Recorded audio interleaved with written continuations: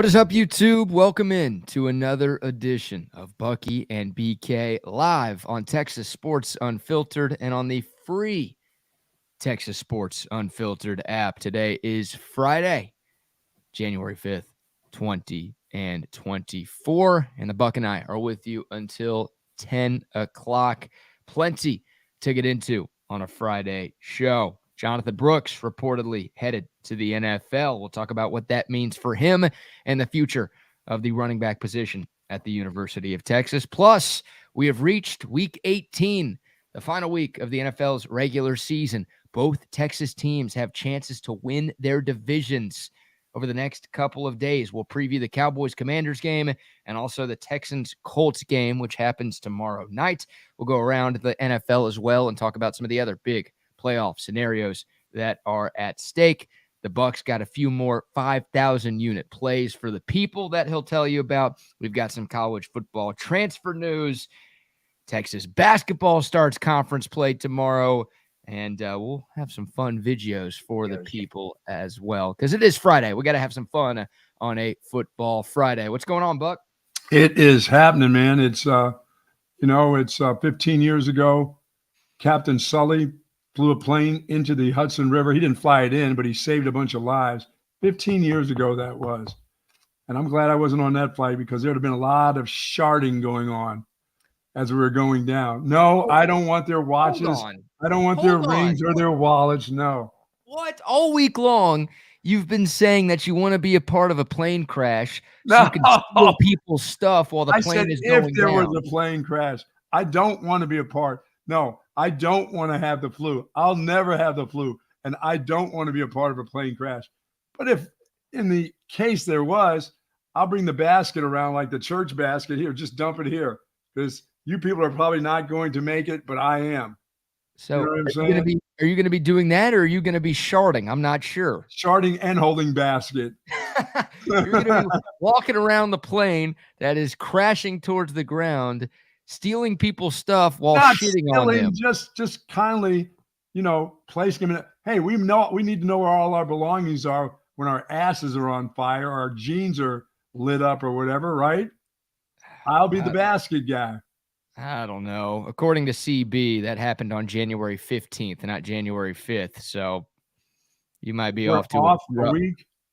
Well, 10 days. Don't say we. I didn't bring this up. You brought this up. You might be off a week and a half. Bennett. It's the same thing with the weather. I get 10 days on this. 10 days? Oh, my God. Things are changing in 24. We're stretching that out to a 2-day weather forecast now, not just 24 hours. I'm not giving you that. I feel like I've already been nice enough giving you 24 hours of leeway on your weather guesses, but I ain't giving you 48 hours. No chance. 2024 weather patterns just a little different. We'll be warm this weekend. Loving it. I haven't even checked the weather. Is it supposed to be nice here? It's going to be nice. It's going to be nice Saturday. Be nice on Sunday. We'll get a little dip in the temperature, but not much. It's not. Frosty's not here until February. The snowman. Oh yeah.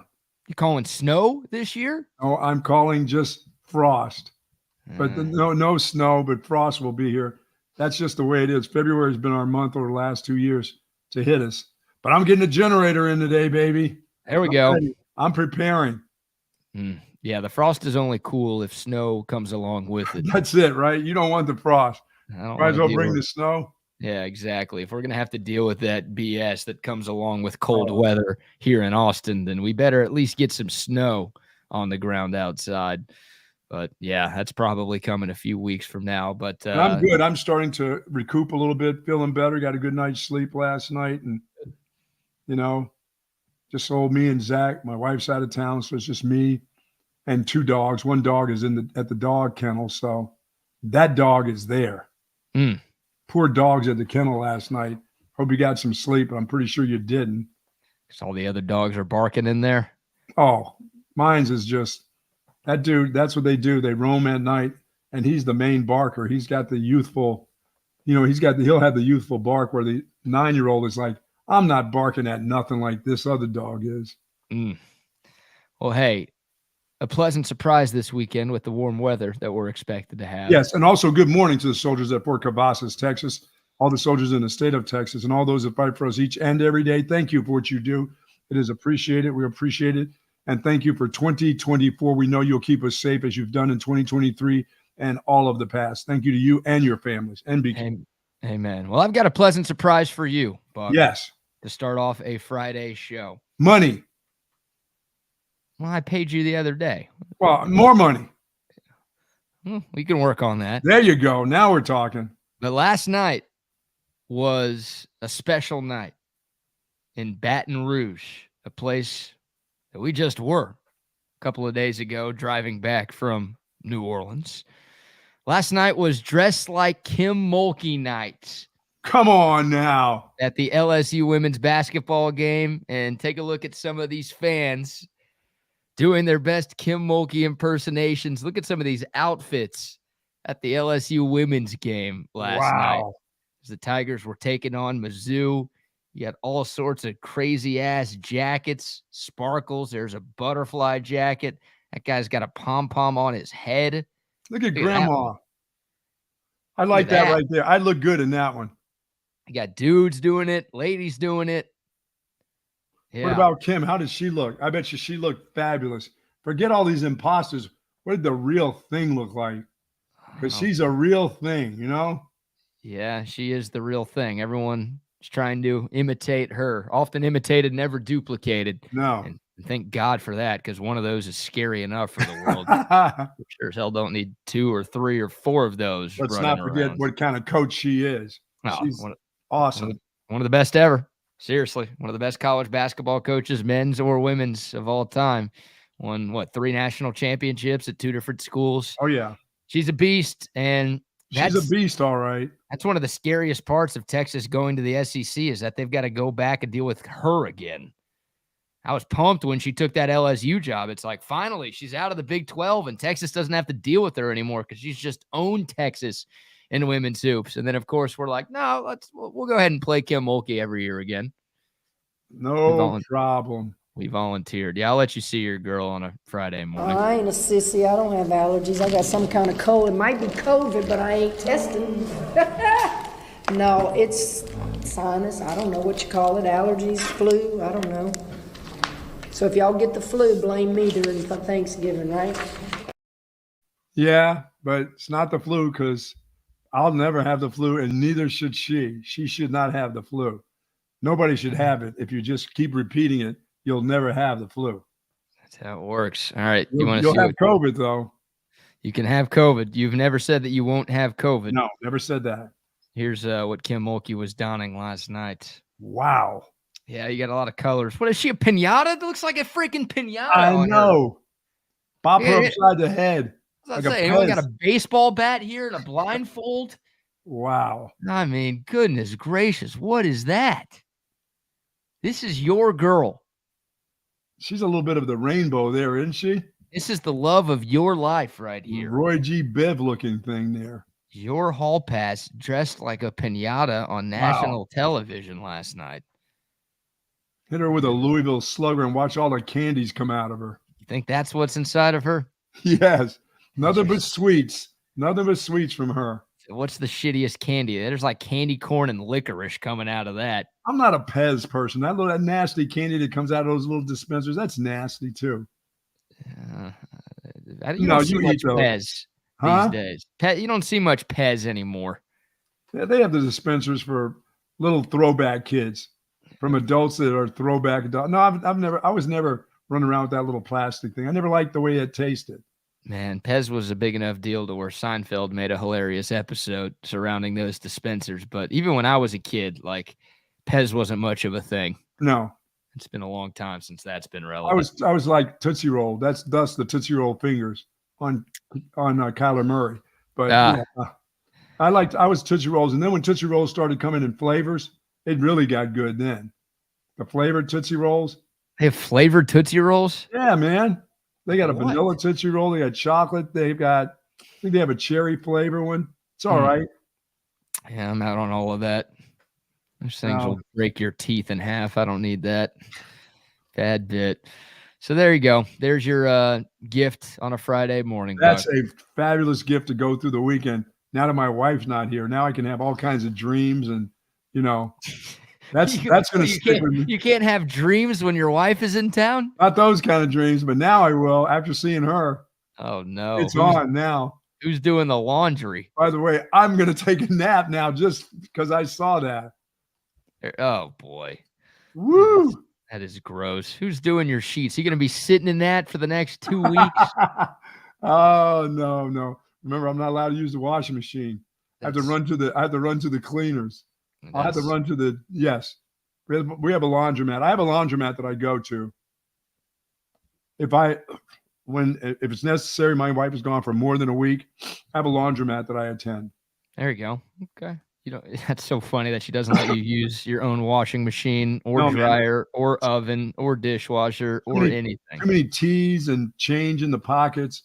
For some odd reason, I always swear I take everything out of the pockets, but that really never happens. There's always something left behind. You know what I mean? Yep. You're not alone. Pipes and things like that. All kinds of things end up in my pocket. Pipes? Anything ends up.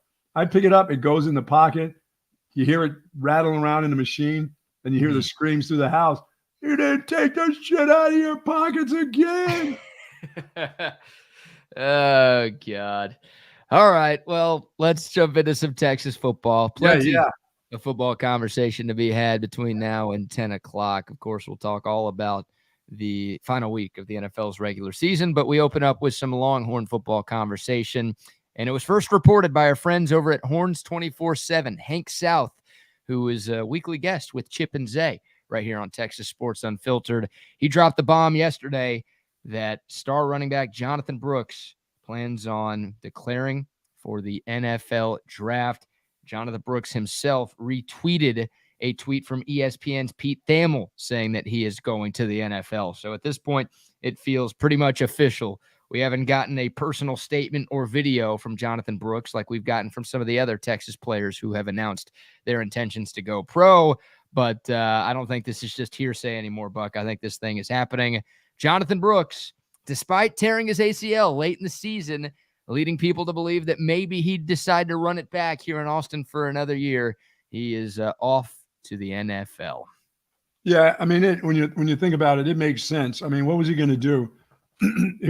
All he needed to do was show the folks that in the NFL that he was going to be capable of running, maybe even at the same speed, the same pace, the same running back. But why take your chances on the field? I mean, it's not going to improve your stock that much to come back another year. If he's healthy, they'll find him, they'll see him, they'll have private workouts to see how he maneuvers and how he runs. But to come back and then spend a year in the SEC, I don't know. I probably think it's a better move. I mean, you can heal up. You can take some time and really, really heal up and get paid. He's going to get paid something. Somebody's going to pay for that, to back here and take those hits. No, go while you can go. What we saw of you, I don't think it's going to change that much. I don't know if he gets, when people talk about you get stronger, you get better. I don't know if you get better, but I don't think in this day and age when it comes to running backs, does it really, really matter? I mean, unless you're running with a limp. Yeah. I mean, running backs wear down faster than any other position. Right. In so football. why come back and wear that down? You're coming off of that. I mean, let people see what they saw of you the last time they saw you actually in live action. I mean, and it was pretty good what they saw. Yeah. I mean, look, before Jonathon Brooks went down, it felt obvious that he was going to the NFL after this year because he was having a tremendous, tremendous season, and he was potentially in line to win the Doak Walker Award. And he was getting all sorts of love from NFL draft analysts out there. But when he got hurt, it wasn't so sure because Jonathon Brooks isn't going to be able to go to the combine. He's not going to be able to participate in any of the pre-draft workouts. He will not. So he's not, like you're talking about these private work, he's not going to be able to do that stuff before the draft. Now, despite the injury, and this is the biggest reason why Jonathon Brooks is leaving, Pro Football Focus still has Jonathon Brooks as their number one running back in their position rankings. Mel Kiper Jr. still has Jonathon Brooks as his number one running back on his positional ranking. So even though he's hurt, even though he's coming off of a serious injury and pretty big surgery, these NFL draft gurus out there, at least some of them, saw enough from Dre Brooks to feel like, no, he's still worthy of being one of the first running backs off the board next year. So if he did come back for another year, maybe you could have improved his draft stock, right? You go out there in the best conference in college football and you put together a season like you put together this past year, then yeah, you probably do improve your draft stock. But obviously, as you mentioned, there's some risk involved. Yeah, Another I'll roll my injury. dice. I'll roll my dice while I get paid from the NFL. Right. No. Yeah, exactly. I can't fault the kid. I mean, he's not going to be a first-round pick, but I don't know if he was ever going to be a first-round No, pick. I mean, if he'd had a magnificent year this coming up, he still was. He's a running back. And we've seen the way the NFL works. They would have an excuse no matter what for not raising him up, as a top 20 pick. They would find a reason that it's just not going to happen. First of all, you're a running back. It's not going to happen. Second of all, you're coming off a major knee injury, and whether you play or not, it's just the way it goes. You're not going to be better coming off that knee surgery than you were last year. I mean, people can talk about how it's better, it's better than ever. That stuff, no, it's not better than ever. It's never going to be better than it was before you tore it. Replacing body parts doesn't come out to work that way. So he can move himself up a little bit, but stay away from it. Stay away from the hits that you take in the SEC for another year and go make some money. And you're gonna heal up. You're gonna do what you have to do. You're probably gonna get stronger upper body wise, that part of the body, because you got plenty of time now. You don't have to be practicing around. And by the time the season starts next year, I don't know if he would be playing in a first game, but midway during the season, he'd probably just about be ready to go at full speed. So I think that's what they're looking at too. You end up drafting him as a third rounder, BK, or late second rounder. It's chancy, but I take that chance on that dude. Yeah, I think Jonathon Brooks ends up being a day 2 draft pick, right? Sure. Late second, early third. That feels about right for where he's going to be. And maybe he gets invited to the combine and is able to participate in the interview process, which I feel like Jonathon Brooks would crush because he's a phenomenal kid who's got a great work ethic. He's also ridiculously humble too. And I think a lot of NFL teams like that, right? You don't have to worry about get on the bench press, do some of those kind of things. Yeah. Well, I don't know if he's going to do any workouts. That maybe none whatsoever. Yeah. I mean, he's not going to do anything lower body running around, but upper body stuff for him to get on the bench, who knows? Yeah. I mean, that's a lot of time. I mean, but he won't do that this spring anyway. That's not happening. Yeah, and I will push back a little bit, and we'll never know, right? This is an alternate universe that we're not living in. I do think if Jonathon Brooks came back and had a 1,300-yard year in the SEC, he could have played his way into the first round. Like, we had 2 running backs go in the top 15 picks last year. Now, is Jonathon Brooks as good as Bijan Robinson or Jahmyr Gibbs right now? No. But if Jonathon Brooks had a 1,200 to 1,500-yard year in the SEC and Texas was as good as it was this year, then I feel like Jay Brooks could have potentially been a first rounder. So there was some appeal, I think, to coming back, but I don't disagree with anything you said. Like, the risk is not worth it. Exactly. I do not fault the young man at all. I think it's the right move for him. Like, if we saw after the injury, all of the draft analysts say, oh, now Jonathon Brooks is like a 4th or a 5th or a 6th round pick, then yeah, he probably would have been stupid to go. Like, he should have come back for another year to play himself back into that 1st or 2nd round conversation. But because, yeah, he put enough on film before he went down to prove that, he's still maybe the top running back in this class, then it makes sense for him to go take his talents to the league. Yeah, that's too bad for Texas. Boy, they could use him going into this league. I know they've got a stable of kids, but nothing like that. No, they got to find the next one. Like, that's this is not a shot at Jonathon Brooks at all. I love Jonathon Brooks, and I wish he was coming back. And this is not a shot at you, Buck. I love you, but Jonathon Brooks is a running back. Running backs are replaceable. All of the conversations that we're having right now and Texas fans out there are having right now about how big of a loss this is and how worried we might be about the run game next year without our top running back coming back. We had all of these conversations last year. Yeah. Hell, Texas lost its 2 top backs last year. And Bijan Robinson was the Doak Walker winner. That guy was a generational talent at running back. And we all know how much Rojo meant to this team.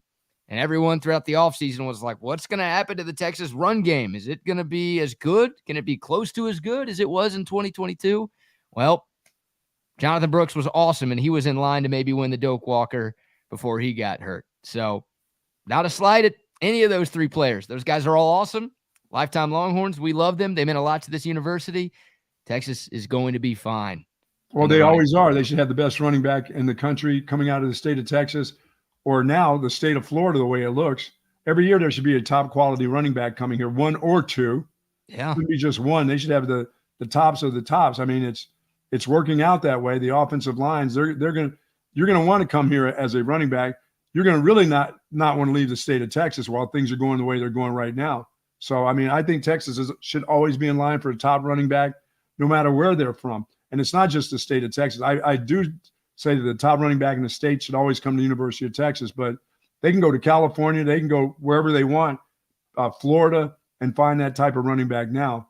They're in. They've gone to Arizona to pick up a kid. So why not continue that path? I just think the best of the best should always consider at least Texas for sure. Yeah. I mean, look who they have coming back. Right. Like Jaden Blue, one of the top running backs in the country a couple of years ago. CJ Baxter, on some sites, the top running back in the country last year. I know those guys both fumbled on Monday night. Wasn't the best end. No, that happens. But I still think those guys have some talent, and I know you do too, Buck. Oh yeah, for sure. I mean, there's not, losing Jonathan Brooks. You were possibly going to lose him anyway.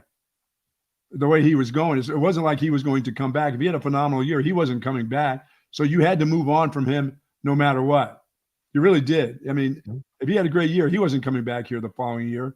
He understands that. The people around him understand that. So you had to replace him anyway. So now, hell, you were ready to replace him in the beginning of the season. He wasn't your guy. Right. It took you a while to figure that out. Yeah, you've got CJ Baxter coming back, 5-star kid who obviously this coaching staff has been very high on since his high school days. Jaden Blue showed me a lot in the last month of the season. And you've got Jarrett Gibson coming in, a high 4-star, another one from the state of Florida. Like, this running back room is going to be fine. Are any of those guys going to be immediately as good as Jonathan Brooks? Probably not. But we said, there was going to be a bit of a drop-off between Bijan and Jonathan Brooks. And some of the numbers tell you that Jay Brooks was on pace to have just as good of a year as Bijan did before tearing that ACL. Well, we got to see what Jonathan Brooks was like because we saw him in some mop-up duty, and he was fantastic when he came in, late in games or when they were winning games. I mean, a running back is a running back. You look good no matter who you're playing. You can play against the sloppiest guys you want, but the naturalness of that position, we saw that. And now we've seen these two young guys for damn near a half a football season. We understand what we've seen CJ Baxter for a whole season, really. So we know what he's capable of doing, and he'll get better, after a year. He'll be stronger. He'll understand what they're looking for in the run game. He'll understand what they're running, the style of offense that they're doing. So he'll get better. Blue, we know you can't do the things that guy does. That's just natural stuff. I mean, he's got the ability. Yes, he dropped one. I got that, but he'll get better at those type of things too. I mean, Jonathan Brooks, we didn't know what he was like as a true freshman, but when we saw him play, we knew he had a future, and we know these two guys already have a future. They've been in real live games. They've been in championship games. Yep. Texas is going to be fine. Once again, love Jonathan Brooks. It'd be great to have him back for another season, but if you're worried about some precipitous drop-off from this run game in 2024, I'm here to calm your nerves. This thing is going to be fine. Magic Man says, Ole Miss has a running back in the portal. We need him bad. No, we don't. We're good. Quinshon Judkins is a beast. He's also apparently a huge pain in the ass and incredibly selfish and would probably be a horrible culture fit at Texas. Take that. You can't take on that at that position. No, he's there's a really dude that's got to tell you how many carries he needs. No, if you want him, okay. I'm good. We're good. But to say that we need any running back in the portal, no. We've got two capable ones already. We've got one coming in this recruiting class who's an early enrollee who I think is also going to be really, really good. And that guy's had couple great years at Ole Miss. Why the hell is he out of there? I mean, they've catered to that guy to the tune of a lot of carries. I mean, how many more carries does he need in the game? He gets a lot of carries. Well, I just think he is looking for more money. Like his quarterback, Jackson Dart, the QB at Ole Miss, who's going back for another year, posted on Instagram. He deleted it, but he put a video of Tom Brady talking about selfish players. Yes. Right after Judkins entered the portal. Ooh. So I think that tells you everything you need to know. When I your don't need to quarterback know. is basically putting you on blast, calling you selfish. And he's coming back. And the kid at Yeah. quarterback is coming back. Yeah, The quarterback is coming back. Yeah, so there's some stories out there that don't paint Quinshon Judkins in the finest light, to say the least. And, yeah, the fact that his quarterback decided to call him out on social media in a now deleted post. Yeah, kids don't generally blast a kid on their own team. They generally say, that's his decision. He's been great for us. He's been a phenomenal player. But when they blast you about being selfish, wow. And as I said, it wasn't like they didn't give that dude the ball. That guy got a lot of ball. He got a lot of carries. Oh, man. I mean, last year, as a true freshman, he was maybe the best running back in the country, not named Bijan Robinson. Yes. And this year, still a big part of Ole Miss's offense. And Ole Miss obviously had a great year under Lane Kiffin. Now, if he wanted to come here, and I'm sure they're gonna investigate everything about him. Stark doesn't have to bring in guys that don't fit your culture. I mean, he doesn't even have to bring in guys that you just take a chance on. He'll get it. If he doesn't get it when he's here, forget about it. You don't have to do that, especially that position, because that's not a need position right now to me. No, I agree. And I trust this coaching staff. If they go out there and offer Quinshon Judkins and they go full court press to try to get him to Austin, then okay, clearly they love the talent and clearly they feel good enough about the off the field issues. Sure. Where they want him here on campus. But I don't expect that. And I'm with you. I mean, there are other areas of need where Texas needs to attack. Now, they already have attacked some of them in the portal, but there are a few more spots where I would like them to attack in the portal too. If you got a selfish DB out there, let's go. Let's go. Yeah. Let's go. We get a corner. Yeah. Please. I'd like to buy a corner. We're not buying vowels anymore. We're buying corners. I don't need to worry about that running back position. It's okay. Yeah, it's going to be okay. So, tip of the cap, Jonathon Brooks, man. What a year for him. 1,100 yards, averaged more than 6 yards a carry, 10 touchdowns. Was the most consistent part of this offense before that ACL tear. Dude, and to me, the other night was a 200-yard night for that dude. Yeah, well, he would have yum that deal. Sark would have had to have run the ball a little bit more than he did, I think, for Jay Brooks to get there. But, with the holes that the O-line was creating and with how good Jay Brooks is, it would have been nice to have him at the Superdome on Monday for sure.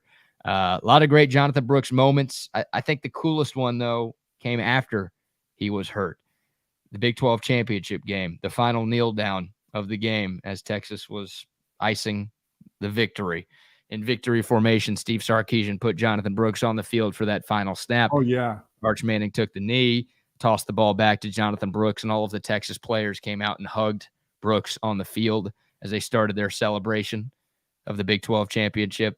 That was an emotional moment right there. Not a dry eye in the house at AT&T. Yeah, I wonder how he thought about his career here because, he probably thought, am I ever going to get to be that guy? I've been behind Bijan Robinson watching two unbelievable football players at my position. And a lot of times you look at that and say, maybe it's time to get out of here. But he didn't get out of here either. No. I mean, that guy could have gone and played someplace else as a running back and been pretty damn good no matter where he went. But he stuck it out and he understood the culture. He understood what Sark was trying to do. He got better at it. I mean, I thought he was pretty good when he was just a mop-up guy. I thought they were always going to be in good hands with that guy. I could just tell he just had that natural fit about him. And I feel the same about these other two guys. I think there's a lot of growing up that the freshman has to do. Blue, he just needs to get better at certain things, I mean, those guys they're not fumblers. I mean, this group only had about 3 fumbles the entire season. 3 or 4 fumbles total in a season for running backs. As many times you touch the ball, that's pretty damn good. I don't think people realize that. It just happened at a bad time. But when those guys touch the ball as many times as they touch it, and it had to be less than a dozen times that group as a group fumbled the ball during the course of a season, or they lost a fumble. Because I count the ones that you lose. The ones that you get back and you scramble to get to, okay. You didn't lose, you fumbled, you didn't lose the fumble. Right. It's the ones that you lose. And I got to believe they didn't have any more than 6. And I don't think it was that many on the season. No, I'm with you. I mean, like you said, the 2 on Monday came at a brutal time. Yes, those hurt. But for the most part, this team as a whole, I mean, Quinn Ewers only threw 6 picks this year. You're right. Texas did not give the ball up a lot, and that's a big part of why they had the season. You're absolutely right. That they had. So, Jonathon Brooks, obviously a huge part of that. Didn't do much his first 2 years. Like you said, sitting behind Bijan and Rojo. He didn't get a ton of opportunity to play. Had less than 200 yards in his first 2 seasons, but then burst onto the scene with nearly 1,200 on the ground and less than 200 carries. He was a monster for this Texas team. And like you said, despite not starting the year as the starter, he took that job over. Was great in the Alabama game, especially on that final drive where Texas bled the last 7 minutes and change off the clock to preserve that victory. And then he just kind of took off from there, man. He had some phenomenal performances for the Longhorns, and we are eternally grateful. Yeah, it just seems like the games that didn't happen. I mean, the one loss, it's almost like give it to him even more. He would have needed to have the ball even more. I don't think anybody would have been hurt for him to get another 30, 40 carries in the course of the time that he was out there. So, I mean, there was no complaints about the way he played the game at all. And obviously off the field, there hadn't been a problem with him. He's just been biding his time, and now it's time for him to move on. I wish him well. Yeah. Once he took over that job, the fewest rushing yards he had in a game was 98. And that was the BYU game where he didn't play that much. But man, he went over 100 yards 6 out of 8 of his starts. And once again, the 2 where he didn't go over the century mark, he had 98 yards and 99 yards. So, he was right there. Awesome year for Jay Brooks. All right, Buck. Today is the last day that we get to give love to our Sugar Bowl travel partners who allowed us to broadcast live from the Big Easy. Wish we had another live broadcast coming up in Houston, but we don't. But we are still grateful for those folks who allowed us to do what we did last week. I want to thank folks over at Sue Patrick for sure. I want to thank Jay and Sue Patrick for not only having us there to do our remotes that really started to kick this thing off. And it was an awful lot of fun being around all the people, because we got to see people that listen to the program, that know us for a long, long time, but they came and we saw them live and in person as we did a show. So I want to thank Jay Willems and Sue Patrick over there, 5222 Burnett Road. They've still got gear. Believe me, they got some leftovers. And I heard a bunch of people were over there yesterday that have started to still pick up some of the items that are available, and you can too. And as baseball season rolls in, they'll have all the baseball gear. They'll have everything that you're looking for when it comes to Texas memorabilia. Anything Texas, they've got it for sure. And anything from whether it's Texas gear or it's El Arroyo, signage at El Arroyo, they got everything. They've got all kinds of accessories that you're looking for when you're thinking about the state of Texas. And I love those folks over there. I really want to thank them for having us, and we hope to be doing business with them soon. Absolutely. Yes, indeed. Shout out to Sue Patrick, and shout out to Hayes City Store. Yeah. Oh, man, y'all know how much we love our friends at Hayes City Store and Ice House down there in Driftwood. We've been telling y'all about them for a long, long time. The amazing burgers, the enchiladas, the chicken fried steak, a ridiculous menu, plus 40 beers on tap, giant TVs on their massive outdoor patio. They've got heaters, too, this time of year, or they've got an indoor dining spot as well, if that's your thing. Live music, just great vibes all the time down there at Hayes City Store. And you've got to check out the new spot, Taste on Main. That's right. Travis and Tamra at it again.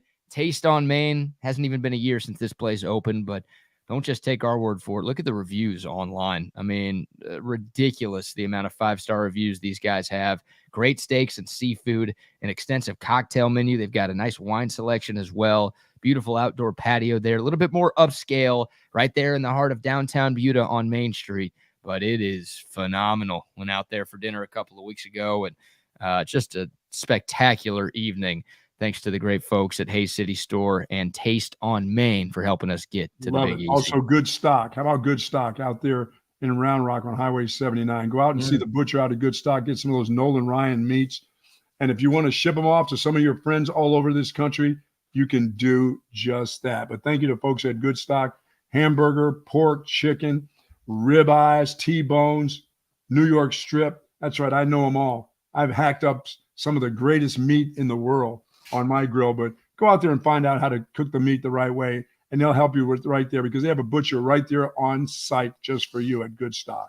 Yes, they do. Right there by the Dell Diamond, as you mentioned. Great people. And, they're slinging some ridiculous meats over there. That's I might go up there. I got to cook some more in the new year. I might No doubt about it. Also, thank you to Hoops ATX, Mike Gonzalez. And if you're thinking of that pickleball court and if you got that space in your backyard, get out there and get the pickles going. There you go. They can do that. Yep. Or he can get that collapsible rim that you've been thinking about, the 6-footer that you want to jam in, Dad. Because I just needed that regular size to get up there and jam it. I don't need a 6-footer.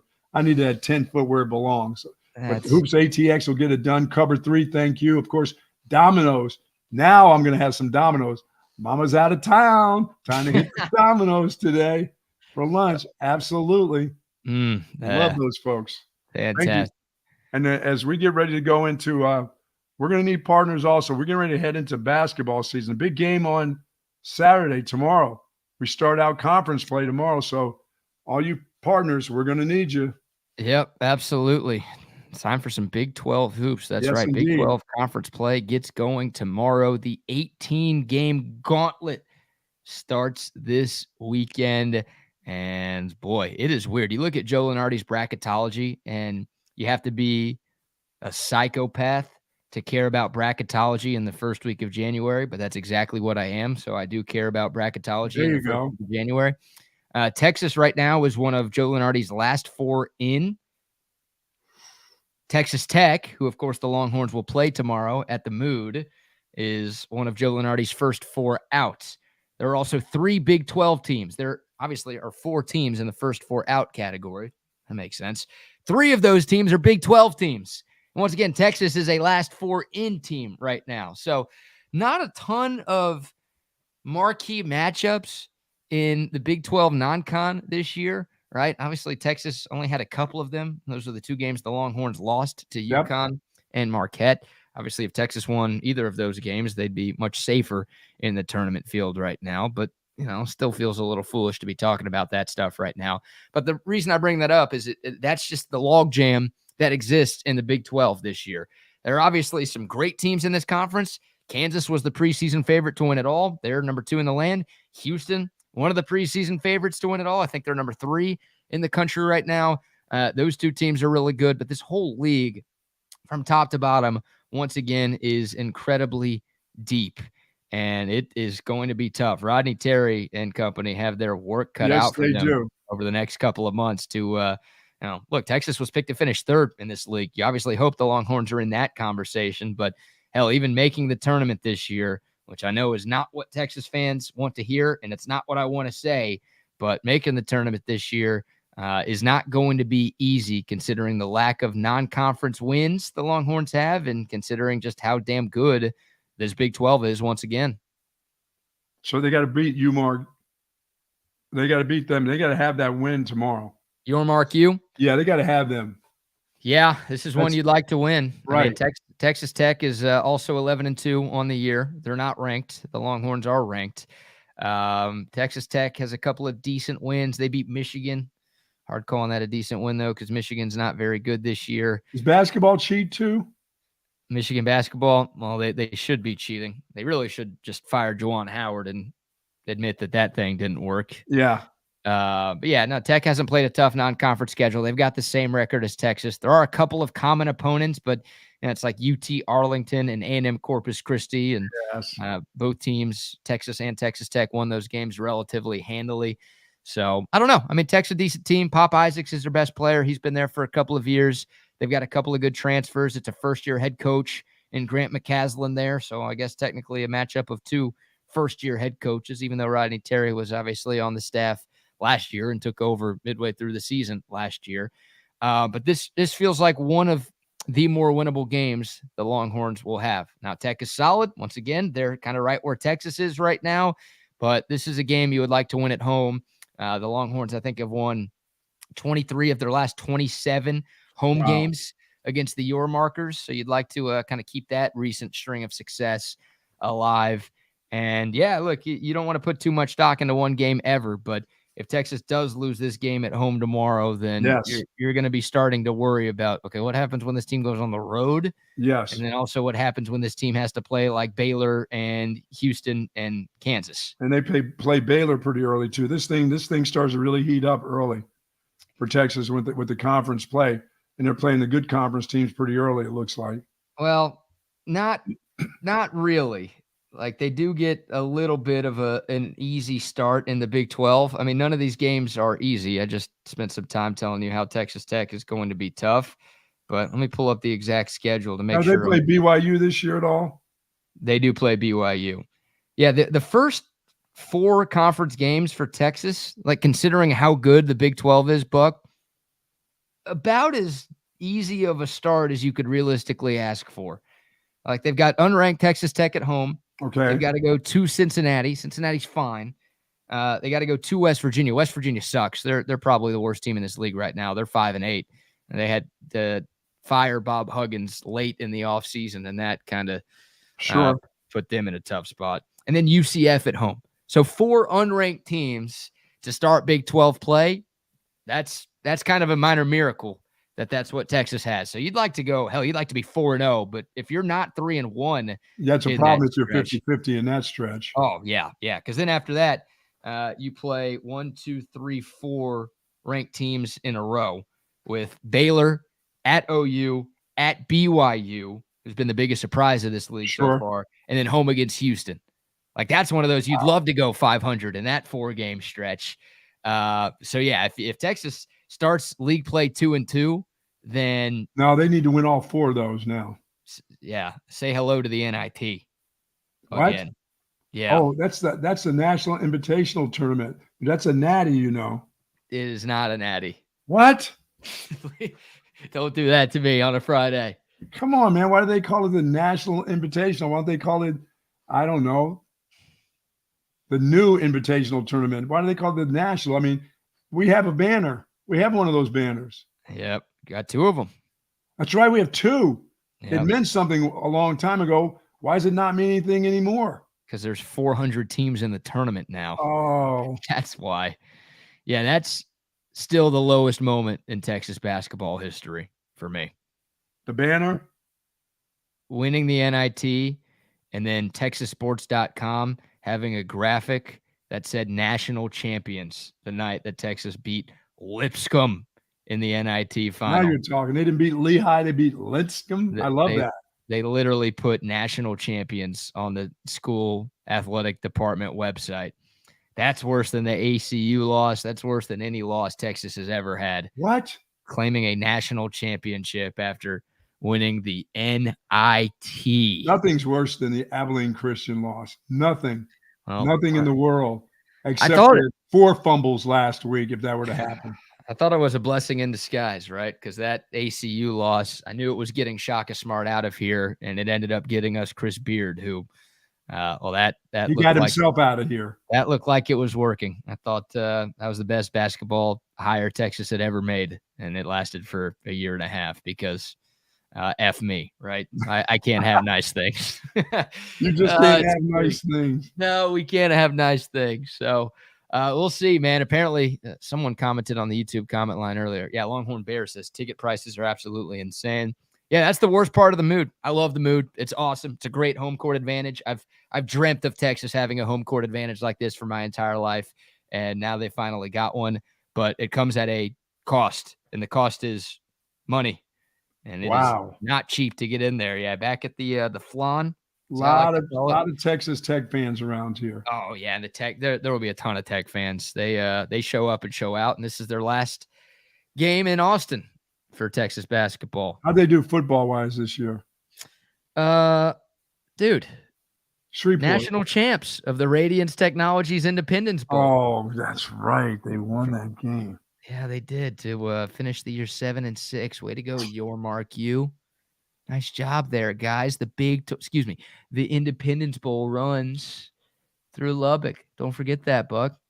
That's right. That's right. They were in the great state of Louisiana too. Yeah. Wow. But they covered the 51-point spread against Texas. Was that what the line was? Wasn't it Texas Tech plus 51? Wow. Yeah, so congrats to you jabronis out there on that cover. Good job.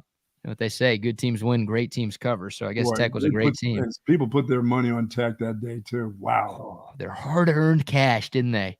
Yes. Right before the holidays too. Oh.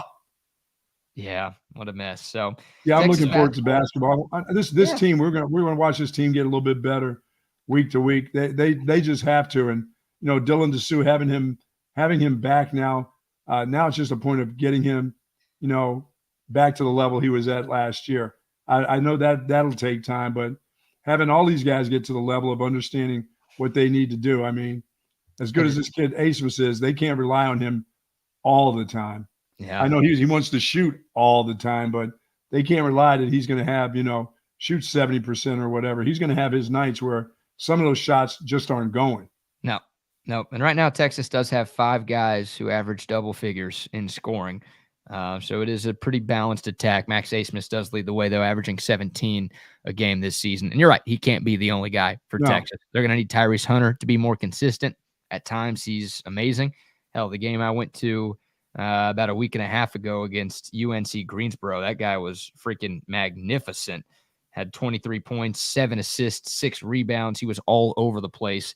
He actually didn't play in the Longhorns win over UT Arlington because he was sick. So by all accounts, that's gone. He's perfectly fine for Texas Tech tomorrow.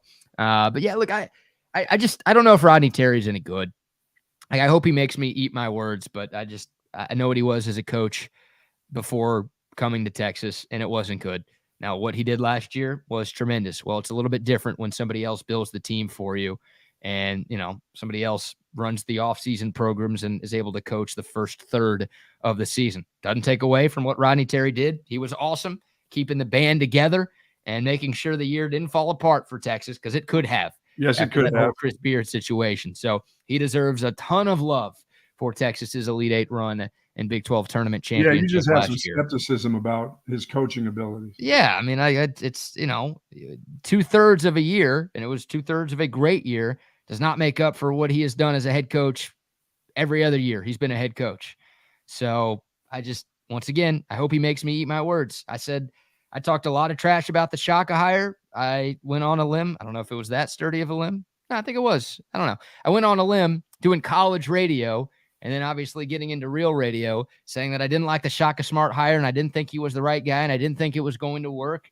And I got that one right. Sometimes I get stuff wrong. I thought Tom Herman would work in football. Didn't work. This is not BK telling everybody how right he is all of the time. This is, I didn't like the Shaka Smart hire. I had a lot of skepticism about that. And I had a lot of skepticism about the Rodney Terry hire. I know Texas kind of felt like they had to do it after what RT did last year, but I hope he proves me wrong. I hope we can point back and call me an idiot for doubting this guy. And hopefully Texas continues on the path that I thought they were on with Chris Beard at the helm. Well, he's going to have to coach because this isn't throw out the life raft off the ship and save lives this year. This is now it's a lot of days. It's a lot of work. You had a guy who's hurt that was fantastic last year, who played some great ball for you. Got to get him indoctrinated right back into what was going on. You've got some new players. There's some leadership. I think there's some leadership guys that you really miss out on. They're no longer on your basketball team, and that's going to take some time. That whole leadership deal is not immediately and automatically. This group went through a lot last year and found a way to stay together and hang together. Where are they now? Now you've got different leaders. There's guys with different attitudes. So now you got to bring that all together. So we'll see how it goes here early. And like you said, early. These are the times. These are the games that you have to make it work within conference because it gets tough in a hurry.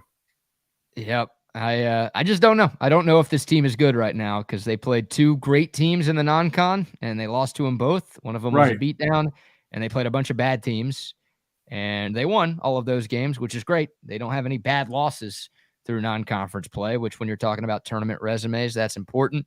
But I really have no clue how good this team is. And there it is. CB sent us that on the code and text line, 512-222-9328. Natty, yeah. The lowest moment in Texas basketball history. Come on, man. Staring you in the face if you're watching us on YouTube. Is that the version of the Alamo Bowl right there? Dude, Texas never put national champions on its website after winning an Alamo Bowl. I can tell you that. Wow. You can call yourself Alamo Bowl champions because that's what you are. But when you win the NIT, you're not national champions. That's a joke. What does the N on NIT stand for? National, because it's a national tournament involving teams from all over the nation. But there's also a national championship, Buck. You are aware of that? I'm aware of that, yes. That'll be played. That'll be played this Monday. Yeah, in a different sport. Unfortunately, Yes. that one will also not involve the University of Texas. Yeah, that one hurts right there. CB says 1 year ago today, Chris Beard was fired. Yeah, I think I cried. I think I pulled an intern Mason and cried that day. You did not. Pretty close to it. I don't think I actually cried, but I was just like so mad at everything, at him for the most part, but just the whole situation. It sucked. It sucked. All right, there's Texas basketball. Hook 'em horns. Texas Tech tomorrow night, 7:00, ESPN 2. If you can't be at the Mood tomorrow, I'm trying to get in there, but I have no idea if I'll be able to make it there. Tickets might be a little out of my price range, unfortunately. I mean, tickets are that steep for a basketball game? I'm telling you, man, the Mood has changed things around here. I'm going to go. What is steep? What is steep for a basketball ticket? 150? I'm going to go to our favorite site for tickets, centextickets.com. Absolutely. Shelby will get you hooked up. But what's a steep ticket price that you people have paid? I mean, is it 150 for a ticket? I wouldn't be down with that. But if it's 70, $60 for a ticket, it's more than that, huh? Triple digits. Wow. Yeah, the cheapest I'm seeing is about 120 right now on centextickets.com. So, wow. Yeah, not cheap, but whatever. Support the team if you can. If not, watch them somewhere. They'll be on national TV. Absolutely right. Get you that AV Consultations TV set up. Heck yeah, man. Make that happen. 512-255-8678. Y'all know I've got 4 screens in my living room. I've got 2 screens behind me. I might have the Texas basketball game on 7 screens in my apartment tomorrow night. Wow. I just might because that is necessary. Speaking of AV Consultation, Tom has a new jingle, does he? A new tune? Yeah, you want to hear it? Yeah, he's not playing piano anymore. I think he's moved on to the maracas, dude. It's quite a move. Yeah, let's check it out. This is Tom McKay, owner of Audiovisual Consultations, and we'd like to take a moment to thank all of our clients for making the last 25 years both fun and fruitful. For those of you who have not experienced our services yet, we'd like to invite you to give us a try for all of your home electronics needs. We take care of everything from surround sound home theaters and distributed audio to computer networks, home surveillance systems, to a new television in the living room or bedroom. And we come to you. There's no need to leave your home to find great pricing and incomparable service. No traffic, inexperienced sales geeks, or pushy showroom tactics. Just give us a call and we'll visit you at your home or business to take a look at what you really need. Just relax, hug your kids, and smile. We make your electronics and life simpler to manage. So give us a call and discover what over 7,000 families and businesses already have. Audiovisual Consultations is the easiest, most complete way to enjoy today's electronics. Call us at 512-255-8678. That's 512-255-8678. Or online at avconsultations.com. Got a little Lionel Richie in his voice there. You know what I'm saying? With the maracas in the background. Is he playing a harp in there? The folk guitar was the start. And then I heard the yeah, it sounds like he's been really working his talents. He's quite the musician now, I see. Yeah, I'm telling you, man. He's a jack of all trades, that guy. Tom Lionel Richie, that's Ed McKay. Yeah. Tom Richie. That's what I'm going to start calling him. Moving forward. Oh, man. I was waiting for him to sing all night long. Yeah. Yep. I think we abandoned Shaka too soon. Please say that's a troll. I know he's done well at Marquette, but you wanted to go 7, 8, or 9 years without a tournament win? You wanted to keep that drought alive? I assume that's a troll right there. Probably is. Probably from Austin Bowie. That's your guy right there, isn't he? Gosh. Yep. All right. Shout out to AV Consultations. Also, shout out to Altstadt Beer as well. If you're looking for something to do this weekend, the Altstadt Brewery will be open. It's supposed to be gorgeous. Yes. They've got live music out there. They've got that German-style restaurant out there with phenomenal food. They've got that giant outdoor beer garden. Of course, you get to see how the great Altstadt beer is made, and they give you plenty of samples along the way. If you don't want to make it down to Fredericksburg, well, just get you some Altstadt beer at your local HEB or Total Wine or Specs or Twin Liquors. Wherever you go to get your six-packs, make sure you're getting Altstadt beer. It's the only beer that I drink. Seriously, I took it with me to New Orleans. It's like, you know how a little baby will have like a blanket that you can't leave home without? That's me with Altstadt beer. I can't leave home without it. I have to know where I'm going. Contains Altstadt beer. Otherwise, I'm not sure I'm going. So I love it. You will too. Please drink it responsibly, whatever you have going on this weekend. It's Altstadt beer. No impurities, no regrets. Thanks to the folks over at Leaf Landscape. Of course, Landscape Supply. Love those folks. And I'll be dealing with them next month. Not in January, but in February. Garden will be ready. So I'll be going to find out what I need to add to the garden, what nutrients I need to put in the soil before I start my 15 by 15. Hey, vegetable garden this spring. That's right. I love HEB, but I'm going to stay awake. I'm going to have my own veggies this year. Ooh. That's right. I'm going to can some tomatoes. I'm doing cucumbers. I'm doing it all. That's right. I'm inviting. Oh, by the way, when I took my wife to the airport yesterday morning, I hit one of those little bandits, one of those little raccoons. I hit one of those. Oh, no. Bam. That raccoon ran right into me. I didn't hit it. My wife goes, was it a block or a charge? Was the raccoon set or was he moving? Oh, he was on the move coming across the street. Why do they jump out in front of the light? Why do they have to jump out there? Then they freeze. Well, this one ran right into the wheel. By the way, I don't hesitate. Listen, I only stop for small children and old people. If you're like a 15-year-old and you run out in front of me, you're probably going to get it. I don't swerve. I just keep on going. I went through that raccoon's head. I mean, I knocked one of the patches off his eye. I hit it. It hit so, and it was loud too. Oh, he hit the wheel. Did that mess up your car? No, I just kept going. Big. Hey, the Subaru just kept on going like a little tank. Oh, Boom! yeah. It was bang. It hit. My wife screamed. I didn't even hesitate, and there wasn't even a thought of swerving early in the morning. I don't do the swerve thing. I don't kill the people in the car. I don't hit the babies though. If a baby crosses the road, mama in a carriage, I'll swerve. I'll take that chance. But if it's an adult, if your grown ass is out in the middle of the road and you come across me, I'm not swerving for you. I'm going through you like butter, just like butter. Your lesbian tank is going straight through them? Yes, that's exactly right. Wait, I don't do the swerve thing. Like, will you try to stop at least? You won't just what? No, I went back later in the day to see if I could see that dude. That dude was nowhere to be found.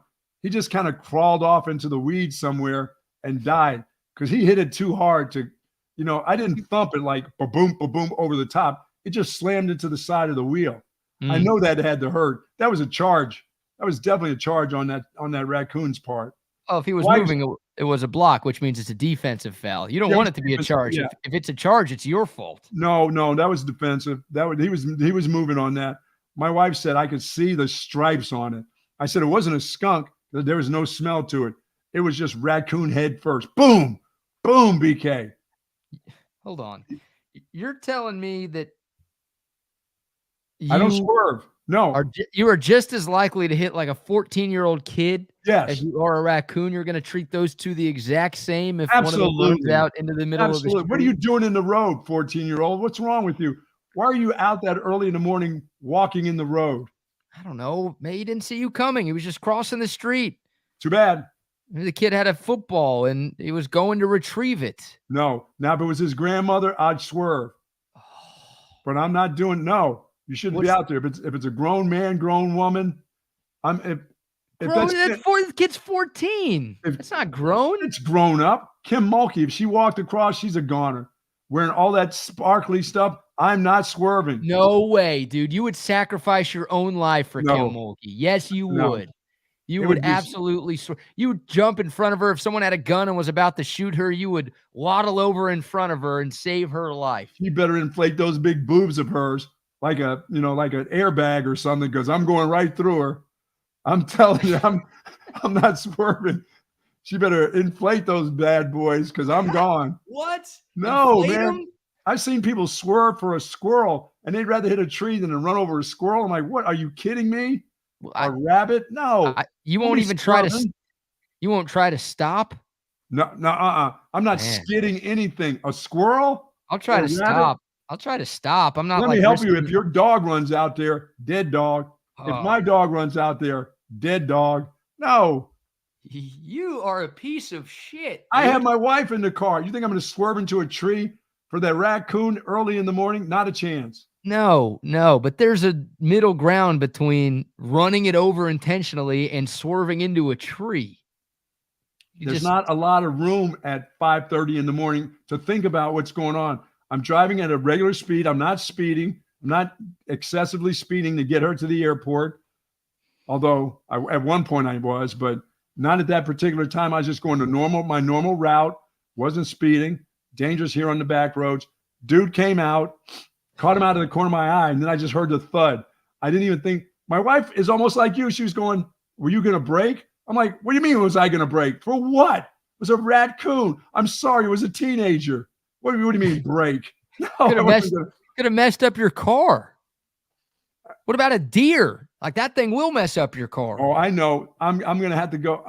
I've swerved a little bit for a deer, but I've also had one run into the side of me where I saw it out of my peripherals, and I saw it and I didn't make a move, and I just let him go ahead and hit that car. And then I saw him with his little legs all crossed on his side. Should have gone over there with a hammer and taken him out of his misery, but no, I just kept on going. So don't come out. If you're out there and your kid goes out in his little buggy, look out for the buck. Jesus Christ. It's a child. I'm doing it. I'm swerving. Grandma, grandpa, I'm swerving. But if you're out there running around as an adult, stay away from my car. God. Yeah. If you're in the Dripping Springs area, just don't walk outside or the buck's going to find you and run you over. Don't go out of my way. Why are you in the street? I heard you swerved to hit people. No, I don't swerve. Oh, if they're close, they're close to your path, but you do see them out of your periphery, so you just skirt a little bit. No, I don't skirt over. I don't move sideways. I'm on my own. I'm on my minding my own business in my own lane. I got enough cyclists out here that think they own the road out here in Dripping. Oh, easy on the cyclists. I know that's a bad one. I stay in my lane. I'm very good about that. I don't text and drive. I'm not looking at my phone. I'm looking straight ahead, doing what you're supposed to. I'm not drinking and driving.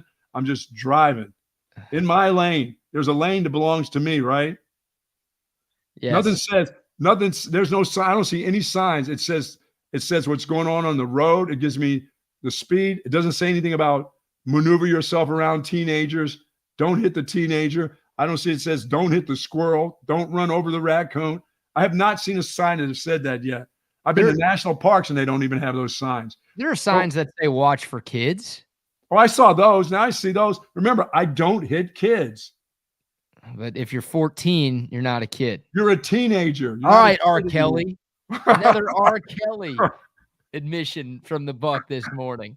Man, you're 14, you're old enough. You're old enough to get hit by a car, and you're old enough for something else, apparently. You shouldn't be out in the road at 5 a.m, standing out in the road or crossing the road. What are you doing? Did you have a flat tire? What if it's 5 p.m? Whew, tough time to cross the road in front of me. God bless America. Oh, man, that is awesome. That is awesome. Good guy Buck here on a I'm going to go back one more time to see if that raccoon, did I miss where that dude went flinging back? Because he hit that thing and had to go to the right. I didn't go over it. It just went to the wall, bang, and then to the side. I went back twice yesterday to find out and see if it was still, if I needed to take the gun out and shoot it. I didn't want it to suffer. Maybe it didn't even suffer. Maybe it was DOA, Yeah, that's nice of you. Instead of trying to avoid the accident altogether, you wanted to both run over the raccoon and then shoot it. It's a raccoon. Their lives are out there. They're in danger all the time. They'll cross the road to get into that trash can. That's just the risk they take. I'm not out at 5 o'clock crossing the road to get into somebody's garbage can. Oh. I'm in my car, minding my own business. Oh man, that is awesome. I do kind of swerve a little bit for cats. I have a kind of fondness for a cat for some odd reason. Swerve for the cats? You shouldn't swerve for the cats. I should run them over too. I like cats, but cats are too smart to be doing shit like that. They shouldn't be out. They're generally not out in the road. And they won't be. Like you'll never have to swerve to avoid a cat because they're too smart to. They'll get right to the car and freeze and let the car go over the top. They're not going to get hit by the wheel. Yeah, or they're probably not crossing the road anyways. A dumbass dog will run out there, though. Oh, yeah, dogs will absolutely run out there. Dogs are they're not as intelligent as the cats are, but No, they're not. You're right. you hear way more stories about. I'll try to do better in 2024. Yeah. Okay. Well, you're off to a bad start considering this story happened in 2024. Oh, so, yes, it did. Yeah, it was literally like yesterday. It was just yesterday. Yeah. Sorry about that. Shout out to Ruse. Shout out to everyone tuned in this morning. Please hit the like button. Give us that thumbs up if you are watching on YouTube. Appreciate all of y'all's continued love and support. We are over 7,000 subs on the YouTube. So nice. Many thanks to you people for making that happen. The code of text line 512-222-9328. And 806 number says Bucky is the Dallas Turner of drivers. Yeah. Wow. No mercy. You're out there intentionally injuring people. Way to go, Buck. No, it's not intentional. It's just there's a path that I belong in, and there's a path that you don't belong in. And that's my path. Yeah, that's the one that I do belong in. Wow. Amazing. All right, we've got plenty of NFL to get into. We'll get back into some Texas football. Inside Texas apparently reporting that Trill Carter is in the portal, one of the reserve defensive tackles who played some this year for Texas. He did play a little bit, didn't he? Yeah, transferred in from Minnesota. Thought there was a chance he would come back, of course, with T'Vondre Sweat and Byron Murphy going to the NFL. But according to IT, Trill Carter is in the portal, so we can. It's interesting because he didn't trill me at all this year. He didn't trill you, or thrill me. No, he did not. There was. I mean, he was just okay. Yeah, I mean, it's a solid depth piece. Yeah, and I wouldn't mind having him back for another year because Texas obviously is losing a lot on that interior defensive line, but not the biggest shock. I think they're going to find a couple sluggos in the portal. I really do. I think they're going to find some big bodies here over the next week or so.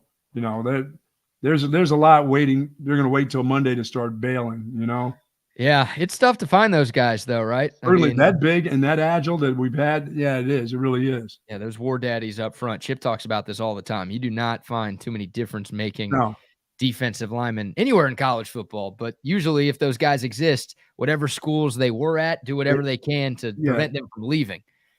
Those guys are really, really important to the success of any football team. So, look, Texas, I mean, they've got Alfred Collins coming back. That's the good news. Vernon Broughton's coming back. Both of those guys will be fifth-year dudes. They're not T. Sweat or Byron Murphy, obviously, but the hope is they can have some sort of leap in their final years in Austin, like we saw from Sweat and Murphy and Coburn and Ojimo, and the list goes on and on. We will see, though, Buck, Bo Davis might leave. The amazing Texas defensive line coach is reportedly being courted hard by LSU. Now, LSU just fired like the majority of its defensive staff earlier this week. Their defense was awful this year, right? They had the Heisman winner, but they were nowhere close to the playoff because they couldn't stop anybody. They're making some changes on defense, and Bo Davis actually went to LSU. Yes. He coached a little bit at LSU at the start of his coaching career. He's got a son who I think is a recruit in high school who might go to LSU. So, hopefully Texas is willing to open up the bag a little bit and write a blank check to keep Bo Davis here in Austin because he has meant a ton to this team in the past few years. But that would be maybe a bigger loss than any of the players who are leaving this offseason. Wow, that would hurt. That would hurt an awful lot. But LSU will open up their purse too. And they know how important that defensive line, because they were terrible on defense this year. Yeah, they were. Yeah, if you were competing against Iowa for Bo Davis, and it's like, we can outbid them. No worries about that. But no, LSU's got plenty of money, so they can and plenty of players in that area that he can persuade to come to LSU for sure. Yeah, so that will be an interesting one to watch for Texas for sure. It'll be a big time loss. Now you were telling me, you were talking about fifth-year players, but you've got one that's going to be around for his 7th year. Is that possible? What, did he just have the flu and they gave him a year? I thought you had to have COVID. What else can you get now that you can spend another year in college? I do not know, but the guy you're talking about is Oklahoma State quarterback Alan Bowman. Come on, man. He can't come back. Who is returning for a 7th season in college. He started his college career playing for Cliff Kingsbury at Texas Tech. Oh my God. Yep. He was at Tech for a few years, then went to Michigan for a couple of years, didn't play at all up there, and then transferred to Oklahoma State, where he won that starting job in Stillwater. Obviously, it's the guy Texas beat in the Big 12 championship game in early December, and he somehow, some way, I mean, that guy, I think, committed to college when I was in college, and I'm about to turn 30. It's absurd that guy is still playing college football. And yeah, he's got another year at Oklahoma State. So he will be the Pokes signal caller in 2024. So they have now a COVID year and a flu year. Just because he got the flu, he got to stay another year. I don't know how it works. COVID year, flu year. I mean, if you fail a final exam, they give you another year. If you pass all of your final exams, they give you another year. It's just, I mean, any sort of time. What a great time in life for that dude. If you get an STD, you get to stay for another year. If you don't get an STD, 7 years in college. I stayed for 5. I would have loved to probably stayed another 2. Here's they've already taken the team photo for Alan Bowman next year. Here it is. Oh my God. That guy was playing when leather helmets still existed, dude. That guy makes Joe Biden look young. I mean, really. Oh my God. I mean, look, there are a lot of people dogging on Alan Bowman. Like, dude, give it up. Go get a job. Because Alan Bowman's not an NFL quarterback. He's just not. So he loves college. There's nothing wrong with loving college. I mean, if you could you stay in college for 7 or 8 years? I would still be in college. Would you really? Especially if it was paid for by a scholarship. And a little NIL money on the side. Oh my God. Are you kidding me? Everyone bashing this dude needs to look in the mirror. Like, you would love to be Alan Bowman. That's what I said to you earlier. I said, college, 7 years, all paid for, all your food, just about everything you do is all taken care of. And you just got to go to practice, throw some balls, throw some picks, get hurt, because you know he's going to get hurt. I mean, he started out at Texas Tech. Of course he's going to get hurt. Yeah, he has been hurt a few different times in his college career. That spans back to the 1940s. I don't know. Maybe college wasn't that good. Boston College, it was cold there. No, 7 years. I could have done 7. Yeah, this guy's, and he's been at 3 different places. Like, he's gotten to go through so many women. No, I wouldn't want to go hop from place to place to place, though. How about, let me just grow my roots right there at the same spot. Good comment from Eddie here. AARP is going to be his NIL deal. Wow. He's going to be the first college quarterback to be able to take advantage of the senior discount at Denny's. Wow.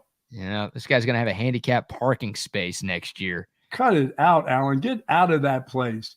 No, enjoy it, dude. It's like, this guy is living my dream. I love this. College quarterback. There's a tight end at Miami who is applying for his 9th year of college eligibility. Did he go to prison? Because, your clock stops if you go to prison. Is that how it works? Yeah, you can, it's like the clock stop. You can get out of prison, come back, and then go play.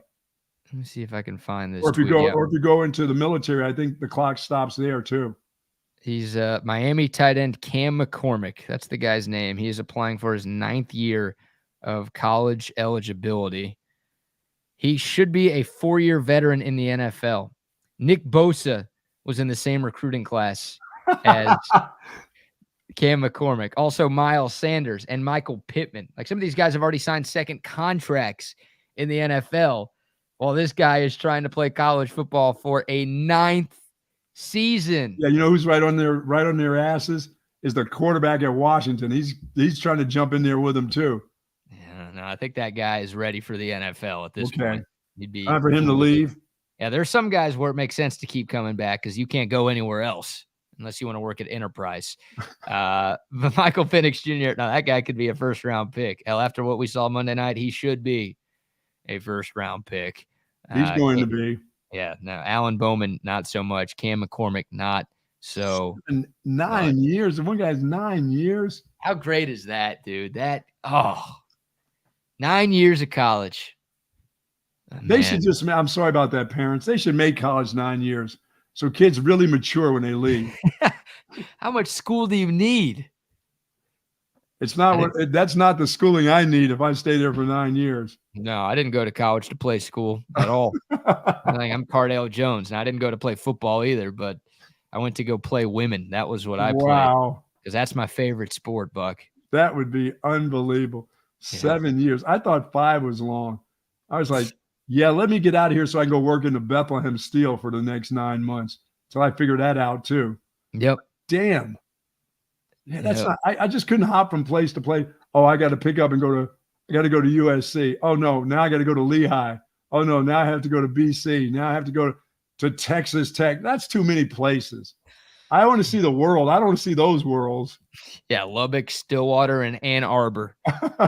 Way to go, Alan Bowman. Your 3 spots. But hey, plenty of good-looking women at those schools. That's for sure. There's at least 2.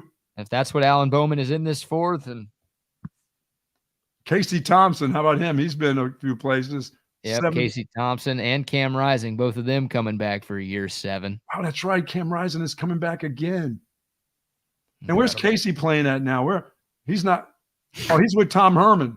512 number says Bowman was Bucky's teammate at Boston College. Right. Well done. What's his name? Casey Thompson's with Tom Herman, right? He was this past year. I like the Citadel. Where is he at? The Citadel? No, not that bad. Florida Atlantic. Okay. But I think Thompson's in the portal again. Get out of here. Leaving that place? Yep. I know he's old enough. He should be in Florida, right? That's where all the olds go. It would make sense for Casey to finish his college career out in that state. But somebody ought to tell Cam Rising his knee ain't going to get any better. Just because he continues to play in college, that knee ain't getting better. It seems like every year when he goes back, it only takes about summer practice, and then he's done. That knee is on a string right now. Yeah, I hope it works out for him. He's been fun to watch at Utah. And, hey, Utah, if Cam Rising can stay healthy, he didn't play at all this year, they could be in the mix to win the Big 12 next season. They missed that dude big time. Yeah. No, they could be in the Big 12 title game, or at least in the mix next year in their first year in the conference. He's loyal to that. At least he's loyal to them. Yeah. No, he's only transferred once, right? He started at Texas and then went to Utah, and he's been at Utah for a long time now. So. Oh, I love it. A long time now. Yes. Me love you long time. Yes. Very long time. Yeah. Man, oh man. I thought the COVID year was done, but apparently it's never going to end. It's not going to end. No. Guys trying for 8th and 9th and 7th years. I'm rooting for Cam McCormick, though. Like, I hope the NCAA does give him a 9th year. Like, that's awesome. At the University of Miami, what a place, huh? Oh, are you kidding me? South like Beach. 30. He's 30. He's 30 years old, walking around trying to bag those college girls with, I don't know how much money he has, because I don't know if he has time for a job, but good for him, man. Living my dream. God bless. Wow. What a country. What a time. I'm the tight end at the University of Miami going into my 9th year. Yeah. Are you having some academic woes? No, I just like girls. You guys got 3 master's degrees at this point. Probably not. We got to stop that. We got to get back to 5 years only, 6 years at the most. Okay. Not really. Let's go. Let's stretch this thing out. Why not 10? 10? Well, if you're on scholarship, why not 10? I mean, if they can afford it, let's go. I'll give you 5 years.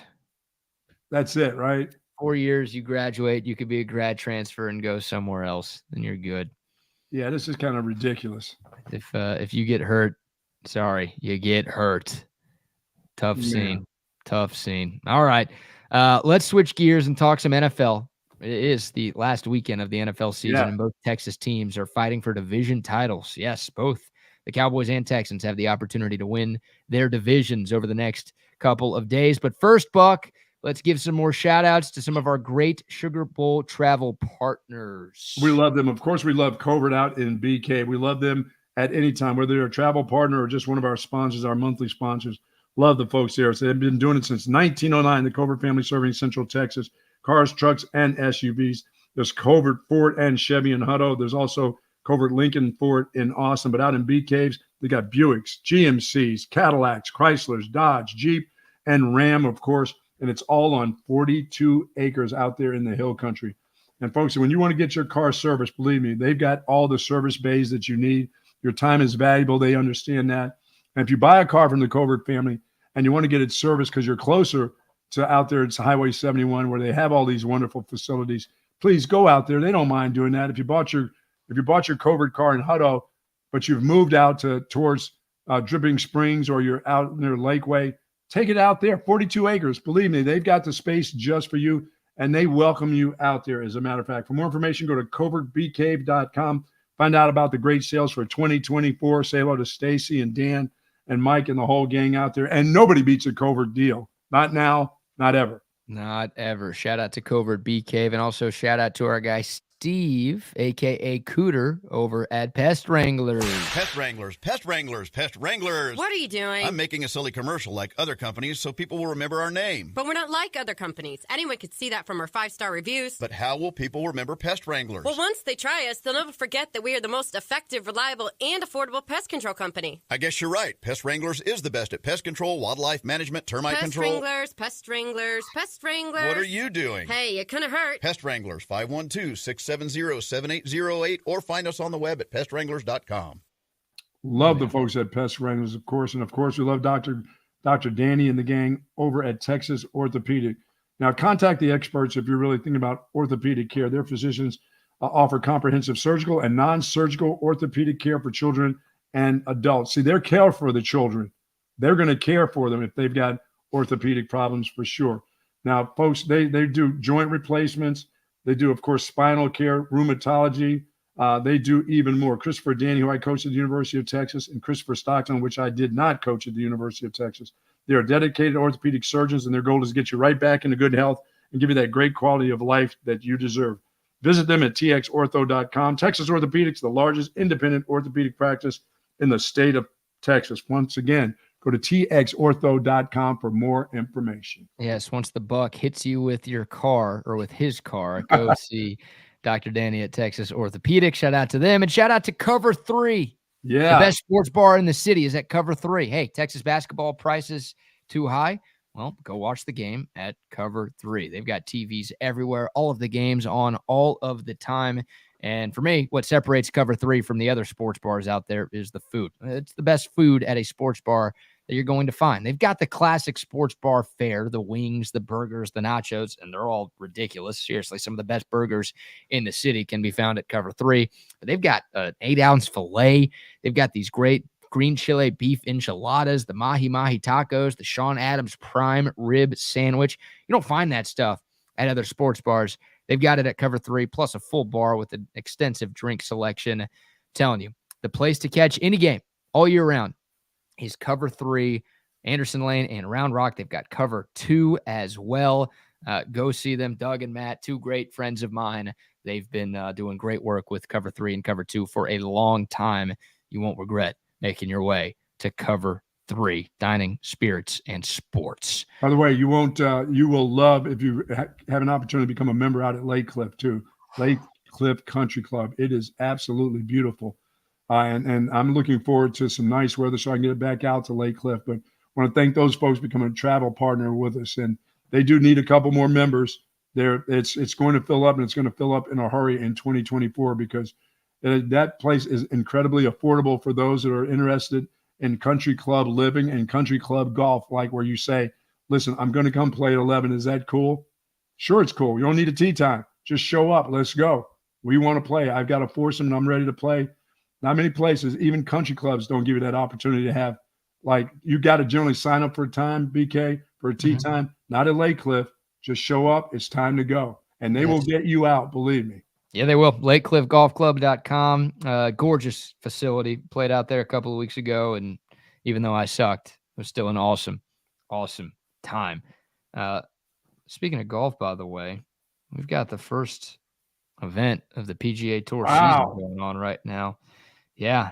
A couple of Longhorns in the top 10. Jordan Spieth and Scotty Scheffler both tied for 7th, shooting 7 under yesterday. Are we in Hawaii? Is this a Hawaii swing? I believe we are in Hawaii right now. Very nice.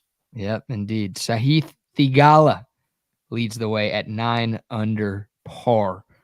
For those of you who will be watching golf this weekend, I will probably be watching golf this weekend because I love watching golf on TV. In other words, you like sleeping. I You do. like napping. You do like napping. I like Saudi money too. So give me that LIV Golf, baby. You still want their money? Of course I want their money. Dude, I would do I'd do live reads for Al Qaeda if they paid me. Rory is saying that he was maybe a little too hard on those guys. He's starting to change his thoughts too a year later, you know? Uh-oh. Look out. Well, who was the guy who went recently? It's like one of the biggest players on tour. John Rahm. Yeah, Rahm was dunking all on LIV Golf, right? He's like, this sucks. I would never do such a thing. Oh, you're going to pay me how much? For what? Really? That's taking care of my family and their family and every other family? Good. I'm gone. Yeah. Bad look for John Rahm. Not that he went and left for LIV. I would do the same thing, but maybe Rory says I have to be a little bit more careful with how I speak about the guys that have gone. He said, not everybody's like me and Tiger. Not everybody's got money forever. Like myself. He mentioned Tiger, he and Tiger. So he's letting you know that he's feeling that pressure of telling people how to get their money. And he's saying, I got money. I don't have to play another round of golf. I don't have to do anything but show up at some club and be a teacher. I'm going to be good forever. And he pulled Tiger in there with him. Is he backtracking because he might want to join LIV? I don't know. He's backtracking because some of that money is going to start heading his way, whether he says he's actually joined it, but something's going to happen that some of that money is going to find its way into his bank account, I got to believe. Oh, yeah. Well, with that merger that they had. That's what I'm saying, yeah. Yep, there's, I'm sure, a way for Rory to get paid a little bit, and I'm sure LIV Golf is like, hey, maybe shut the hell up before we send our terrorists to come kill you. There is a different bank account we have just for you, Rory, but no one will ever have to know where you get it from. Yeah, you know what the folks at LIV Golf told Rory? Shut up, bitch! Yes, they did. You bum. They gave him, you bum. Oh, my God. All right, hey, before we deep dive into the Cowboys, Commanders, and Texans, Colts, Buck, yes, you've been on a roll lately. Yes, I have. Your Gold Star locks. You are up for the first time all season. You are up. You're in the money. 3,000 units positive going into the final week of the NFL regular season. Which means we are in the money, folks. We're in this together. Let's not forget that, you people. Thank you, High School Musical. So you gave us a pick yesterday. You are putting 10,000 units on the Tampa Bay Buccaneers to cover the 4.5-point line at Carolina on Sunday. Yes, it will mean something to Baker Moneymaker. Yeah, the Bucs win, and they will win the NFC South. So an important game for them to try to make the playoffs and host a playoff game. Do you have any more plays for the weekend? I have the New England Patriots as a 5,000 unit play. That's right. So Bill Belichick can muck it up a little bit so that he may not get fired. And they're playing the Jets. The Jets quit. They're done. Well, maybe Aaron Rodgers will show up and play in this finale. No? He's not doing that. He's not showing up for this one or any others next year either. You're betting on the 4-12 Patriots? That's right, at home. Have you watched them this year? It's going to get done. We're talking about one of the great coaches of all time, Bill Belichick. He does not want to give it up. And in the last game, they respect him and love him. Come on, in New England, there's not a chance the Jets are going to win that football game. He's getting fired regardless of what happens on Sunday. Just right? Rumor. That's for rumor. Yeah, I mean, they might call it a mutual parting of the ways, but this will be Bill Belichick's last game. And, hey, maybe he does do what Lovie Smith did last year. And he knows he's getting fired. So, he's going to screw up the draft pick by winning a meaningless game in Week 18. Okay, so you're putting 5,000 units on the Patriots, and you're asking people to believe in you. All right, what else you got? I got the Green Bay Packers covered at home. Who do they have? The Bears? The Bears. The Bears still suck. They always have and always will. And it wouldn't matter if it meant something to Green Bay or it didn't. Those two teams don't like each other, and Green Bay wins this one at home.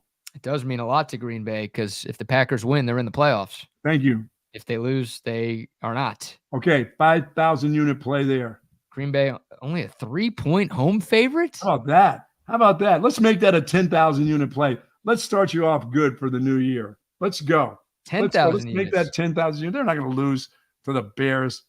at Lambeau. Come on, man. I did not realize the Bears had won 7 games this year. And they're not getting rid of their quarterback either. They're not looking for a quarterback in the draft. They're going to try to build around this kid now. They've won 4 of their last 5. Yeah, these two teams played in week 1. And the Bears won, didn't they? Now the Packers killed them. Okay, well, good. That'll be the same. That makes it even better. Yeah, 10,000 unit play. God, the Bears are going to run it back with Justin Fields again, aren't they? Yes, they are. Yes. That's hilarious to me. They may not. Are they going to run it back with that coaching staff, though? They can't. Right?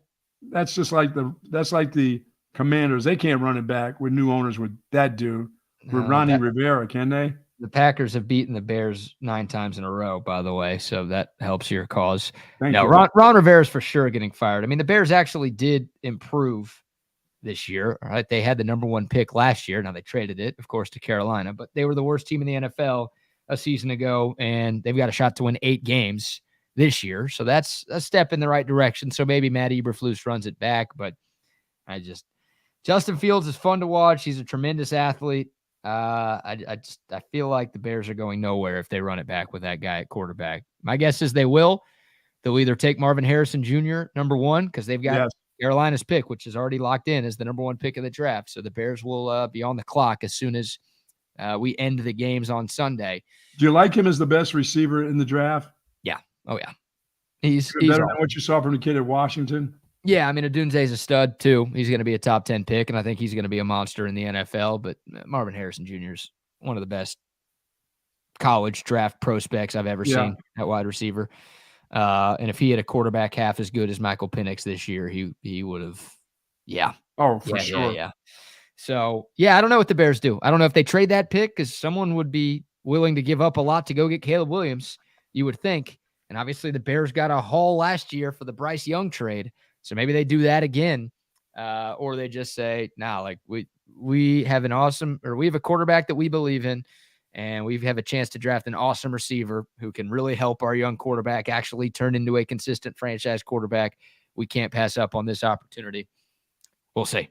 But all right, those are your 3. Any more? Those are my games. Yeah, those are the games I'm taking. I'm not messing with the Texans. I'm not screwing with your teams.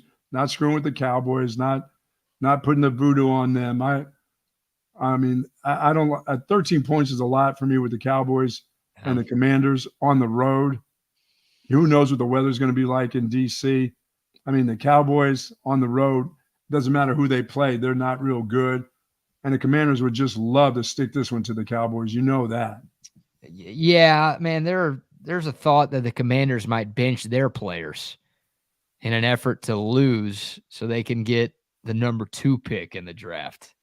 Ooh. So I don't know if that's happening for sure, but there's some guy who covers the Washington football team who indicated that there is at least a greater than 0% chance that a lot of the key players on Washington, I don't know who they are. I don't know if Washington does have any key players. Who's playing quarterback there now? I think it's still Sam Howell, which this will be his last game as the starter there because they're drafting a QB at the top of the draft next year, wherever they're picking. But yeah, look, it's a game the Cowboys should win handily, even if Washington did play its best players. But yeah, now there's a thought that the Commanders might be sitting their guys. I know the Cowboys are prone to a January collapse, but they can't lose this one, right? Right? No, they can't. They won't lose it, but will they cover? 13's a lot. Yeah, that is a lot of points for an NFL game. Yeah, I don't know. We'll see. You don't like that. There's something about that game you don't like with the Cowboys because it's just the command. Because that's just what those two teams don't like each other. I feel good about it. I'm not worried about the Cowboys losing or anything. 13 points is a lot. I don't think I'm calling my cousin to bet on it or anything. But no, I think Dallas gets it done. And I'm going to be right because I picked the Cowboys to win the division at the start of the year. And I got called an idiot a billion different times. But who's laughing now? Well, maybe I shouldn't say that. Not yet. Actually win. Nobody wants to win this division 2 years in a row. And the Eagles have coughed it up and put it on a silver platter for the Dallas Cowboys to where all they've got to play the Giants this week. So somebody's going to get beat up in that deal. Yeah, I think the Eagles are going to win, but it doesn't matter. The Cowboys now have the tiebreaker. So Cowboys get a win. They will be 12-5 for the 3rd consecutive season. But this time they would be the highest seed in the playoffs in any of those 3 seasons. And Dallas would That get means 2, they'll get a obviously. home game. They'll get one home game at least. They'll get 2. As long as 2? they win the first one, they're guaranteed 2. Yep. Obviously, the third game, not guaranteed. And if the Cowboys get to the NFC title game, more than likely it'll be in San Francisco. But no, the Cowboys, if they're the 2 seed, they'll play the 7 seed at home. And then they'll play either the 3 seed or the 4 seed or the 5 seed in the divisional round at home. So they could end up getting Detroit too, correct? Yep, Detroit's going to be the 3. So yeah, if Dallas and Detroit win their first round games, then that will be the rematch. Dan Campbell in the post game after last weekend, it was like, we'll see them again, and he might be right. And that game would be in Dallas, correct? Yes. Ooh. Yes. So we'll see if big fat Mike McCarthy tries to screw that one up again if we get there. He did try to screw that up the last time. Oh, my God. We'll see if the refs try to screw over the Lions again. Just kidding. They didn't screw him over. Hey, maybe report next time, fat-ass O-lineman. Just go over to him and grab him by the arm and say, hey, and I love when people say, well, they don't want to give it away. No, that's not the important thing about giving it away. It's reporting. You got to report to the guy. I don't stop trying. Talking about he was looking him in the eye. What do you mean looking him in the eye? Stop trying to cheat, Lions. Quit that. Okay. We know you play in Michigan. We know what the college team up there does. No. You don't need to copy them. Okay. Quit cheating. Play the game the right way. And maybe you'll actually win. You're supposed to. Yeah. Maybe you'll actually win. Okay. Detroit. All right. Yeah. It shouldn't be much intrigue with that Cowboys game, but the Texans game tomorrow night, 2 games tomorrow. You've got Steelers, Ravens. I don't know why that got the Saturday window because the Ravens have clinched the 1 seed. I guess Pittsburgh has a shot to make the playoffs. So there is. Ravens not going to play anybody tomorrow. No, Pittsburgh's a favorite, even though the game is in Baltimore. Ravens not expected to play anybody. But the night game tomorrow, Texans, Colts, winners in, losers out. And oh, by the way, the winner of this game could win the AFC South if the Jags lose to the Titans on Sunday. And oh, another, by the way, Trevor Lawrence might not be playing for Jacksonville against the Titans on Sunday. Oh, and another, by the way, if they win that game and make the playoffs, their coach is going to be coach of the year. I don't think so. You still don't think so? I think Kevin Stefanski's going to win Cleveland? that thing. Yeah. Cleveland. But not Minnesota, right? No, the Vikings. I don't think Stefanski is winning coach of the year this year. Or not Stefanski, excuse me, O'Connell. Stefanski is winning coach of the year. He's the Browns coach. Look, I think I would vote for DeMeco Ryans, especially if the Texans win.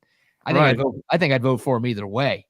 Because the Texans were expected to be one of the very worst teams in football this year. Did you go through 4 quarterbacks, though? 4? Yeah, that's what Cleveland did, and they're already locked into the playoffs, and they're a 5 seed, and they're a dangerous team, dude. They are. With that defense, they're dangerous, and the way they're throwing the ball around the field, they're dangerous too. And don't forget, Joe Flacco, drink your Ovaltine. Yeah, I mean, that guy won a Super Bowl one time. It's been like 18 years since he did, but he did win a Super Bowl and a Super Bowl MVP.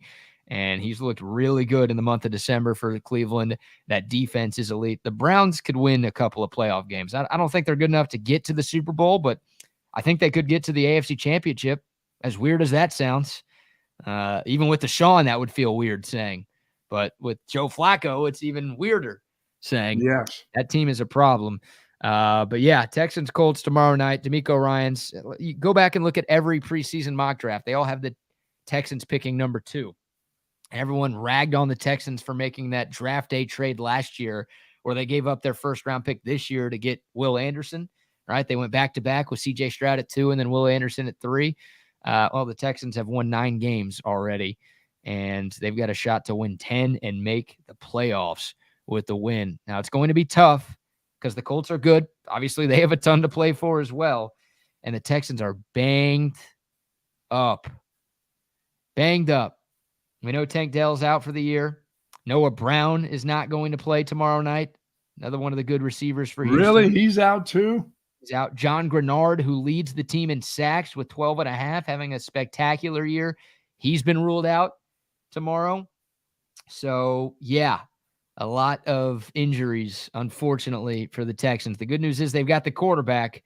The bad news is they don't have a lot of the key guys around him. Wow. Yep.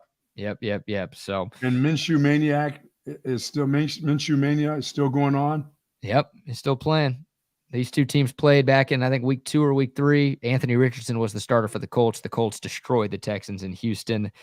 How about this? The Colts have not played against a starting quarterback since 3 days after Thanksgiving when they saw Baker Mayfield. So they've been beating some bad teams. Hell, they also lost to some bad teams in that stretch. But I don't know. I like the Texans in this game. I really do. I know it's on the road. I know the Texans are shorthanded, but That's just wishful thinking. That's wishful thinking on your part. That's what I don't know. I mean, the Texans are favored. I'm not going out on a limb. They're 1.5 point favorites. Yeah. And the Colts, like, they barely beat the Raiders last week. They got smoked by the Falcons 2 weeks ago. I don't think they're very good right now. I think the Texans are the better football team, so I'm picking them to win. Well, that Texans defense is really playing pretty well too. Those cornerbacks are good. Yeah. Don't throw it up for grabs around those dudes. You're right. Now, the Texans have a bunch of takeaways this year. They also have a top 3 run defense in football. And if you're looking for the biggest change that DeMeco Ryans has made in Houston, it's that run defense, which was like god-awful the last few seasons. Mm-hmm. And now it's like number 2 in yards per carry allowed and number 3 in yards per game allowed. Total 180 for that group up there. So, yeah. And the Colts have some Longhorns to them, to where their secondary is not very good. They've got a good pass rush. They're top 5 in the league in sacks. Yep. So if that hits home, they're fine. But if CJ Stroud has time back there in a clean pocket, I think he's going to be okay. And the Texans are going to be okay as well. Who you got in that game? Early favorite is the Colts. Okay. Early. Well, the game's tomorrow. You don't have any time to change your pick. Yeah, well, I still say the Colts in that game. There's just too many weapons missing for the Texans. Yeah. On offense. And now the little guy from Brown, Noah Brown's not even playing. Nope. We're going to throw it to the former tight end from University of Texas that plays Andrew Beck. Yeah, are they going to hit him out there? Is he going to play wide out? Well, they've got Nico Collins, who's their best wide receiver. And he's been banged up here and there. I mean, he's one hit away from limping around during the course of a game. Right, but he's healthy now. They've got Dalton Schultz, the former Cowboy, at tight end. He's healthy. So they've got some guys, but not the full complement of pass catchers in Indy. Yeah, but they got the quarterback back. If he's healthy and the way he slings it around, he makes heroes out of a lot of guys that are just kind of average at times. Yeah, he does. But he really misses Tank Dell. He loves throwing to that dude. Guy's awesome. He had a great rookie year before going down with that season-ending injury. The other big game is the Sunday night game, the final game of the NFL's regular season. It's in Miami. It's 10-6 Buffalo against 11-5 Miami. The winner of this game wins the AFC East. The Dolphins have already clinched a playoff spot. The Bills have not. The Bills, if they lose on Sunday, could miss the playoffs entirely by way of some tiebreakers. So you talk about a lot on the line. Yeah, I mean, it's division winner or potentially no postseason for Buffalo. Speaking of road favorites, the Bills 2.5 point favorites. Who you like here, Buck? I like the Dolphins. Okay. Even though they have only beaten like one good team this year? Yeah, I like the Dolphins at home. I mean, Tyreek Hill, as I said, running from the fire the other day, getting his family out, catching those kids coming out the windows, not dropping them like Aguilar. I mean, I like the Dolphins at home on that one. Yeah, how weird is that story, right? Tyreek Hill was in a boot escaping his house that was on fire. Wow. The other day. I don't think Dolphins fans loved seeing any of that. No. I'm going Buffalo in this game. Buffalo's been playing a lot better than Miami as of late. Well, they've been running the ball. They've found a little bit of a run game too. Yep. They lost 56-19 last week. I know they beat the Cowboys 2 weeks ago, and you're right. They have been a lot better at home, but still, Miami has struggled against good teams for the most part this year. And see, nobody knows what Buffalo is. Are they a good team? They've won 4 in a row, and their last loss was that overtime loss in Philadelphia. They beat the Chiefs in Kansas City. They blasted the Cowboys. They won in LA against the Chargers, and they played the Patriots last week. They beat them. Not a whole lot of stock you put into a game like that, but I don't know. I like Buffalo, man. I'm banking on Josh Allen finding a way to get this done. That defense is good. Like you said, they found a little bit of a run game with James Cook. Yes. And Buffalo has dominated Miami. They've won 9 of their last 10 against the Dolphins. Wow. So I will side with Not the Bills. so fast, though. The chicken wings on the road. Yeah. Any other NFL games? I mean, there's other games that mean a lot, right? There are a bunch of playoff scenarios. I just said Cleveland's going to sit Flacco. The Ravens aren't going to play. Ravens are playing nobody in that game. No.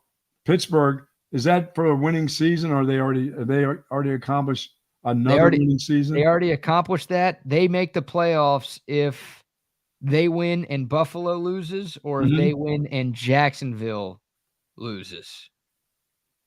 Yeah, Pittsburgh's going to play real hard in that game. Sure. And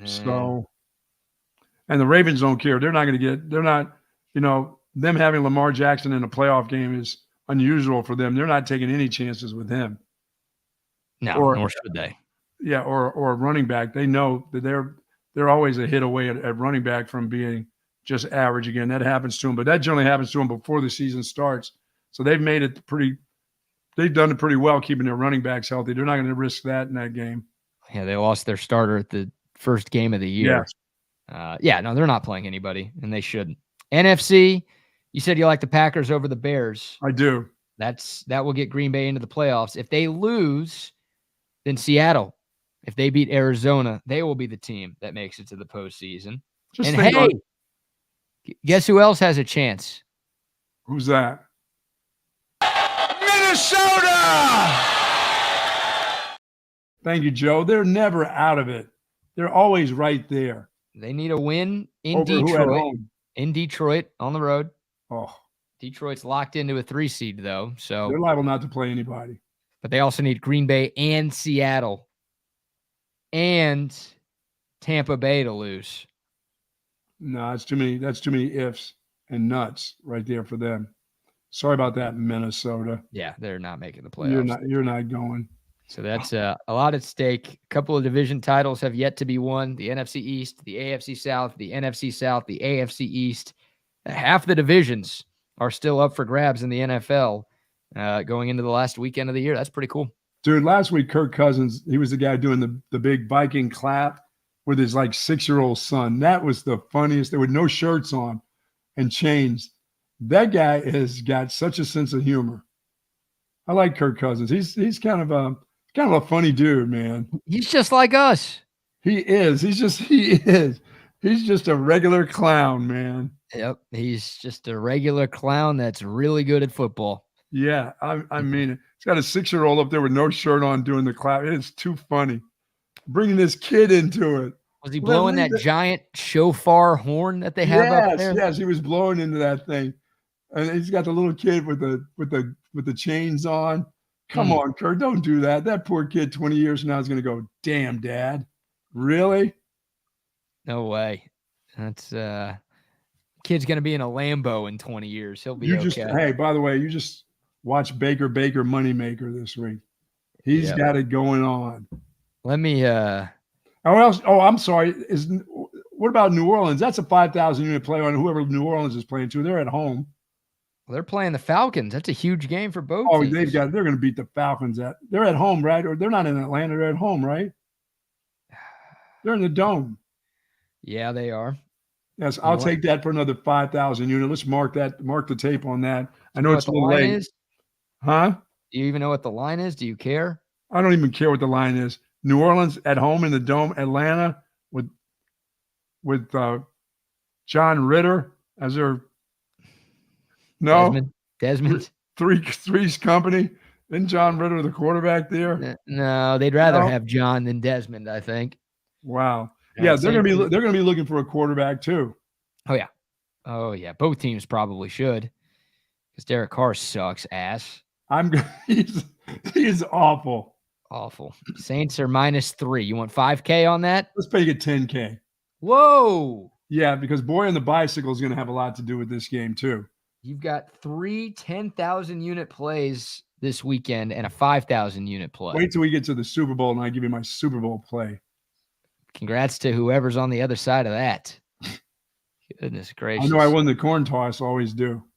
All right, I got to show you. We got about 10 minutes left in today's Okay. show. I want to give a couple more shout outs to a couple more travel partners. We will start with the great team over at More Clean. Jose Moore, high Yeah. school football teammate of our own Rodney Rodriguez. More Clean LLC is Central Texas's premier street sweeping, construction sweeping, and erosion control company. And when I say Central Texas, I mean Central Texas. They got Waco all the way down to San Antone. Tell him to take up Louisiana, the whole state. He can grow his company. They can't clean that. That's not cleanable. That's not a slight at More Clean. They can clean everything. That place is beyond clean. Mr. Clean can't do shit. Wow. Yeah, that place is nasty. But hey, if you've got a job site or a site at home that needs cleaning or pressure washing, whatever, they can do it for you. MoreCleanTexas.com. That is the website. 512-775-1918 is the phone number. Any street sweeping, any pressure washing done for your home or place of business or job site, they've got you. These guys are also huge in the community as well. They donate a ton to high school football teams, marching bands, basketball, theater. Like, they support the community more than just about anybody else. And once again, they can help you clean up. Nobody wants to clean themselves. Now get More Clean to do it for you. MoreCleanTexas.com is the website. And also shout out to Hummel Realtor. If you're searching for your dream home in the Austin area, or maybe you're curious how much your current home is worth, look no further than Brian Hummel, your trusted Austin realtor with Realty One Group Prosper. Brian is more than just a realtor. He is a full-service expert, and he will oversee your entire transaction from start to finish. He will lead you through each step of the buying or selling process, and he's going to speak English to you. If you don't know how real estate works, well, congrats. You're like most of us. He will make it easy for you to figure out, and he's been in this market for more than 2 decades. So he knows how it works here in Austin. He knows what needs to be done. He's an expert, but he's also a trusted partner who is committed to your success. HummelRealtor.com is the website, or give Brian a call, 512-619-1347, 512-619-1347. Brian Hummel with Realty One, the one you need. You know who else I'm going to go see today? Hat Creek Burger. I think I'm going to have me a Hat Creek Burger today. Mama's out of town. How about a milkshake today for the buck? Oh, yeah. Their shakes are ridiculous. I'm about to go see the Hat Creek Burger in all their different locations. And don't forget, there are some locations that serve breakfast at Hat Creek. So find out the location near you. You will enjoy everything about the burgers that they have. I'm a little hat guy because I don't eat big burgers. You know, I like the little burger that, you know, the little one that I can just get my hands around and just slam down. Love the Hat Creek burgers. Love their fries too. You like the little one that you can get your hands around and slam down? Huh? Oh, gee. Did I hear that right? Maybe I shouldn't have said it that way. Probably not. The little Sorry one. about that. All right. Yeah, I'm going for the little hat today over at Hat Creek Burgers. Got to have one. Those are fantastic. I got to show you this, and I apologize. We'll try to explain this the best we can if you are listening on the app. There's no sound in this video I'm about to play. And this is a little NSFW. If there are people around, maybe go to a different tab on your computer for a moment. But I saw this because, you know, I find everything on the internet, or really everything on the internet. And it's all true, right? And it's all true. Well, this is a video, so this definitely happened. We've got a female bartender who's very scantily clad, who is showing off a pretty impressive skill that she has. And there was not sound, so we can talk, and we'll try to do a little play-by-play. I'll let you do some play-by-play. Wow. Describe what you're seeing here from this female bartender who is pouring this guy a beer from a tap. Check this one out. What are you seeing there, Buck? Here, did she stick that in her butt? Yes. And her butt cheeks are holding the glass. It's filling up. Oh, that must be cold on the cheeks right there. Whew. And she holds it in, and it's dripping foam. Oh, it's not just dripping foam. It is. She's intentionally spilling out the foam. Yes. So she could top off the pint glass with more beer. Oh, and then the guy reaches in there and grabs it. I'm probably going to use a napkin with that because that's how I am. You know me. I don't mess with chicken, and I don't mess with ass cheeks without a napkin. Sorry. You don't mess with ass cheeks without a napkin? Not that ass, not some bar ass. No, I don't know where that ass has been. What about any ass? It's like what you're in the bedroom and no, I have a wife, so I don't know. You can't grab. Okay, back in your single days, what? She's like, hey, will you grab there or will you slap there? Hold on, let me get a napkin first. Well, I would say, have you been sticking any glasses in your ass? You've been sticking 12-ounce mugs in your, and her, she looks a little bit like a pony. So I don't know. Look at that. She just spreads the cheeks and puts the pint glass in there, and it's just stuck in there. She's going no hands. She walks up a little step ladder to go to the tap, and she's got some strong cheeks. Pouring the Altstadt in there. I mean, she's not using her hands at all. She leans against the pint dispenser with her backside, fills up the beer. The guy tells her there's foam at the top, so she shimmies and shakes her ass a little bit to knock the foam off the top, and then she refills the beer. Nobody can hold nobody's ass cheeks and hold a full beer like there's a little person in her ass holding on to the glass. It has to be. There's a little hand in there somewhere. Not so fast, midget. Not so fast. You can't do what that. Are you saying? You think there's a midget inside her ass? I think so. Her ass can't hold that with beer in it. How do you can't squeeze that? I wonder if she could break like a regular glass, like a regular, not a mug, but a regular glass. You think her cheeks can smash glass? Yeah, she could break off something. Smash glass. That is an ass that can smash glass for sure. Well, she does. Like I said, she looks a little bit like a pony. She looks a little bit like a pony. She has like a little pony face. Okay, you're calling her a horse face? No, I said pony. Pony is a horse. She's not even tightening up those cheeks. No, she's got it in there. She wedged it in there at the start of the video, and it just stayed in there. No, that little dude is holding on to that from the inside for sure. You think there's someone living in there? I know it's big, but it ain't that big. Dude, there's somebody in her ass. Besides that hand right there. There's no hands in there. No, the other hand just let that go for the other dude. And she's wearing a G-string. Where's the hand? You would have seen. How does that work? Dude, there's no way somebody's ass can hold that glass. I'm telling you. I'm going to try that at home. I'll send you folks the video of me doing that. Please don't. Please let me try. Hey, at least let me try. Dude, those in favor of me trying that move right there, say aye. Come on, get on the Coda text line, say aye, and I should get a shot of that, me trying to do that maneuver. Somebody on the Coda text line says, straw, please.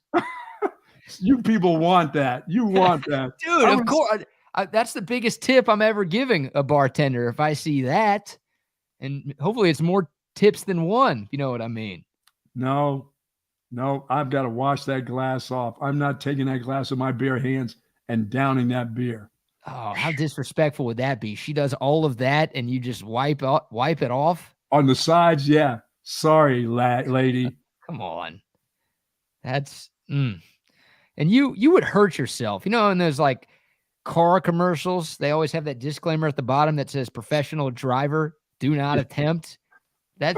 I need that for you. You would hurt yourself if you tried to do what that bartender just did. I know I got the generator guy coming, but I'm going to go attempt to do that after the show.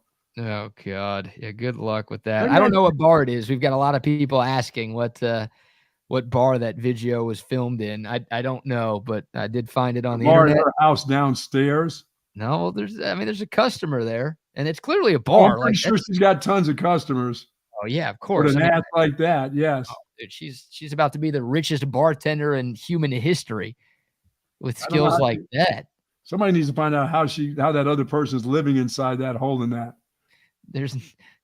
Where's the person there? She gives you a full view right there. Where's the person? Watch, there it gets. Look, that person gets right between all that darkness right there, between those fishnet pantyhose right there. Got his little hand in there holding that there. And you people are buying this. Come on now. I'm chugging my beer so fast and asking for another one. And another one. And another one. I'm going to be blackout 20 minutes in. I like the way she tops that off. Yeah. Pretty nice shimmy right there, isn't it? I don't know where you find these things. These things aren't for real. They find me. It's like the guy who chased down our car, like Candyman, who actually hit the car with his hand. I'm not buying that yet either. Hey, you report, we decide. That's how it works on Texas Sports Unfiltered. I don't know what that other network says. Oh, we report, you decide. No, you guys report and we decide. Wow. We decided to play that, and I'm deciding that I got a new favorite bar that I need to find. You need to find out where that is. I need some Altstadt poured for me, just like that. That would be a good day. Real, right that's there. truly amazing how she holds that in there. That's ass cheek power right there. Ass cheek power. I mean, it really is. Oh, that's a skill. Not a lot of people in the world can do that. Her butt gobbled up that glass. That's a mug. That's not just a glass. Oh, it's man. a mug. And I don't know where the handle is located in that thing. So look out. Look out, yeah. y'all. Yeah, there's no handle in that glass. That probably would have made it more difficult for her to pull Made it that easier thing for the off. little person holding on inside there. Oh, you're right. Yeah, he could have just used his hands right there. Wow. Where's the dignity, Buck? Where's the dignity? Where's the shame? Where is this bar located? Yeah, there is no shame for you, that's for sure. You're trying to locate this bar. Where is this bar located? Yeah, that is special stuff. There's no shame for me. My wife's not home, and I'm going to attempt this trick. So good luck to you. I will say my goodbye to you right now because you're going to hurt yourself. I'm just going to use Olipop, a can of Olipop, and just pour it back there and see if I can hold on for dear life. I don't think that's the advertising that they're no, looking for. That's not what they're looking for. No, I don't think so. Oh, but hey, goodness. Here's what we're looking for. It's Wags. It's Double R. Chaos Theory. Happy Friday, gentlemen. Boys, Good morning. Happy Friday, guys. I hope you guys didn't see that. I did. And I got to tell you, it's going to be so sucky when I walk out later to the beer fridge to get a beer, thinking about that, because, man, that's how you get a beer right there. What time do you usually turn it on Fridays, Rodney? Kind of depends on what's going on. A lot of times, maybe about 2:00. I thought it was a little earlier than that. The beauty of working from home, my friend. Rodney, boys, what did we think about the Texans in this game for the Texans tomorrow night? That's a big game. There's not a lot of weapons left for the quarterback, for CJ Stroud. A lot of guys are hurt. Still think they can get it done, get to the playoffs? Yeah, I mean, I still think they got a really good 1-2 combination with Singletary and Pierce, man. Pierce was fantastic last year in his rookie year. I think if you find a way to get him going again into the offense, it opens up a little bit more of the passing attack, right? Sure, you'll be predicated off your run, but I think D'Amico Ryans and company been playing pretty decent, been pedestrian defense, but been good enough to keep you in I guess deep enough run for the playoffs, right? I think the Texans can still do this and take the South. Yeah, we were talking about that yesterday, Bucky. I really think that hopefully what happens here with this team is that, even with the guys out, that hopefully they just go take care of their business. I mean, don't focus in on what's going to happen the next day, with the Jags and the Colts. I mean, just go out there and just play. I mean, you got to worry about yourself. I mean, because the whole thing is, if you can't take care of business, none of it matters. Right. But it don't matter about the help. The other part of that, I mean, how about the year for the Texans? I mean, how about, with the GM, with, D'Amico Ryans? I mean, what a year this has been, Wags. We were talking about this. Rookie quarterback. We said 4 wins. Yeah, is that's what I had him at before the season. I had him around 4 or 5 wins. I think everybody did. Yeah. No. Well, they've already won more than I thought they would win. I thought they'd win about 3 games at the most this year. They've done. I mean, it's been a phenomenal job, but to make it to the playoffs would be unbelievable. I think BK thinks the guy from the Browns is going to win because they've used like 25 quarterbacks in order to get to the playoffs. But I've got to believe I'm pushing that the Texans have the coach of the year if they can get to the playoffs, period. I agree. I like D'Amico Ryans. I think what he's done with as little as what he's had to work with, it shows that it's earned him a spot for at least the conversation, man. Yeah, he should be. He better be in that conversation. I mean, that's the whole thing right there. I know the Cleveland guy, but man, that has been a great turnaround right there. And like we talk about with Texas football, it seems like the future is bright in Houston finally, because I know for so long it was always kind of dark and bleak and all of that. But I think they're going in the right direction. Agreed. What about you guys? What you guys got going on the rest of the day? Well, I know BK's got a few shows to do. Bucky, what you got going on after you slam it down? It's Friday. I've got some folks coming over to do some stuff at the house. So I've got one of the dogs in the kennel away from the house for the day. I've got to go. You got some friends coming over to do work on your house? No. I don't have friends coming. I'm putting in a generator. It's getting towards that possible generator time around here, February. Freezing time. Yeah, I'm getting ready to get the generator put in. I'm excited about getting that done. And then I've got to go get a bone scan today to find out my bone density. So a what? A bone scan? Yeah, density of the bones. Is that what they call it now? A bone scan? Yes, I got to get a bone scan. Yeah, it's very important. Where can I get this said bone scan? The Yellow Rose? No, you usually got to pay extra for that one. No, you don't have to pay extra. I got to get that done. There's some things that we don't want to go on, so we got to find out what my bone density is. Just in case I make that fall when things start to really snap and I don't roll with the punches. But I do have a fall school, so I do know how to fall, and that's going to carry out through a lifetime. Well, hopefully, be careful, man. Hopefully, everything's good for you. Yeah, and hopefully the bone scan works out, because I know you need bone density to have that beer glass in your ass.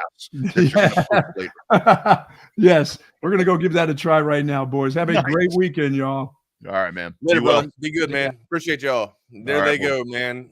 Bucky and BK, just the best to do it to get us kicked off here on Texas Sports Unfiltered. Welcome to Chaos Theory on this Friday. My name is Wags, and that is Double R. We actually, our government names is Adam and Rodney. That's what our mothers call us. Anyways. Welcome to Chaos Theory. You can hit me up on Twitter or X at Not the Fake Wags. You can hit Rodney up at the Rodney R, and then also on the gram it's the _ Rodney R, and then I'm at the Wagner Wire on the gram and all other social media platforms. What's going on, my guy? Happy Friday! Happy Friday to CB. I see you in here already, my guy. Glenn, happy Friday, Glenn. What's up, Rue? Happy Friday. Rex St. Charles. I think that's the first time I've seen you in here on this show. Happy Friday, and thank you for the first comment there. Yep. Longhorn Bear, always nice to see you. DJ, Eddie G, good to see you. Good morning. Tom McKay on the text line. Good morning there. As a matter of fact, code a text line 512-222-9328. Shout out to everybody else there. And a happy Friday to all that's listening to us everywhere else on that app and whatnot as well. What's going on, my guy? How was your Thursday? Did you watch any basketball last night? You're a Spurs fan. Did you watch some Wemby? I saw that they put up a hell of a fight, but and still lost. But that's okay. Not a lot of basketball. Kind of getting ready for the weekend, and like Dan, here it is right here. Like Dan is talking about. I got to tell you, man. Michael C. What's up, Michael C? Yeah, what I'm excited about right here is obviously, we're kind of bummed out here that what's up, Dan? We thought that we might be going to Houston this weekend for that, but that's okay. We can preview that game on Monday or talk about it today, whatever you think, Wags. But, man, I'm excited for some NFL. This is going to be one hell of an NFL weekend, I think, with so many divisions still, at stake and playoff spots to be had. I'm really excited that Week 18 is something that we're going to be able to sit here and break down some really cool shit on Monday. And it's also it's division contests too, right? Which also makes it even more sweeter. So you'd like to sit there and everybody rolls out trends and tendencies for what's happening, last 10 games and stuff like that. I always throw that stuff out of the scenario. It's an uncontrolled variable when you're messing with division games. Yeah. Look at what happened. I mean, in case in point, how awful are the Giants, Rodney? I know. How awful are they? Seriously. They are really bad, dude. Bottom of the barrel team. Yeah. Yeah. They put up one hell of a fight against Philadelphia. All right. Mm-hmm. Now look, Philadelphia hasn't looked good the past 2 weeks, and now there's rumors saying that there's locker room trouble already. Mm-hmm. So not exactly where you want to be if you're Philadelphia. Getting ready to go to the dance here. You want to have the most polished shoes that you can and the best suit going in there to be all fly and stuff. But hell, Dallas is looking daper and Philly is looking, fucked up right now at the moment. Excuse my French, but yeah, man. Not exactly the best of trends there. Detroit, I thought Detroit played very damn well against Dallas, so I can't wait. I got a feeling we're gonna see Dallas and Detroit again. Yeah. Before there's an end matchup. I think Dallas will get the best of Detroit one more time.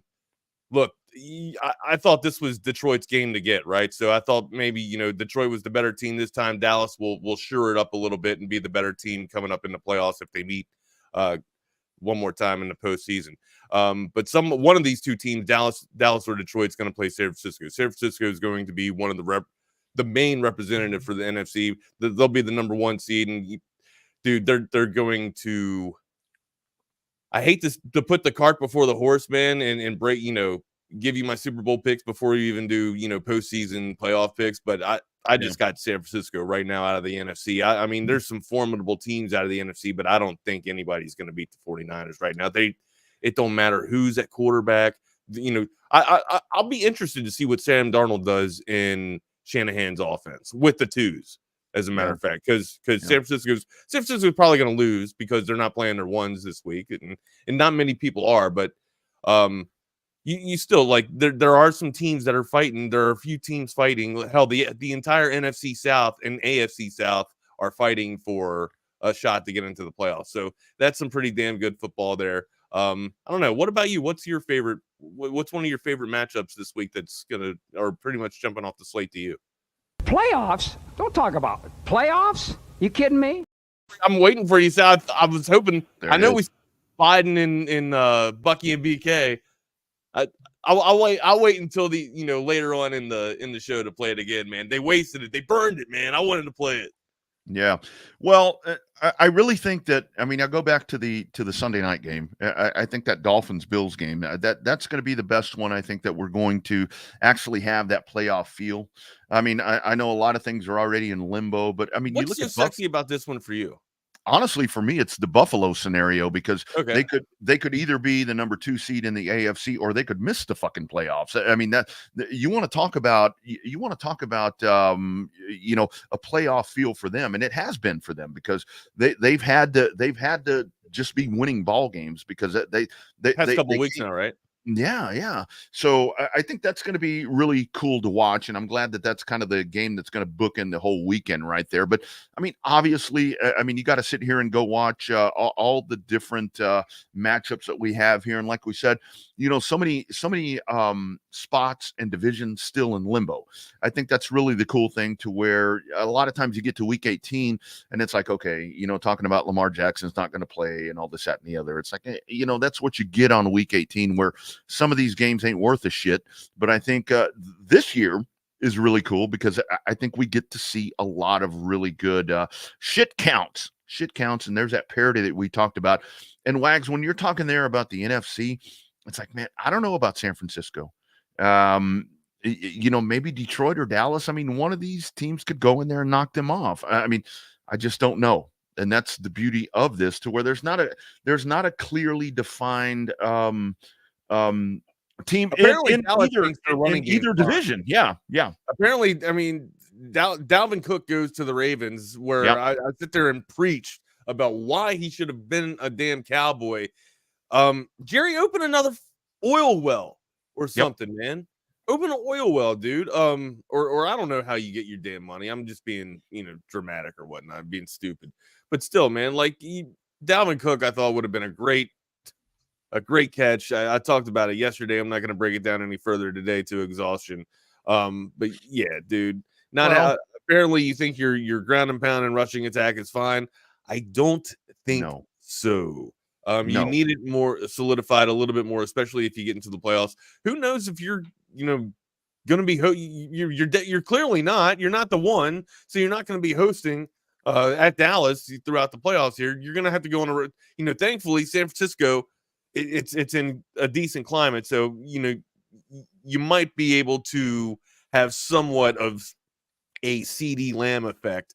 But my God, I don't know how you can sit there and say that the Dallas Cowboys can beat San Francisco. I just see way too many weapons for San Francisco right now, man, especially when they're firing on all cylinders.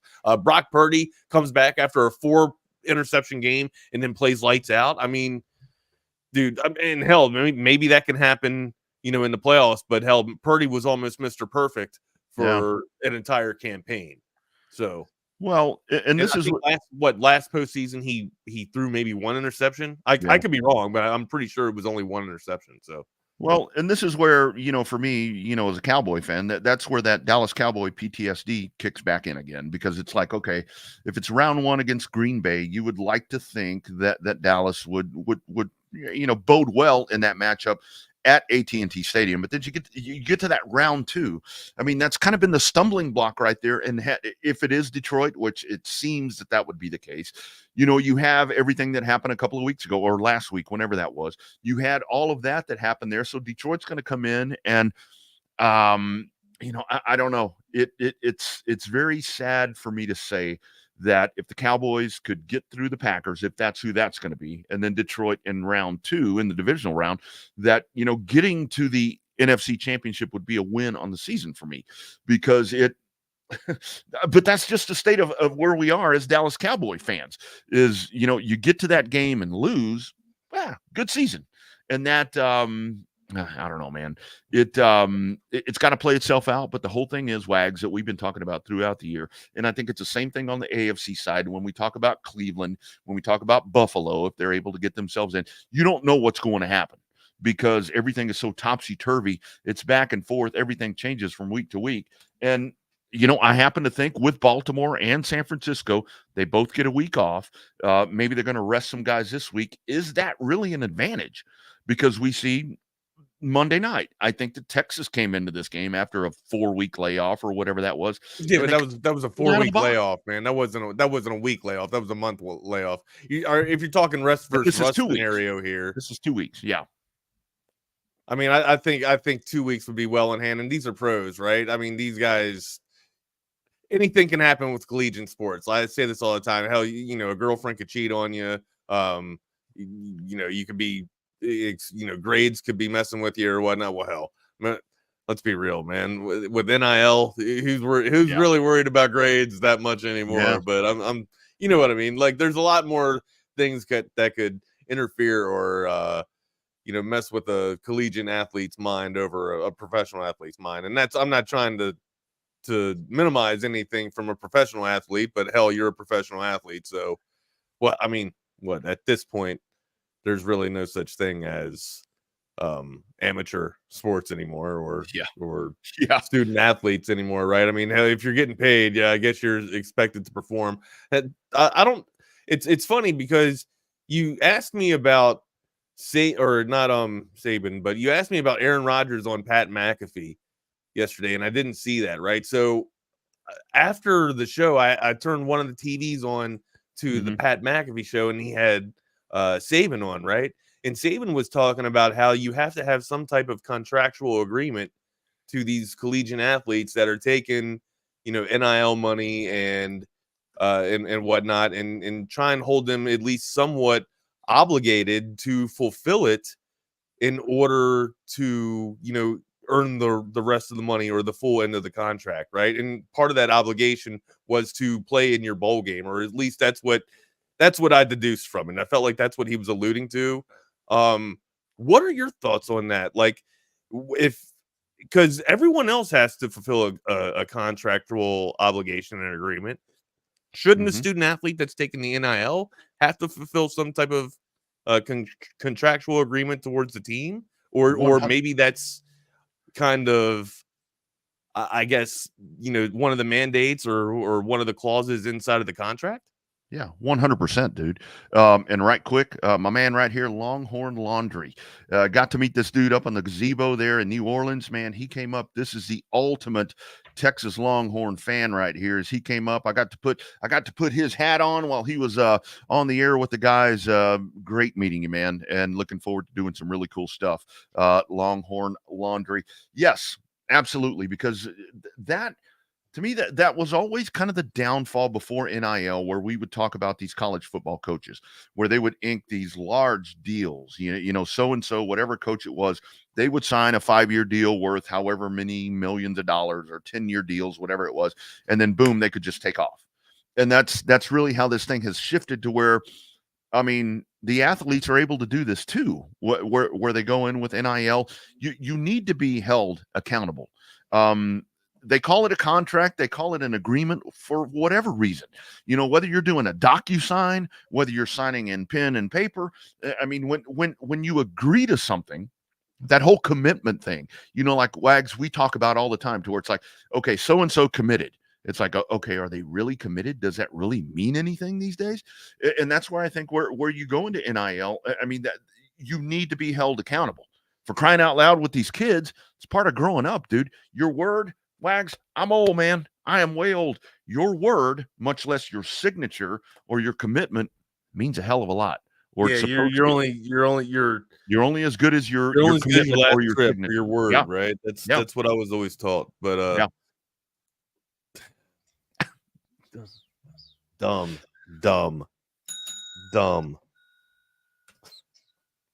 Do I even want to know what that means? I don't even know what that means. Oh, okay. I don't even know what that means. I mean, I think I get it. I think I get it, and I think I would probably do an NIL. What's your favorite game this week, dude?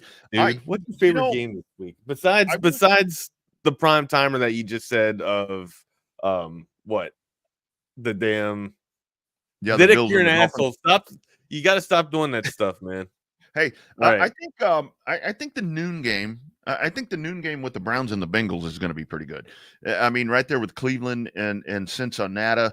Obviously, Joe Burrow not there, but I mean, it's been really cool to see how Cincinnati has kind of filled the hole right there. That's a good old, AFC Norris rivalry there. I think that'll be some smash mouth football happening there. I mean, the Bears and the Packers. I think that's another one right there. Right. How we've watched, the Bears, they seem to be a little more resurgent. Green Bay, you got to win that game to get yourself in the playoffs to head to AT&T Stadium if the Cowboys can beat the Redskins. So I think those two games right there, and the thing about it is that's your noontime game, and then you have the 325 bracket right there for the second one. So I think those are going to be really cool to watch. I really wish that the NFC South matchup wasn't Tampa Bay and the Panthers. I wish it was Tampa Bay and the Falcons, because I think the Tampa Bay is probably going to come out and just beat the living shit out of the Jaguar or the Panthers. So that's going to extinguish a lot of the drama that we're trying to build there for the AFC South. But man, there's some good stuff. Jets and Patriots might be fun. I mean, what happens to Bill Belichick? He refuses to talk about his future, but I think that's a super important game to where he's going to want to go out with the sprint. I would hope. I've seen reports to where Kraft and Belichick have had mutual agreements to part ways at the end of the season. I don't know how much all that is gonna actually pan out, right? No. I do feel like, how much of an anomaly is this for just a tumultuous season for the Patriots, or is this something that we've seen coming for the past 3 years with the arrival of Mac Jones? Now, look, Mac Jones took him to the playoffs in his rookie season, but was he still riding off the coattails of one Tom Brady? It's hard. You remove the GOAT, and you'll see an immediate drop off in production, right? But you insert Mac Jones, and you could also argue that, hey, the system that Brady was supported by was still there. So how much has that system been broken down? Can they reinstitute that? And if so, how soon? And does Bill Belichick want to stick around for that? That's my last and final question for Bill Belichick is, do you want to go through this mess? That's the whole thing. I mean, and the thing about it is, I mean, we've seen he's pushing on career wins too, isn't he? Isn't he coming up on the career record for most wins? Yeah. And that's a whole thing. It's been a gradual decline there for him. And the other part of that is that I've mentioned a couple of times, Wags, is I think that, wearing two hats, I mean, being the football coach and then being the GM. And I think on the GM side is maybe where he has struggled somewhat. And well, that's who would you bring in for a GM? I mean, there's, damn well that Bill Belichick's got a list of people that he would want to work with. And that's the thing. Is this a scenario? And this is what I want to ask you. I mean, let's look at the Los Angeles Chargers situation. That to me seems to be the most ideal thing for Bill Belichick to go to, whether it be via trade, whether it be a mutual parting right there with Bob Kraft, whatever they're going to do in New England at the end of the season for him to exit that job, if that's indeed what he's going to do. But you have a lot of conversation back and forth, especially with hiring the new agent with Jim Harbaugh, a very NFL-centric agent that he has hired to help guide him on his next move. Is he going back to Michigan? Win or lose what happens on Monday, I think he's out of there because they're going to slam the hammer on this dude. It's going to be a Pete Carroll thing. Oh, yeah. Well, who takes over Michigan then, Jerome? Well, hell yeah. You have the guy that's been coaching. He proved himself this year. Yeah. I mean, you've got it's basically him anyways. Yeah. He's the offensive coordinator too, right? So yeah, he's the play caller. If you're that family over there in charge of the Chargers, that I mean, I don't know if winning is really what they seem to be tailoring themselves to for some of the moves that they made. But I mean, between having the quarterback and that team in place, who would you go for? I mean, would you want to go get Bill Belichick to pop into that system? Would you want to go get Jim Harbaugh, who loves California? I mean, I really think he wants to get back there, from his time at Stanford and all of his pedigree. I mean, where do you go? Because that really seems to be the most appealing job. We can talk about Chicago. What's going to happen with Justin Fields? I said it yesterday. Before you make that decision, I think you need to figure out what you're going to do in the front office and with your head coach. Let them dictate what's going to happen next. You got to get all of that in line. The commander's job is going to become available. I mean, Ron Rivera is not going to be back. No, Riverboat Ron's gone. But who wants that? That's not an appealing job. No, Rodney. And regardless of Snyder being removed or not, man, it's a debacle. It's a terrible venue to play in. It's falling down. It's falling apart. Anybody that's been there knows that there's just holes everywhere. So whenever they take on water, hell, even when there's no water, there's stadium. You know what I mean? So and that's just being petty as a fan and going to that venue. But still, it's a franchise that, for whatever reason or not, for the past 20 years or so, and it's probably because of Dan Snyder, has just had a cloud looming over that. And who wants to be in the politicized swamp of DC? Not me. All right. That's where we're from. That's where I'm from. So there's a reason why I left. So this is me having an opinion from being back there or whatnot. Sure. But I'm telling anybody, I don't care how big the paycheck is. Actually, if the paycheck's big enough, you don't even have to live in DC. You can probably get flown in there like Snyder did. Yeah. But yeah, dude, I wouldn't take that job. I would still want to stay with the Patriots, man. It's the devil that's known at this point, right? Unless you're moving into a bright and sunny situation, there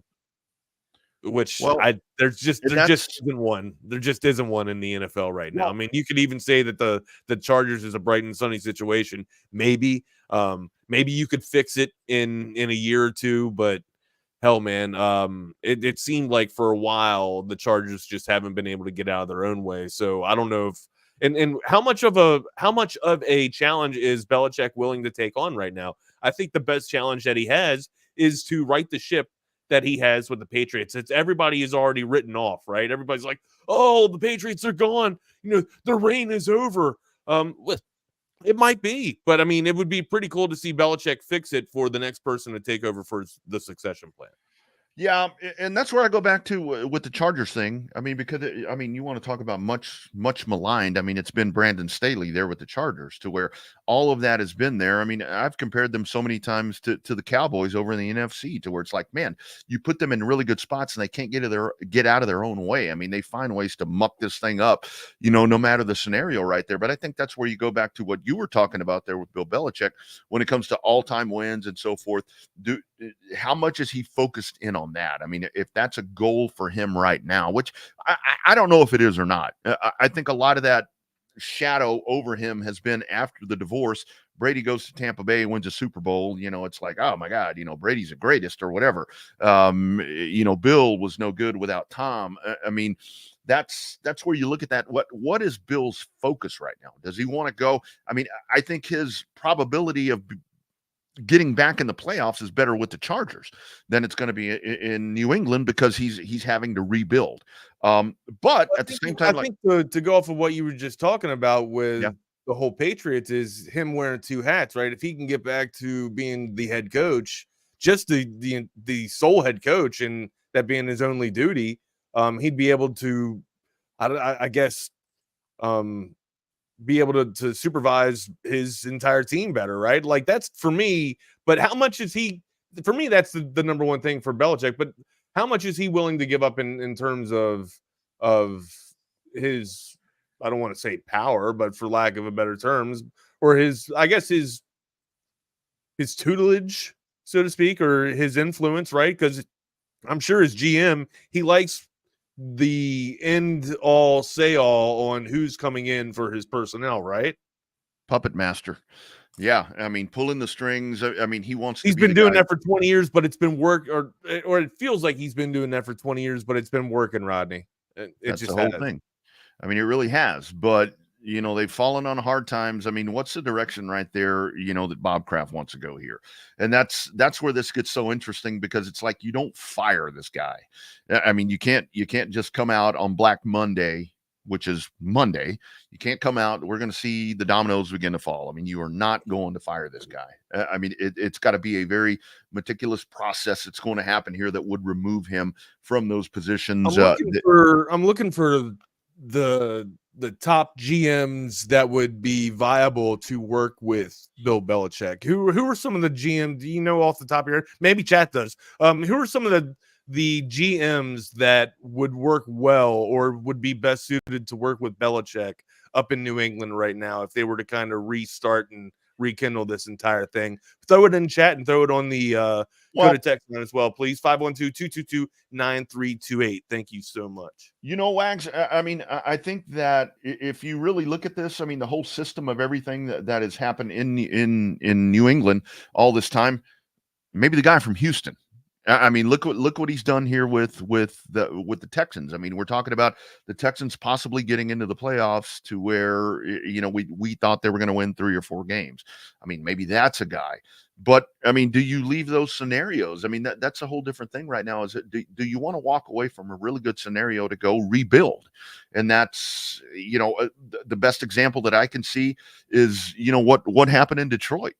I mean, look at that. I mean, you get a brand new GM, you go and you get Dan Campbell, and you get all of that in place. And look how quick they turn that around. So I think this is where a lot of it is. You have to go back and you have to determine the path that you want to take your franchise. And you got to go find that good football mind that may be a hidden gem somewhere, that maybe it's not one of those household names that, we want to think about. But man, that's easier said than done. We only have the answers here, Wags. We can only give the blueprint. To go find those people is the fun part. New England can have. Hold on. Yeah. Go back to that. Do the sorry. Steelers get in, or do the Bills or Jags get in? Well, let's see. For the Steelers to get in, they do need a loss from the Bills and the Jags, correct? Like that's the scenario that the Steelers need to get in. I don't think they get in. Steeler Nation, I think you guys are watching from the stands this year, or from your homes, whatnot. Whichever analogy you want to use. And one thing, like, you guys don't deserve to get in, honestly. No. Be real with yourselves. It's a mediocre team, dude. So to me, just consider it a grace that you were able to have a season saved by having a winning season, I guess. So no, I don't think I don't think the Jags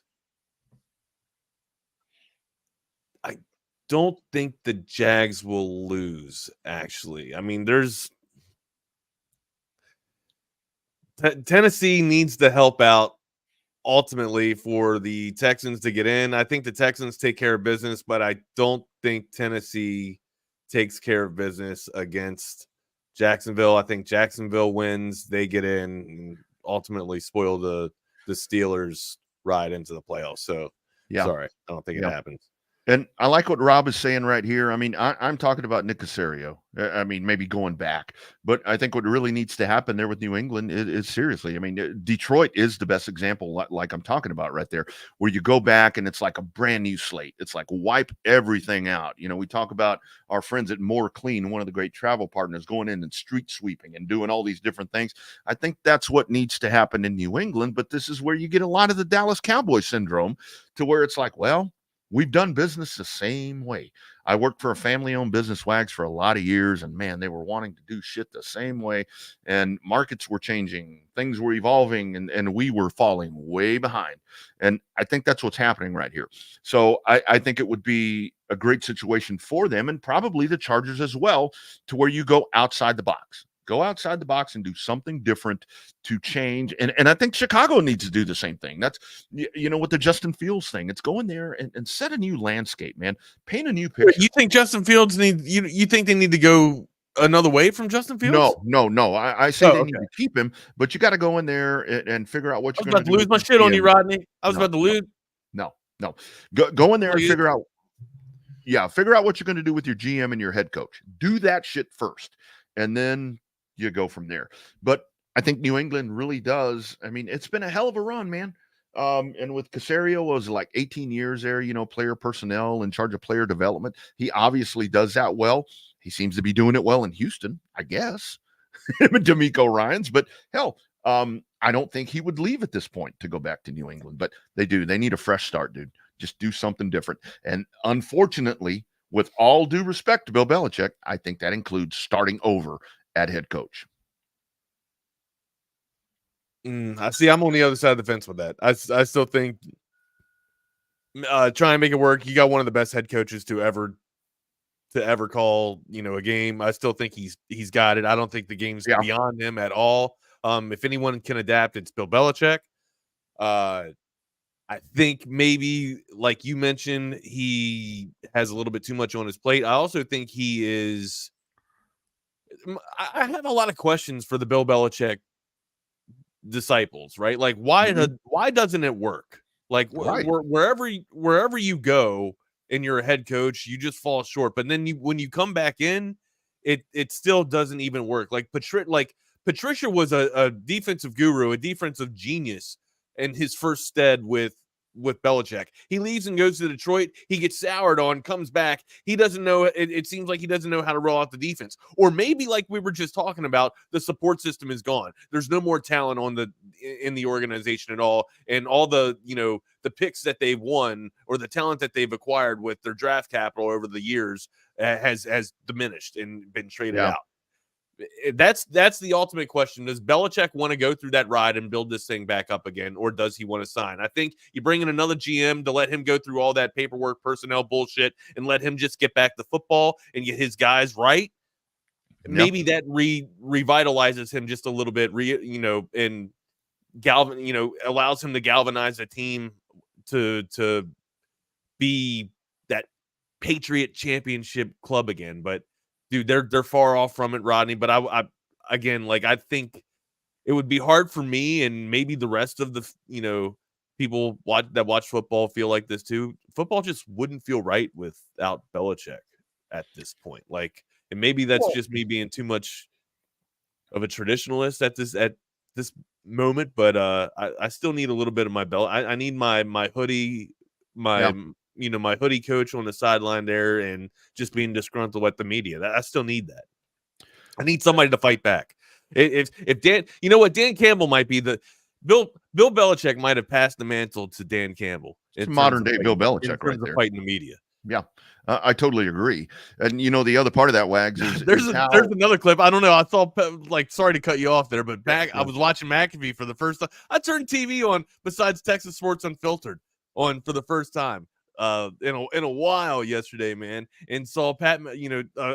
Pat McAfee's got some pretty damn good guests come on. He played a clip with Dan Campbell, having a one-on-one, or not a one-on-one, but I guess an intimate interview with a few of the pressers, right? Or I guess some of the radio guys. And he was just like, well, you say it. Say what you want to say now. I mean, he was like getting really vocal with the damn journalists or whatnot. And then after the journalist finally says, I think it was a bad decision, Dan Campbell goes, thank you. I appreciate your honesty. I'd still do it again. That's the shit I'm talking about, man. That's what we need. But anyways, go ahead, my guy. I'm sorry, and that's I mean, talking about that McAfee show. I mean, I was kind of slamming on him a while back, but I've started to watch that show every here and again, just to say that he sucks. I do like that show. I really do like that show. Fantastic guest, man. He had Chuck Pagano on there yesterday too as a special guest, as a special co-host. And like again, I don't watch McAfee. I don't watch a lot of TV, except for sports and then whatever, usually I have Texas Sports Unfiltered on from I turn it off for our show, so it's not distracting in the background, but from 8 to 5, I have it on. So also I like the monitor in case I need to jump on here and fix the app or whatnot in case that I don't have my phone on me. So there's a lot that goes down during the day, man, in the Wagner Casa. So it is a lot. It is a lot. Speaking of a lot, Wags, we had a lot of travel partners that helped us get to New Orleans. All the great coverage right there. I mean, it really was. We dominated the market with all the live coverage that we had there. We had a show the day before the game. We had a 4-hour pregame show. Nobody else was doing that shit. You only saw it and heard it on Texas Sports Unfiltered. All the great folks, Altstadt Beer, Covert Bee Cave, talk about them all the time. 7 great locations, or seven different brands out there with 3 different dealerships in beautiful Bee Cave. Cannot say enough about Covert Bee Cave for all they have done to us. Of course, Wags always talks about my man Tom McKay with AV Consultations.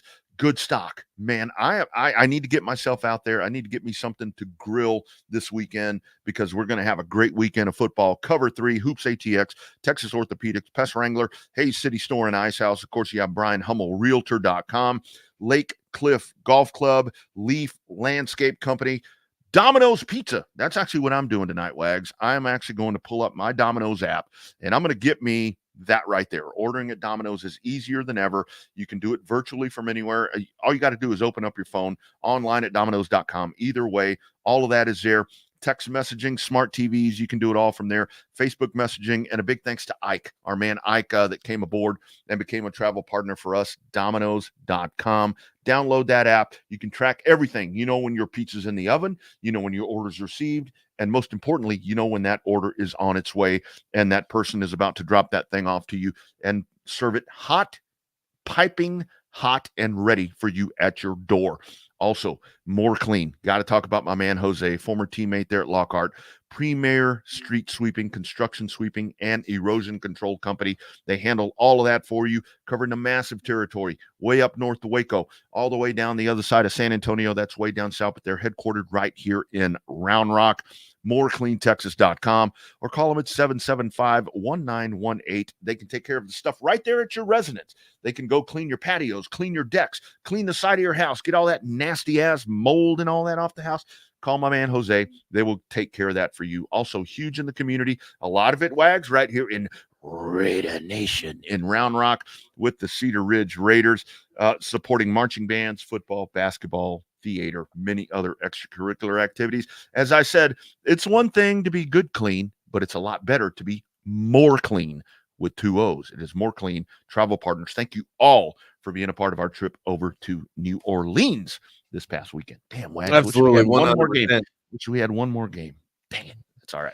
Would have been cool. Would have been cool to go to Houston. Man, I just when I'm starting to heal a little bit, you bring that up. Ike, what's up, my guy? Yeah, go support Ike. Go support Ike, man. And that's, everybody asks how you can support us. You support us by supporting our partners, our sponsors. That is number one. Like, hey, man, can we give you some likes? Can we donate some money? Yeah, that's fantastic. But honestly, reach out to our partners. Reach out to our sponsors. See what you can do with them. That's right. See how you can support them. Order, like we said, you hungry? Go get a Domino's pizza from Mike's shop. Yeah. All right. Go down to Cover 3. You want to go in, you don't have the the sports set up like I have. You're not able to call audiovisual consultations just yet, but he's in your plan. Audio AV consultations are in your future. Go sit down and have some fine dining at Cover 3 or whatnot, and then watch some sports games there. Matter of fact, audiovisual consultations has put their setup in there, so you'll be taken care of. But there's just so much. You want the best burger in Texas? Hat Creek Burger's got one of them, but also Hay City Store. Hay City Store's got my favorite burger. It's the bacon jam burger. So there's so many great sponsors that we have here with Texas Sports Unfiltered, and so many choices for you to go support and help out our sponsors. That's the way you do it. That's how you support us out, or support our sponsors and help us out. All right.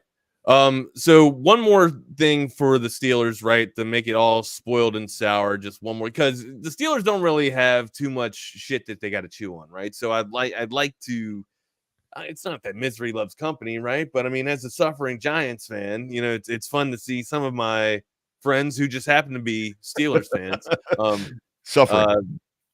Suffer with me, right?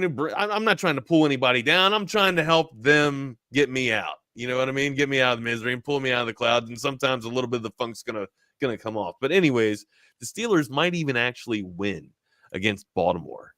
You know what I mean? And they still they'll get. How did the Steelers get in with or not get in with 10 wins? Well, one, the AFC was wild and chaotic, more chaotic than chaos theory, as a matter of fact. But it's also the fact that if you would have been able to take care of business, maybe even like you said, go to Rudolph a little bit earlier in the season. Hell, maybe you would have had up 11 wins, or maybe been able to surpass the Cleveland Browns, who they weren't afraid to go ahead and pull the trigger and make a knee-jerk decision, which I thought was happening at the moment, going out and getting Joe Flacco, but apparently that has worked well to their benefit. So again, kudos to Cleveland. I can't take anything away from them. I thought they made a horrible decision at the time, but it looked like it proved to be very damn good. Well, and Wags, I was looking this morning, and I have it pulled up right here now that you mentioned Pittsburgh and the good winning season. I mean, I respect the hell out of Mike Tomlin. Taking on Baltimore. Baltimore's going to be resting some guys, but here are the scenarios for Pittsburgh. These are the Steeler clinching scenarios. Pittsburgh win plus Buffalo loss, or Pittsburgh win plus Jacksonville loss or tie. I'm not done. Pittsburgh win plus Houston, Indianapolis tie, or Pittsburgh tie plus Jacksonville loss plus Houston, Indianapolis doesn't end in a tie, or Jacksonville loss plus Denver win plus Houston, Indianapolis doesn't win in a tie. Odds are good they're going to miss the playoffs. Yeah. They got going too late. I mean, they got going too late. I mean, that's the whole thing right there. And you go back, Wags, that's been the beauty of watching this year, is that you go back and you look at one game. You look at one game. Go back and, I mean, for my Cowboys fans, go back and look at the Arizona game. If you'd have won that game, you'd be deadlocked with the fucking 49ers. You could say that for Philadelphia too, right? Exactly. If how the hell did the Cardinals beat Philly and Dallas? And Dallas. Yeah. Like Kyler Murray, and that wasn't way. Dallas didn't lose to Kyler Murray. No, they didn't lose to Kyler Murray. They lost to Philly lost to Kyler Murray, though. Philly lost to Kyler Murray. Yeah. And the whole thing is Dallas didn't lose to Kyler Dallas Murray. Lost to Dobbs, right? They lost to Dobbs, and they got boat raced. That's where it's so weird. Yeah. You can go back and look at the Philadelphia game, and it's like, okay, well, there's Kyler Murray. Hey, right quick, Wags, coded text line, and of course you can be a part of that, 222-9328. And this bad boy is on fire today. An 806 number also talking about an NIL deal at Tech and basketball where the dude had to stay and play because he owed money. Okay. So that we go back to contractual fulfillment or fulfilling a contract. That's right. Okay. But also saying Chargers' job was bright and sunny until Staley imploded it. I totally agree with that. Our man checking in once again. Is it all on Staley? Because I feel like it was bad before Staley got there too. Yeah. I agree. It's always been in limbo. You know what I mean? And that's where I go back to. They've never been able to get out. Hell, even when Schottenheimer was there, they weren't able. I mean, they were able to win and get into the playoffs, but they weren't able to get over the hump and get to the Super Bowl. It's just like Dallas. So many things have been in place. It's never been with the Chargers. It's never been so much about kind of like we talk about Texas. You just don't develop it. I mean, you have all the weapons. Everything is right there. Go back and look, the last 5 or 6 years, they just can't get their shit in one sock, as I like to say. Also with you, got a 512-966 number with you, Wags. The Bears need to keep Fields. I totally agree with that. Let's take a look right here. Oh, this is cool. Michael C. that always checks in there on YouTube. He actually sent a picture, and he has the whole front side of a vehicle, the dash, everything tore out. I'm an auto technician. Just want to thank y'all guys for making my day easier with the work that we are putting in. Thank you, Michael C. Hey, you are man, my kind of dude if you are an auto technician. Dude, let me tell you something about auto technicians and mechanics too, right? Like one, my wife is comes from a family of auto technician and mechanics. They are like doctors. Absolutely. I've said this time in and time out. You don't just go to any doctor, right? Or that would be socialized medicine, is what that is. You like to go and pick, the doctor of your choice, right? The best doctor, the doctor suited for you, right? And once you find that doctor, or hell, even a barber, you find the right barber for your hair. Maybe doctor isn't the right analogy for you. You find the right person. The point of this is finding the perfect fit. And sometimes a lot of mechanics out there just might not be the perfect fit for you. But when you find that perfect fit, my God, man, take care of them, dude, because they really are. They're like a good doctor or a damn good a good barber, man. Once you find one that's just perfect for you, make sure you take care of them good. Tip them out. I got one right here at Texas Auto Care, man. Cody, I take care of Cody all the time, dude. He helps me out. My guy, man. Thank you guys so much. Matter of fact, sorry, this is we'll call it a PSA. For Texas Auto Care. It just kind of came up in natural conversation, but damn, man, they took care of me, dude. So make sure you take care of your mechanics, man, for sure, 100%. And I totally get it. From years and years, with my dad and my uncle racing cars, we're with those old Camaros. How did you not end up a mechanic? That's a crazy. I've never asked you that. Never applied myself. How are you not a motorhead? Man, I've learned. I can tell people things that I know. I mean, I do sell GM engines, but I can give you specs and all that, but I don't fucking know how to do any of that. I mean, but the thing is, especially now with vehicles, I mean, the picture that have you ever taken apart a transmission? I've installed and uninstalled transmissions, but taking them apart. You never dismantled and reassembled. The times that I've tried to do any of that, Wags, it breaks. It fucking falls apart. But now with vehicles these days, I mean, it really is a surgeon. Because, I mean, like I always talk about with Covert, going to their 86 service base. Go open the hood on your car and look in there and look at that fucking mess. Right. And I think that's where if you're a tech, if you're a master tech, you need to be computer savvy too. So my God, the old days, like with the race cars that we had, you open the hood, you had headers, you had air cleaner, carburetor, all that. You need to drop a transmission, you go under there. There's nothing under there. It's really easy to do that kind of shit. But now, like I talk about all the time, dude, I went to change a cabin air filter on one of my cars and I destroyed the glove box trying to do that shit. So that's why when you find these auto technicians, these guys, let them take care of that for you. I've got some great folks in Cedar Park, Computer Age Automotive. They have literally, Wags. My kids, my girls have older vehicles, and those folks have kept those things with a pulse, just with the work that they've done. And it is. I mean, appreciate those. Change your oil, and it lasts you forever, man. Do the little things right. Takes care of the big things. I preach about that all the time, man. Preach about it all the time.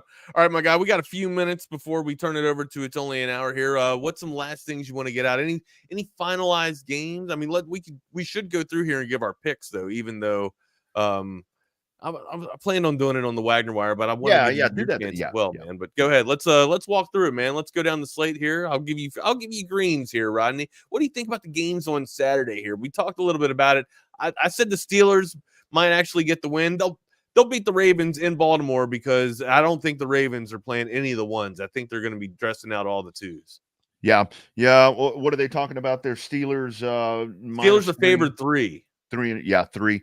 I think you go with the Steelers right there because, like we talked about, I mean, the Ravens are going to rest as they should. But again, at the same time, are they? I think they will. You go with the Steelers there, in my opinion. Texans and Colts. Houston's got to take care of business. Plus, they need some help from the Titans against Jacksonville in order to dance into the playoffs and represent the AFC South as champions there. Going up against the Colts.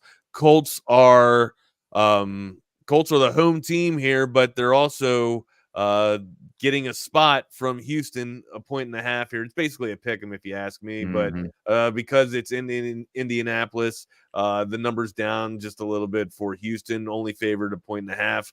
CJ Stroud coming back, but is that enough? He's missing his weapons from his wide receiver arsenal. But however, like I talked about at the beginning of the show, they do have Pierce and Singletary, a good 1-2 punch combination. Sure, the pass will have to be predicated off the run, but I think it can get done. Texans in prime time. How about that? I mean, that doesn't happen very often. Right. They're always at noon game. I'm going to go with the Texans here. I think they do enough. I think they're going to be prepared. I mean, it really is a pick 'em. This may be a field goal ball game right here, but home field advantage there for Indianapolis, like you said, Wags. But I'm going with the Texans here. I think they cover and on to the playoffs. On to the playoffs, possibly. Playoffs? A little Jim Moore there, man. How about the Browns and the Bengals in the Battle of Cincinnati and the Paul Browns here? Cincinnati favored 7.5 because Joe Flacco and his crew is going to be taking a nap in the locker room instead of on the sideline, man. They figured it's going to be a little bit chilly up in Cincinnati there with 41-degree temperature. That's the estimated time to start there. What are you thinking about the Bengals here? You think they actually get it done and make their season somewhat of a memory? I think they do. I mean, I don't know if they cover that, but it's kind of one of those that's things. A lot. That touchdown's a lot. I mean, that's a lot, right? That Browns seems like ain't gonna a be playing hell of a anybody lot. on defense either. So that number one or the number 2 defense in the NFL isn't going to be out there, so to speak. Yeah. So yeah, they probably do cover. I mean, you got to get some momentum, but I don't know, man. Cleveland, I mean, they really are, man. They're coming in here on the tear, and I really do think momentum's important. I don't give a damn who's out there. Well, the Browns can't better their position, I don't think, right? No. Yeah, they're going to be where they're. The only way that they can get in is or better their position is by winning the North. Yeah, no, I think they're going to cover it. I mean, they may lose, but I think they're going to cover it, dude. All right, man. Next game on the slate, Oh God, hit me with it, Rodney. We have the Vikings from Minnesota. Oh man, damn it, Rodney. All right, then we also have Detroit, the Fighting Dan Campbells here. Well, I'll give you another shot. So Minnesota. All right, there we go. Thank you so much. There he is. We got Minnesota, like Joe just said there, going up against Detroit. Detroit's a little bit pissed off, a little sour taste in their mouth. They still want to play. They're favored 3.5 here, going up against the Vikings. What do you like about this? You think the Vikings have a shot? You might be wrong team favored here, or do the Lions cover? Who's going to be the quarterback? Who's the quarterback for the Vikings? That's good damn question. I still think it's Mullins. Yeah, it's got to be Mullins. I'm going with the Lions. Because they're going to cover and they're going to win because, like I was talking about, they're going to play the following week. So, man, I think that's so important. People undersell that all the time to where I think you don't want to go in with a dud, right? I mean, if you're going into the playoff shit, you don't want to go in and get beat by 20 points or something like that. This is a divisional game. I mean, there's a lot that means to both teams here. I think the Lions. How much they're going to win it right. Looking at this breakdown, how much is the 2 better than the 3? I think it's a matter of having. That's what you're playing for if you're Detroit and Dallas here, right? You're playing who you're going to play in the next week. It's a matter of who gets to be at home that second week or who has the opportunity to be at home, to where for the Cowboys, that's imperative. I mean, you got to be at home. But man, Detroit, depending on who you have. Say that.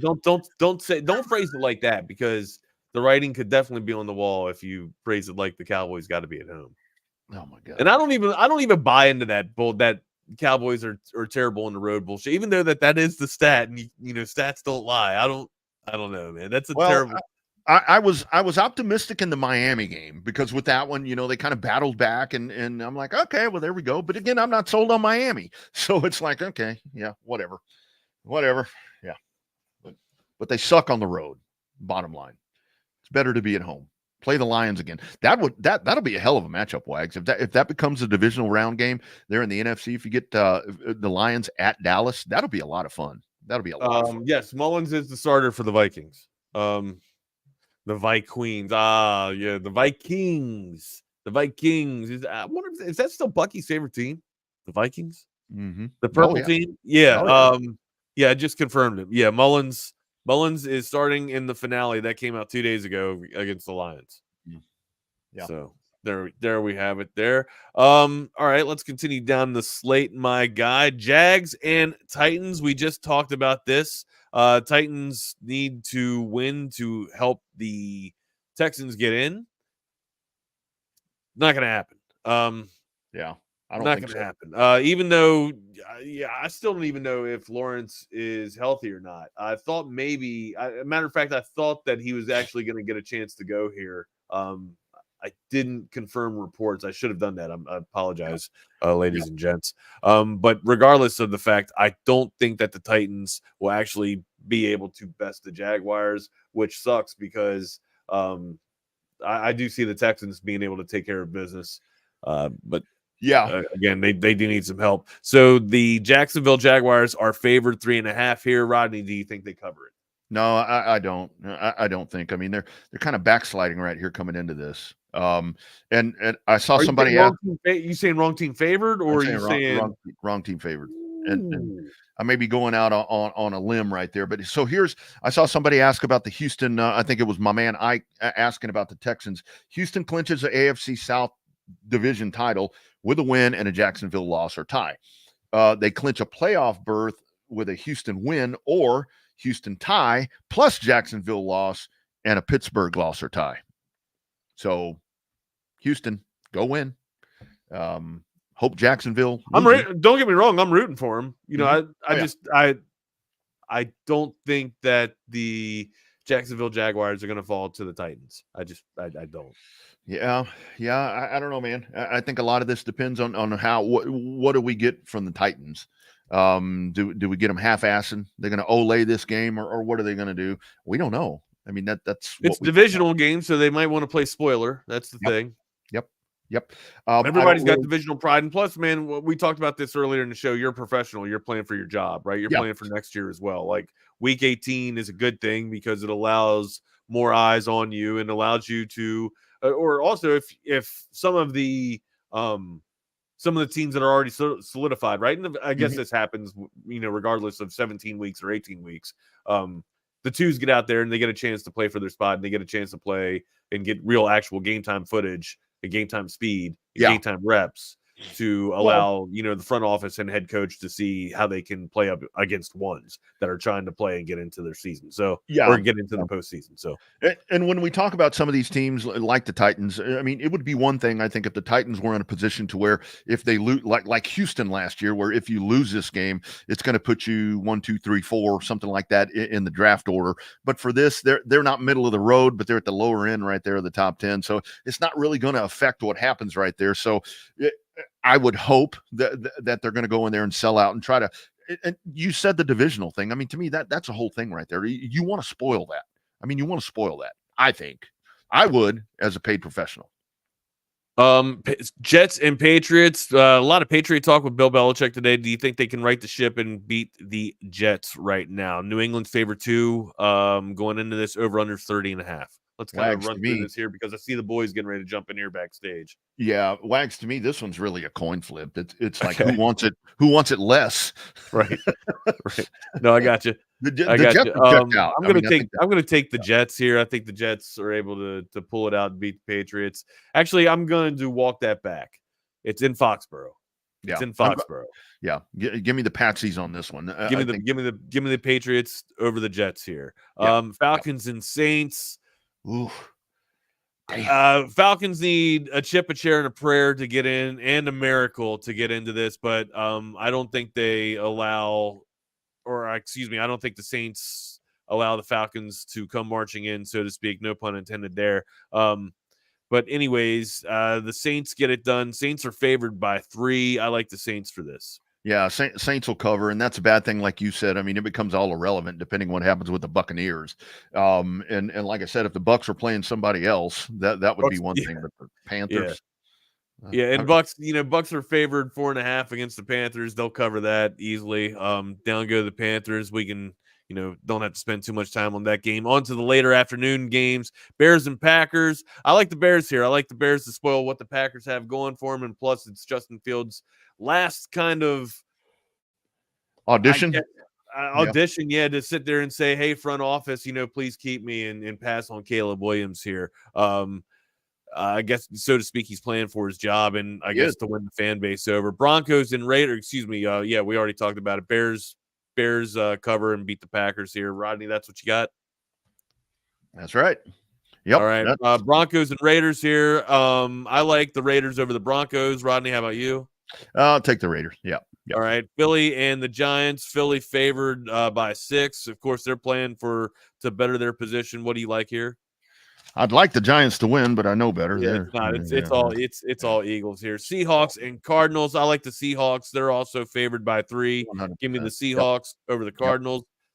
Chiefs and the Chargers. We just talked about this. The Chargers can't get out of their own way. Chargers are actually favored 3.5, but they'll somehow find a way to squander that, even though the Chiefs aren't playing anybody. So again, you might have wrong team favored there. I say that fictitiously, but it could actually come to fruition. So to speak. Rams and 49ers. Give me 49ers all day long. They keep this thing going and continue supremacy in the NFC and continue their number one reign and get the bye. Cowboys and Commanders. The boys take care of business. It's a big spread, but the Cowboys could cover. That's 13 points, though, Rodney. That's a lot of points to cover in the NFL, man. I like to think Commanders actually cover in this game, but the Cowboys still win. And then, of course, prime time, we got the Bills and the Dolphins. I think the Bills take care of business. They're also favored 2.5 here. Yeah, the Cowboy game's going to be closer than we want it to be. I 100%. Eric Henry and Jeff Howe join us today for It's Only an Hour. We kind of cut into their time. Apologies a little bit, gentlemen, there. But anyways, how you guys doing? What's up? This Friday, I realized after this New Orleans trip that you can even speed on the highway. It's going to take my circadian rhythms a little bit to get back regulated, but it's okay. It hit me last night. Jeff. It was like, man, okay, I felt the drive last night. It was like, oh man, I woke up this morning. I'm like, damn, what did I do, man? So a little delayed reaction right there. Yeah, I got a chair in my office. I was kind of starting to do some work last night. Next thing I know, I caught myself snoring. It was like 1 a.m. Probably need to close up shop and get to bed. That's right. Time to go. Good stuff. All right, we got a lot to talk about. We got portal activity and all kinds of stuff going on today. Can't wait to hear it, man. I'm going to turn you guys on the TV back here behind me and get to work, man. You guys have a great show and happy Friday, everybody. Good weekend, guys. Thank you, guys. Yep. Jeff Howe, It's Only an Hour. Normally, Jordan Scruggs. Yesterday, I had my man Chris Dukes. Today, it's Eric Henry, Horns 24/7, wrapped up his first year on the football beat, and now diving headfirst back into basketball. Eric, you ready for that conference opener tomorrow? It doesn't matter whether I'm ready, Jeff, because it's coming for me, right? Just like you, I'm still feeling it coming off of that New Orleans trip. Listen, 5 days in New Orleans, a lot like 5 days in Vegas. After day 3, it's like, it's time to close up shop and get back home. Yeah, man. It's I can do about 2 in New Orleans. Like that's probably my limit. But then after that, there's just too much. There's too much going on. I don't know if it's my ADHD or what. I get overstimulated, but it's just too much going on after 2 days. I need to wind down a little bit. Eric, you want to set the table for everybody? Because I'm sure everybody's kind of familiar with your work by now, but just your background, man. I don't think people know enough about it, man. You're not that recently removed from being a college grad. Covered, did some work for Underdog Dynasty at SB Nation, covering the powerhouse that is FIU and the great Butch Davis. But yeah, just your background, man. Go ahead and let the people know a little bit about yourself. Yeah, I guess kind of kick it off here. A native Floridian, so that's making already an interesting adjustment being here in the Lone Star State. But went to college UCF, class of 2014, so I got the great Blake Bortles years, the Fiesta Bowl years, and transitioned that right into grad school in Chicago, and that's where I got my first job. I came right out of grad school and spent 11 months working in TV. Quickly realized TV was not where it was at for me. No disrespect to those middle school soccer games there in Rockford, Illinois, but when you're in your debut market, it's a lot of middle school basketball, and kids haven't quite mastered their coordination as how to get the ball around in places. So was covering high schools in the area for a couple local papers. And then, yeah, Jeff, as you hit on it, joined SB Nation, spent, 6 seasons with SB Nation, Underdog Dynasty, in a variety of roles covering CUSA, the American, the Sun Belt, and primary beat was the Florida International Panthers. I mean, listen, they weren't quite a punchline, the first few years. Bush Davis had him to 3 straight bowl games, but then, as seems to be the case at Group of 5 schools, as you can relate to, Jeff, and the administration ain't on the same page as the head coach, the old head coach about football, things go sour quickly. So to wrap it up, it's been what the last 18 months reporting on Butch Davis claiming, let me give you the highlights here, Jeff. Butch Davis claiming that his job was being posted on job boards, which FIU's response was, well, that's what we do with every coach in every sport. We post the jobs on the job boards, which is ridiculously true, to give you an example of just how wild that is. Butch Davis claiming that they were using used pads at one point in time, pads from 5-6 years prior. Butch Davis walking out after the team went 0-7 and saying, Eric, sorry you made the trip to Huntington, but I'll talk to you on Tuesday, and declining his post-game press conference. which shout out to Jason Corey, or the old Marshall SID. He actually was helping out the Sugar Bowl because he was too lame. Jason was like, hey, man, I'll give you some of our post-game stuff so you don't go away with no quotes. And yeah, that was capped with that. Well, I guess the highlight, Jeff, or the low light, was Butch Davis refusing to wear FIU-affiliated apparel. So there was a home game against North Texas, which he just wore a blue LL Bean sweatshirt. And when the rain happened, FIU has rain gear. He said, nah, go get me a blue jacket from Walmart down the street. He didn't wear an FIU jacket. Man. So and it's brought me to Texas, Jeff. So while I was dealing with Charlie Strong and then Tom Herman and, issues that there are not enough showtime left in the year to get into everything that went on during those years, those 7 years, seemed like 7 decades. You were dealing with your own at FIU, but now you're covering Texas. It's a little more stability. And, we've actually this week on the show and on the site, we've tried to put the 2023 season to bed, but man, 2024, it's rolling, man. It's rocking, raring, ready to go. Let's talk about some of the portal moves and NFL draft moves that honestly I haven't had a chance to talk a ton about this week. I don't think it shocks anybody that Jonathan Brooks and Xavier Worthy and Byron Murphy have all declared for the draft already. I mean, Byron Murphy's was a formality. He had done everything except officially announced that he was going into the draft. When a guy accepts his Senior Bowl invite as a junior, kind of the writing's on the wall at that point. Like, you understand what you're dealing with. None of us expected Xavier Worthy to be back, and Jonathan Brooks. It was probably, I think, once the knee injury happened, I think that pretty much solidified it that he was probably going to go pro at that point, because just go ahead and strike while the iron's hot. There's no guarantee what happens next year at Texas. You might as well go get paid while you can. Eric, which of those guys is going to be hardest to replace? Murphy, Worthy, Brooks. Which of those guys is hardest to replace?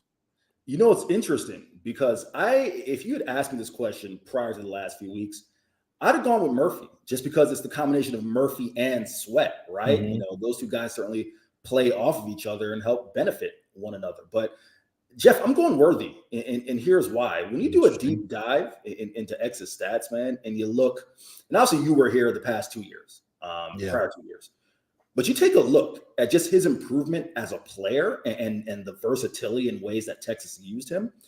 You need someone who's not only going to be able to play on the outside, but play in the slot. Second, his speed, and we're talking about elite speed. And we're hoping maybe some guys like John Tay Cook and others can replicate that. But the pressure that puts on opposing defenses, really opened up things for a JT Sanders, for an AD Mitchell, for other guys. It's all around the defense. So in my mind, when we kind of talk about on the side a little bit as far as the run game, you got to feel confident. Tashard Choice got to feel confident in his running back room. CJ Baxter obviously opened the year as the RB1, and then you got Jonte Cook. You got Jaden Blue, someone who really showed flashes. So you got to think that running game is going to be able to keep on rolling. In my mind, if both of those guys take the gradual progression in their game, and Trey Wisner as well. But it's not as simple in my mind as just plug in a receiver. While you know this, Jeff, the staff and Sark have been really high on Jonte, and he earned his time this year. Is a difference between being high on a freshman behind some vets and potentially being a number 1 or number 2 target in the offense. Yeah, with X, as far as his NFL future goes, I do wonder. What does he run at? What actually does he run at the combine? It's going to be sub 4.4. How close to 4.2 does he get? And is there an organization? He's built differently than Tyreek Hill, but does somebody look at Zay Flowers, Tyreek Hill, somebody in that mold, look at X that way and say, yeah, he can be our version of that, and snags him in the first round? I think he had to go. That part of it, that dynamic, proven playmaking ability, I see where you're coming from. That's the stuff that's hard to replace. Like a guy that can, shoot. I can't think of too many guys. Marquise Goodwin was one of these guys. Devin Duvernay was built a little bit different, but a guy that can take a punt and you kind of hold your breath every time he gets the ball on a punt return. A guy that can score in multiple phases. Texas hasn't had too many of those guys. And honestly, that's not just a Texas thing. Like, you don't find that many guys that can score, make explosive plays, the 40, 50, 60-yard plays, do it on a bubble screen, can do it on a go route, can do it on a punt return, can do it on a reverse. And we've seen X do all of those things in his time at Texas. That's the thing that I wonder it's going to be hard to replace. And maybe Jonte Cook is ready to be that guy as a sophomore. Maybe you've got to money ball it a little bit, but there's definitely an argument to be made. I would probably still go with Byron Murphy, but there's an argument to be made for Worthy. Yeah, for sure. Jeff, can I bounce this off you really quick? Because this is something, again, you were here the past 2 years. So I'd love your thoughts on this.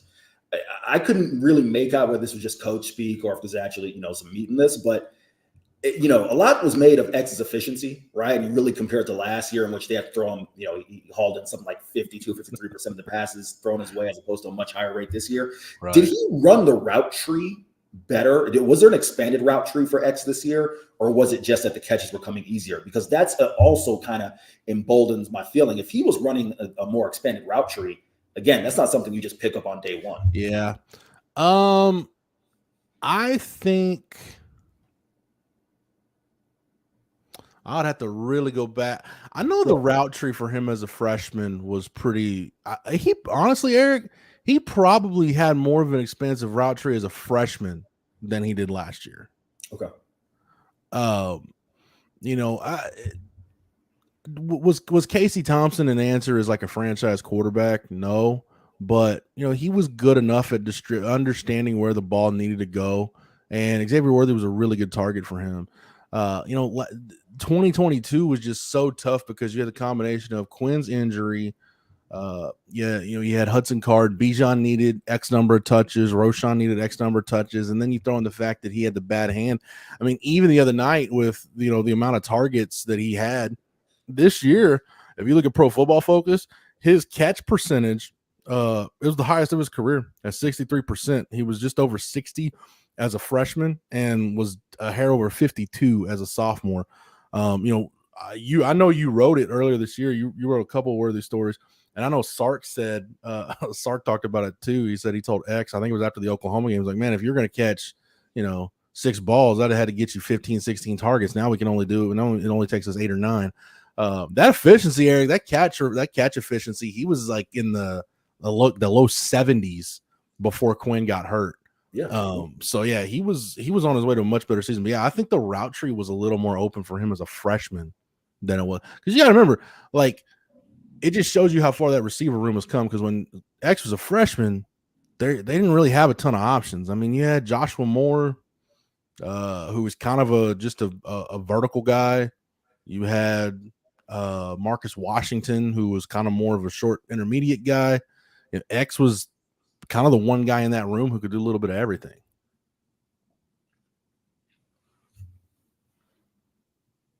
So, well, sorry, I didn't realize that was back at me. No, you're good. You're good. I was just trying to think. No, I was trying to think if I really wanted to just plant my flag and say, yeah, the route tree for him was more expensive as a freshman than a sophomore. But yeah, I'll go ahead and do that. Yeah.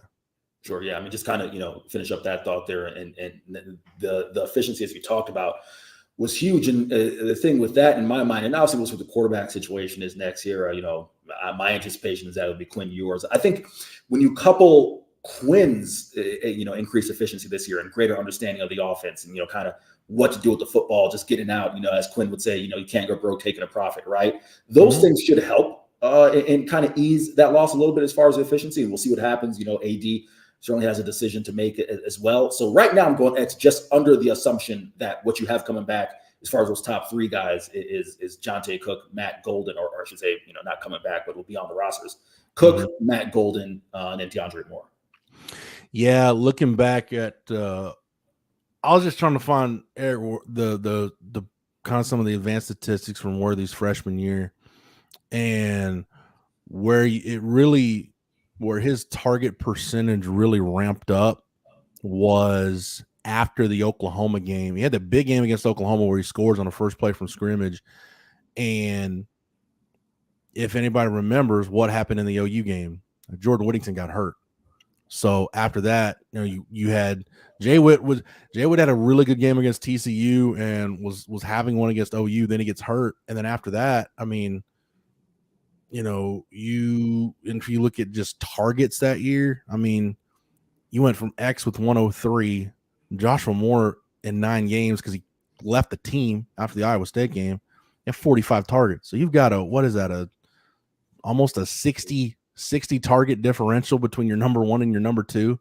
Yeah, there was just a lot more on him as a freshman, and he was more efficient because it's amazing how more efficient a wide receiver can be when you have 2 functional hands.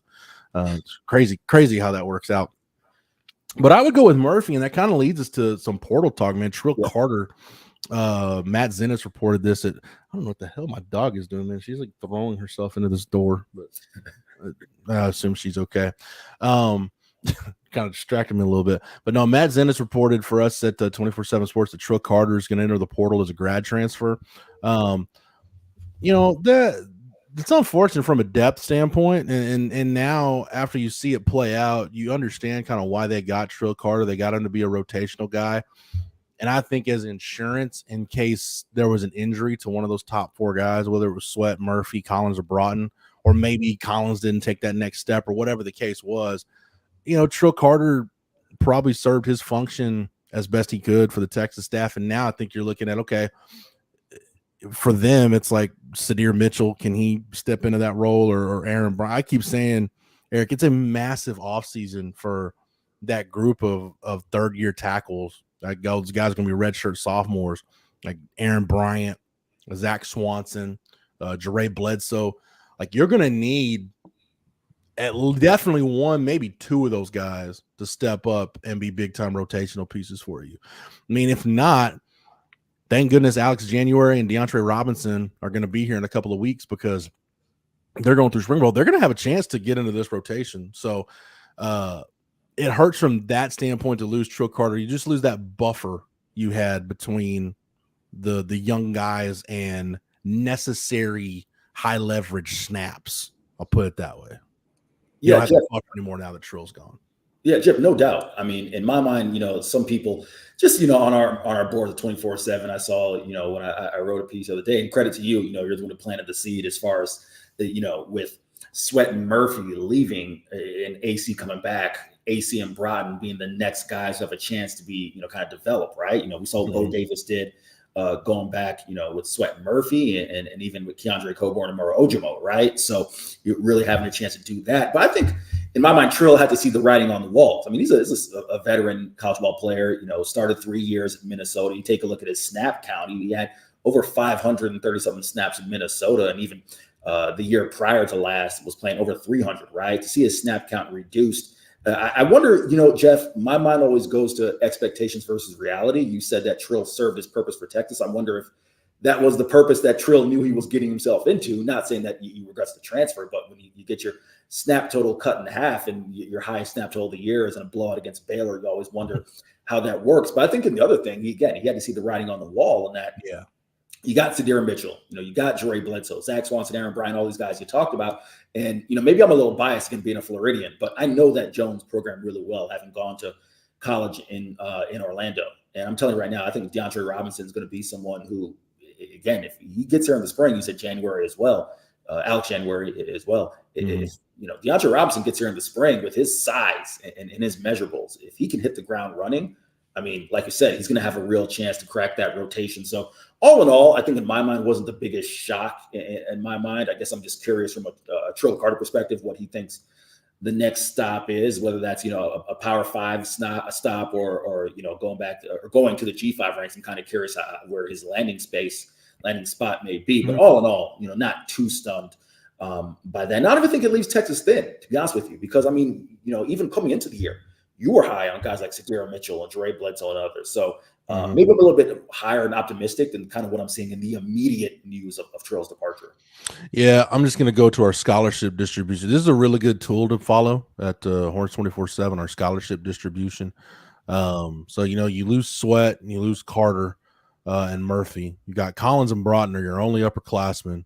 And then you'll have Bledsoe, Bryant, and Swanson as redshirt sophomores. You have Mitchell as a redshirt freshman, and then DeAndre Robinson and Alex January coming in. So you'll have 1, 2, 3, 4, 5, 6, 7. You'll have eight interior defensive linemen on scholarship for spring ball. Like I'm telling you, man, this is probably going to be the most robust spring roster we've seen at Texas. Man, definitely going back to the Mac Brown days, because the guys that you're losing into the NFL you expected to lose, but with what you've done in the 2022 and 2023 classes and as many early enrollees as you've got in the 24 class, I mean, what are we talking about? 17, 18 early enrollees. You're going to have 70 plus scholarship guys. I mean, probably close to 80 scholarships on campus in spring ball. Like Eric, you've covered enough spring practices at different places. Like you probably got 65-ish scholarships in the spring. Like it's gone from, Sark's first year where you didn't have enough scholarship offensive linemen to field 2 teams for a spring game. Now it's going to be like, dude, you might have to have scrimmages where maybe you hold the vets out, like guys that can go. Maybe you hold some of those guys out just because that could be your only chance to get a look at some young guys. So like the structure Sark uses for spring ball is going to be critical to make sure these young guys get some reps, because trust me, it's a first world problem that we're talking about here. Like it's a great problem to have, but man, it's just, and it's probably going to lead, if we're being honest, Eric, it's going to lead to some post-spring attrition, which I think anybody that looks at this roster realizes, like at some point, some of these guys, to borrow your phrase from earlier, some of these guys will see the writing on the wall and be like, you know what? I just got passed up by this guy that's a class behind me. And I don't see a path to playing time. So maybe I just need to go do it somewhere else. Again, that's going to be a good problem to have. You're just letting competition sort some of this stuff out. That's just kind of a tangent for me there in the Trill Carter conversation. But like I said, is Trill Carter a loss? Yes, but it's a loss from a depth perspective. It's a loss from a veteran perspective, from a production perspective. Like you said, we're talking about, right around 250 snaps. That's nothing compared to what you're going to ask some of these other guys to play.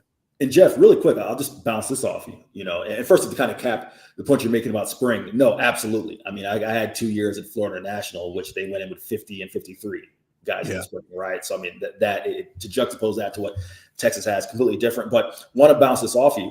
If you're thinking at best, if Trill sticks around, at best he's the third guy. This is no disrespect to Trill, but you got to think Vernon Broughton, AC are the 1 and 2. Right? At best, he's a third guy. Jeff, the upside of some of the guys behind him, right? Some of the guys we talk about, Jere Bledsoe, Sadira Mitchell, and others. even Aaron Bryant, right? You're probably thinking, yes, those snaps that Trill would have played would have been valuable, and he probably would have been more in the 300-ish range, high, maybe mid to high 300-ish. But I think the upside of some of those guys is even better than what you've gotten with Trill. And quite frankly, probably, some of those guys are going to be better served by getting on the field this year and maybe a little more playmaking ability than a Trill. I just want to bounce it off you really quick.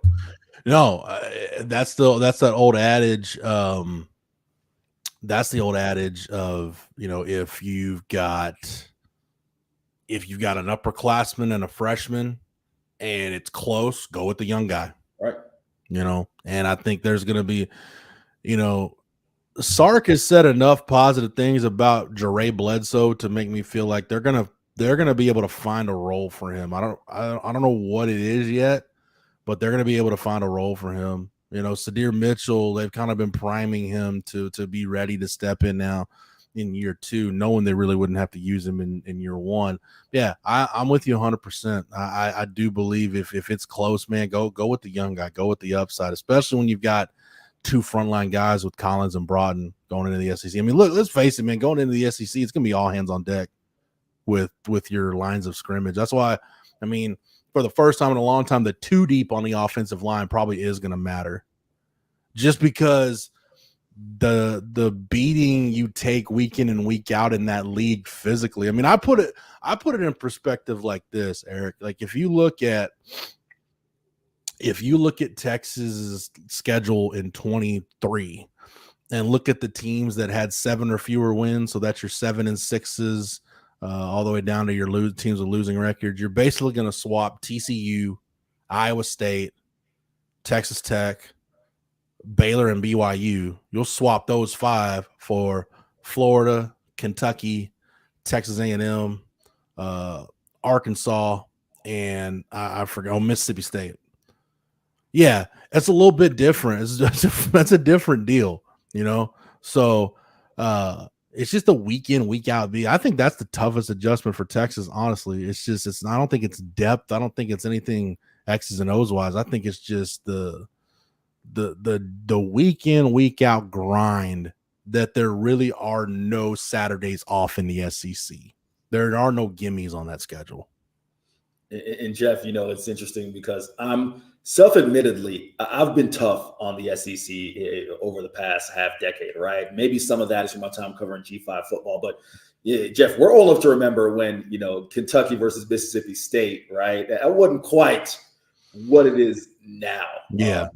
And I know I've been tough on the SEC saying like, hey, they really are a byproduct of the last 10, 12 years. But the fact of the matter is whether there's validity in that statement, it's manifested itself in just a talent infusion top to bottom, and like you said, there are no Saturdays off. There aren't going to be games, and you may face, example like a Baylor of this year, right, where they're just clearly an overmatched team. So whatever you think of that, mid to lower tier of the SEC, they still are probably head and shoulders above, 60 to 70% of certain Power 5 schools just in that same category. Yeah. You can get beat any week.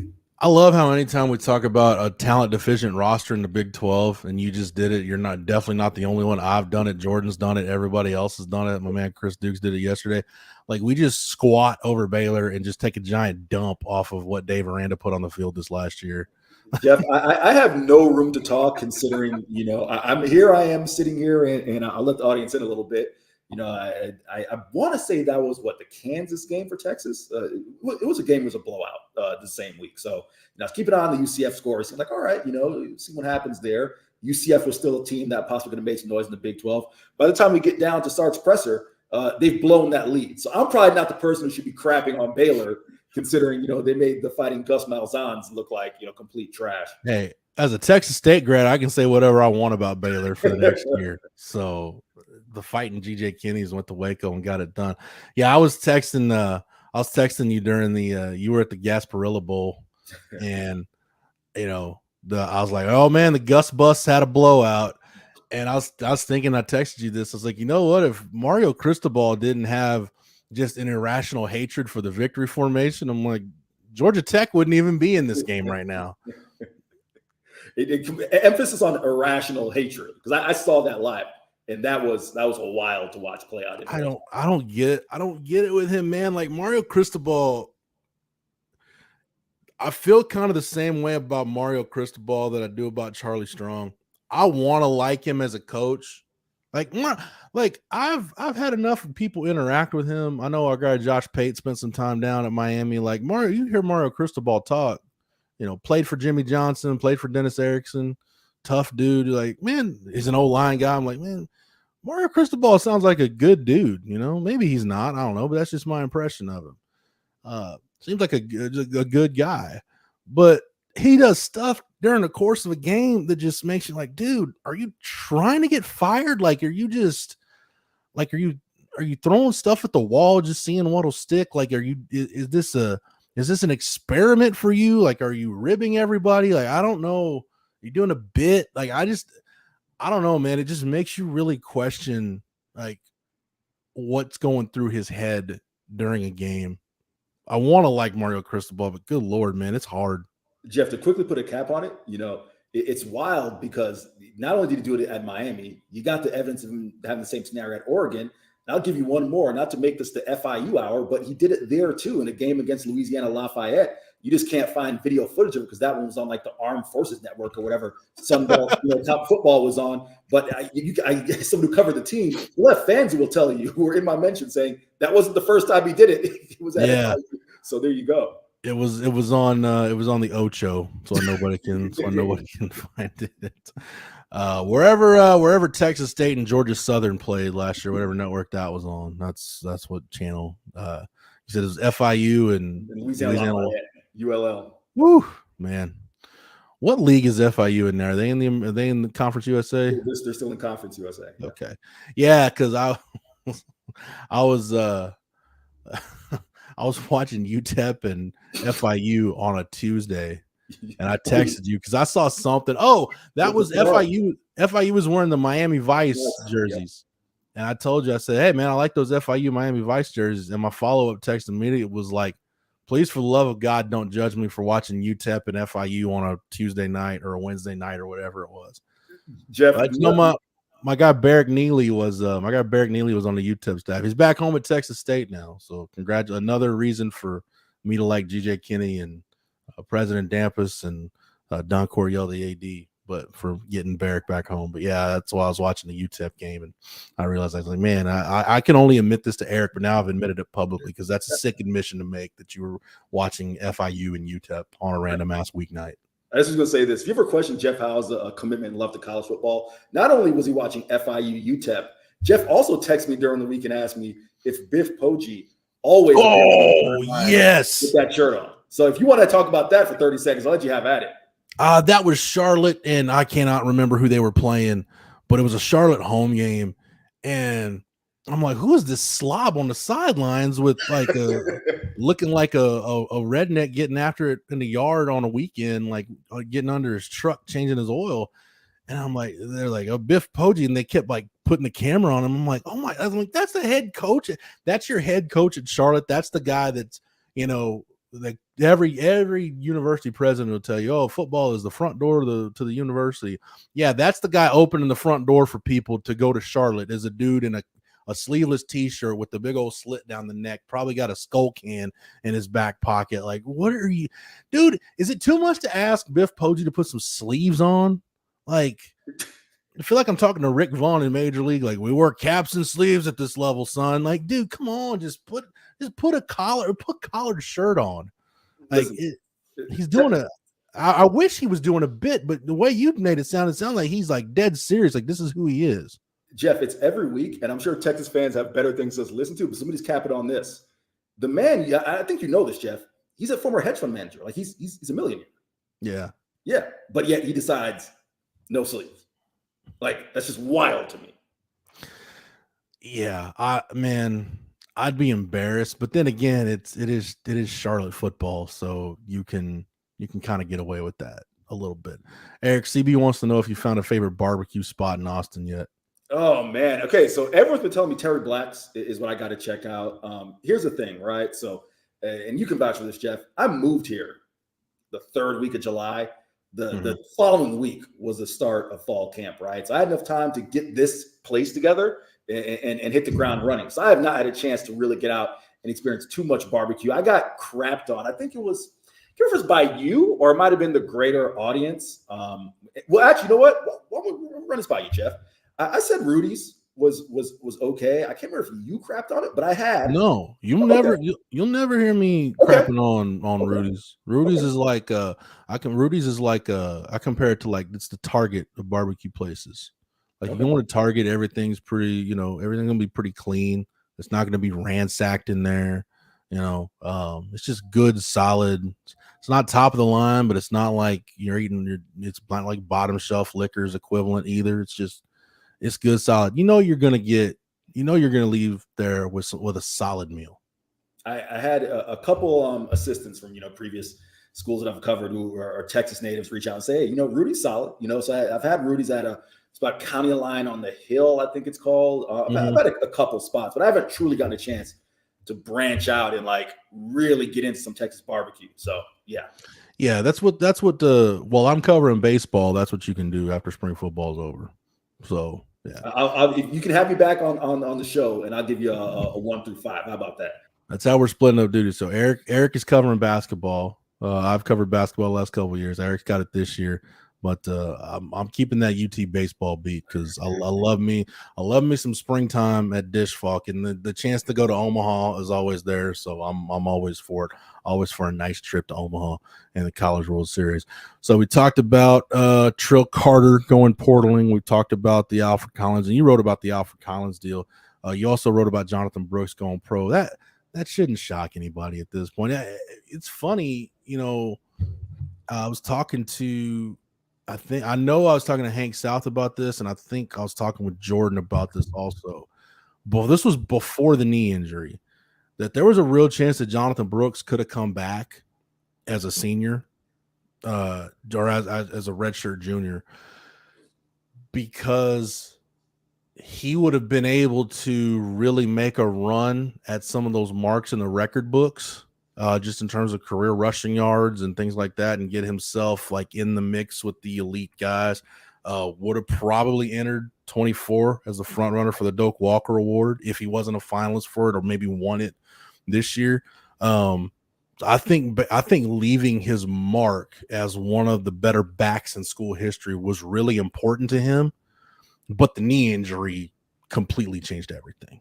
That for a running back to have that kind of a catastrophic injury, and I saw the Pete Thamel report says he should be good to go by training camp. I mean, it's about 10 months. So, it could go either way, Eric. Like, I think a team could draft him knowing that they could short-term IR him and say, hey, we'll put you on the shelf for what is short-term IR in the NFL? I think it's 6 weeks. 4? I thought it was 4. Just shelve you for the first 4 weeks and then bring you back. And then by that point, now you're 11 months removed, and he's probably good to go at that point. I threw out the crazy idea.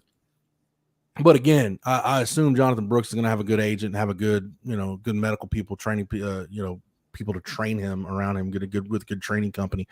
I thought the crazy idea, would it be the craziest thing in the world? It's more of a roll of the dice, but come back to Texas for the spring semester, being in touch with the doctor that performed your surgery, around the Texas medical people. You can rehab on campus. Get a little more work done towards your degree, knowing you're going to enter the supplemental draft. Nobody's talked about the NFL supplemental draft maybe since like Bernie Kosar, but they do still hold the supplemental draft. It is still out there. I just threw that out there as just a crazy ass option to maybe look at. Maybe it never even crossed Jonathan Brooks's mind, and maybe this is just me wanting a reason for the supplemental draft to mean something, but I don't know, man. Is it the craziest thing ever, Eric? The supplemental draft? Jeff, who was the last notable guy? Was it Maurice Claret or Terrell Pryor? One of those guys who got their eligibility. I think Terrell Pryor was the supplemental draft, right? Yeah. Steve Walsh was probably the last time that anybody really, really paid attention to the supplemental draft. Let me look at that. Let me see if the NFL supplemental draft has a Oh, yeah, list of supplemental draft picks. Your most recent one, let's see. Josh Gordon was a supplemental draft pick. Oh, wow. Okay. After he got dismissed by – shocker. Here's a shocker of all shockers this morning. Josh Gordon was dismissed from Baylor for a failed marijuana test and ended up in the supplemental draft. Terrell Pryor in 2011 was a third-round pick in the supplemental draft. For those that don't know how the supplemental draft works, wherever you pick a guy in the supplemental draft, you lose your pick in the corresponding round in the next draft. Man, the Browns used a 2 on Josh Gordon in the 2012 supplemental draft. And so the reason I asked the question, Jeff, is I'm wondering, knowing that rule, right, that you're going to lose your pick in the following draft, A, where is a team going to be willing to take a spot with a guy who's coming off an ACL? And B, the negotiations. What I don't know, and this might not be something you can on the fly, is I don't know how those contracts are negotiated, right? Because if JB is looking at making the same money as he would in the common draft, then to me it's all apples to apples. But if there's an opportunity out there for him, to get a couple extra bucks based on how those contracts may negotiate, again, I don't know. That I'm not mad at. It would be interesting. At the end of the day, it probably doesn't happen because again, so few people think about the supplemental draft, right? Yeah. But from the aspect of coming back and getting his degree, and as you talked about, even more so, listen, we know Jonathan Brooks' future is in the NFL, right? He'll use that degree when it's time to use it. But being in touch with, the medical staff here, someone's going to take care of him and all of that, it's not something that's too – when you lay out the case, you can talk yourself into it. But I think the biggest impetus in my mind or for him to really do that is I feel like there'd have to be some financial incentive that's not available for him. And the supplemental draft is held when? It's in June. In June, yeah, okay. So at most he's missing rookie minicamp, which he wouldn't be able to take part in anyhow. The injury. So it's interesting, but I just feel like there'd have to be some financial benefit for him to do so. Yeah, for sure. I'm just looking. Yeah, somebody mentioned Brian Bosworth was a supplemental first-round pick back in the day. Man, the Giants spent a 1 on Dave Brown in the supplemental draft in '92. There were 3 supplemental first-rounders in '89. Steve Walsh, Tim Rosenbach, and Bobby Humphrey was a supplemental draft pick. Chris Carter was picked in the supplemental draft. Bernie Kosar, I mentioned. Yeah, man. The supplemental draft has always fascinated me, and I just wanted a reason to talk about it. But hey, we got a reason to talk about it, so good on me, I guess. So we look at the Texas running back room without Jonathan Brooks. Trust me, this is no disrespect to Jonathan Brooks. Just the way Tashard Choice has recruited and evaluated that position, and plus. You probably couldn't hear me because as loud as it was in the freaking Superdome the other night, I was yelling at you and Chip, and y'all were sitting right next to me to have a conversation. Like, it was that freaking loud. I felt like there were times where we really saw CJ Baxter kind of grow up a little bit. Yes. Just in terms of him, being hit in a big time game and having to, power through some stuff, making yards after contact, making tough runs, maximizing runs. And the fact that we saw Jaden Blue do that, I'm not worried at all about the running back room at Texas at this point. As a matter of fact, even Christian Clark and Jarrett Gibson are coming in. Call me crazy. I really like Trey Wisner though.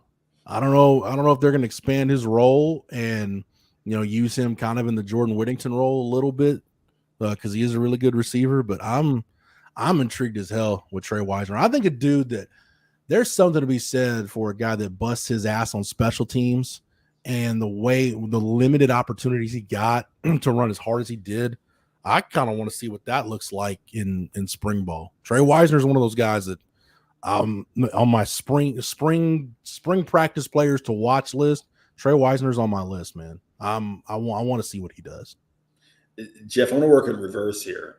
For the audience, I don't know how many of the audience, people in the audience have had a chance to have a conversation with Tashard Choice. But if you get a chance to talk with him, obviously, a very verbose guy, energetic guy. Listen, he came unglued when I asked him about Trey Wisner. This is the thing that stood out to me from that conversation when you take everything in consideration, what Trey Wiseman's done this year on special teams. The fact that he arrived at Texas around the 170, 175 mark, it's probably sitting around 190-ish now, but yet he's willing to, haul ass like a speed demon down there on special teams. Like that old school guy who would volunteer to bust up the wedge, if you could still wedge, Trey Wiseman would be that guy. That's what's super impressive about what he is on special teams. But Tashard was really talking about the fact that, he, in high school, he bounced around a bit and was playing behind, another talent and probably didn't get as many carries as he could have elsewhere, but had, a really good state championship game. And Tashard said, hey, got back to the car and I asked the coach, like, hey, what's the deal with that guy? And he's like, listen, he's the truth. And Trey and Tashard Choice is really been felt emboldened by what he's seen by him, not only in the time last year, but now this year on special teams. So he's really high on him. In terms of CJ, I've probably written this 10 times this year. There's an adjustment, and maybe I erred, Jeff, a little bit. And I asked Sark this question Thursday Zoom prior to Iowa State. The question I asked him specifically was, hey, Sark's made a lot of mention about using JT Sanders as an example of like a 5-star guy who doesn't hit the ground running immediately, needs to take some time to develop. And I said, with CJ, was it a byproduct of the fact that we've seen, over the recent history, these, highly recruited 5-star backs has kind of hit the ground running, right? And Sark kind of said, not in an angrily way, but kind of snarky said, I'd love to see a list of all these 5-star guys who hit the ground running, right? But it feels to me, Jeff, that running back position usually is one. Well, of course, you got to pick up things like pass pro and others. But that's a position where you can get a guy who steps in as a freshman and kind of hits the ground running immediately. I've said it a lot. Bucky Gobble was, coached a Heisman winner at Texas and coached Priest Holmes. That's the one position where you can tell really early whether you guys got it or not.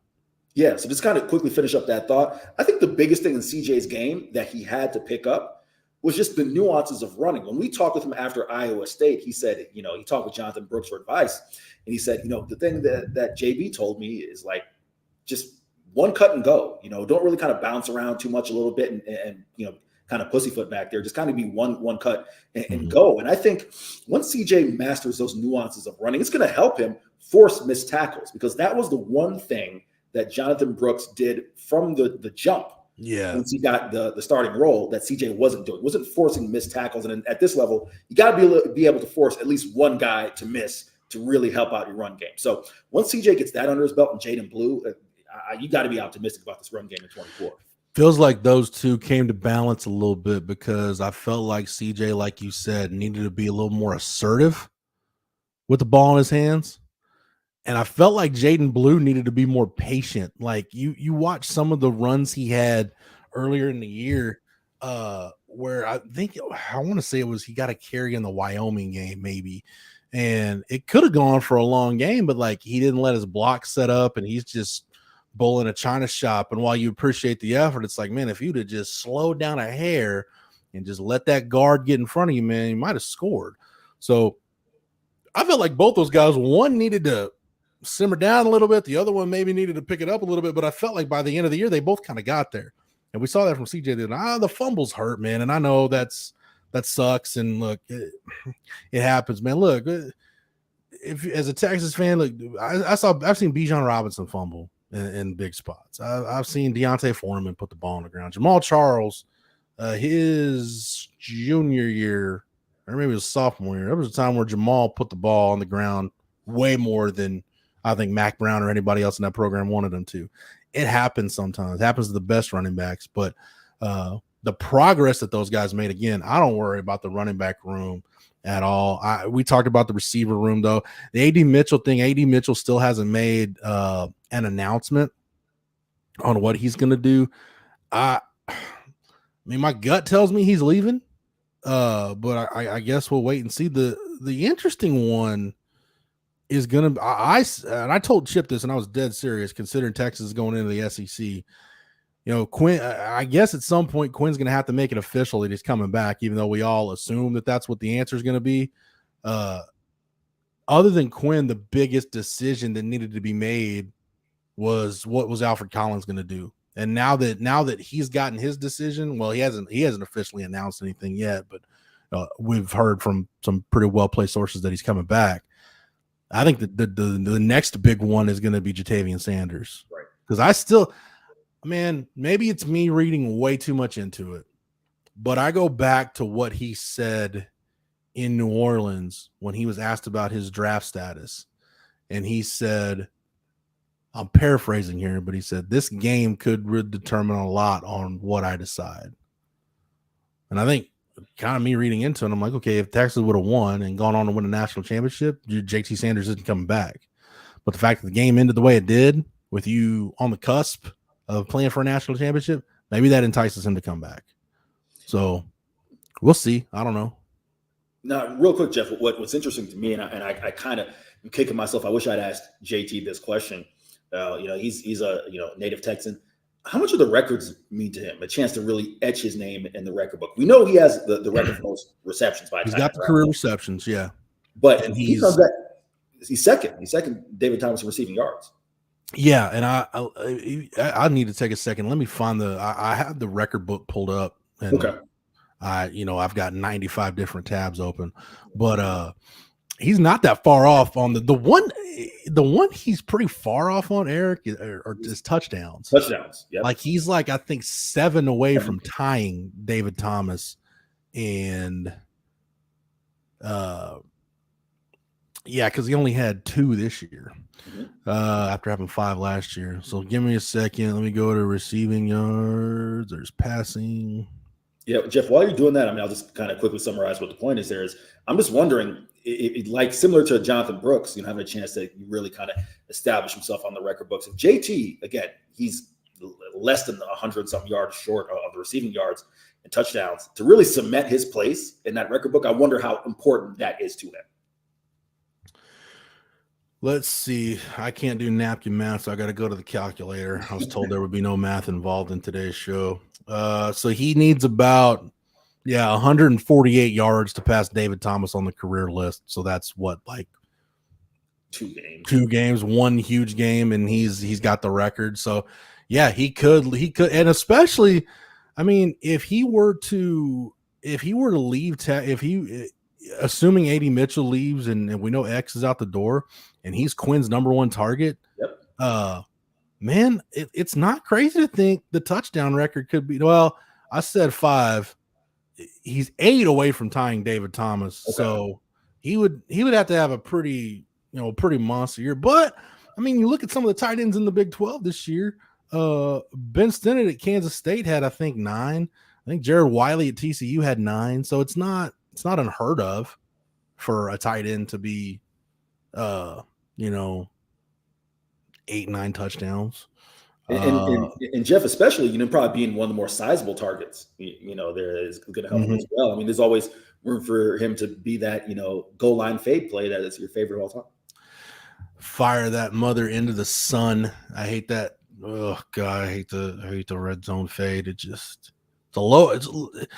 Am I wrong? It's a low percentage throw. Jeff, you extremely low percentage. You summed it up well. I can't remember which game it was, but you summed it up in a way that I think anyone can understand. If you have Calvin Johnson, if you have, insert, Randy Moss, right? Then it's a high percentage play. Everyone else, it's not the most high percentage play in the world. Simple as that. Jimmy Graham, right? It's another guy, right? It's hoops background. But outside of that, I forgot. I compared it to something. I forgot what it was, but you can do it. It can work every now and then, but it's not going to work multiple times in a game. I doubt it. Like I said, unless you've got one of those guys. And honestly, if JT got 8 touchdowns next year to tie David Thomas, he would tie the school record for touchdown receptions by tight end in a season with Pat Fitzgerald in 1995. 9 would obviously give him the record. So if he came back and had all 3 of those records, which would give him, he would have the single season record for touchdown catches, single season yards. He's, 638 would give him that record. And he's got the record for single season touchdown, single season receptions. He's got the record with 54 last year. He's got a chance to lead Texas as the most statistically prolific tight end in school history. There you go. So I think right now he's the most complete tight end Texas has had since David Thomas. Right. And I was just going to say, listen, I haven't really taken a deep dive into what next year's draft class is. Again, I just think given the upside of what could be there to come back, maybe that makes a decision. I kind of wish I'd asked him that in New Orleans. Can we talk Quinn and Arch Manning before Trey and BK jump on for their show at the top of the hour? Are we really going to have to listen to this all off season? Like it was dumb enough we had to listen to it last off season. Are we really going to have to do this again? Jeff, I don't want to bury anybody, but it looks like the conversation's already been started by some other folks. I won't lie. I was hoping we could avoid it, but just my quick 2 cents. Come on. I mean, Quinn Ewers, this is not the same Quinn Ewers of last year. He's done more than enough to walk in and securely be the number 1 quarterback on this team. I mean, I feel like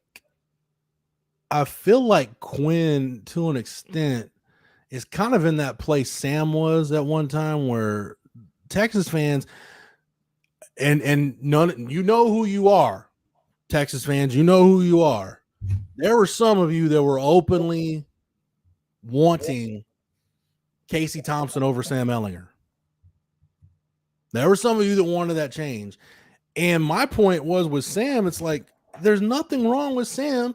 It's just in comparison, some of the games he's lost, he got outdueled by Joe Burrow or Kyler Murray or Baker Mayfield. Like one of these elite quarterbacks, he got outdueled by a Heisman winner. That's not his fault. Like Sam Ehlinger played his ass off against LSU. Yeah, Ricardo, there were some of you people out there that wanted Casey Thompson over Sam Ehlinger, and nobody can tell me different because I told a lot of you how stupid and asinine that was to want Casey Thompson over Sam Ehlinger. I'm not saying it's asinine to want Arch, but you got to understand, if somebody other than Quinn Ewers is the quarterback at Texas, the starting quarterback at Texas for the majority of 2024, one of 3 things happened. 1, Quinn didn't come back, so he's not there. 2, Quinn suffered a debilitating injury. Or 3, which it would be likely, but how likely is it? I don't know because I'm not in the room with AJ Milwee every day. Arch Manning's level of play would have to be at such a level already and on such a trajectory that Sark and AJ Milwee would have no choice but to make that decision. You can't make that decision based on an experiment or a hypothetical or a what if. It has to be 1,000% clear cut, no doubt. And I think what I think people are underestimating, Eric, people out in Gen Pop, I think people underestimate the patience that Arch has. Arch talked a lot about in that media availability on Saturday. He talked a lot about having to learn patience, but I think and he leans on his grandpa a lot. He leans on Archie a lot. And Peyton and Eli are there if he needs them, but I think that's the one thing Archie would probably tell him, and I'm pretty sure his dad, I'm pretty sure Cooper has told him that too. Like, hey, just be patient, wait your turn, soak everything in. And talking to AJ Milwee, I was talking to him about managing the quarterback position, and he said it would probably be tougher. He said, but I'm telling you, he said, and I'm not lying, and I'm gonna take AJ Milwee at his word. He said, it's really nice in this day and age for me to go in the room every day and everybody in that room genuinely likes each other. They genuinely pull for each other. He said, even when Malik was in that room, he said those guys go out to eat with each other every Tuesday. They go out to dinner as a group. Arch said he had Quinn over to his house when they were in New Orleans, had Quinn and a couple of guys over for dinner. So that's a group. Yeah, they're competitive, but they genuinely want each other to succeed. Yeah, Ricardo, you hit the nail on the head. Like, I think everybody's way overestimating that, like, Arch needs to play, Arch needs to start. Eric, I haven't gotten that vibe at all. Jeff, it would have to be, in my mind, the biggest, most recent example I could think of, not a college example, but it would have to be Patrick Mahomes, Alex Smith level. It is clear every day that this guy the ceiling is this, and then with this guy, the ceiling is this. I mean, even if you look at some of those other college jobs, like, Jacob Eason was the quarterback at Georgia when Georgia won the SEC in 17 and played for a national championship. In 16. The only reason Jacob Eason wasn't the quarterback the next year is because he got hurt early in the year. Jake Fromm got the job and just started winning ball games and didn't let it go. And Jacob Eason lost his job because of injury. JT Daniels lost his job because of injury to Stetson Bennett. that kind of stuff does happen. But, you know, it happens, but it's not, you can't predict it to happen. Right. You can't speak it into existence, right? Just, I am by no means, I feel like Texas fans and some of the writers, and I've probably been guilty of some of this too, even though I feel like I give quarterbacks a pretty long leash in my time at Texas. Like I gave, maybe with the exception of Tyrone Swoops, because I could kind of see that just wasn't going to work. And I was on the JT Barrett bandwagon anyway, that thought Texas should have gone after JT Barrett, but I digress. It's so quick to just want the next thing. Like, okay, we've seen that. That's what is like, is everybody assuming like Quinn's not going to get better over the offseason? Like, is Quinn Ewers done developing? The guy just won. Like, here's the list of quarterbacks that won a Big 12 championship at Texas. You ready? James Brown, Vince Young, Colt McCoy, Quinn Ewers. That's the list. That's the list of quarterbacks at Texas that have won a conference championship in the Big 12 era. So you can't just, again, you can't just assume that Arch is just going to pass Quinn. I think that's the least likely of those scenarios. I know we're going to hear it throughout the offseason. I know we're going to hear it during spring ball. I'm not ready. Look, I've known Cedric Golden for a long time. I'm not bashing Cedric or saying he should have written it or whatever. I'm just saying I heard it all last offseason. I said it was dumb to hear it last offseason. And I'm not going to entertain it. I'm not here for your choreography. If Sark comes out at the end of spring ball and says, you know what, Arch performs so much better than Quinn and he's on such a trajectory that we have to make this move, then so be it at that point. But I'm going to channel my inner Steve Sarkisian, Eric. I'm not going to deal in a world of hypotheticals. Like I'm not giving up on Quinn Ewers. I think he's got a chance to get better. And I enjoyed being on the Texas football beat this year for the first time in a long time. I'm not going to spoil it less than a week after the season's over by igniting a quarterback controversy. Trey, you can speak to this better than most people that are on the show, BK included. I think there's some Texas fans that heard about Sims Applewhite and what that was like. But if you're a Texas fan that followed the program and like lived through it and remembers, that was not fun at all to deal with as a fan. It was like it got to be like nails on a chalkboard. Everybody had their opinion on it, but I don't want to live in that world again. And look, we've lived through, quarterback battles or controversies involving like David Ash and Case McCoy and Tyrone Swoops and Gerard Hurd. Texas is dealing with first world problems at quarterback now. Like, let's be honest. Quarterback competition that was, huh? The Swoops Hurd. Yes. We're in a much better place just in terms of the caliber of talented quarterback right now. Yeah, but I don't know if you guys were going to talk about it today, but I just wanted to start there. And by the way, thank you, Eric, for jumping on and doing this today. I'm not ready to give up on Quinn Ewers. I think there's still a couple different levels Quinn can get to. I don't think he's done developing. I don't think we should discard Quinn like yesterday's garbage. I agree with everything you said, Jeff. BK and I talked about it yesterday, and to even have to phrase it, give up on Quinn Ewers is just maddening. It's like people don't remember. And look, I love Sam Ehlinger. Sam Ehlinger was a freaking warrior. We made it to a Sugar Bowl because of Sam Ehlinger. We haven't had quarterback play this good, as BK put it yesterday, since Colt McCoy. Quinn Ewers would have been an all-conference performer this year and likely going to the NFL draft if he had stayed healthy for the entirety of this season. Yeah. And you're going to take that for granted because the grass is a little bit greener with the backup quarterback. The most popular guy on campus at pretty much every campus across the country, especially when he has that Manning pedigree. Yeah. You cannot take for granted what you have now because of the potential of something else. And even if Quinn Ewers has hit his ceiling, which I don't think he has. I don't think he has either. I think he would tell you there's things that he's going to work hard on this offseason if he chooses to return to Texas. That he's not even close to his ceiling just yet. And by the way, considering how much you lose in terms of productivity out of your pass catchers, Worthy's already gone. Whittington's gone. A.D. Mitchell hearing Probably gone now that he could be coming back, but he's likely gone. JT Sanders is likely gone as well. You need any sort of veteran leadership within that passing game that you can get. And who better to get that from than the quarterback, who obviously has such a great handle on this offense right now. Yeah. This is a guy who has taken, the snaps that he's taken where he's actually trying to drive the ball down the field were in an absolute beatdown. Yeah. And the only other snaps that he took were downing the ball in the Big 12 championship game. Right. BK, I had to drop a "you people" during our show because I told Texas fans, you people know who you are. There were some people openly wanting Casey Thompson over Sam Ehlinger. Oh, yeah. A lot of them. I don't know how many of them will admit to that now. Nobody's going to admit to that now. Yeah. No, but there were a lot of people who were on that train a few years ago. Now, Eric, first of all, big fan of your work. Thanks for joining us today. Appreciate you. Second of all, I'm a little too young to remember the Sims Applewhite debates, but I do remember Team Edward and Team Jacob from Twilight. It's more my speed. And I'm here to tell you right now, I'm Team Arch Manning, baby.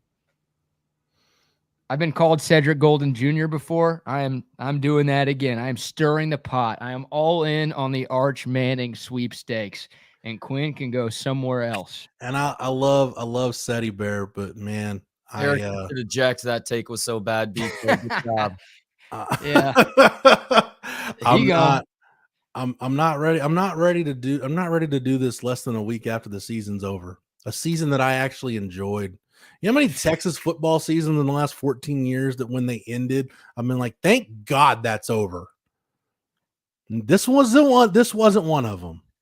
I really wish there was another game for this team. This is probably the only one where you haven't wished it was over.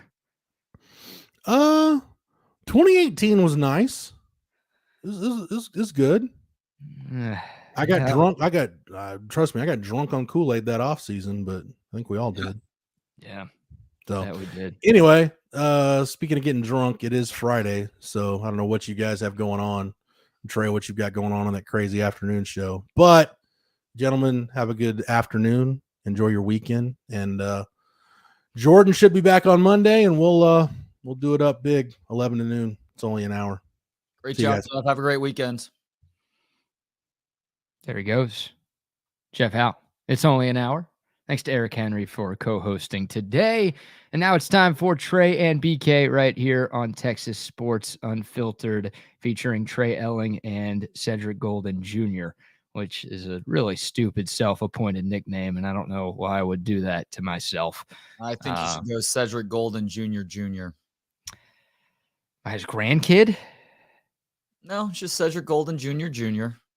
Double junior? Yeah. Okay. What about baby said, as Ricardo says? We do look alike. There are a lot of similarities physically between Cedric Golden and myself. That's what I always say. I've been hearing that for years, dude. That's some people have called me kosher cowherd. I'm like, no, I'm kosher Cedric Golden. That's who I am. All right. Kosher cowherd. Jeez, you should run from that one too. Yeah, I have. Believe me, I have. All right. Well, we did talk about that a lot yesterday. Just in case people missed it, I was being very sarcastic. I want Quinn Ewers to come back, and Quinn Ewers, if he does return to Austin, will be this team starter in 2024, and he absolutely should be this team starter in 2024. But as you mentioned yesterday, and I saw CB bring this up on the YouTube comment line a moment ago, Texas has needed multiple quarterbacks pretty much every season in the last 25 years.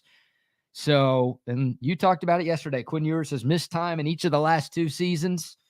You don't ever want to wish injury upon anybody. You would obviously hope your starting quarterback could stay healthy for all 12, 13, 14, or 15 games that your team's going to play. But we've seen around here that, you need to have two really good guys just in case something happens to QB1. So having Arch Manning, with how highly touted he was out of high school, with all the expectations that have been lofted on him since, I don't know, the day he was born, or really the day Cooper Manning's wife announced that she was pregnant. It's great to have a guy like that waiting in the wings. That'd be an awesome 1-2 punch in case you needed it. And that, I think, is what every Texas fan should be rooting for this offseason. Sark has finally gotten this QB room healthy, and people are looking to cut off an appendage here. It's so frustrating. It's like, yeah, you can have depth at a position and not worry that one 5-star is going to leave because another 5-star might be here for one more year. And I guess theoretically, Quinn Ewers could be here for 2 more years, but if he's here for 2 more years, Quinn Ewers has likely lost his job to Arch Manning. Yeah. That's what has happened at that point. So depth is important at any position, but especially quarterback, and especially with your incumbent starter missing multiple games each of the last 2 years, and really his last 3 seasons of being a starting quarterback at the college or high school level has missed multiple games. So there's a good chance you're going to see Arch Manning start games. And if he's that good in the games and is outperforming Quinn Ewers up to that point in the season, then let's have that conversation. But in the meantime, just be happy that your quarterback room is as healthy as it's been. It's before the Vince Young era. I don't know the last time the quarterback room was this healthy. It might be Chris Sims and Major Applewhite. Because as good as Vince Young was, his backup quarterback was Chance Mock, who was all right.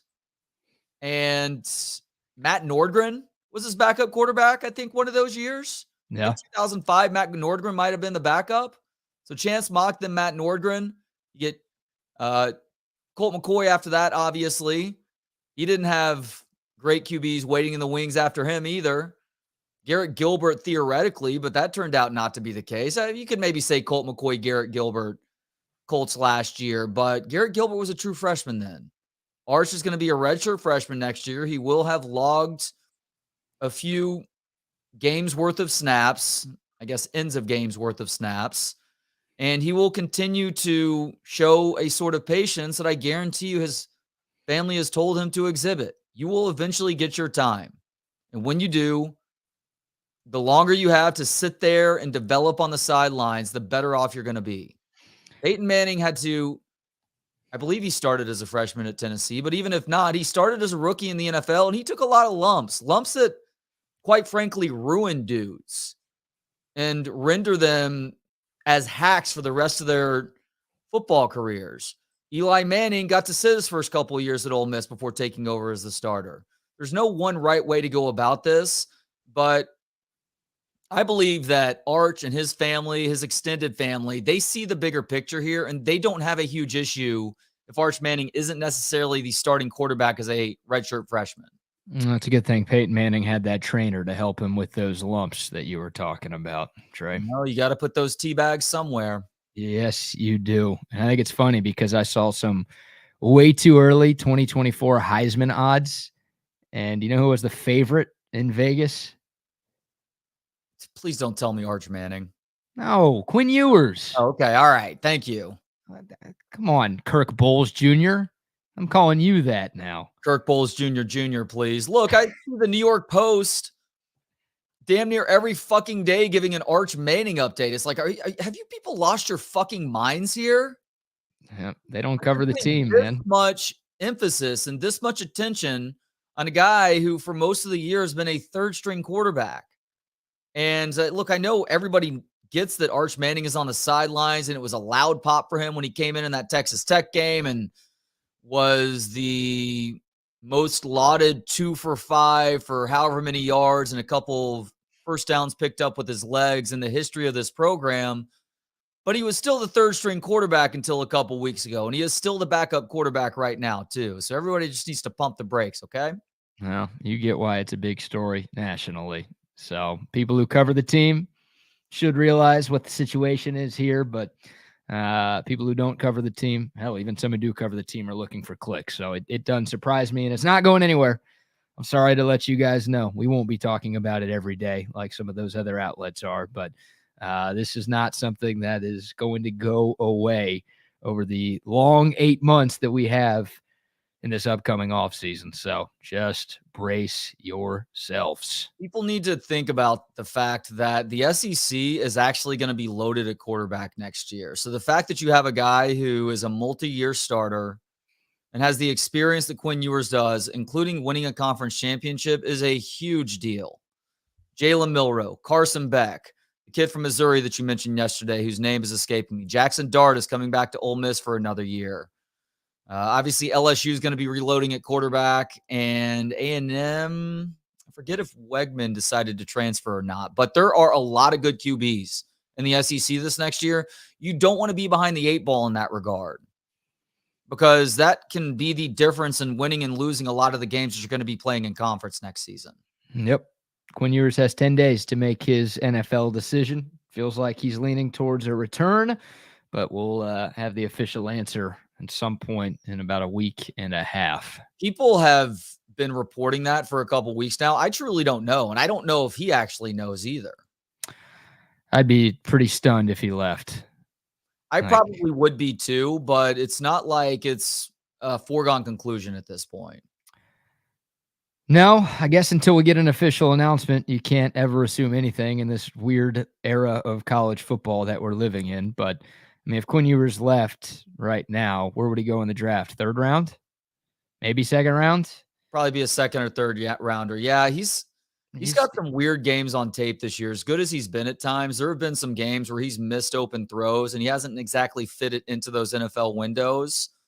So my guess is that he ends up coming back and puts a lot of focus and, I don't know, a little bit more emphasis on where that football ends up, throw to throw. I mean, we've seen some NFL level throws from him throughout the course of the season, but we've also seen some of those lackadaisical throws too, where the ball wasn't anywhere close to the target. Now, there were a couple of games where he's still coming back from that AC joint injury, where you don't fault him as much for some of the accuracy issues he was dealing with. But earlier in the season, there wasn't an injury issue that you could pin on him just being strangely inaccurate at times, whereas receivers were also bailing him out. I mean, A.D. Mitchell has incredible hands. Xavier Worthy, he got rid of that drops problem that plagued him through his first couple of years here. Jay Witt actually had some drop issues earlier in the season that were disappointing. The running backs drop balls at times too. Unfortunately, there was a big one in that loss to Washington earlier this week. But yeah, Quinn Ewers comes back to Texas next year. That is a huge deal for this program continuing its successes from this season. It decreases the likelihood that this season was a flash in the pan. Agreed, 100%. Once again, Heisman odds has Quinn Ewers as the favorite for next year's award. And my guess is if Quinn Ewers decides that he wants to come back when the 2025 NFL mock drafts start coming out after, the 2024 NFL draft goes down in late April, Quinn Ewers might be 1-1 on a lot of those boards because, well, people think he is going to get better, and you should think he's going to get better. He took a massive step from 22 to 23. I'd like to think he's got the ability to take another big step going into 2024. And if he can play well in the toughest conference in the sport, and if Texas can have another season similar to the one that they just had, then, yeah, Quinn Ewers is not going to be a 2nd or 3rd round pick. He's going to be a top 5 pick in the 2025 NFL draft. So that's why I think he comes back. We will wait and see. But once again, just prepare yourselves for more Arch Manning articles coming out from not only the national folk. We thought that'd be just a national thing, but even the local beat writers and analysts who cover this team are making that a big storyline as well. All right, Trey. Some Texas football news that we do know. No speculation here. Trill Carter, the defensive tackle, has entered the transfer portal. Oh, Jesus, really? Yeah, played close to 250 snaps. Obviously didn't start. You had T. Sweat and Byron Murphy as your 2 starting D tackles, but he was a big part of that interior defensive line rotation. Transferred in from Minnesota, spent just 1 year in Austin, but I think Inside Texas had the first report, and it's been confirmed by a couple of other outlets at this point that Trill Carter is in the portal. So, yeah, this Texas D-line, Trey, is losing 3 of its, top 4 or 5 guys. Obviously, the top 2 are gone. We've known that. But Trill Carter, once again, a decent part of this DT rotation this year. He is also taking his talents somewhere else. Best of luck to Trill Carter. I'm a little bit surprised by that, but maybe less so when I'm reading reports from Inside Texas that Sadir Mitchell has really impressed people this season. Even though he hasn't really seen the field, they believe that he is a guy who's going to explode onto the scene next year at one of those interior positions. Vernon Broughton is obviously coming back too. You have Alex January coming from the high school ranks. Obviously, Colin Simmons, but he plays more edge rusher than anything else. But yeah, I'm a little bit surprised. I thought there would be a great opportunity for Trill Carter here to really step up and not serve in the exact role that you obviously got out of both. Why am I forgetting their names? Byron Murphy and Devondre Sett. Good God, I'm having a stroke on air right now. But yeah, best of luck to him wherever else he's going. Can't worry too much about that. This is a position that has great depth, even losing some of the guys that they are losing, either to the NFL draft or the transfer portal. Yeah, and my guess is Trill Carter wants to play somewhere where he can be guaranteed a starting spot. And I don't know if that's the case. You didn't even mention Alfred Collins there. Like, I think Alfred Collins and Vernon Broughton are your two likely starters at D tackle. And yeah, I mean, Jere Bledsoe, I think another name to maybe look out for. And obviously Aaron Bryant, who was a redshirt freshman on this year's team. Like, maybe this is Trill Carter saying that, now these young dudes who might not have played a whole lot this season, they got a little juice to their games and they could take a big step and maybe leap him on the depth chart in 2024. So yeah, look, it's going to be tough to replace the top two guys. That goes without saying. You're talking about the two highest rated interior D linemen in the nation. I know I've said that 100 times, but it's still worth bringing up. Those guys were freaking awesome and they will be severely missed. But Steve Sarkisian and his coaching staff has recruited very well at D tackle over the years. They still have a couple of fifth-year guys coming back with Alfred Collins and Vernon Broughton. So you've got some experience there and some talented young cats too. And hopefully Bo Davis sticks around. We touched on that a little bit yesterday. Like that would be as big of a loss as any for Texas if Bo Davis decides to go to LSU to be their defensive line coach. That would suck. As long as Bo Davis is here, though, I feel great about the development of those young guys. Even if Davis leaves, I'm sure Texas would bring in somebody with some skins on the wall. But hopefully Bo Davis sticks around. And then, yeah, you think about some of the names that both of us mentioned, and you feel like Texas is not going to have some major drop-off in production at D tackle. Yeah, hopefully not. Bo Davis staying is a big deal. You're right about that, especially with Choate already leaving to take the Nevada head coaching gig. And you are weak with your defensive backs coaches right now. There's no other way to put that. We've seen these problems manifest themselves over the last couple of years with Terry Joseph and Blake Gideon in charge of things. And I wouldn't be surprised if one or both guys is looking for a new gig here in the next couple of weeks, especially because of National Signing Day 1. That allows you to make coaching changes a little bit easier in January and not suffer with regards to how you finish off your recruiting class. But it's interesting to look through Inside Texas right now to see certain guys who may be sticking around or leaving. I guess they reported earlier today that A.D. Mitchell is going to declare to go to the NFL draft. No surprise there. How about this one, though? This would be a little bit of a surprise. Another player expected to enter the NFL draft is Keaton Crawford. Okay. To get drafted or catch on as a UDFA as a special teamer. Maybe as a special teamer. I mean, my goodness. Yeah. It's not getting drafted by anybody. No, special teamers don't get drafted. Or when they do, it's once in a blue moon. And I don't think Keaton Crawford is getting drafted if he goes. So sources believe Jaron Thompson is going to be looking for a fresh start by entering the portal. That's not too surprising. Yeah. Ryan Watts will likely stay with the stipulation that he's open to playing safety. I love that. How about this, though, with regards to the linebacker position? Linebacker could be a big question mark next year. It could be what this year's DB's group was. That could be linebacker next year because Jalen Ford's already gone. And how about this now?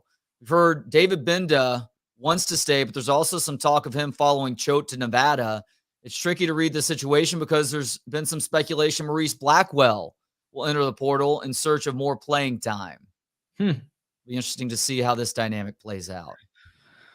Yeah, David Benda going to Nevada would not make a lot of sense for him, for me. Now, his life, his choice. He can do what he wants, and clearly he thinks highly of Jeff Choate if that's a decision he's thinking about making. But if a guy has intentions of playing on Sundays, that feels like a step in the wrong direction, going from Texas to Nevada.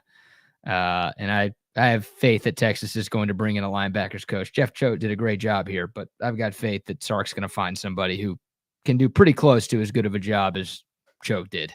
Or more importantly, maybe Pete Kwiatkowski brings somebody in. Because remember, Choate was, I think, the only defensive assistant who's technically a position coach on the staff that was a PK guy. Bo Davis hired beforehand. Joseph and Gideon, I believe, were hired beforehand as well. And that just speaks to how great Pete Kwiatkowski has been here, that he had a bunch of position coaches that he had zero experience or familiarity with, that he was able to get things to jive as well as he has over the last 3 seasons now. I've got to go back to something you said a couple of moments ago. You said Terry Joseph and Blake Gideon could be looking for new jobs at some point. You think there's a chance that either or both of those guys gets fired? Yeah, absolutely. Really? There's a chance. I'm not hearing anything behind the scenes, but fuck, has anybody else watched these defensive backs over the last 3 years now? I mean, a glaring weakness for this team. Guys have not developed like they've needed to. A group looked completely unprepared against Washington a few days ago. Yeah, I think one or both of those guys should be sweating their future right now, because when you strive for greatness, you got to be willing to trim the fat. And one or both those guys, cue the Gundy, is fat right now. And there are also some players that are considered fat too. He's fat. There you go. Yeah, I'd be surprised if Sark let either of those guys go.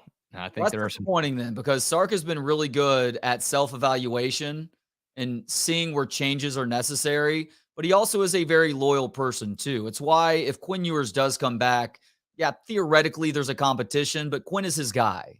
And he has shown throughout not just his time at Texas, but also his coaching career that he is hard-pressed to make a change at that position.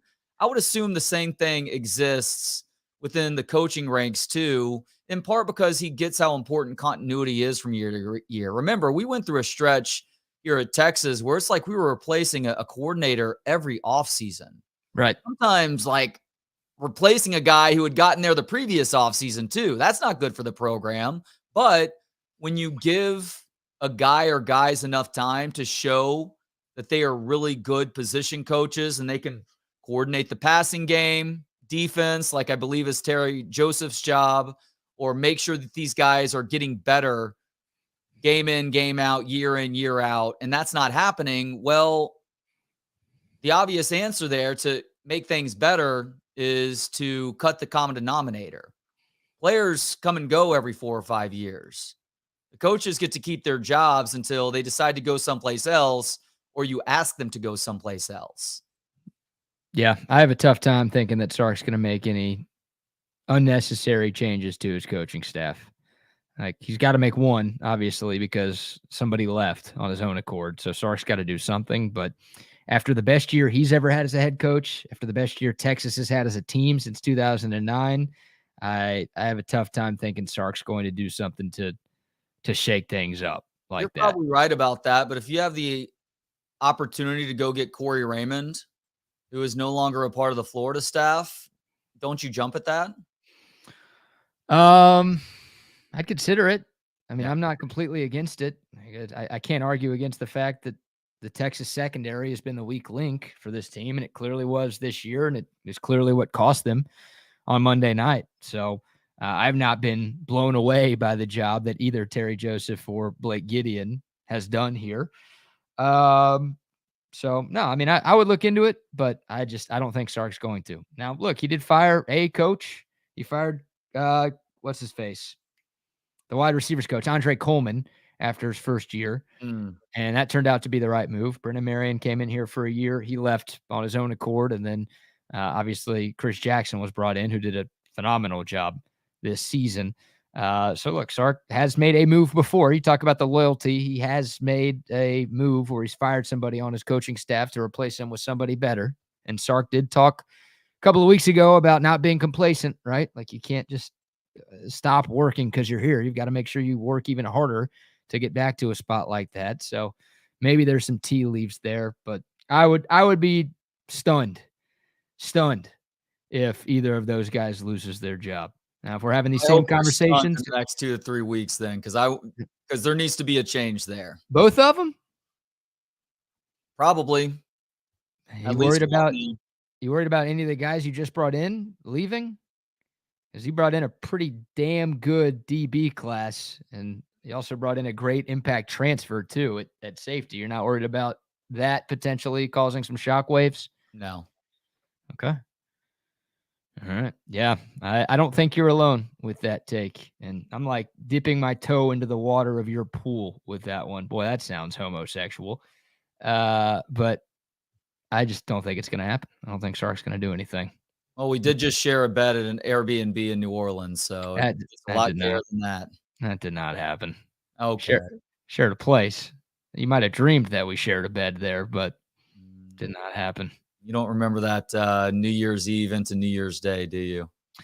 Yeah, I do.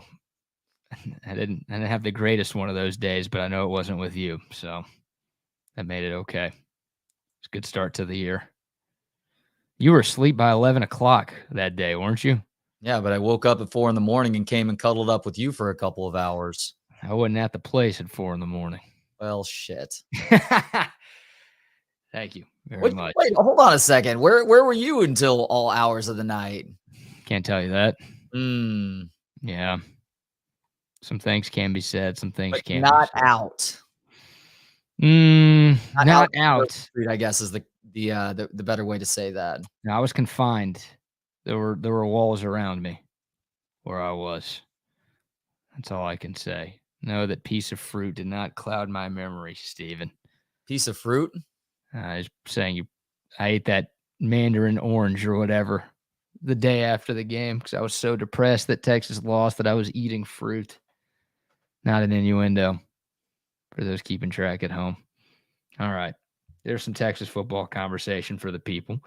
We've got some NFL we got to talk about. Huge games for the Cowboys and Texans. Both teams have chances to win their divisions in the last weekend of the NFL regular season. We have our picks to make, and of course, where are we at in society?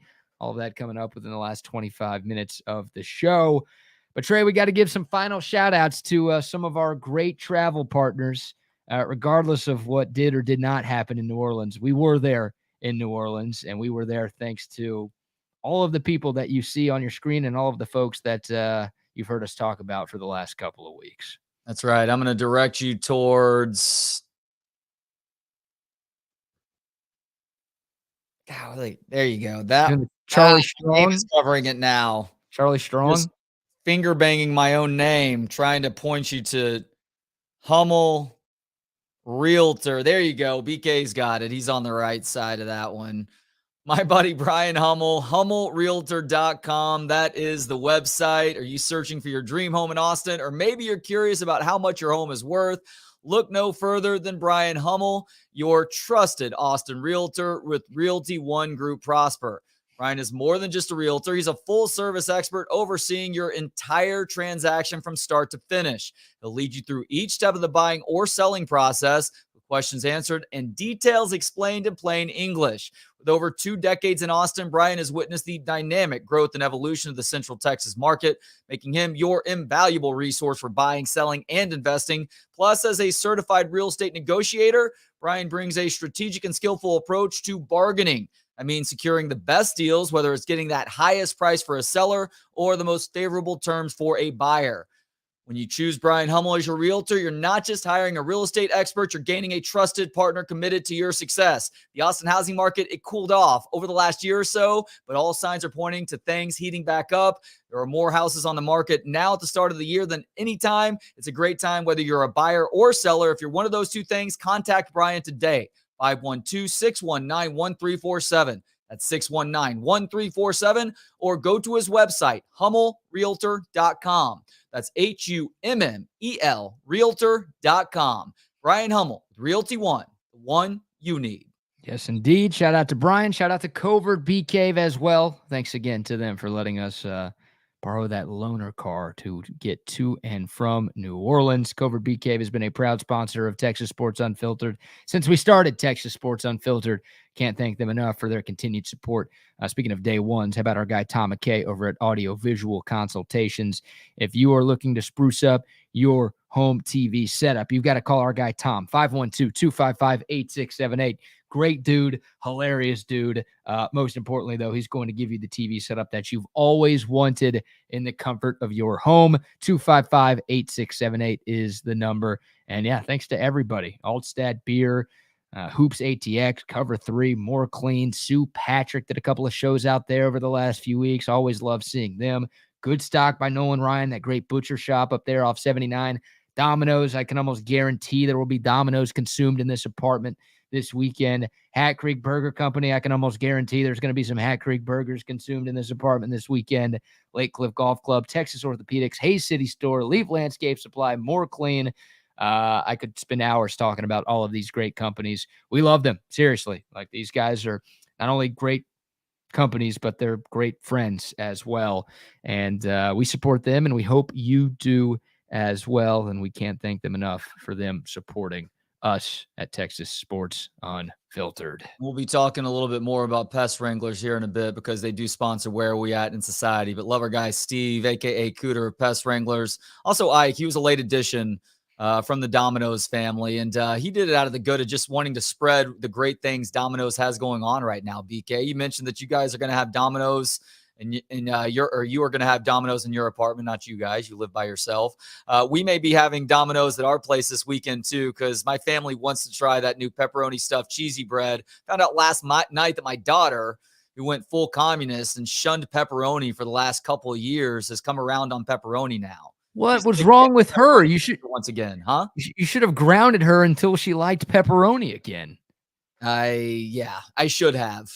Damn parental mistake on my part, but she's come back around now, thankfully. So we as a family can enjoy that new pepperoni stuffed cheesy bread. It's a damn parenting mistake, as the great John L. Smith once said during a halftime interview. I think I got that right. I need to make that a drop. The dang coaching mistake. Forgot about that one. Good one. That's an old station classic.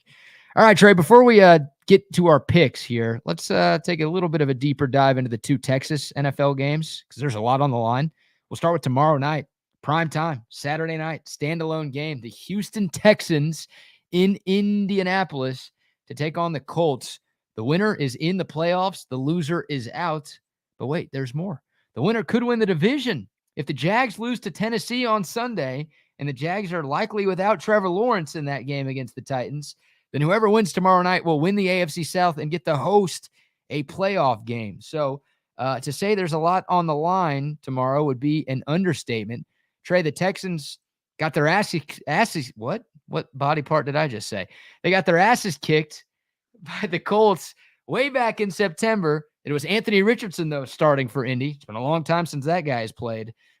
This time around, obviously in Indianapolis, a lot more on the line. The Texans looking for some revenge. Houston actually a 1.5-point favorite in Indy. Your thoughts on the Texans' chances to go from the laughingstock of the league to the postseason in year one of DeMeco Ryans? It's freaking wild, man. It's incredible the turnaround that he's had. You felt great about their hiring of DeMeco Ryans last offseason. I thought it was a good hire too. I didn't think that it would manifest to this level of success this quickly, though, which is a testament to DeMeco, and it's also a testament to CJ Stroud and his ability to really hit the ground running. Obviously, they've crushed it at wide receiver with guys like Tank Dell from Houston. Nico Collins, of course, has developed into a really nice wideout also, and I think the offensive line did a great job for them too, and they got healthier throughout the course of the season defensively, which has allowed them to stay in and win some games. It has them to a point where they may be playing for a divisional title right now. Yeah, they're pretty banged up going into this one, unfortunately. Now they've got the most important guy, and that's CJ Stroud. And you're right, DeMeco, he's my coach of the year. I think Kevin Stefanski in Cleveland is going to win it, but DeMeco would have my vote regardless of how tomorrow shakes out. But definitely if the Texans win and make the playoffs, DeMeco should absolutely win that thing. He's been great, but CJ Stroud is like, he's the reason the Texans are here right now. They've got him, but Tank Dell's obviously out. Noah Brown has been ruled out for this game.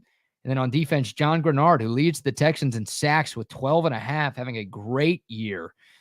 He has also been ruled out for tomorrow night's game. So just some important cogs for the Texans won't be there. They've got the most important guy, which is great. They also have Laramie Tunsil back. He did not play in the early season matchup between these two teams, and the Colts had 6 sacks in that one Texans do have their best offensive lineman back, but man, they are short-handed.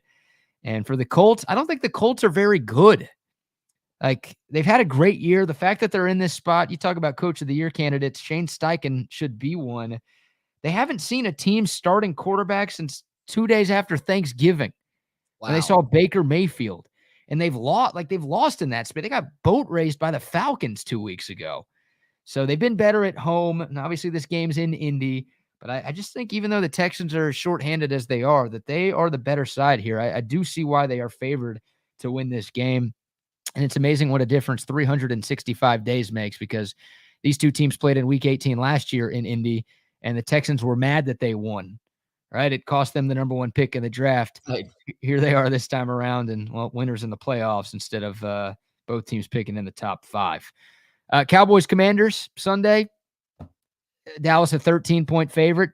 We'll get to our pick in this one momentarily, but Trey, there are reports that Washington might bench its players because they want to lose so they can get the number 2 pick in the draft.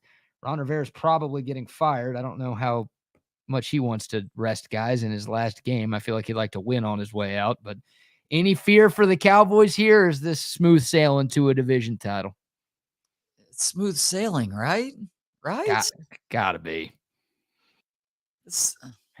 No, the Cowboys are not losing this game. They are winning the division tomorrow on Sunday. Yeah. I mean, I know they haven't been great on the road this year, but this ain't playing Miami or Buffalo on the road. This is playing the Communists on the road. Jacoby Brissett is the starting QB. Is it Brissett or is it Sam Howell? Who's the guy now? Oh, I don't know. Did they go back to Sam Howell? I can't say I don't care, because I really do care about this game and it means a lot, but I don't know how much of a difference it will make. You're right. It probably doesn't make that big of a difference. I'm having a hard time finding injury reports here. I need to get better injury reports because I do not have a subscription to Pro Football Doc anymore, apparently. Tough way to find out mid-show. Yeah, I know. When you're looking something up. Very unprofessional of me. It's all right. This whole thing is pretty unprofessional. That's fair. Yeah. It won't matter. It won't matter. And I know the Cowboys are known to choke in January, but it ain't the playoffs yet. They'll take care of business. 13-14. That's a lot of points. I'd probably advise your Cousins to stay away. But look, nobody repeats as division champs. If the Cowboys had won the NFC East last year and they were in this spot, I would say Washington's going to somehow, some way win. But Philadelphia, they gave this thing away. They've lost 4 of 5. Nobody wants to repeat as division champs. Dallas is going to get this done. Yeah. Just like that. Even though the game is on the road, Dallas is still going to get this done. Agreed. All right. Now we get to our picks here. And I guess we can start with, we'll start with those two. We'll go Texans first. And by the way, we reset our season-long pick'em contest. I already conceded the first time around, so I've got to dress up as a Texas super fan and sit on the OU half of the Cotton Bowl next season. I've already given up there. We restarted our picks last week, and I'm up 1 right now. Stop the fucking count, please. 6 games against the spread. We've got 1 college game left to pick. Unfortunately, Texas isn't in it. And 5 NFL games, and this will continue through the Super Bowl. So we still have, a little more than a month left in this new season-long pick'em contest. But Trey, I did fade myself last week, so I am fading myself this week since I did go up a game by doing that. Can I make a suggestion on what the stakes are for this short season competition between you and me? Sure. We do the chest waxing bit again on the air. And even so, now we're doing the show via Zoom, of course. So it'll just be some mobile chest waxing person. We may have to hit up Christy to get her friend again. Comes to either your or my place and is waxing one of our chests during a show. You think I can grow chest hair? I've seen your bare chest before. I know that you have some hair there. I'm not sure. There's like 2 or 3 on there. So maybe I should say yes to this because it won't hurt me nearly as bad as it'll hurt you. You really not have any chest hair? Yeah, I do. Some. 2 or 3 hairs. I think there's more than that. Yeah, I'm rounding down a lot. All right. Yeah, okay. I'm interested. I'm interested. I don't know if I'm ready to make a declaration of that as our second punishment, but it's the leader in the clubhouse. Thank you. Leader in the clubhouse. That's what I was looking for there. No a-hole bleaching this time around, DJ. Nope. Sorry about that. Texans Colts, Trey. I will give you the honors. Houston, a 1.5-point favorite tomorrow night. Winner in the playoffs. I think Indy wins the game tomorrow, so give me the Colts. Okay, we're on the same side because I think the Texans win, but I'm fading myself, so I will also take Indy plus 1.5. Cowboys Commanders, Dallas minus 13 as of right now. I guess I go first here. You do. You know what? I did say I'm not going to bet on this. My cousin's not going to bet on this, but if I had to pick a side, I would actually pick the Cowboys to take care of business. So as I am fading myself, I will be taking the Washington Commanders. Yes. I'm taking the Cowboys. They are going to beat Washington by, 28 plus. Okay. I did fade myself with Cowboys last week and it worked for me. So we'll see if it works. You got so freaking lucky last week. Yeah. Lions are a bunch of cheating assholes. Jags Titans. Game might not seem too attractive, but once again, AFC South on the line. If the Jags win, they win the division. If they lose, they don't. CJ Beathard in Nashville. Jags minus 3.5. Trey. I think the Titans win this game, so I guess the Titans cover the 3.5. Whether or not they win, they cover the 3.5. We're on opposite sides because I think the Titans win also, which means I'm picking the Jags. I don't know how, the Jags looked good last week with Beathard, but they've been bad with Lawrence. Yeah. I don't like betting on them without Lawrence either. With that air conditioner joint sprain that he's dealing with. I will go Jacksonville for the sake of our picks. Bears at Packers. Why does this game matter? Well, if Green Bay wins, they're the 7th seed. If they lose, they are not a seed. They'd be out of the playoffs. Chicago, somehow they've won 4 of their last 5. They've actually won 7 games this year, playing some decent football as of late. Here goes Justin Fields trying to convince people that he's actually a good quarterback again, and it might work again. Bears plus 3 at Green Bay. I feel like the Cowboys and Packers are bound to play in the playoffs, and I'm going to be scared shitless even though Aaron Rodgers isn't there when that matchup actually does happen. So I'll take Green Bay. I don't ever bet on Chicago, which means I'm betting on Chicago plus 3. Ah, damn it. You and I are on the same side here. I think the Bears do win this game. I've watched the Bears closely all year because I had both Justin Fields and DJ Moore on my fantasy teams. The Bears would be a playoff team if Justin Fields hadn't hurt his thumb. He is a better quarterback than a lot of people give him credit for. I understand the Bears are likely going to trade him away this offseason to take Caleb Williams number 1 overall. Whoever gets him is getting a guy who has a lot of upside as an NFL quarterback going forward. And I do think that he and his teammates show that one more time by doing something that very rarely happens. You said this game is in Lambeau, correct? Yep. Yeah, that's by beating the Packers in Lambeau. They barely beat the Packers in Chicago, let alone in Lambeau. Yeah, I think the Bears will keep Justin Fields, actually. And I think they'll regret it for a long time. Sunday night game. A lot on the line here. Buffalo at Miami. Winner wins the division. If the Bills lose, they could be out of the playoffs altogether. Buffalo a 2.5 points road favorite. Trey, you've got the honor here. Really? Yeah. Wow. I guess the 1 seed is no longer a possibility. Yeah, give me the Bills to cover that one, actually. I think the Bills need this game more than the Dolphins do, so I think Buffalo does win. We're on opposite sides here because I also think Buffalo wins and covers, which means I am picking the Dolphins since I'm fading myself. So we've got 3 different ones so far. Now we go to the one college game. Are you going to watch on Monday? Yes, because I really do like this Washington team, despite the fact that they knocked Texas out. Love watching Penix play. I know people say this, but I really have enjoyed watching him going back to his Indiana days. And what we saw on Monday night in person, I don't know if I'll ever see a throwing performance like that again. It was that impressive. Even Kevin admitted it yesterday, and Kevin's watched a lot more football than I have. He can't remember many games where a quarterback has looked better than Michael Penix did against Texas on Monday night. Yeah, he had the ball in a string and was just putting it wherever he wanted to. Michigan -4.5 in that national championship game down in Houston. I got a hunch we're going to be on the same side of this because I think Michigan's going to win, and I think they're going to cover, which means I'm taking Washington. And my guess is you are picking Washington as well. I am. You're picking Washington outright? Yeah, I think they will win the game. Okay. So we've got 3 different picks. Trey's on the Cowboys. I'm on the Commanders. Trey's on the Titans. I'm on the Jags. Trey's on the Bills. I am on the Dolphins in that final regular season game in the NFL on Sunday night.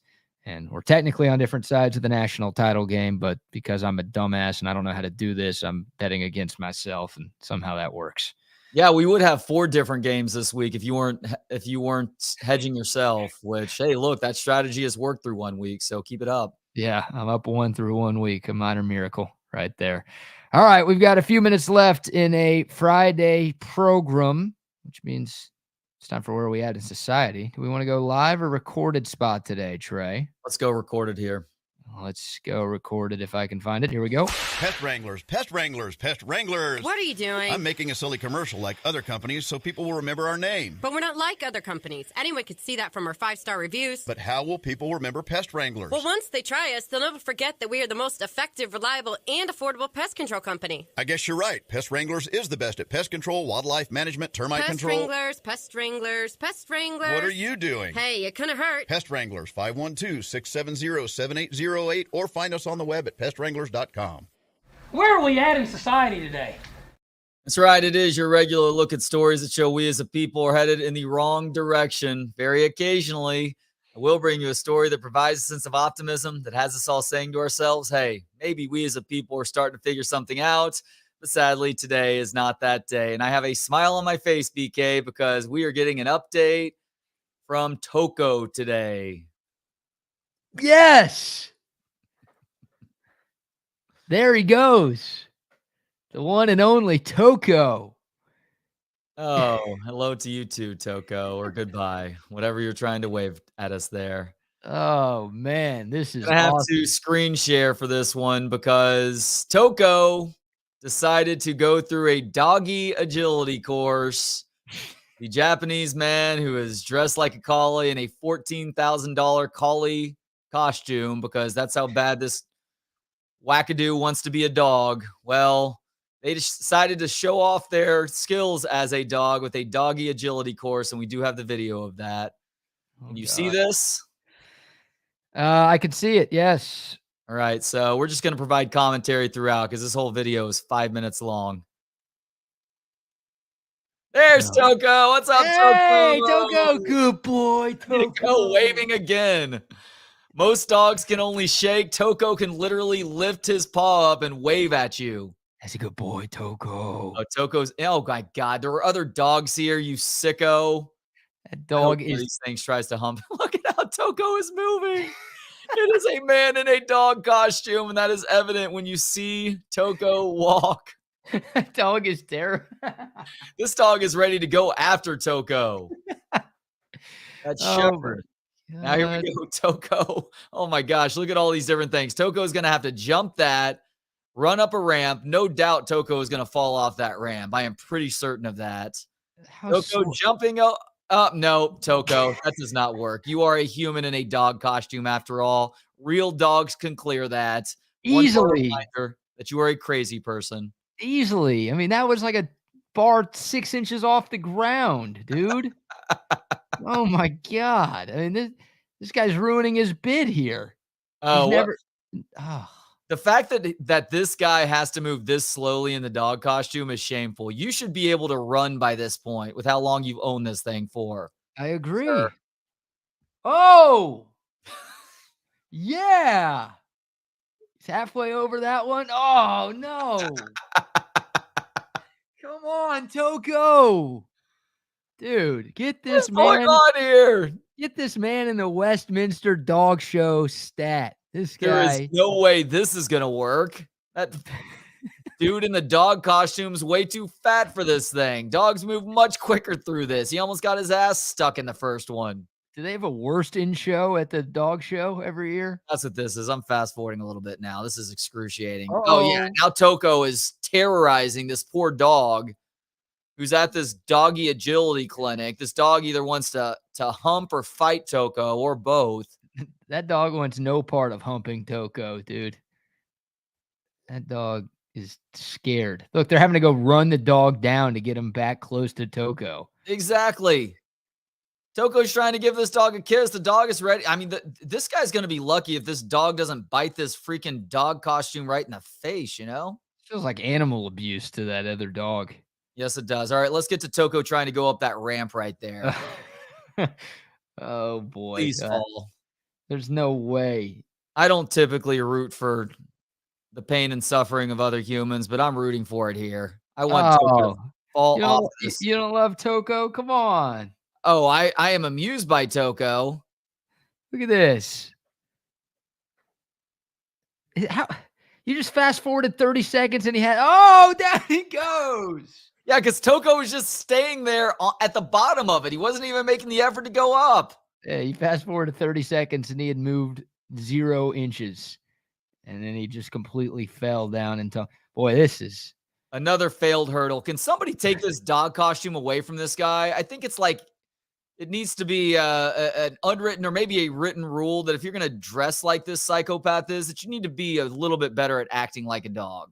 You got it right. And he's had this costume for a long time. You would think he'd be a little bit more fleet of foot in this thing.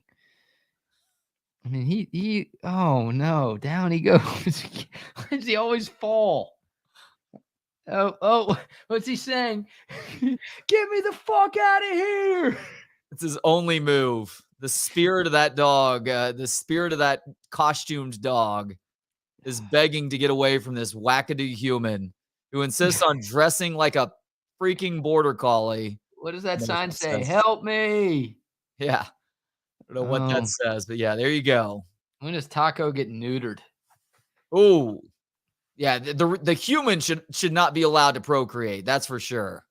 No. Well, I don't think we have to worry about any of that. That's true. There's no person on this planet who's going to try and tap that. Not even an Aggie would be interested in that. I think there might be some Aggies that are interested in it. In human form or in dog form? Probably dog, right? Yeah, I guess. I don't know if it's a normal fornication process with the dog costume and no dog. Wow, Toko. That's the gift that keeps on giving, really. I mean, I was worried that we were going to lose some things going into 2024. I was a little fearful that Toko would be left behind in 23, but fear not. Toko has made it with us for another year. We are grateful for that. What's up, Zay? What's up, fellas? How y'all living? Doing good. Yo, Trey, he's going to need an extra 5. That's cool. We're happy to hang out in the meantime. Yeah, for sure. Hey, yo, Trey, how'd the Marlon Wayans interview go? I got to check that out. Oh, it went really well. He was very introspective. He's a lot smarter and more talented than I think a lot of people realize. Obviously, everybody relates him to the Wayans family, which is one of the funniest families in the history of comedy. But he grew up as an actor. Like, he was a trained actor growing up. So when he started doing things like, what was the Tupac movie? Above the Rim and Requiem for a Dream. Like, people, myself included, were surprised by that. But if you knew where he come from, you wouldn't have been. And so now, literally in the last 10 to 12 years, he started to do more stand-up comedy. And despite the fact that he's only been at it for a little bit more than a decade, he already has 3 really good specials out. His most recent one was on Max. It was all about the Chris Rock, Will Smith slap at the 2022 Oscars and his connection to all of that, because he knew both those guys and then also Jada really well. It's a great special. He's already got another one in the can about losing both of his parents in the last year or so. And the material that he's going to be performing tonight and tomorrow at Cap City Comedy Club is apparently a brand new hour too. That guy's mind works really fast, and that was on display during our conversation. It was the second time we spoke, and the first conversation was really good too. But I highly recommend people check it out. It's a side of Marlon Wayans that you may be unfamiliar with.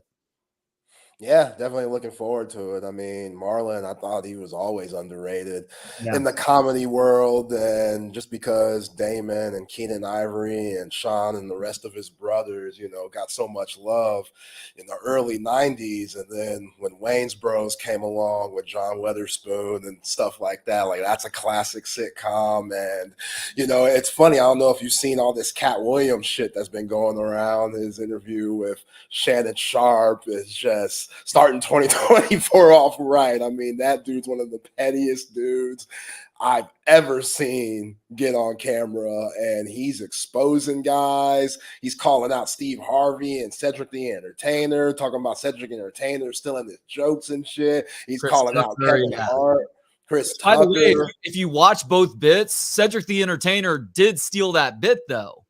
Yeah. I mean, he took a flamethrower to the entire entertainment world. I got caught in the rabbit hole of Cat Williams clips from that interview 2 nights ago. I just need to go back and watch the entire thing because I guarantee you there's clips that haven't even seen the light of day just yet. Yeah, because I thought he was on crack too. Like Kevin Hart went on The Breakfast Club a few years ago with Tiffany Haddish, and Cat's been just dragging Kevin Hart's name through the mug for the last few years or so. And they asked Kevin Hart about it, and he went off. He was like, yo, Cat, I know your reputation around this industry, bro. Like, you'll get called for different assignments, and he'll be a no-show, or he'll show up late, or he'll show up just, you know, under the influence of whatever. And Kevin Hart really went at him, and Cat Williams comes on Shannon Sharp and says, "Nah, I only smoke the chronic. That's all I've ever smoked. I'm just kind of crazy." You know, that's what I took from it. So I don't know who to believe, but can we all just get along? Y'all know I love my petty, but I don't know. When I see a lot of my favorite comics going at one another, it's kind of like with rap beefs when you see a couple of your favorite rappers just don't like each other. It's like, all right, come on, guys. We're better than this, aren't we? I will say this, that there was something said about Rogan in that interview. I think Shannon Sharp asked him about not being on Rogan. I've heard Rogan repeatedly over the years talk about how Cat Williams is one of the all-time underrated stand-up comics. And I guess he's responded since then saying he wants to get Cat on his show. Like it wasn't a matter of him not respecting or not wanting to talk to Cat. I mean, he has shown nothing but love to Cat Williams. BK and I spoke with Cat Williams with the old radio show several years ago. I don't even remember what we talked about. I just recall that we were helping him to promote his stand-up tour that was coming through the HEB Center, I believe, at the time. Yeah. But Cat clearly is at a point where he gives zero fucks about what anybody thinks about him in entertainment. Zay, did you watch the sitcom Atlanta, the Donald Glover sitcom? I did. I didn't see the last couple of seasons, but yeah, I've seen the first 2. Okay, I have not watched that show yet. I need to, especially after going and watching Cat Williams' cameo. I think it was in season 1, maybe. That actually got him an Emmy Award where he played the Alligator Man. Right. It's insane. It is hilarious, and I think it's a great representation of why so many people love that show. There's just a brilliance to it there. And Cat he's hilarious, but he's also a really good actor in that moment too. Yeah. BK, you remember anything from when y'all interviewed Cat Williams a few years ago? No. I remember he was baked, I think. Probably. It was a long conversation. I feel like I remember him not having a ton of energy at the start, and then like us kind of gradually getting more and more out of him. But we got a lot. I mean, he talked about just kind of his upbringing and how he got into stand-up, and we got into some family shit. He didn't go, full roast of the entire industry like he did with Shannon Sharp the other day. But no, it was good. I might go back and find that and post it somewhere. Says a blast from the past. But I've not seen the Shannon Sharp interview. Trey, you brought it up on the show earlier this week, and I've heard just about everybody bring it up at some point, and I've not seen this thing start to finish. So that might be my homework for the weekend to see everything that 2T's Williams said in that conversation there. It's 2.5 hours, so it's a pretty big time commitment. I'm probably going to be watching it on 1.5 speed, but I feel like if I'm able to do that, I will not have regretted it afterwards. So it's funny you say that he was baked, BK, because the dude literally tells Shannon Sharp that he has a female blunt roller that does about 20 a day for him. Like he smokes 20 blunts a day, which is nuts to me. I don't know how you could function doing that. I'm sure he's not out here smoking the Reggie Miller or corn or anything like that. I feel like Cat Williams gets some fine bud out here. But man, 20, that's when you're kind of like, okay, bro, I don't know. That's a little much, even for the Willie Nelsons and Snoop Dogg of the world. Yeah, that's why you're late to everything, dude. You're too high to even get up off the couch. My God, 20 a day? Yeah. That's should have turned Bucky into our designated joint roller or cone packer in New Orleans a few days ago. Yeah, make himself useful. God. How is that guy, man? Is he still bitching about what happened in New Orleans? How he can't wait to get a hotel the next time we do this and that? He's still bitching about us making up the fucking angel of death that almost killed us as we were trying to get out of town. He thinks that was that was an exaggerated story. I'm like, no, that person really banged on the back of our car and terrified all of us except for you because you were aloof to the whole damn thing, which is evidenced by the fact that you thought it was going to be a good idea to go give some Texas Sports Unfiltered shirts to the New Orleans homeless population. Oh, that was real. Like the goosebumps in my skin, I still feel them from that event because that's the last thing I'm trying to see in New Orleans, those crazy crackheads under the bridge. And I can still see that lack of face under the hood, out of the rear view mirror, just the eyes. All you see is eyes and nothing else. Banging. I thought because we had the car in park at that point, Trey, and you were behind the wheel. I thought you were going to go reverse and just run over that dude instead of go drive and speed away from him. I thought you were just going to take that guy out for doing what he did. Unfortunately, that would have turned into like a Terminator 2 situation where his hands all of a sudden turn into like pickaxes where he's like punching through the top of the car and the front windshield and then taking us all out, except for Bucky. He would have let Bucky live because of those free T-shirts. He didn't get one. That's why he was pissed. And Bucky gave him to some other hobo. He was mad he didn't get any, so he was coming after Bucky. Yeah, great times, man. Great times. Hey, CB, I saw this too, man.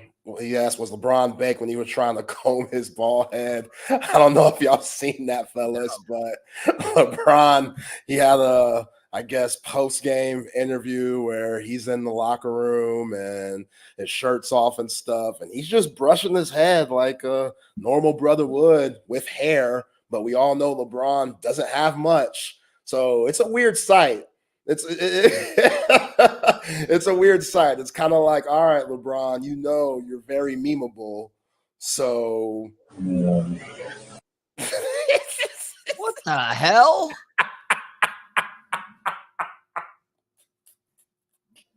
God. Wait a second, is he growing hair back? I mean, he is. He must have gotten. He's either doing some sort of liquid to get hair growth again, or he's actually had a full-on transplant. He's definitely had transplant before. I think he's trying to get rid of the remaining hair that he does have. He's trying to brush the follicles out of his scalp, I think. Well, it's weird just because, again, there's nothing there. No. So the whole point of brushing your hair for the white folks that are listening right now that don't understand what's going on is to make it straight and as clean as possible. But if there's nothing there, you're just brushing skin. Yeah. You know, it's a weird look. It's kind of like, that's right, Rex, it's kind of like a massage.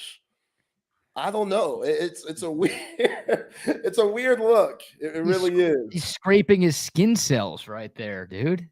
And he's brushing like he's got carrot top hair. I mean, he's going all in on that. It's not like gentle. He's like he's got a knot in his hair. What is he doing? I don't know. He's the same guy that I always question, like, why does he wear a do-rag? You know what I'm saying? Like Michael Penix with the purple do-rag, that makes sense. The brother has hair. The brother can develop waves maybe, and, you know, he's 24 years old. It makes sense. When LeBron wears a wave cap, it's just like, bruh, you're just wasting fabric here. Like you're I don't know what you're doing with that, man. It doesn't make much sense. I don't know. Maybe it's a comfort thing, kind of like those weird kids used to see at high school where it would be 100 and something degrees and they would still rock the hoodie.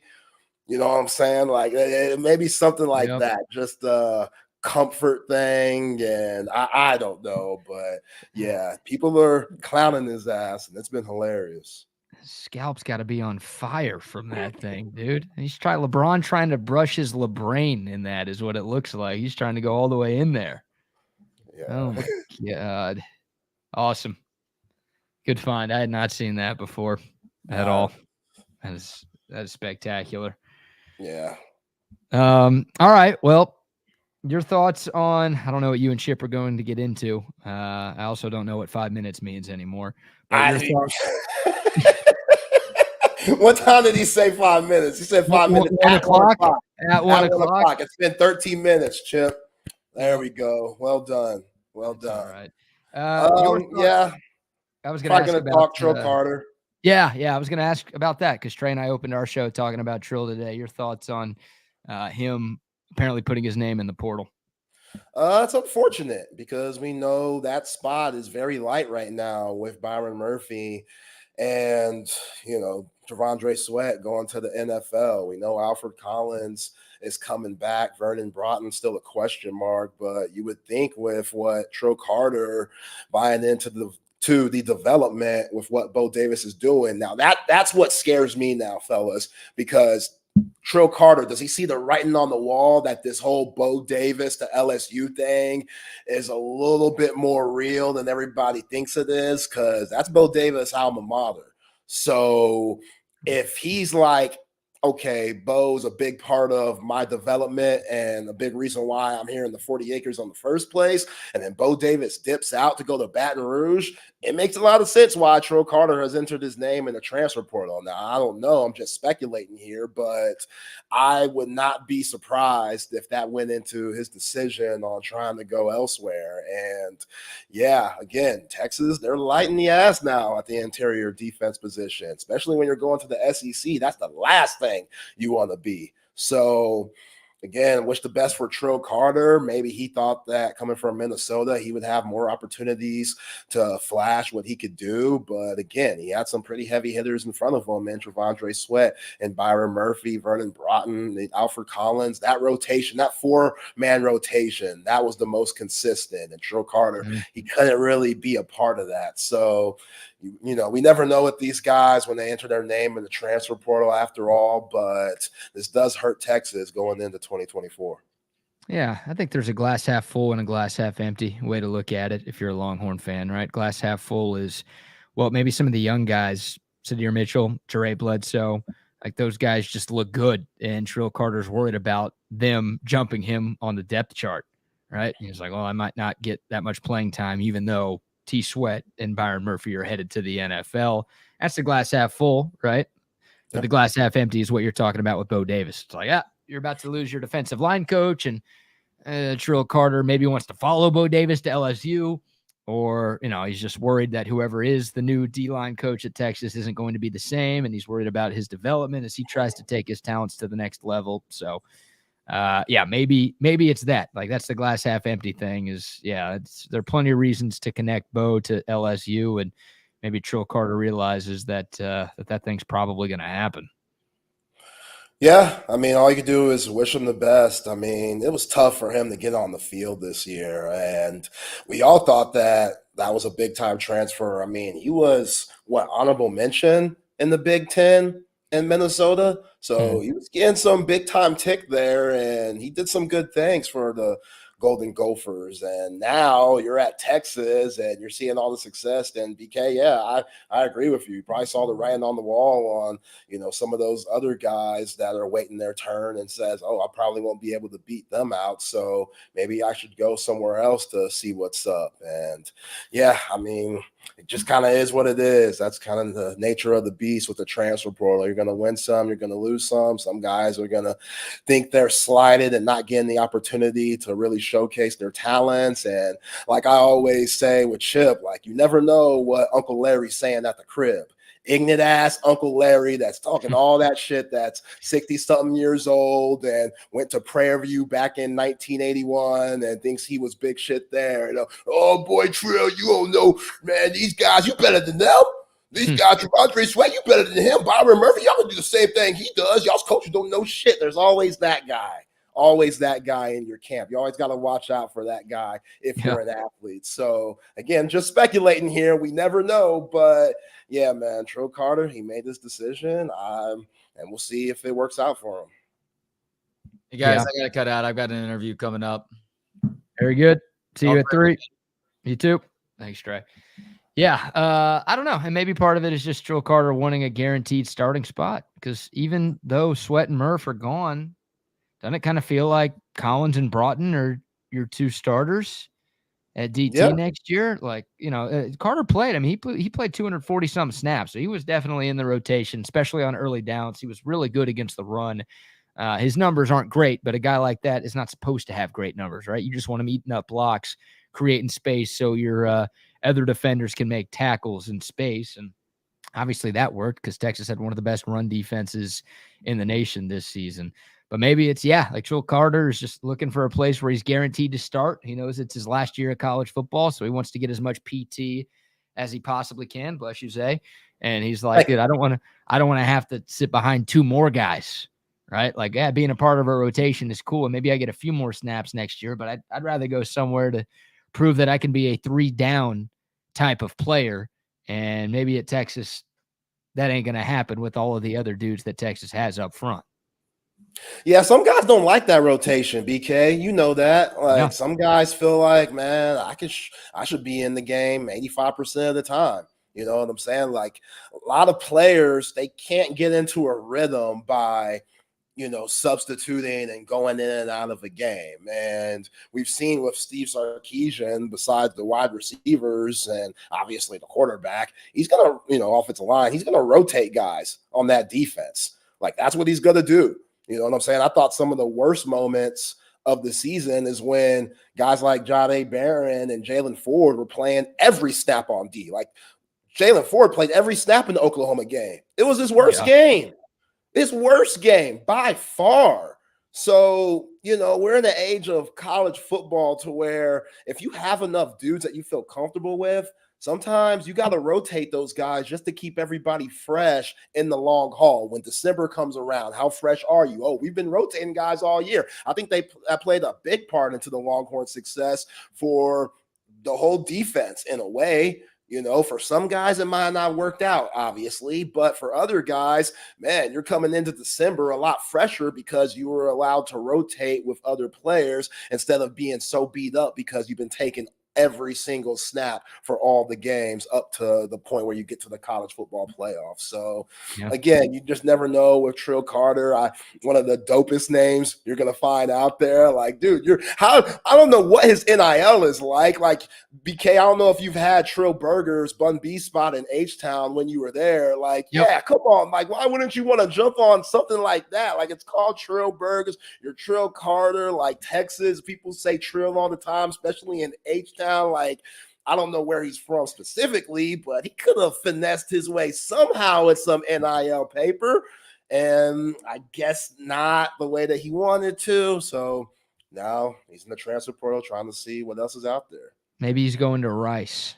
Seems like a Rice guy, doesn't he? He's like a Rice guy. Not U of H, Rice, and Al. Yeah. Maybe Chip knows about this because, you know, he's the foremost insider for all things Texas football. Man, how 5 minutes turn into 21 minutes? Damn. Hey, sorry. Got Chris Del Conte on the phone, so that stuff tends to, you know, take on a life of its own. But I apologize. But I was listening to you. You all did just fine without me. It was amazing. See, you be name dropping the way you do. It doesn't make me that mad no more. Like, I'm talking to Chris Del Conte, say, so, you know, you're going to have to wait about 21. I'm good with it. You talk to CDC, you're going to bring that to the show, hopefully, to discuss y'all's conversation. I appreciate that, man. See, you're working even if you're late. That's why I appreciate you, man. Because some guys just late.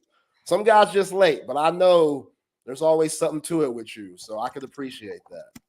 Oh yeah, well, lots. Football season never ends, as we like to say, and it's always interesting and busy right after the season because you've got people trying to cherry pick your coaches. You're trying to hold on to them. You're still trying to figure out your roster. You got guys declaring or staying.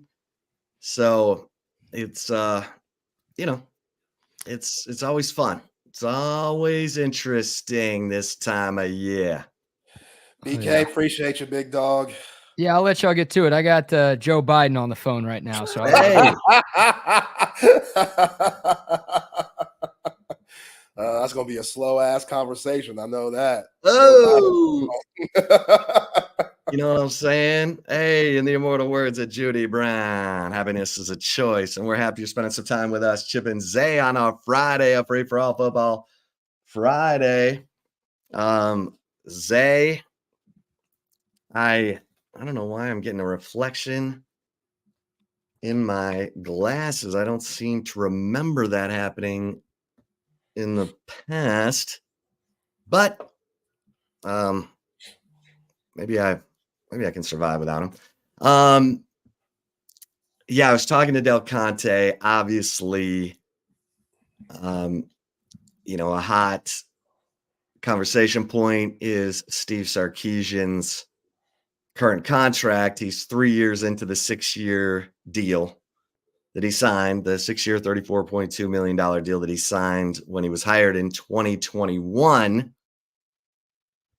And just to show you how quickly he has fallen behind the pack, according to the USA Today coaching salary database, he's right now at $5.6 million, number 30 in terms of college football coaching salaries, right behind Kansas's Lance Leipold, who's making $5.75 million. Damn, Lance Leipold's making that much in Lawrence? What? They believe.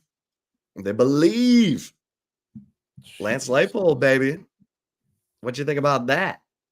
I think that's absolutely bogus. That's what I think. Have you seen that stadium? Can we put some of that money into the stadium? I feel like they have, right? They've been they are renovating and stuff. They are okay because they got it. Like, damn, is basketball money that good too, to where it can trickle down to football? No. Like, man, gotta have that. That is nuts. Yeah, if they want to, be a factor going forward, they are. Well, and they are. They're investing in their football facilities. But how about this, Zay? And we're going to talk to our man Lance Taylor coming up here at 1:30-ish. But 7 of the top 10 coaching salaries are in the SEC. And you're going to know, obviously, the top of that list, Nick Saban, $11.4 million. Dabo's making $10.88 million a year. Kirby Smart, $10.7 million. At number 3, Ohio State, Ryan Day. At number 4, he's making $10.27 million. Mel Tucker. Oh, Mel. Mel was making $10.015 million. And of course, he got fired at Michigan State for, well, things that you've probably already read about on TMZ. Number 6, freaking creeper. Number 6, Brian Kelly. Brian Kelly, LSU, number 6, $9.975 million. Jimbo gone, but he was making $9.15 million and number 7 on the list. But number 8, Kentucky's Mark Stoops at $9.013 million. Number 9, Tennessee's Josh Heupel, $9 million. And number 10, Ole Miss, Lane Kiffin, $9 million. So I think it's pretty safe to say Steve Sarkisian will be a $10 million man when this meeting with Chris Del Conte happens and things get hammered out. 10 million. Gosh, man, that's kind of feels like a Deshaun Watson situation to where you're like, man, the bar set so high. It's just kind of like, how can you not pay some of these other guys? If Mark Stoops is getting 9-something million, like Josh Heupel too, good Lord. Where, of course, Sark and his agent are going to go up to CDC and everybody down there in Texas and be like, hey, what's up? I'm trying to get this raise, man. Look at all these guys that haven't done a damn thing. And look what we just did. Got in the college football playoff with 4 teams. And now we're going to the SEC with all this momentum. Yeah, you better give me a little bump. What are we talking about here? Like, that's fascinating. You know, Nick Saban makes sense. Kirby Smart makes sense. Jimbo, not really. We all knew that. Brian Kelly, I mean, it is LSU at the end of the day. But, yeah, when you start getting down to Josh Heupel and Mark Stoops, even Lane Kiffin, I'd let Lane Kiffin, you know, he deserves that a little bit just because look what he did in the transfer portal. But yeah, man, I get it, Sark. I get it. I get why you would want that raise compared to some of your other peers in the SEC. Yeah. Yeah. So apologies for my tardiness on that. But yeah, lots going on, lots of chatter.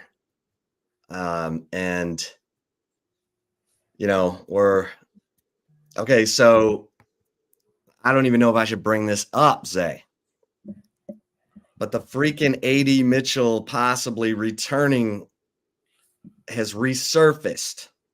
Uh-oh. Now, I was told that. All right, let me read this text exactly because I'm still waiting on clarification. But here's what I said to a source who's very close to the situation. I said, AD Mitchell, any possibility he's staying? And the response was, yes, it's a possibility. All about the numbers. Now, I said, what numbers? Like Texas roster numbers, like NIL numbers, or numbers of receivers entering the NFL draft, and I've not gotten a response. Huh. So, you know, it's going to be interesting. I'm hoping to obviously get more clarification on that because I think let's talk this out as we wait for our man Lance Taylor. AD Mitchell already projected as a third round receiver. I think he probably moved closer to first round, but we've talked about 6 other receivers, including Marvin Harrison Jr., Malik Neighbors at LSU. I got to check and see how many of these guys have declared already for the draft. But if it's that, okay, that we know that AD is a smart guy. We know he wants to maximize his value in the draft. We talked about the fact that, you know, Jackson Smith and Jigba went in the first round. He got $14 million guaranteed, and the second round receivers were only getting $6 to $8 million. And so is that enough? Is that enough for you to come back? Maybe try and increase it to where you are the first receiver taken. Keon Coleman is in the draft, underclassman. Troy Franklin, but he's not projected ahead of AD Mitchell. So I bet AD's waiting to see what other receivers get in the draft. The deadline is January 15th. And I think that's what we're looking at here. So are you Brian allowed Thomas to Jr. from LSU's in the draft? So I know in the NBA, you're allowed to enter the draft, but not hire an agent, which gives you the ability to come back. Can you do that in college football? You know, they haven't made it as simple as the NBA situation. They haven't, and I don't understand it. But let's bring in Lance Taylor because he's got ideas, he's got thoughts. LT, happy New Year, my man.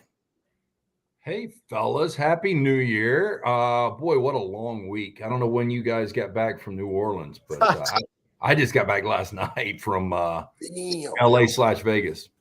Yeah, I got back Wednesday night. It was a nightmare, but recovering. So I know you're recovering. Are you wearing Rams gear? Yeah, I'm wearing a lot of Fridays and Mondays getting ready. I mean, not necessarily a big game this week because they've already clinched postseason spot, but still San Francisco regular season finale. So yeah. Big Rams game. We should probably start there. So my Lions got absolutely screwed. Oh yeah. By the refs in the Cowboys game. And now it could mean them only having one home playoff game, which right now would be against the Rams, which concerns me because the Rams look like they're getting hot. Yeah, but the Rams more than likely are going to drop to the 7 here. They're not going to play anybody. I really don't know what's going on. I think they had to have help anyway. I think Dallas would have to lose to the Commanders and the Rams would beat San Francisco. And then the Rams, I think, would get the 6th seed and they would play in Detroit. No offense to your Lions. I would rather play in Detroit than Dallas just because of how good Dallas is at home. And I think, a couple of things. There's going to be a ton of pressure on Dallas because it is Dallas. But Detroit, hell, they've won one postseason game, and that was in 1991. 30 years ago. Yeah. So I don't know. The Rams probably aren't going to win either one of those games, but who knows? NFL, we'll see. Yeah. Yeah, Lance, talk about your Rams a little bit more. Puka Nacua, he's been the highlight all year long for that Rams squad. 5th round pick out of BYU. Now he's a Pro Bowler, over 1,400 yards. He's basically just a Cooper Kupp light. And now that Cooper Kupp's back and fully healthy, it's kind of like pick your poison because Stafford, being the Super Bowl winning quarterback that he is, he's going to find you. Oh, look, I think when you talk about 1-2 punches as far as wide receivers in the NFL, they're as good as anyone because Cooper Kupp is rounding back into a healthy form. And then DeMarcus Robinson out of nowhere has been a really good 3. And Tyler Higbee is one of the better underrated tight ends in football. And their offensive lines play tremendous. But the biggest key, not only Matt Stafford staying healthy down this stretch, has been Kyron Williams out of the backfield. 2nd year back out of Notre Dame. He's got the second most rushing yards, although he's missed 4 games. He's been fantastic. He's another one of those Pro Bowlers. I think the Rams got 4 overall. I think it's a really good team that just got stuck in kind of a funk in the middle of the season. And because of seeding now, it's kind of hard to pull out of that. I can't remember the last quarterback. I think it was Eli Manning that was able to go on the road as a wild card and win 3 road games to get to a Super Bowl. So it seems highly unlikely, but you never know. Again, it's the NFL. Just happy to be in the postseason. Yeah. Well, how confident are you in these Rams? Oh, not overly confident, just because I don't trust the kicking game. How Lucas Haversick has still got a spot on that roster is beyond me. Just misses key and chippy field goals left and right. I don't trust the back end of the defense, so I'm not ultra confident. I think I think your team, the Lions, they're going to be playing with a mat on after getting completely screwed. I think Dallas is going to be playing with. I mean, the only teams I wouldn't fear would be Philadelphia right now and whoever wins the South. But outside of that, San Francisco, Dallas, or Detroit, I really want nothing to do with them. Yeah. All right. Well, let's go backwards a little bit. Let's go back to college football playoff semifinals. You traveled the world to get to Pasadena. What did you think? Give us your thoughts of the Michigan-Alabama Rose Bowl game, because Michigan was trying to screw it up with their special teams, but their defense was just chopping Alabama up. 5 sacks in the first half, Lance. Yeah, I thought the Michigan defense was outstanding. Obviously, you mentioned special teams. I think if it wasn't for the special teams, I think Michigan's leading by double digits. That game could have already been over at halftime. Now, to Alabama's credit, sitting down 13-10, they were able to regroup. They made some adjustments, and they came out and they defensively dominated that game until that final regulation possession from Michigan. Overall, I think the difference was up front. I think there were a lot of Alabama fans that discounted this Michigan defense because the only top 50 offense they had played the entire year was against Ohio State. I was under the belief Michigan's defense was this good. It showed out, not only the 6 overall sacks, but 10 tackles for loss. So I thought they played tremendous up front. Jalen Milroe did not play his best game. Obviously, there was a lot of problems with Seth McLaughlin, the center, and the quarterback exchange there. Even on the final play of overtime, he has since, Seth McLaughlin has entered the transfer portal. You guys probably saw that news. But I just thought overall, honestly, I think Alabama was the better team. Or excuse me, Michigan was the better team. And, Alabama, it was a great story. I think Alabama fans were really disappointed being up 7 with 3 minutes to go. They thought they had that game in hand. But if you go back and ask Alabama fans now to grade the season as a whole, and this is the first time you will get this maybe since 2008 when Alabama lost to Florida in the SEC championship game, I think Alabama fans would give this season an A because of where they were in September. And you guys saw that game against Texas. They looked lost. The very next week against South Florida, they struggled to win that game, to where they ended up the season, having a 7-point lead with 3 minutes to go in a Rose Bowl with a chance to play for a national championship in a game against Washington. They would have been favored. So I think overall it was an A year. Alabama fans a little disappointed that they couldn't finish the deal because I think this is one of their more enjoyable seasons because it was a true team concept, guys getting their backs, guys getting better. And, they grew as a team. Yeah, Lance, Monday night, it's obviously going to be that Washington high-powered offense versus the Michigan defense. One thing that Michigan was able to do against Alabama that Texas couldn't do against Washington was get pressure on the quarterback. And even when the Horns got pressure on Michael Penix, he was just so elusive in the pocket and still able to keep his eyes up the field to make just very accurate throws. How do you think that matchup's going to go? And then what did Washington show you against the Horns in New Orleans? We continue to doubt them. You go back to the Pac-12 championship game and AtlantisLike.com, full disclosure, and a lot of this was based on the number was 9.5. I'm like, why in the hell is this number this large? And then everybody I talked to, Washington still got a shot. They were doubted, though, being underdogs there, underdogs against Texas, underdogs again in the national championship. Kalen DeBoer, 21 consecutive wins. He continues to beat top 25 teams, continues to win these one-possession games. So I think with Penix and those receivers, they're going to be in any game. But, talking to some of the experts, Joel Klatt, Brock Heward, a guy that played at Washington, their big fear is Michigan's ability to just run the football down the throat of Washington. That's something that, that's a matchup problem. Now, can Washington maybe get into a shootout? I don't think the tempo is going to be there for them because it's going to be a lot of Donovan Edwards and Blake Corum. And, if they go out, Michigan can run the ball and run it with that kind of success and go 200 plus on the ground, Washington probably has no shot in this situation. And I don't know personnel wise how you make that makeover. Like, I think Washington's defense is going to be in trouble, but their offense could bail them out. But, right now I lean Michigan, probably the better overall team, but it's hard to doubt Washington. I think it's a great championship matchup, our final in a 14 playoff. I'm excited about it, but I lean Michigan right now.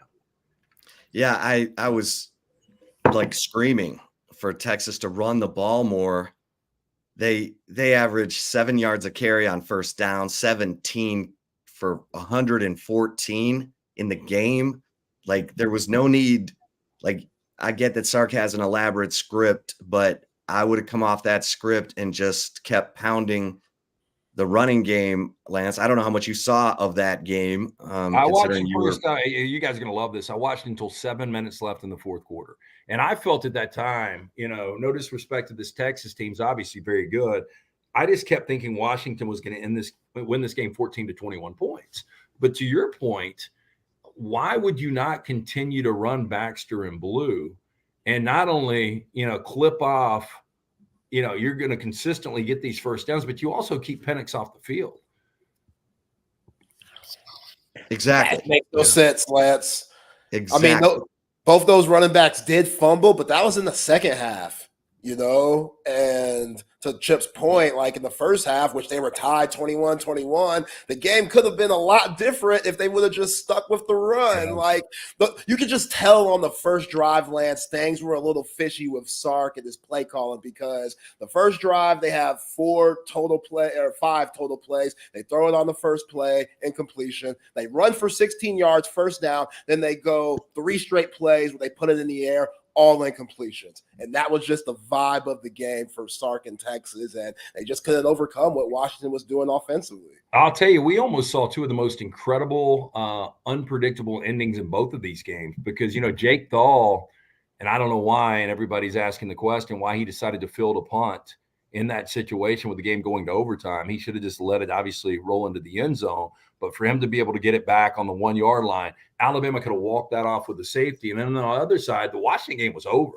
They decided to get a little aggressive. They don't take those timeouts. The Dylan Johnson injury, just something you don't see. I didn't get to see it. I was in the car listening because we had some transportation problems. Some of our guys got stuck at the Rose Bowl. I was smart enough to leave at halftime where I didn't have to deal with that shitty traffic. Tell you, I don't know if you guys have ever been a spectator at a Rose Bowl, but it is the most unfriendly fan experience as far as logistics go. There's no functionality in that. No, because you're driving down into a canyon. Yeah, and there's no urgency from the workers down there. Everything is piss poor labeled. It's like you're lucky to be here. Going through the portal, you have to wait in different lines for a certain amount of people to get through. You've always got to come back out to go to bathrooms and to get any of the concessions. It's a wait nonstop. So I decided at halftime, I knew I had plenty of time to get to a local brewery. And so I went, watched all of the second half, Washington, Texas, till that 7-minute mark when I got a phone call. And so unfortunately I was listening on a bad AM frequency somewhere out of LA. Well, I'm with you, Lance. It was crazy. I'm like, okay, where do we put these games? Because they did come down to the final play. And Quinn Ewers throws a back shoulder ball to A.D. Mitchell, more of a dig ball instead of a high point fade. It's probably Texas winning that game. And it did feel like they were kind of outplayed the whole way. And they got lucky when Dylan Johnson got hurt and that stopped the clock. Yeah. With, that otherwise Washington could have run it down to 20 seconds before, Texas got the ball back instead of 50. Yeah, and it's hard to believe, you give up over 500 total yards, I think 532. You have 10 penalties, a couple of turnovers, and you still have one throw to the zone to actually walk that game off.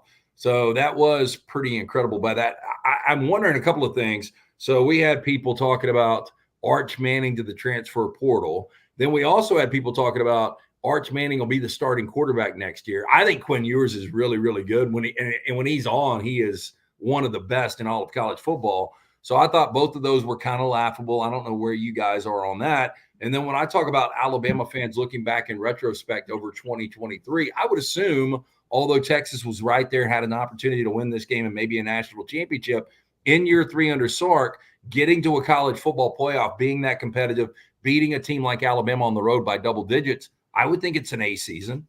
Yes, absolutely. Mm-hmm. Zay? Yeah, I'll give it the A-, but an A's an A for sure. But Quinn Ewers is going to be the quarterback next year, right? Yeah. Yeah. Yeah, he's going to be the quarterback. That's Sark's MO.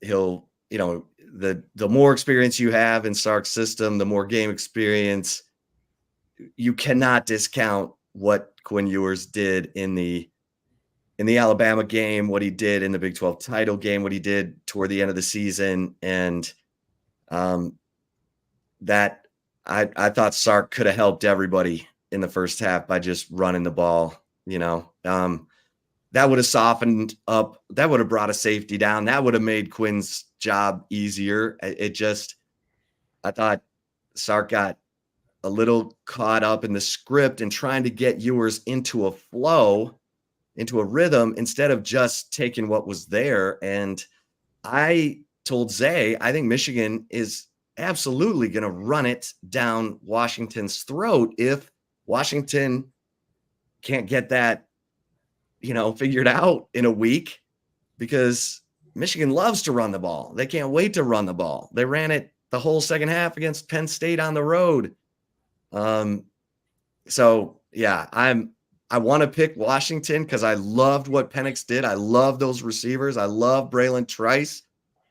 But man, if they can't stop the run, Michigan's going to pound it. I'm with you. Like, just a rooting interest, I would love to pull for Washington. I think it's a great story. Final year of the Pac-12, all that kind of stuff. The Penix story, Kalen DeBoer. But Texas to average over 6 yards a carry, and now you've got a Michigan team that they had some success against Alabama running the football. Now, I thought J.J. McCarthy, everybody kind of challenged what's he going to be able to do. He had a couple of drops, but still was 17 of 27, played clean football. I thought he was really good. All right, Lance, going back to the NFL, big game tomorrow, AFC South. If you're winning, then you're in with the Texans and the Colts. I mean, Shane Steichen's done a hell of a job coming from Philly and doing this with Gardner Minshew. That's something within itself. But we know CJ Stroud, and same thing with D'Amico Ryans, like the job that he's done coming from San Francisco. Both of these guys have the opportunity to get their teams in the playoffs. Who you got tomorrow? Yeah, well, I think one of these teams is going to end up 10-7. And just imagine the scenario if Buffalo loses and Pittsburgh wins and Buffalo's on the outside and you're a Bills fan. I mean, who would have said the Bills missed the postseason and either the Colts or the Texans with rookie quarterbacks and rookie head coaches? I mean, the Colts to be able to do this with Gardner Minshew after losing Anthony Richardson. And they're still minus in point differential. CJ Stroud hasn't necessarily been the same since the concussion. They're a slight 1.5 point favorite. They're the better story. I'm going to play the Colts, though, to win this game. I think Houston is that fun team that people want to pull for. And Stroud has played. I asked somebody this question earlier today. Who was the last rookie quarterback to play at this level? It was Dan Orlovsky, and he said Andrew Luck with the Colts. I mean, that's how good of a season CJ Stroud has had. So I love these. Week 18 can bring you bad where everybody's sitting, but it can also bring you these moments of two teams like the Colts and Texans we never expected to be in this situation.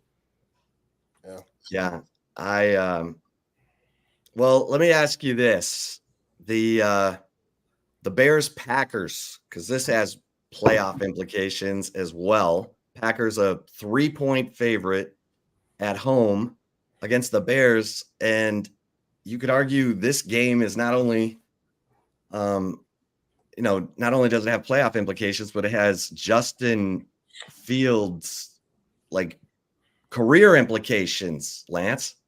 Yeah, and I like how Fields has played, actually. I mean, at home, they've been night and day. Some people thought he would be better than he has been this year. Leads the team in rushing. I know there's a narrative out there that Chicago is going to get rid of him and go at number 1 overall, the pick they acquired from the Carolina Panthers with more than likely Caleb Williams. But I think right now, I love Caleb Williams, but I might take Justin Fields just because I know what he's kind of growing into in the NFL. Jordan Love has been better than I thought he would be this year as well. So I think it's two quarterbacks that probably aren't getting the respect they deserve right now. Aaron Jones, ultimately the difference maker in this game on lean Packers. Packers beat them by 18 week 1. Unfortunately, at Lance'sLock.com, we were on the Bears in that spot. I do have a memory when it comes to these games, but I kind of like the Pack in this one. Yeah.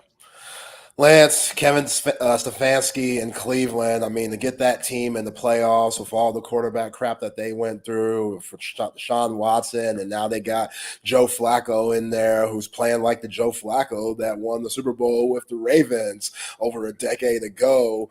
How did this happen? I mean, I know the defense led by Myles Garrett, like he's an absolute problem who should be up for Defensive Player of the Year, but still, like it's the Browns, Lance. Like, I mean, come on, kind of like the Lions being in the situation. Like the Browns, for real? Stefanski, you mentioned Coach of the Year. He is your hands down Coach of the Year. Flacco could end up being your comeback player of the year. I personally think it should be Baker Mayfield. They'll probably give it to DeMar Hamlin just based on the fact that that's where we are right now. And I guess he came back from a life and death situation. Really hasn't been a factor. With all that said, Stefanski's done an incredible job. They've won 4 consecutive games. I know the quality of opponent really hasn't been there. But the last 2 games, they've won by double digits. And it's all about defense and what they can do up front defensively. And to not only lose Deshaun Watson, but to lose Nick Chubb and still be in this situation is pretty incredible. But they're one of those teams, much like your Detroit Lions, Chip. I was talking about Buffalo, Cleveland, Detroit. These are teams you want to see perform well in the postseason because you feel so bad for the fan bases. Yeah. All right. Well, Lance'sLock.com, baby. What I gotta ask you, who you picking in the national championship game? Well, the lean is Michigan right now. That's not official. I will say since the turn of the calendar, we had a great bowl season as well. We had a bowl guarantee, and we had to go, winning record. We were 18-8 in the bowl guarantee, but we are 14-3 since January 1st. We were 3-0 in the first, I think 1-1, 7-2, and then 3-0 last night. So we're rolling out of the gate in 2024. Jump on board. Best value in sports, $100 a month. That's all it is. You get everything, all plays. You get a free play every single day. If you just want to monitor us, check it out. Go to lanceslock.com for all of the information as we get ready for week 18 of the NFL season. And of course, national championship coming up on Monday. Well, listen, dude, we always enjoy the conversation. Yeah, man. Love it. Talk to you guys next week. Sorry, I had to push back a day, but I was in the air yesterday because I was lazy. I didn't want to get up. And I really got lucky because my guys ended up leaving Vegas at like 1 on Wednesday. They had to fly to Dallas. They had like a 2-hour layover, and then they got to Birmingham at like 11:30. I got a direct flight out of Vegas yesterday at 11:20. It was delayed an hour, but ended up getting back to Birmingham at like 5 o'clock. So you can't beat a direct. Connectors suck. Yeah. Oh, you cannot beat direct. Love direct. Happy New Year, my man. Happy New Year to you fellas. Talk next week. Enjoy the national championship. All right. Thanks, Lance. Happy New Year, man. Appreciate you. You got it. All right. We're going to talk to our man, John McClain, get some more NFL going. Obviously, we've been talking a lot about the likely contract extension and raise for Steve Sarkisian and,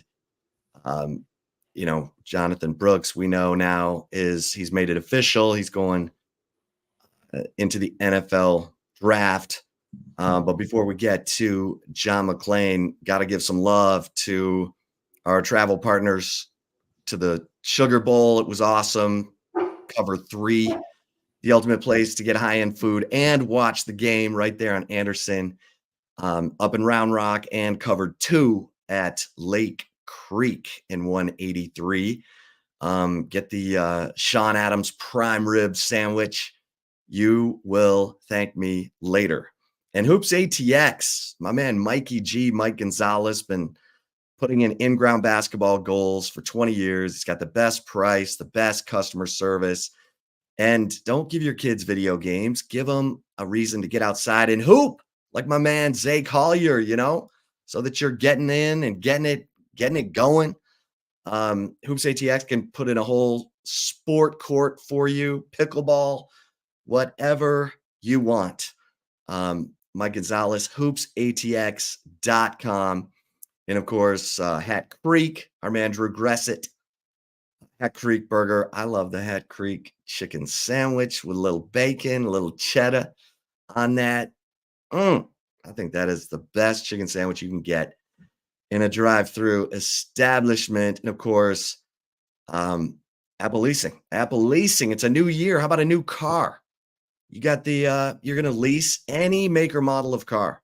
And that's the only place in the world you can get that. Don't go to a dealership and lease because they are probably going to lock you into their make and model of car. You lease from Apple Leasing, you pick any make or model of car. And then if you want to switch 2-3 years into the lease, no problem. The easy lease. And you're not paying for the future trade-in value of the car. So you're getting into a better car than you thought you could afford. appleleasing.com, or just call them at 346-9977 and they'll help you. They'll be your personal car concierge. Yeah, it's good. All right. Let's talk a little NFL, Zay, with our man John McClain of Sports Radio 610.com, where he's pumping out column after column, including columns about the Houston Texans. John McClain, Happy New Year. Happy New Year to you guys. And boy, the best laid plans. I still can't believe the Longhorns blew that game. I thought sure they're going to win it. I think Michael Penix is probably still completing deep passes. I thought at the end they were going to pull it out and it was going to be a miraculous victory. And then they'd come to Houston and play for the championship. And there'd be the prices of the tickets would skyrocket with all those wealthy Longhorn alums coming to town. And it still should be a great game. But, man, the buzz here is not about the national championship game. It's about the Texans winner-take-all game in Indianapolis Saturday night, national TV.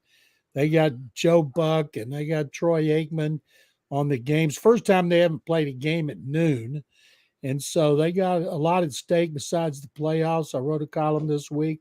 Will Anderson Jr. played 12 snaps Sunday, had 2 sacks, 6 pressures. He's second to Jalen Carter right now in Vegas for Defensive Rookie of the Year. Stroud's going to win Offensive Rookie, and I wrote about this. A great time for guys like Anderson and Stroud to showcase what they got on national TV at Indy. Indy beat them by 11 in the second game of the season here. Show you how long ago that was. 9 different starters will be on the Texans offense. Texans are missing so many players while the Colts say they're as healthy as they've been since the first game of the season. Yeah, John, what's the vibe with the Texans right now? You just mentioned all the injuries that they're dealing with. CJ Stroud, he had a solid game last week against the Titans, but it still seemed like he had to work out some kinks just being, 2 weeks off from that concussion that he had. What's the vibe going into this game? As you said again, they're playing basic prime time. Haven't had a primetime game really all year. How are they going about that? Where's DeMeco Ryans' head at with the ball club? If the Texans win, they're in the playoffs. At worst, they're a wild card team. At best, they are the AFC South champion if Tennessee upsets Jacksonville. And today, the Titans got news I think will help them. Ryan Tannehill is starting over the injured Will Levis. Tannehill is healthy. He was a starter early in the year, got hurt. They put Levis in. He stayed in. Tannehill's auditioning for another job next season. He wants to go out in style. Derrick Henry's been talking about all week. And I think it's it for him. He just turned 30 this week. And I've seen some interesting stats about Derrick Henry, by the way. He gets hit in the backfield more than any running back in the league. And their offensive line has been terrible. And I'll bet you if he goes somewhere with a good offensive line, that he's going to play well because he didn't start till his 3rd year in the NFL. So I think the Titans got a chance to upset the Jaguars. And if that happens and the Texans win, they'll host Cleveland. Browns blew them out 36-22 2 weeks ago here. And if the Texans win and the Jaguars win, they will go to either Buffalo if the Bills beat Miami, or Kansas City if the Dolphins beat the Bills. So they got a lot in the Colts. It's just the same for the Colts. I think the winner of this game, the head coach, will finish second in Coach of the Year balloting to Cleveland's Kevin Stefanski, who has that wrapped up, even though DeMeco Ryans and Shane Steichen have won a lot more games based on what they were predicted than the Browns, because the Browns, some people picked them to win the AFC North because they thought they had a healthy Deshaun Watson and he was going to play like he played Houston in 2020, and it's amazing. Browns are winning with Flacco, and the Texans are winning with their second choice at quarterback, C.J. Stroud, because they beat Indy last year in the last game, and it cost them the first pick, and everybody here went ballistic because they blew their chance to get Bryce Young. John, I'm going to take you back to the Texans because I love, you got a deep dive on sportsradio610.com, 5 things to watch for Texans in the Texans Colts game. You talk about CJ Stroud and explosive plays and Stroud needing better protection, the running game being imperative. And the defense has been so good. That's why I'm tempted to take the Texans in this game. What's your gut feel about how things play out in that game? Well, I'm surprised the Texans are favored by 1 point. Indy started the week being favored by 1. Injury reports have come out. Colts are healthy. Texans are missing Jonathan Grenard, their best pass rusher, second game in a row. They could miss Malik Collins, their best defensive tackle, the second game in a row. Will Anderson Jr. played 12 snaps last week. He might not play, but say 12 to 20 snaps in this game. So they still got players out. And Noah Brown, who's done a good job, he's out at wide receiver. So they have a lot of injuries, and Laramie Tunsil's playing hurt at left tackle. And it's amazing when I think about this. They have played 4 left tackles, 4 left guards, 4 centers, 1 right guard, and 3 right tackles this season because of injuries. And I went back and looked at that starting lineup in the 31-20 victory by the Colts here in the second game, and it blew me away, some of the guys who started. Now, most of them are on injured reserve or are reserves. And one thing the Texans, the best thing they do on defense is stop the run. Jonathan Taylor didn't play in the first game. He is 5-0 against the Texans, and he has averaged 124 yards in his last 3 games. He's averaged 149. Texans' run defense is tied for third. They're giving up 88 yards a game. In their last 12 games, they're giving up 80, and in their last 4 games, they're giving up 53 a game. So they've been really good against the run, no matter who's been healthy in and out of the lineup in the defensive line. They've had some great coaching of their front 7, and their offense, when they run for 100 yards, they're 5-1. When they run for 100, Devin Singletary has reached 100, they're 3-0. But the problem is they're still not a good running team. And one of the reasons, I think, is the injuries. But number 2, their line coach, Chris Strasser, who came from Indianapolis, he never coached in this zone scheme. And, he had to learn it too. And I think it's been a learning experience for him as well as the back. So you would think getting 100 yards would be imperative for them. And the Colts in that first game sacked C.J. Stroud 6 times. That's still a season high. And last week against the Titans, he was sacked once. It was his fault because he kept running around trying to find a receiver instead of just throwing it away. Colts have a really good front 7. They have 4 guys with at least 7 sacks, and they get after the quarterback, so especially up the middle. So I think we're going to see Stroud rolling out a lot, throwing on the run a lot. I think there's times he's passed up a run to throw passes. And when they played Georgia last year in the semifinals of the college football playoff, he ran 12 times, more than any time of the year. And I think we might see him take off more in this game than he has. Real quick, what's your biggest concern about the Colts? I think they'll do a good job shutting down a pass rush. Then they want Gardner Minshew to throw. Minshew's 0-3 against the Texans as a starter, but he came off the bench when Anthony Richardson was hurt in the first game and led them to the 11-point victory. But to me, it's about the pass rush and protecting Stroud because he's the single most important player on the team. If the interior guys get dominated, and that's a good chance of that because their center, Michael Dieter, the 4th one, was supposed to be a backup, and he's been their 4th guy to play center, and he's all right. He won't be the center next year. and their left guard, Juice Scruggs, was supposed to be the center. So they've had some problems in the middle. And it's can they control the defensive line and give Stroud time to throw the ball? He's only had 5 interceptions. That's the fewest in the league. The only one that has 5 is Kirk Cousins. He only played 8 games, so he's been really good at protecting the ball. And in the Colts play more zone than any team in the league, I believe.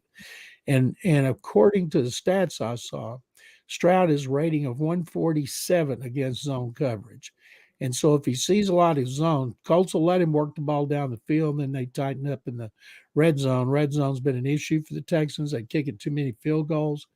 And I think this game's going to come down to one of the kickers, Matt Gay or Kaimi Fairbairn. And Fairbairn has been fantastic. He's 27-28, and he's won 2 games at the end, and he missed 5 games with a quad injury.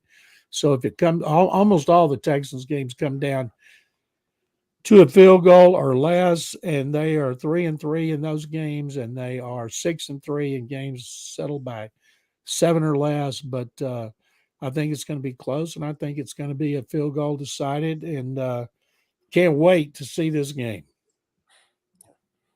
John, you've been covering the NFL for a long time. Have you ever seen that just poor performance by the officials in the Cowboys-Lions game with all the playoff implications that it had in it? Give us your thoughts about what happened and your point of view. The Lions got way too cute. They tried to send 3 tackles over to confuse the Cowboys, and they confused the Cowboys, and they confused the referee, Allen, and he blew the call.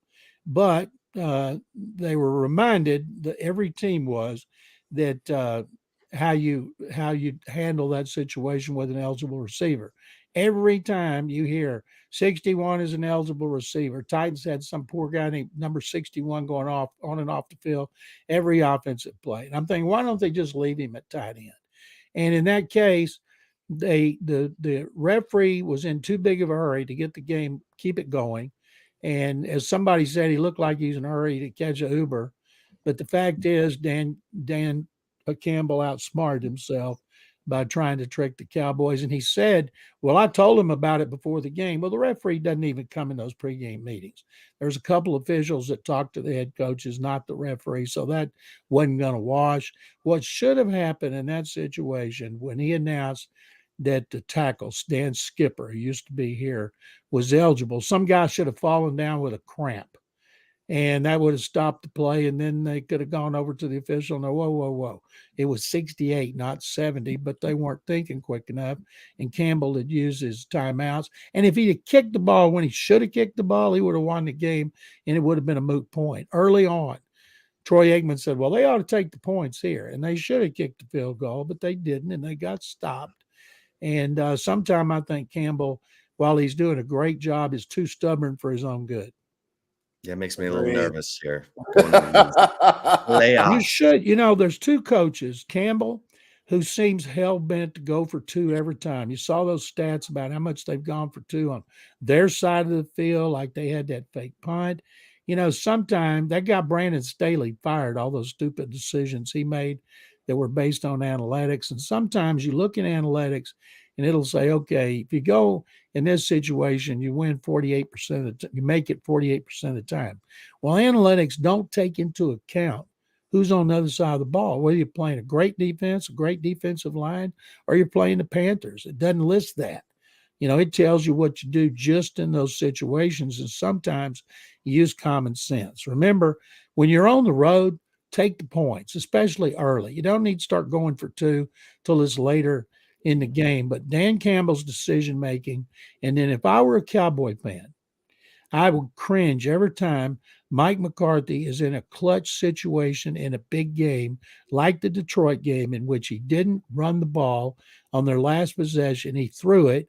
It ended up costing them at least 42 seconds. I saw somebody with a timeline of what boneheaded call he made. And I hope it was not Dak Prescott changing the play. Coaches will never tell that. One time here, we blasted Bill O'Brien for throwing the ball when he got in a certain situation when Deshaun Watson was a rookie. We just eviscerated him in the media, fans. And then I had a coach tell me 3 weeks later, this is off the record, but Watson changed that play at the line of scrimmage. That wasn't on O'Brien. And by then, I couldn't say anything about it, so I just dropped it. But you always wonder about that because sometimes they're so boneheaded calls.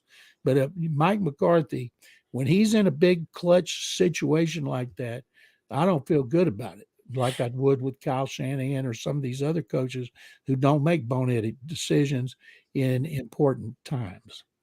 All right, what other games have your attention, John? Well, if the Texans lose, then my only game I really care about is going to be Buffalo and Miami, just because it's a great situation. The last game of the season, regular season, it means the Bills could win the division or miss the playoffs. Right now, everybody thinks they're really dangerous, even though they had their offense has not been. Josh Allen has not been playing great, and it's weird. Stephon Diggs, I've seen stories this week about how little he's being used, but they're winning. Even though they're not blowing people out, they're just winning. They're peaking at the right time. They're 9-1 in the last 10 with Miami. Tua Tagovailoa is 1-5 against Buffalo. Buffalo's favored in Miami, and I can't wait to see that. Now, if the Texans beat the Colts, all my attention, everybody here is going to have to be Titans fans, and they hate the Titans because they need the Titans beat the Jaguars.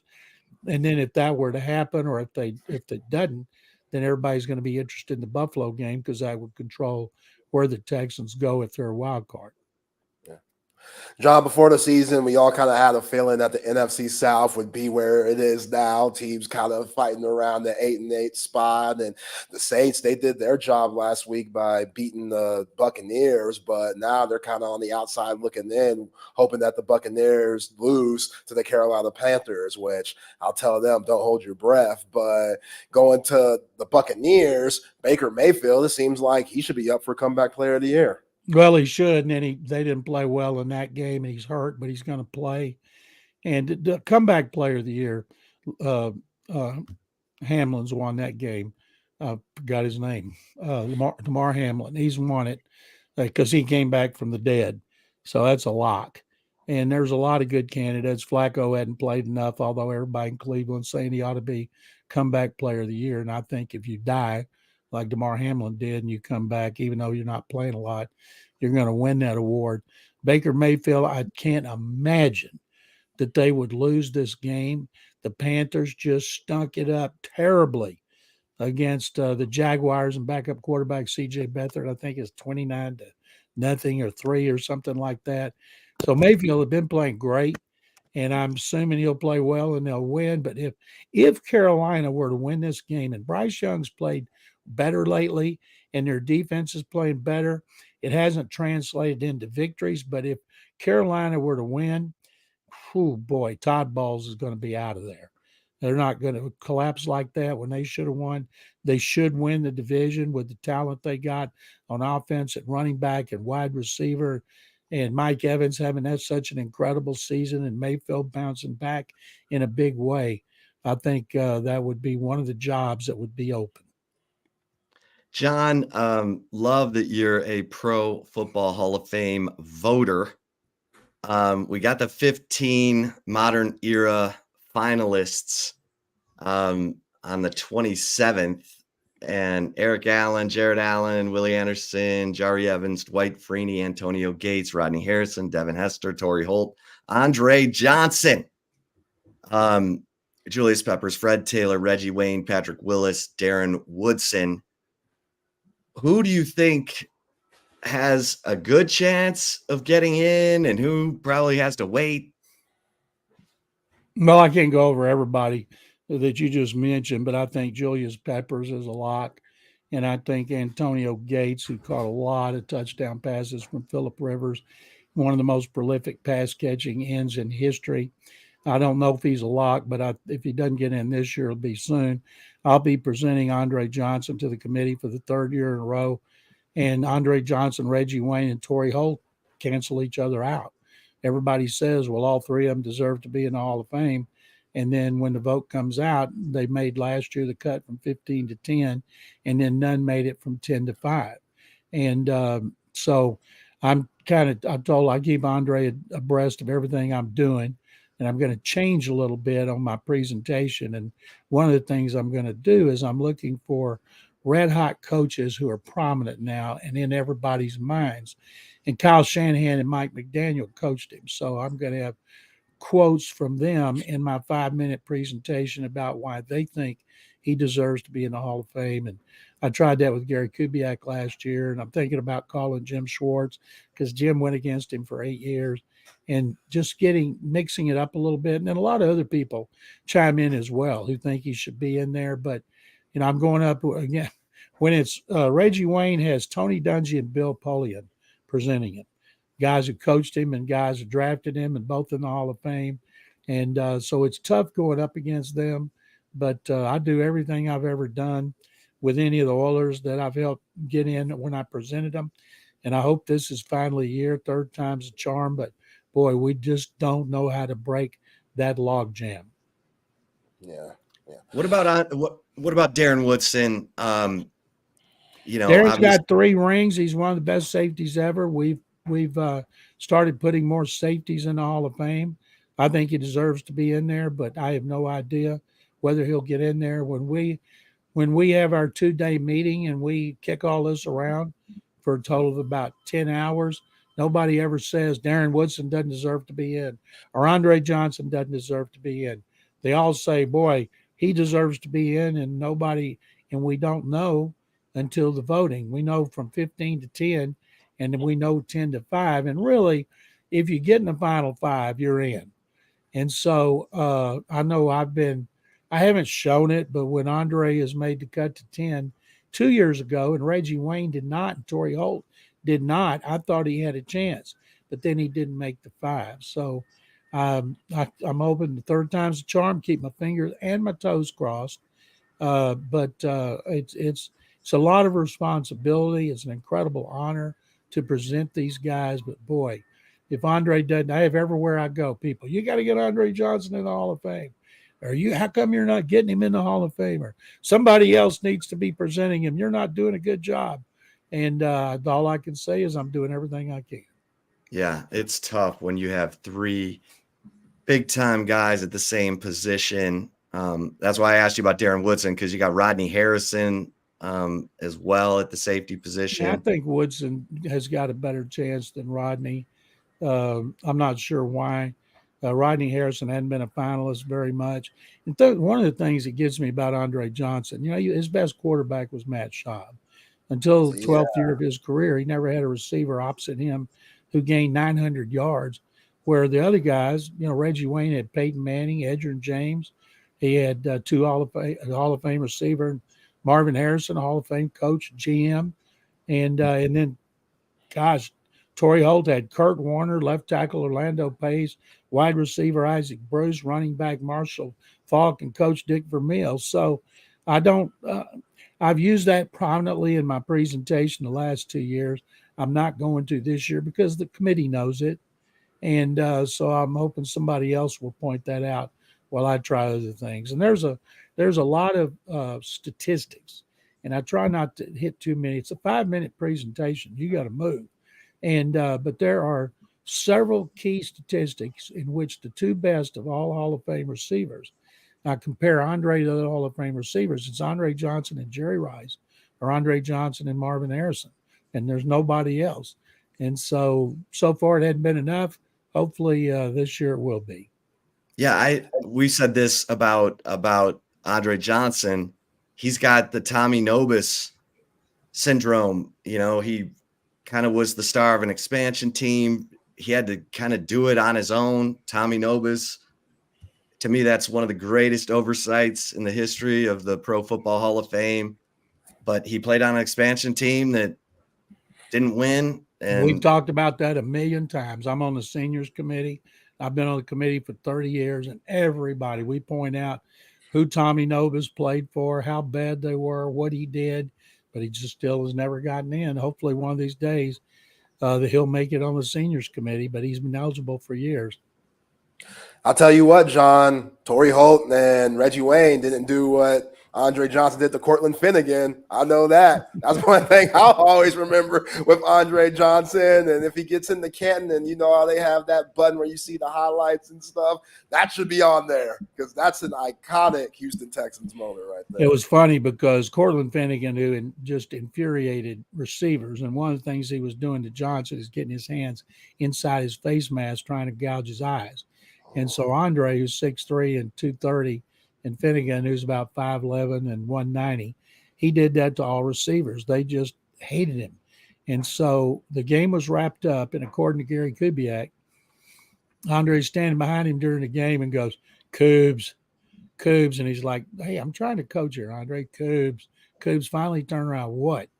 And he told him what he was going to do if Finnegan did it again. And so Kubiak, yeah, okay, because, we've got the game in hand. And so he did it again, and he did. And the best picture, I think, is Chronicle photographer who had the perfect shot of when he was way back, had him on the ground like this, about to pound him again. And that picture, a lot of people asked him to sign it, but he didn't want to sign it because, he got fined for it. And he thought it was really the only negative thing about his career, even though a lot of people loved it, especially wide receivers across the NFL. He got so many texts and emails from people thanking him. John, I got to ask you about the Cowboys and the I almost said Redskins. The Commanders. It's a road game for the Cowboys. They're favored by like 13. The Commanders might only be playing for Rivera's job. They're not playing for his job. He's history. There's no way he could beat the Cowboys by 50 and he'd be gone. Commanders are playing for nothing except trying to get some good on tape. But, that's fine. But they've got a whole season of tape. The Cowboys are going to pound them into submission.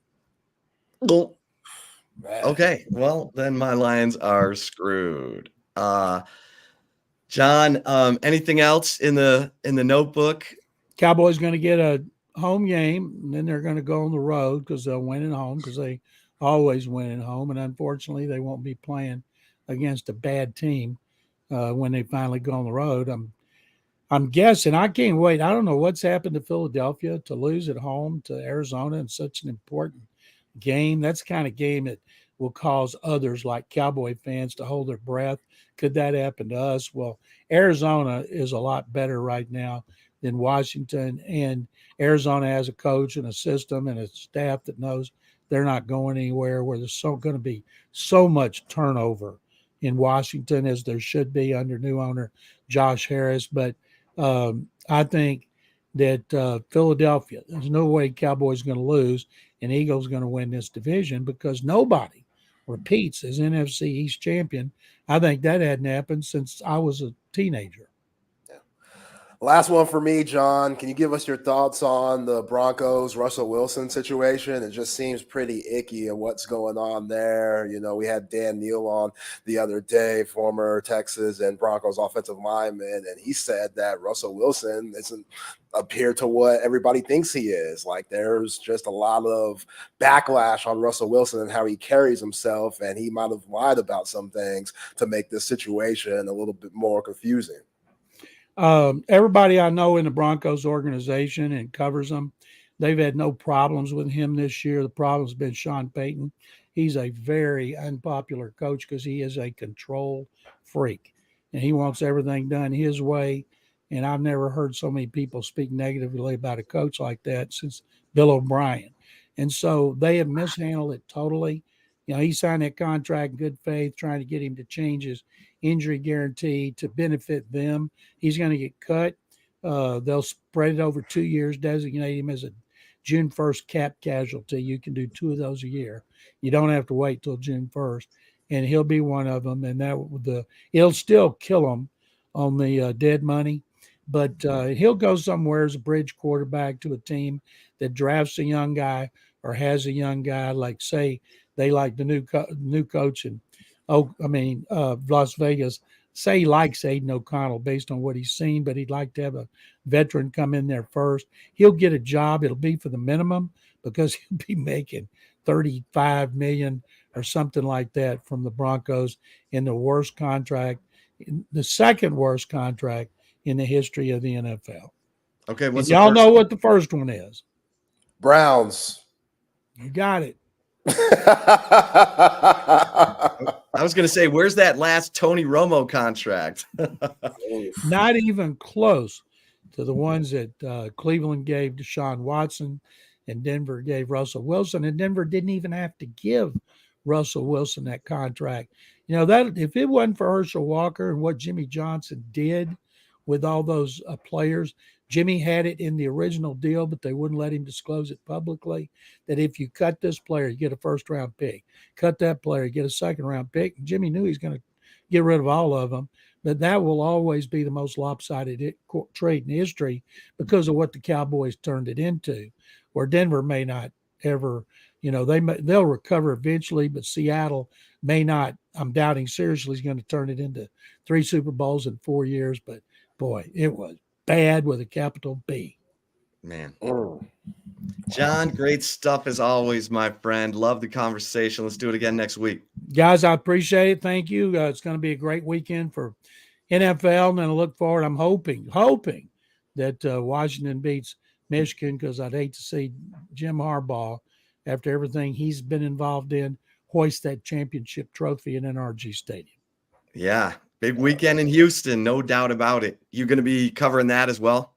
No, I just cover the NFL. And then hopefully Texans will host a playoff game, Cleveland, next week, and that'll be the end of the season. But I picked the Texans to win this game on my Utopia Football Podcast, 26-24. But if Indy wins, it won't surprise me at all.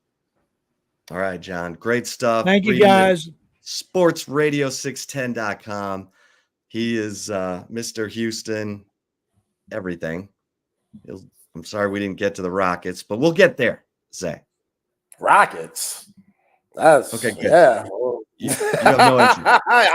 I'm good not talking about Rockets right now. We'll get there.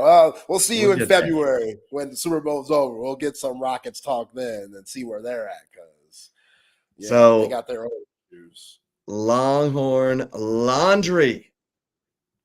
My man. Yeah, so Longhorn Laundry. Well, first he says, excited to sponsor our show. So Zay, what magic did you just show him your amazing personality? Y'all met up in New Orleans? Just the team, man. Like, he's hopped on Texas Sports Unfiltered as a whole. And yeah, Longhorn Laundry, get that laundry out to you, goes around campus and around town and hook you up with the best laundry possible. And yeah, we saw him and his lovely wife in New Orleans. My man was all decked out in his Longhorn attire per usual. Like, that's my guy. Yeah, great person. So you were already gone by the time he showed up. Yeah. Sorry I didn't get to meet Longhorn Laundry. But yeah, I was born in Henry Ford Hospital in downtown Detroit, lived there until I was, 5, and then we moved to Kalamazoo, but Detroit was always the team. Lions, Red Wings, Pistons, Tigers. I mean, the Pistons are just, oh, good God. So, and that's really, the fact that I can say the roar of 84 about the Tigers and the Pistons in 04 and, of course, the Bad Boys in the late 80s, but the Lions, like I've told Zay and everyone, I'm fascinated with Bobby Lane because of the curse, the 50-year curse he put on him after he led them to a world championship and then got traded to the Pittsburgh Steelers. And the 50-year curse is now at 64 years. So, and I just had a little twinge that the Bobby Lane curse showed up at AT&T Stadium last week. Great game, fun game to watch. Cowboys, Lions, and then it comes down to that. And I agree with John. I was mad that Dan Campbell didn't kick some field goals. You know me, Zay. I'm like, you're on the road, take the points.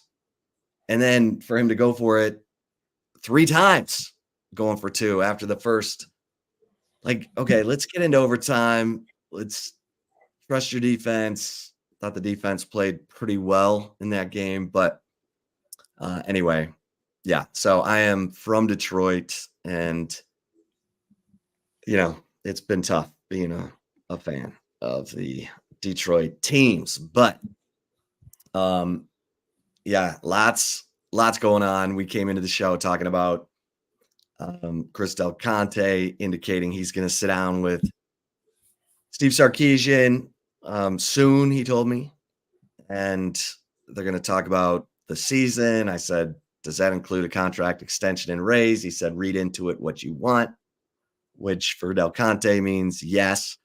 And then we talked about the salaries of the SEC coaches and the fact that Lane Kiffin, Josh Heupel, Brian Kelly, Mark Stoops are all in the top 10, along with Nick Saban and Kirby Smart. Saban is at the top of that list at $11.4 million. Lane Kiffin is number 10 at $9 million a year. And I've had several prominent boosters at Texas say, I'm not comfortable with Sark going into the SEC making less than Lane Kiffin. I said, don't worry, it's coming. And probably going to be a $10 million man. So good timing for Steve Sarkisian.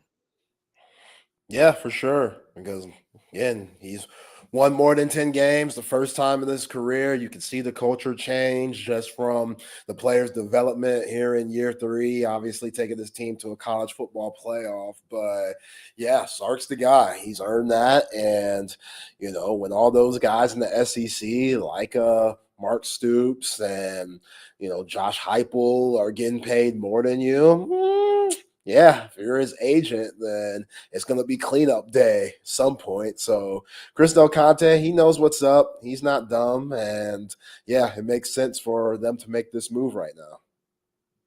So should I do the chip shot now? Since we got you, picks? man. Yeah, it's up to you. 24 minutes. Okay. My call is going to be quickish, yeah. Because this is kind of a conversation, and I want so Sed Golden, columnist for the Austin American Statesman, wrote a column today, basically saying that, you know, Quinn Ewers needs to get ready for Arch Manning, and that Arch Manning needs to, you know, be given a chance to win the job. And a lot of Texas fans are frustrated because the national or whatever, the college football playoff semifinal didn't go the way they wanted. Quinn didn't throw a back shoulder ball to Adonai Mitchell. And so, you know, it's kind of a, like, here comes Arch Manning, and Quinn's going to have to fend him off. And I'm just going to say, I understand. I also understand the frustration of the passing game in the college football playoff. It's part of the reason why I kept saying, even on Twitter during the game, run the dang ball, because they were just killing it on the ground. And people are comparing this college football playoff game against Washington to the Oklahoma State game last year when Sark kept dialing up passes. And I asked Sark after that game, okay, all those deep shots to Worthy, was that Quinn or was that you? And he said, no, that was me. And I didn't get it because Bijan and Roshan Johnson were having a good day on the ground, especially in the fourth quarter. Yeah. Not to mention, Chip, Quinn has a jammed freaking finger. Right. Also, and it was 20-mile-an-hour winds. I mean, it just made no sense. And I was told that, you know, the coaching staff in their Sunday meeting basically said, we lost this game. And, you know, the players didn't. We lost this game. And so that we didn't have much of that going on since then until this game. And so, I have to say, I'm going to take up for Quinn a little bit here because I thought Sark should have been get off the script, run the ball, because your first run was for 16 yards.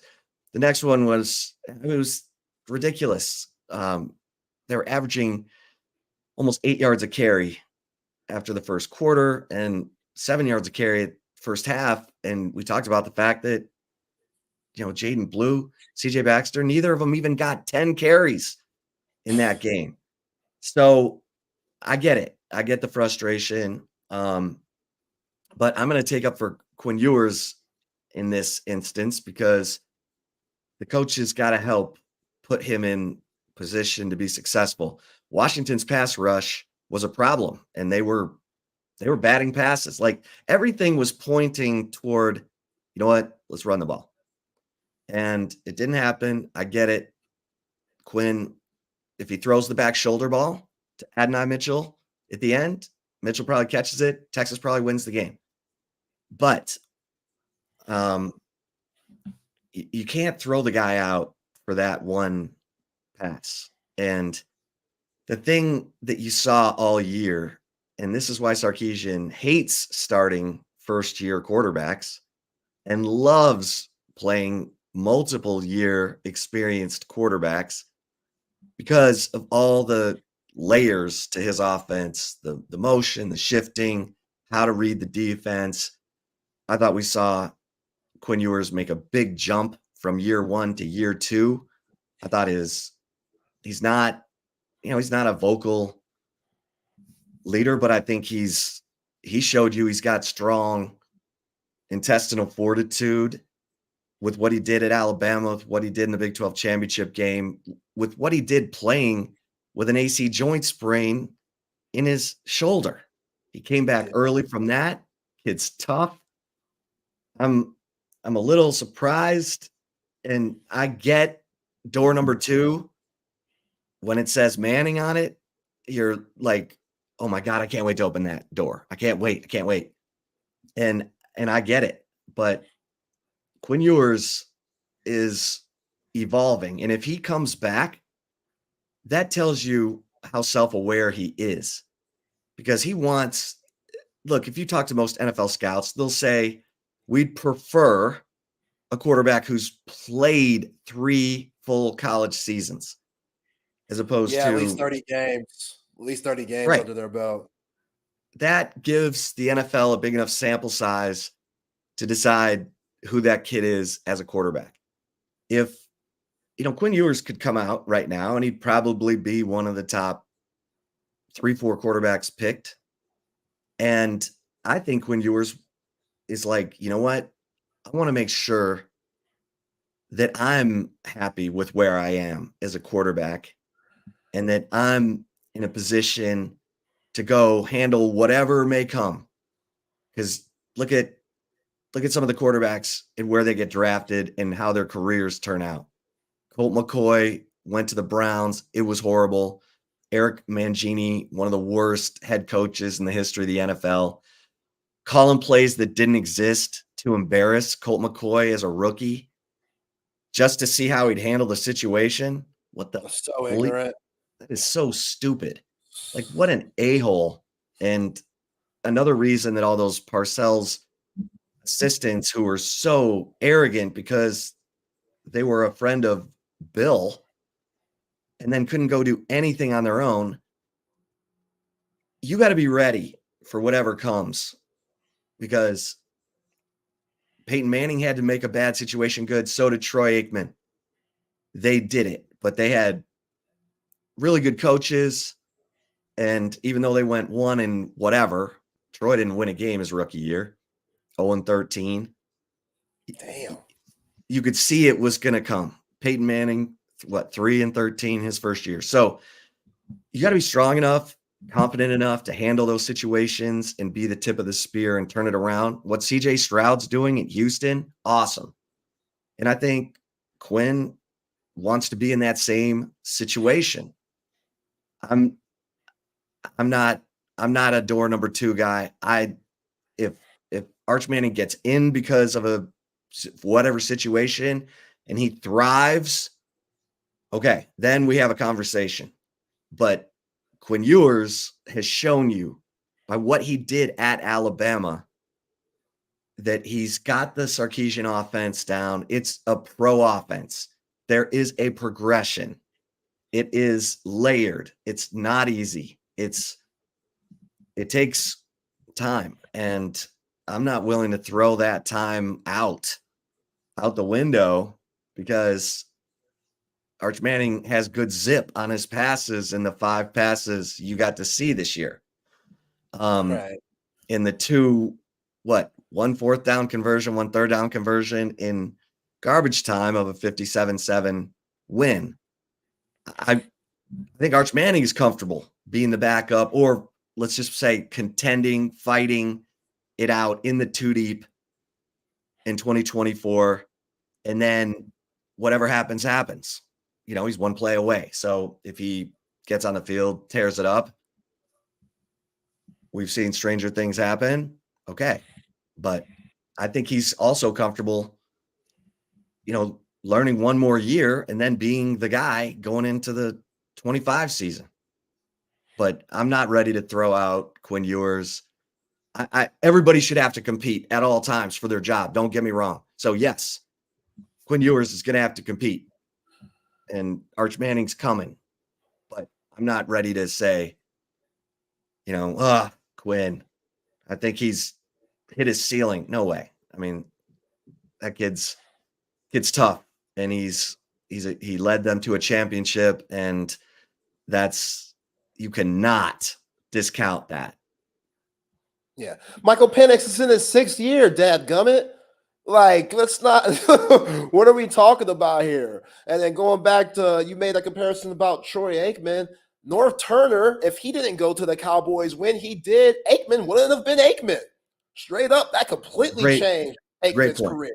Completely changed it. So, North like, Turner. everybody, oh my gosh, what he Savant. did with Aikman. Yeah, Savant. So you need stuff like that. Who knows who's going to walk in, whether it's a player, you know, just another year with AJ Milwee and Steve Sarkisian, another year, Chris Jackson coming in year 2, like, etc. No, like, if I'm Quinn Ewers, I'm not phased at all. Yes, you know, Arch Manning is there. You know, the name's there. I'm right there with you, Chip. Like, you know, everybody's getting after Cedric, you know, for his tweet and stuff. Like, y'all leave Cedric alone. He's doing his job, whatever. I don't think Texas fans need to go after him like, oh, he doesn't have his sources. No, Ced has sources.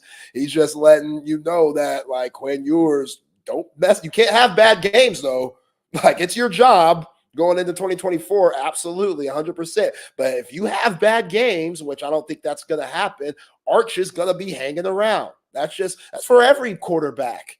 You know what I'm saying? Like, each quarterback has a leash. It just depends on how long that leash is. So, yeah, I think Quinn Ewers is fine. I'm excited about him coming back. I don't think that means anything for Arch Manning's development or the patience that Arch Manning has coming in. I think he knew that there's going to be some big-time guys that might be playing in front of him for a couple of years. And we're in the age of college football to where Arch Manning probably has an extra year. You know what I'm saying? Like he's going to be a freshman next year. And then if everything falls into place, you assume that Quinn Ewers will be off to the NFL after he has a terrific junior year. And then here comes the Arch Manning wave into his sophomore year. So we all know that there's a huge possibility of that not happening. But at the end of the day, man, I think everybody just needs to calm down. I think the national media can really get in the Texas media people's heads, or people who look or watch and get their information in Texas and think that, oh, is there something there with Arch Manning? Like, no, there isn't. He just has the Manning name. He's a 5-star. He brought all the recruits with him. Quinn Ewers is the guy. And yeah, like, it was Sark's fault, that 19 for 49 game against Oklahoma State. I remember people were killing me for the comments that I made about not benching Quinn Ewers in that game. It's not Quinn Ewers' fault that Sark's calling 49 pass attempts with 20 miles per hour wind and Quinn Ewers having a messed up hand with finger, with Bijan Robinson and Roshan Johnson on the squad. That's not Quinn Ewers' fault. It's not. And I think that moment made Quinn Ewers better. Moments like that made Quinn Ewers realize, oh, shit, I'm not as good as I think I am. I need to really get back in the lab and take this seriously. And Quinn has made it known that he felt that way. He took certain things for granted in 2022 that he doesn't take for granted now. So those moments, like, you learn from those moments where you suck it up and Stillwater. And yeah, I think Texas is fine at the quarterback position. And, you know, right now they need to worry about guys like Trill Carter leaving, guys like, you know, Byron Murphy and Trevondre Sweat leaving, because that interior defense, that's a little light right now. So quarterback, fine. Other positions, not so much. Yeah, and with Vernon Broughton and Alfred Collins returning, Trill Carter, I mean, he thinks he should be a frontline guy. I understand that, but I mean, he's going to get a lot of reps now. You know, we'll see what's going on, you know, with the Bo Davis situation. I think this is going to get resolved here pretty quickly. I know, you know, Bobby Burton, I think, tweeted that he's hearing that Bo Davis is staying, and I'm checking with sources, and one of my absolute locked in sources has not yet heard from Bo. So I'm not saying anything yet until I hear from that source, but I've heard that Brian Kelly is like, hey, I got to know. I mean, I don't have a defensive staff. I gotta get this figured out. So we'll keep you posted on that. All right. Let's get to the right call from my man Zay Collier, because we've also got picks. I went 3-0 in my picks last week, by the way, but take it away, Zay. Congrats, man, because I sure didn't. Before we get to the right call, got to shout out the travel sponsors that helped us get to New Orleans: Domino's, Sue Patrick, Hat Creek Burger, More Clean, Leaf Landscape and Supply, Lake Cliff Golf Club, Hummel Realtor, Hayes City Store and Ice House, Pest Wranglers, Texas Orthopedics, Hoops ATX, Cover 3, Goodstock, Audio Visual Consultations, Altstadt Brewery, and Covert Bee Cave, who gave us the beautiful GMC Yukon to get up to New Orleans. And we got up there at a great time. Shout out to Covert Bee Cave, the family-owned automotive dealership that's been doing it in the greater Austin area for over 100 years. They got 7 terrific brands to choose from, and Cadillac, GMC, Buick, Ram, Jeep, Chrysler, and Dodge. Go to covertbcave.com for all the latest specials and inventory. Nobody beats a Covert deal. Not now, not ever. All right, the right call today. Yep, Joe, you already read my mind. The Texas Longhorns basketball team start Big 12 play tomorrow. And, hey, this is a team that I don't think is in the tournament right now. I'm going to tell you straight up. Do I think they're a tournament team? Yes. But them sitting at number 20 in the nation, no quad one wins, like all these other Ruthie Poot teams, beating them, that's fun and all, but you lost to Marquette, you lost to UConn. Yes, I know Dylan Dessou wasn't available, but now it's about to get real. And you got a Texas Tech team coming in who, they can't wait to beat you. I know that, you know, they've had a lot of transition at coach. Now they got Grant McCasland, who's done a good job at North Texas prior to coming to Lubbock. But, yeah, Texas, they got to be locked in tomorrow for Rodney Terry's ball club. Tyrese Hunter, who was out against UT Arlington due to an illness, that might have been in a blessing in disguise version of the best thing possible for Ethiel Horton.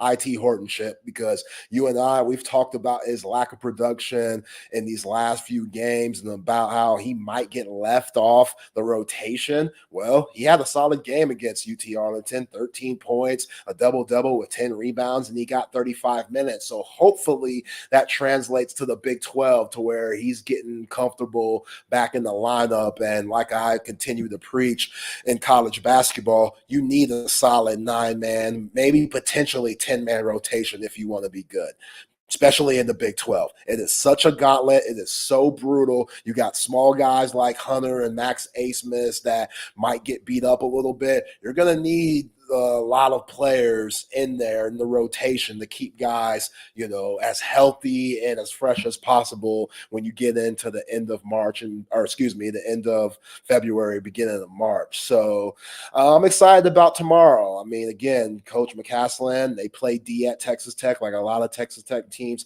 have in the past. They still got Pop Isaacs, who is just a guy that hasn't seen a bad shot in his life. Like, dude's averaging 16 a game. He'll shoot it from anywhere. They got Joe Toussaint from West Virginia, who was playing under Higgins. Now he's their point guard, and he's averaging around 15 points and 4 assists a game. And then they got 2 other solid guards that are averaging around 9 in Williams and McMillan that could put the ball on the deck and get buckets too. So they lost one of their big men earlier in the season. They definitely need him, but they will start a Warren Washington, who's a 7-footer. The Horns should still be able to get what they want inside. I expect a big game from Dylan Dessou, who's been pretty solid in the 4 games that he's been back. Him and Caden Shedrick together, I think that's a good lineup. One thing about Texas, Chip, you could play multiple lineups depending on the matchup that you have from game to game. You could go small and have an IT Horton at a 3 and maybe a Dylan or a Kendall Weaver at a 3 to go along with the other guards, Hunter and A. Smith, and maybe put a Dylan Mitchell at the 4 or a Dessou and Shedrick at the 5. Or you could go big and have a Brock Cunningham at your 3, a Dylan Mitchell at your 3, along with the 2 bigs and Shedrick and Dessou with the rest of the guards. So Coach Terry, they're still figuring stuff out, but hey, Big 12 play is here. We know how tough it is. You got to win these first few games, because that streak where you got to play Houston, then BYU, then Oklahoma, that's going to be an absolute brutal. And Baylor, I think, is mixed in too, which Baylor, they're hype about their new arena down in Waco. So, hey, this is what it is, man. Now we can turn our focus more to basketball since the football season has ended, even though football season never ends here on Texas Sports Unfiltered. And yeah, I'm still just kind of, I don't know about this Texas basketball team. Again, they just haven't beat a quad 1 team yet. This won't be a quad 1 win if they do, but I think with everybody healthy now, hopefully Tyrese Hunter is over his illness. I think they could get at the Red Raiders tomorrow, and one of the last times they meet that team from Lubbock. Yeah, I mean, I'm with you, Zay. I'm with you. I want to see more connectedness on this team. It bothers me that Caden Shedrick is apparently still struggling to get up and down the floor. That maybe he's not in the best conditioning because of his, he had the shoulder rehab from the surgery. He had surgeries on both shoulders.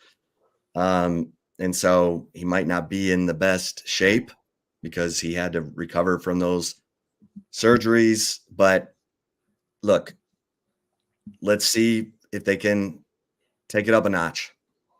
Yeah.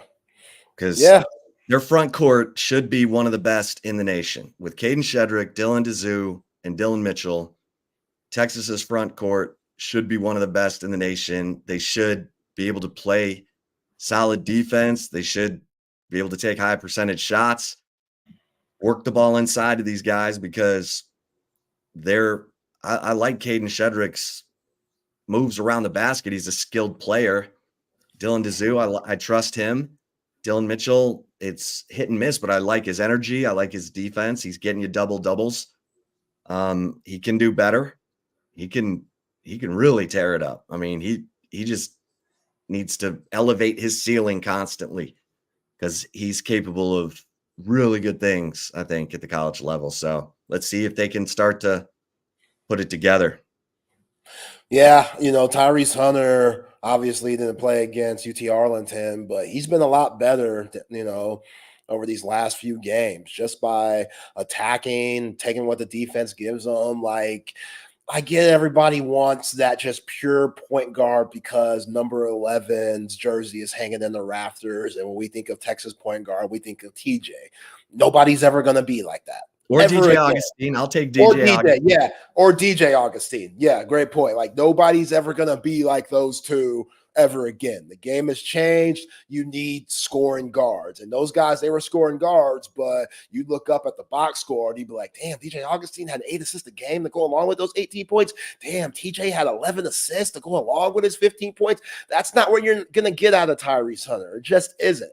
So he has to be good on defense, and he has to be aggressive and take open shots when he gets them, because when the scouting report comes in to the opposing teams, it's going to be to stop Max Asmus and Dylan Dessou, and then you go from there. That's what it is. You got to stop Max Asmus because he just shoots at such a high rate and can get his shot off on anybody. And Dylan Dessou, he could be a problem when he gets going and gets the ball in his hands, shooting that floater and then pick and pop situation. So Tyrese Hunter, you get forgot about at times.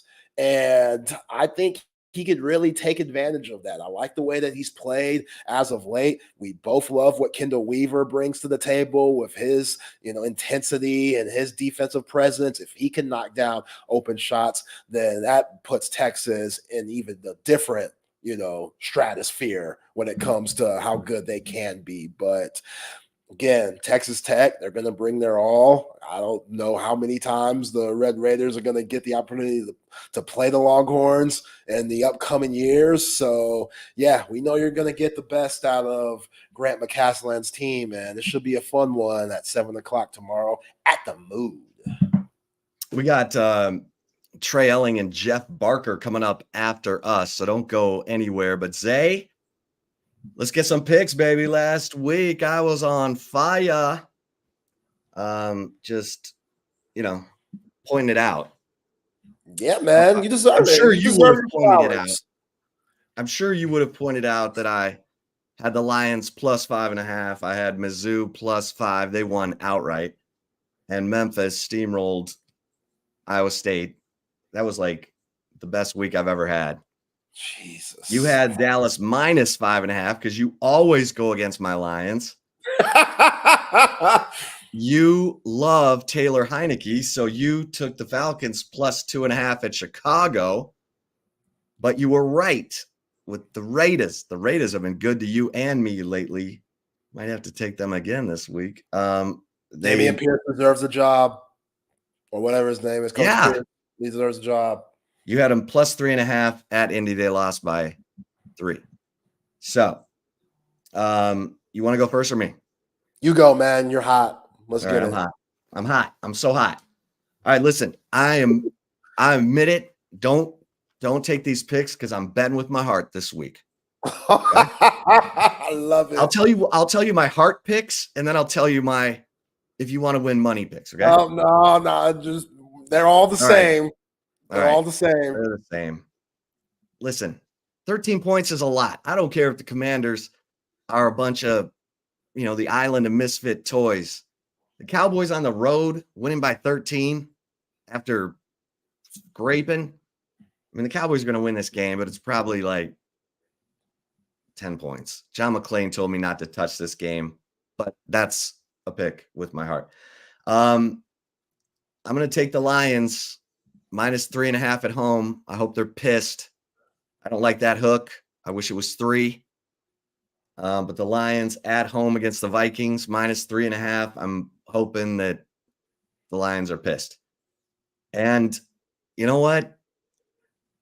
Let's go Texans, baby. Texans. Come on.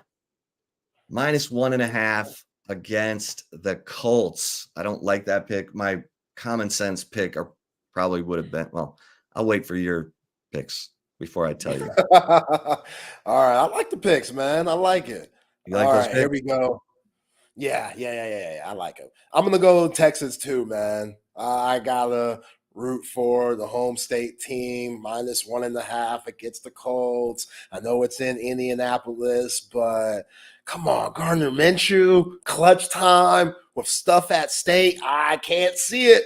And I love Gardner Minshew. I just saw the inside the NFL clip where Max Crosby's calling him little ass boy the whole game. And Gardner Minshew's like joking about it on the sideline, talking about, yo, this Max Crosby guy, he's an angry dude. Like, I don't get why he's so angry. He keeps calling me little ass boy. I want to let him know there might be a little ass boy out here, but I ain't little in some places. So Like, to say shit like that, you're a quarterback, dude. Like, do you not? And again, he comes from the Mike Leach tree of quarterbacks. So he is like Mike Leach on the floor. I mean, on the field. Like, he takes it seriously, but he has fun while doing it. And I marvel that. So I when it's this time of the season, that stuff, there's a reason why Mike Leach never won championships, in my opinion. Love the dude, miss him, RIP, but there's certain things that weren't as buttoned up like they should have been. And I think Gardner Minshew, he could play into that a little bit. So I'm going to go with the Texans winning the game, taking the points, and they are in the playoffs. Are you filibustering? You know, there's 2 more picks coming. Okay, relax. Can you relax? Do I see Trey Elling? Do you see Trey Elling? I do not. So I'm going to take my black ass time. How about that? Thank you. I was just asking. Okay. Just make a show. All right. Now we got the Chiefs plus 3.5 against the Chargers, which are the Chargers playing for their coach now? Like, make this make sense for me, because no Justin Herbert. Why would the Chargers be favored in this game? What does Vegas know that we don't? Well, are the Chiefs, can they improve their playoff standing at all or not? I don't think so. But because they need to play they can't afford to sit anybody, if that's what you're getting to, with how bad they've been overall. They need to ride into the playoffs with as much as momentum as possible. Like, guys that have been dropping balls all year, Kadarius Toney, Marquez Valdez-Scantling, even Travis Kelce hasn't had the same years that he has in the past. So, yeah, I'm taking the points with the Chiefs. I think that they easily could get hot during this time of the year. You can never count out Patrick Mahomes. Yeah, let me get the Chiefs plus 3.5. And last but not least, Buffalo Bills going to Miami. Minus 2.5 for the Bills. Wrong team favored. I'm going with the Dolphins. Plus 2.5. Tyreek Hill, he's probably still pissed that his badass son almost burned down his house. Now he has to go prove it on the field. Let me get the Dolphins, man. Which I hope they talk about that in Hard Knocks too. Hard Knocks, I'll be watching. I need to know Tyreek Hill, all those badass kids. That's why you need to strap the Jimmy hat on, Tyreek. Way too many kids, bro, to supervise. That stuff could happen. So I'm trying to see that on Hard Knocks, which has been pretty good, the in-season version. Is that on Tuesday nights? I think so. Yeah, I gotta get caught up. That sounds right. It's good, man. You know what those NFL shows do, whether it's Hard Knocks training camp or Hard Knocks in season, it always gives you a different perspective on the coach. You know, Mike McDaniel, he's weird as hell. That's for sure. We always knew that, and he'll show his weirdness, but you find yourself liking the dude. You know, you find yourself seeing the swag and how him and Tua communicate and stuff. Like, it's fascinating. It really is. And I'll talk about another guy that kind of has a little leech about him. You know what I'm saying? Like, he has fun while doing such a stressful, important job as being a head coach in the National Football League. Like, Dan Marino was getting nominated for something, and while everybody's giving Dan Marino a standing ovation, you hear Mike McDaniel in the background saying, "We're coming for all your records, Dan. We're coming for all your records, Dan. Get ready."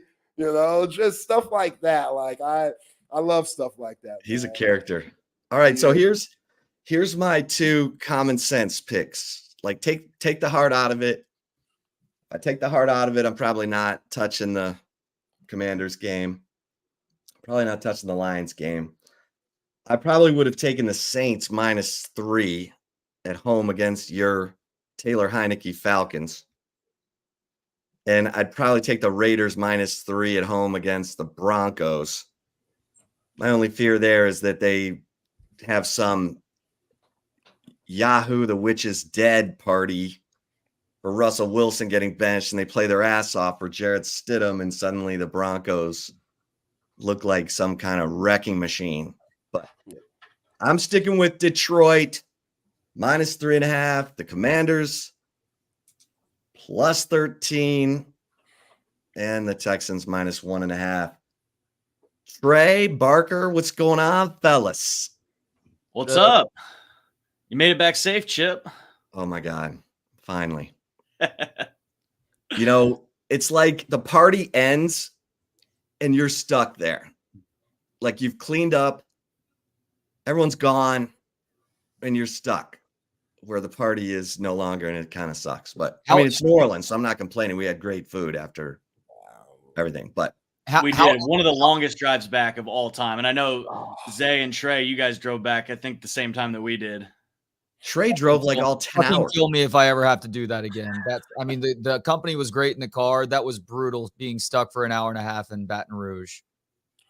Shit. Well, we have intruded long enough. Y'all have a great show, man. I think you got to stick with us for the next 10 minutes, don't you, Chip? Right? Yeah. If you'll have 21 minutes must be nice. Hey.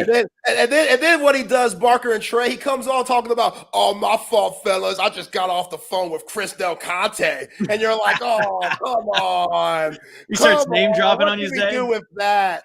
What can we do with that? He's a genius. If there's a time to drop that conversation, it's right there when you're a few minutes late to your daily show. So kudos on the name pull there. If you go over to Horns 24/7, you'll see that story posted right before I came on the air. So, love y'all. Love you, fellas. Y'all have a great love weekend. Y'all. Trey? What's up, Jeff? How's it going? I'm doing well. How are you today? Live from the offices of KI. I'm in my little bunker over here. This is where I would spin the camera around to show you where we edit here, but I'm afraid that some wire that I have set up here, whether it be a charger, a microphone, my light over here, some would get popped out. But on the other side of the computer here is where we edit the shows. So actually, a nice little. I know it's just a painted wall. That orange background looks really sweet, though. Oh, awesome! Yeah, this is actually, story on that way back before I got here. I think right when Bob Ballou first got here, the KI sports department was Texas Sports Nation. And I believe for a couple of years, they basically only covered Texas football, every sport. I mean, that's kind of what our sportscasts are in a way, but we'll still throw Cowboys in and Texans and other, statewide related news. But yeah, apparently that's why the walls are painted burnt orange here. And I guess we just decided, hey, it looks good. Why mess with it? Yeah, I think that's a great call. I don't know if you guys are having to scramble over this one. There is a good piece of breaking news for Texas football right now. It's being reported that Bo Davis, despite LSU's best efforts, is choosing to stay in Austin, at least as the defensive lines coach. We'll see if he gets an enhanced title and a raise. He should at least get the latter because his group was one of the most rock solid throughout the course of this excellent 2023 season. But phenomenal news for Texas football. We've got a bunch of guys announcing that they're going pro right now, and good luck to them with that. Completely understand those decisions being made, including Jonathon Brooks, by the way. You're a running back.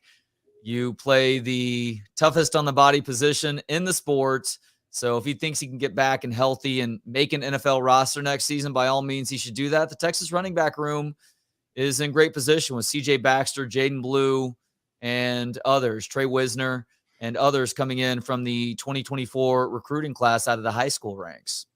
Yeah, and I would imagine going to Jonathon Brooks' decision there, he was the number one running back on Mel Kiper's list a couple weeks before he tore his ACL.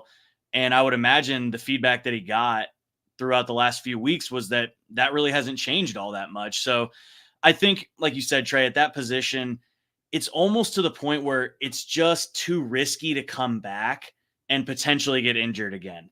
And again, this is my thought on it here. This isn't reporting or direct quotes from him or anything like that, but I would imagine that's a big part of what went into it. We got to talk to him a little bit at media days.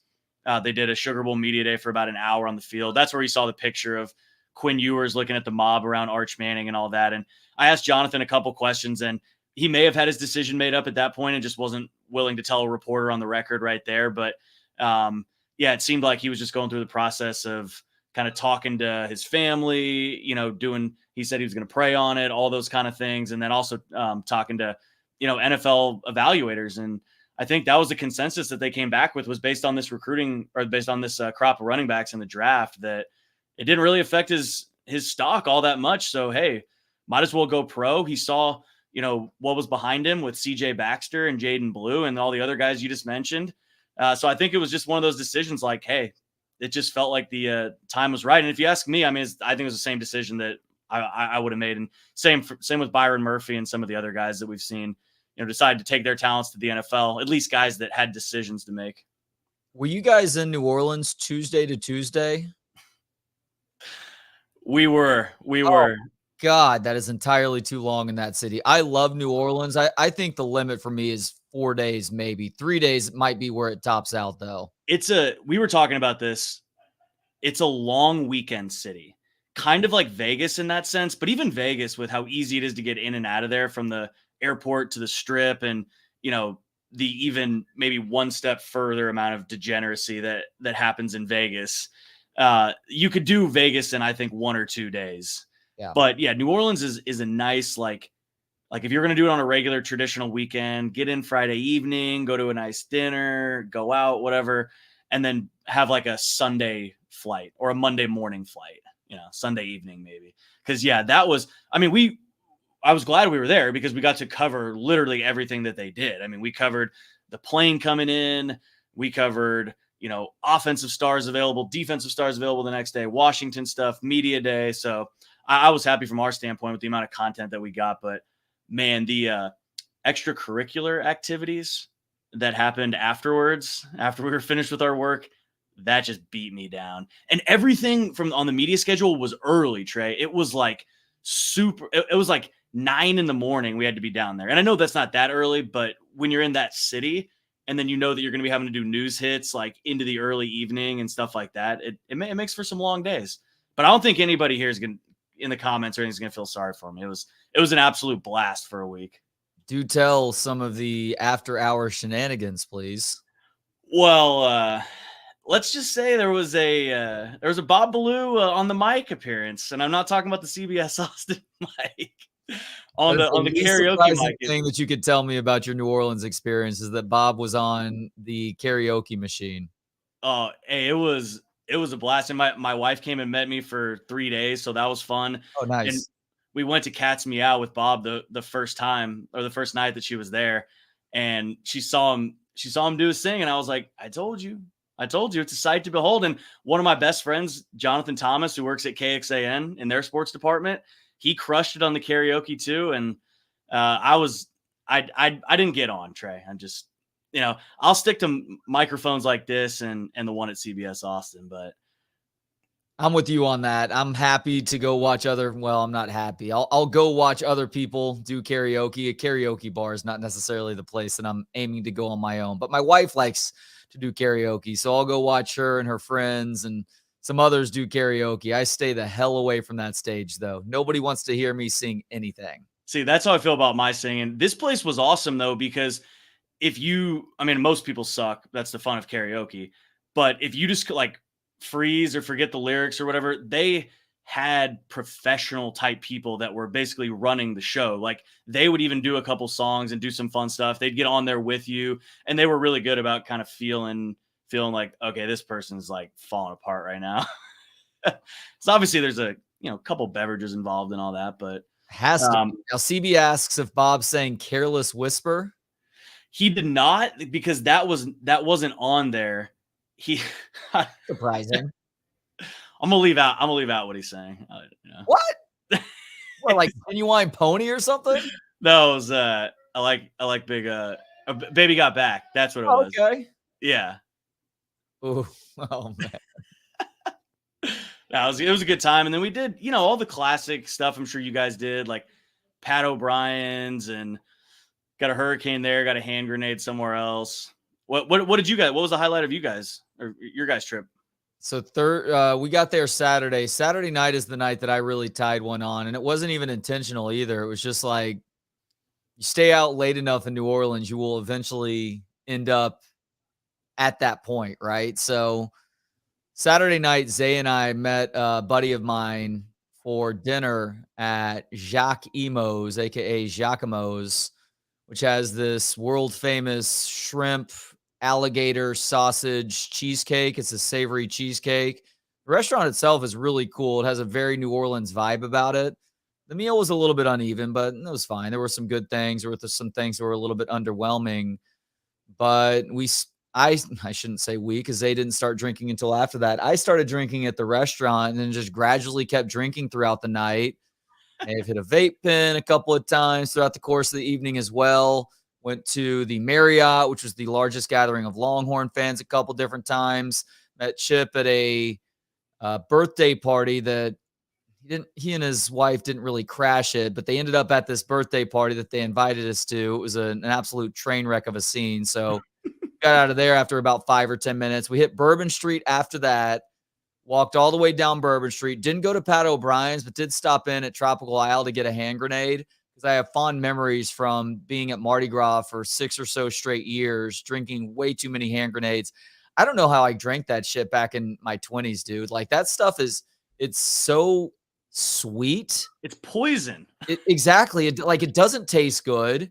It's obviously filled with a bunch of really strong liquors that are going to make you feel terrible too, which is exactly what happened to me the next day.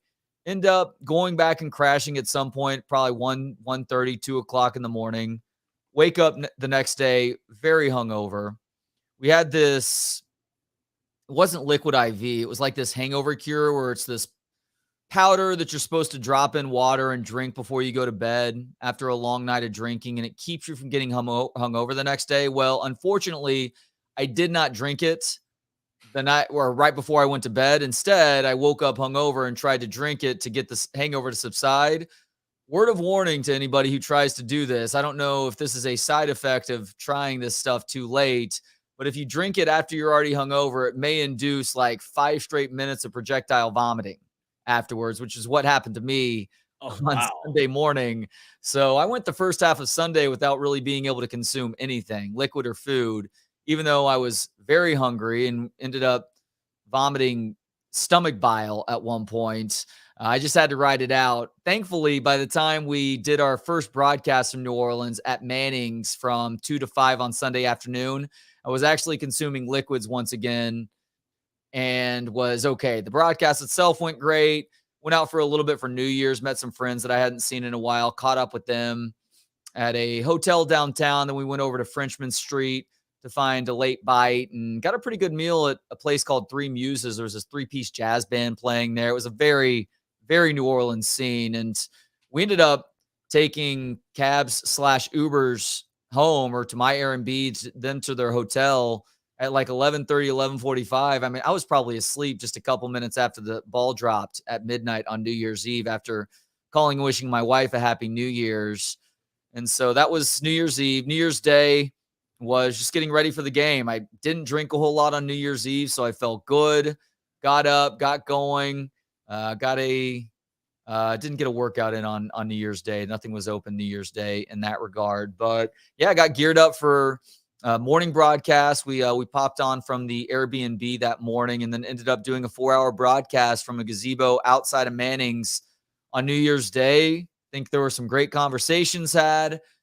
Got all our equipment back to the Airbnb after that and then went over to the Superdome for the game itself. And the game, Texas was playing catch up for a lot of the night, Jeff. And as somebody who pays close attention to these things, I saw a very tight Texas team on the sideline before the game itself got going, whereas Washington looked pretty loose. And unfortunately, that's what played out for the first offensive and defensive possessions for the Longhorns. And Texas is really playing catch up all night. Despite that, they still had a chance to win at the end. This is a resilient bunch all year long, so that wasn't surprising. But we did have to make that very long drive back to Austin as losers who were no longer a part of the college football playoff here in a couple of days. Yeah, and it's just it's so brutal to think that, you know, in the same year, or maybe not the same year, but within a calendar year, you had the NCAA men's Final Four in Houston, the national championship for college football in Houston, Texas 1 win away from participating in both. I mean, I don't know why that was just, you know, just so brutal on the way back. And then you throw in the traffic. I mean, at least I got to see a decent amount of what would that directionally be, about North Baton Rouge or whatever. However, the ways took us around, which honestly was better for all of our sanity, but I think would have been about the same as just sitting there on I-10 probably. How long did it take y'all to get back? I would say we only stopped twice. Okay. 3 of us, we stopped once in somewhere in Louisiana at a Chick-fil-A, and then we stopped once in Brenham. So we did like a 6-hour, 7-hour stretch without stopping. I would say it probably took 9 to 10 hours. Yeah, we were at 9.5, and we only stopped once in Lafayette, I believe, or just outside of Lafayette to use the bathroom and grab a quick bite. This is like 2:30 in the afternoon, and then we drove the rest of the way. So even only stopped once, it took us 9.5 hours. Now, you guys went through Brenham, so you took 290 back. Oh, but that makes sense for where the KI offices are.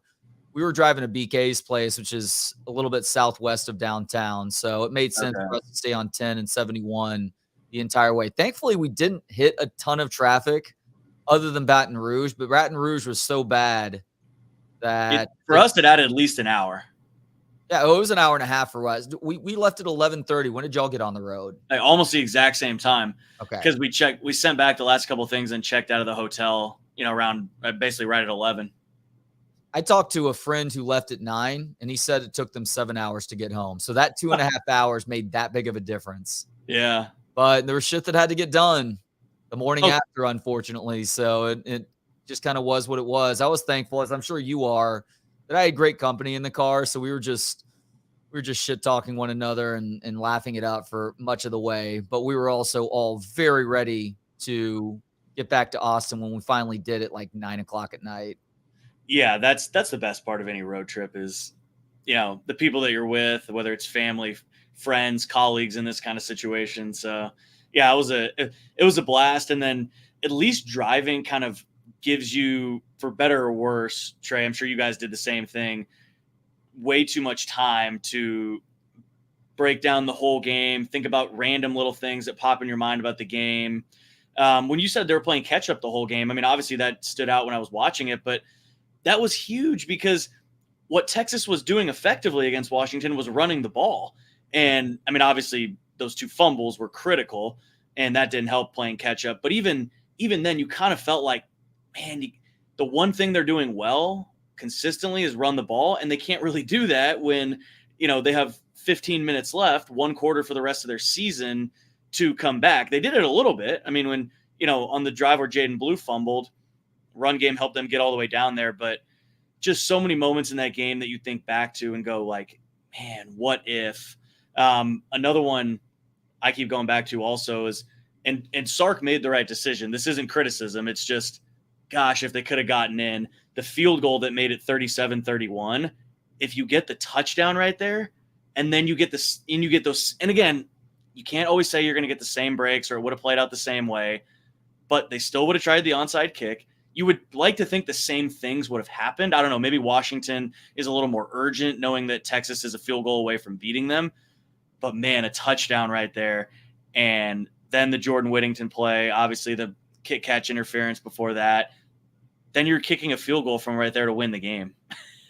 So just so many little things like that down all the way to the, Quinn Ewers. It's like, I don't know if there was pressure, what it was. Maybe, in a month or 2 we might get to talk to him about it. But, gosh, you're just like, just zip the ball at the pylon, back shoulder. So the 10 hours in the car ended up being a lot of that, basically. Well, it was a poetic way for Texas to go out, getting 3 points in their final 2 red zone possessions. What was it, like 7 plays inside the Washington 15 and however many more inside Washington territory at the end of the game, and then only 3 points out of it? Yeah. And while Quinn did need to zip that ball in, and unfortunately that's not how things went, Quinn was far from the biggest problem for Texas on Monday night. I actually thought he played a decent game, especially considering his offensive line really failed him with pass blocking for the first time, or one of the first times all year long.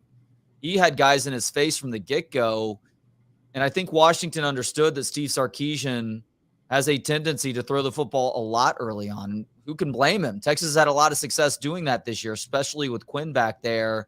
But Washington had a game plan that was really ready to go for both Texas offense and defense, and they did a great job of executing. Michael Penix, I don't know if I've ever seen a better throwing performance in person than what we saw out of him on Monday night. I'm sure it exists, but this is just based on my recollection of having watched guys live and in person.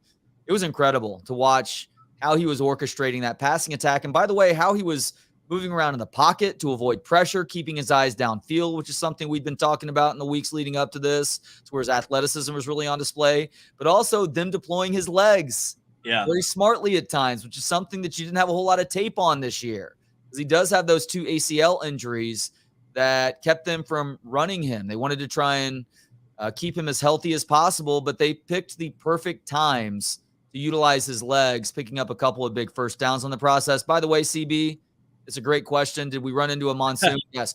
Right when we got to 71, it started raining in sheets. And then it was ebbing and flowing after that, all the way into Austin. And it was still raining on us by the time we got back to BK's place. Yeah, that was about the same for us when we were basically a little before we got to Brenham. We were just getting drenched the entire time. Luckily, it was kind of on and off with the severity of it and how hard it was coming down. But yeah, there were a couple moments where Bob was driving. I could tell he was probably slightly nervous about some of those older. I mean, it's a main highway, but the older part of, what is it, 290 out there? Yeah. Especially at night, too. I'm a responsible lead foot, Jeff. So I drive too fast, but I'm smart about it. And so in conditions like that, I'm not going to try and go 15, 20 over the speed limit. I was having to slow down. I mean, the speed limit on 71 is, I think, 70, 75 most of the way. I was slowing down to like 55 or 60 and having to get my face really close to the windshield just because visibility was so bad with how hard it was raining and it happening at night, like you just mentioned. Oh, yeah. Well, Trey, one thing back on the game, you talked about Penix using his legs. I thought what happened there showed a huge need for Texas to, like, this team, this defense at least. Obviously, there's some things in the secondary they need to, recruit, and some certain traits that they don't have in the secondary right now. They need a total glue guy in coverage. Although you look at what Washington did and some of the throws Penix made, you're just like, kind of got to tip your cap and just say, hey, you played the game of your life. You're a first-round pick, a 6-year senior. You have the best offensive line in college football, as awarded by the people that give out the Joe Moore Award for that kind of stuff. No more questions about that one, right? Oh, Trey, I was the last one. I'll tell the Penix story real quick. So the way they do these interviews, at least with the Sugar Bowl, is on, like, one day they'll bring, this is the day, 2 days before media day, they'll bring like the Texas offense and the Washington defense, and then they'll flip it the next day. So we got back from Texas practice and they had Penix they have these guys at little podiums. So it was a Dunze, one of their O linemen, and Penix. So I walked up and I was like, hey, for the show, like, I'd love a 20-second soundbite on, how good Tavondre Sweat is and the challenge that those guys present. So I go up, I have our camera guy throw the camera down. I'm like, hey, you ready? I'm like, I'm going to ask Penix next time. I'm like, hey, you guys have a great offensive line. Texas, it all starts up front with Tavondre Sweat and Byron Murphy. And he just went, you could see him just start to like laugh. He was so sick of that question. He gave like a decent answer at first, and then he couldn't even hold it in. He goes, and I'm done talking about them. I'm tired of talking about them. So then I go, okay, let's talk about your offensive line then. And he goes, Joe Moore, best of the best.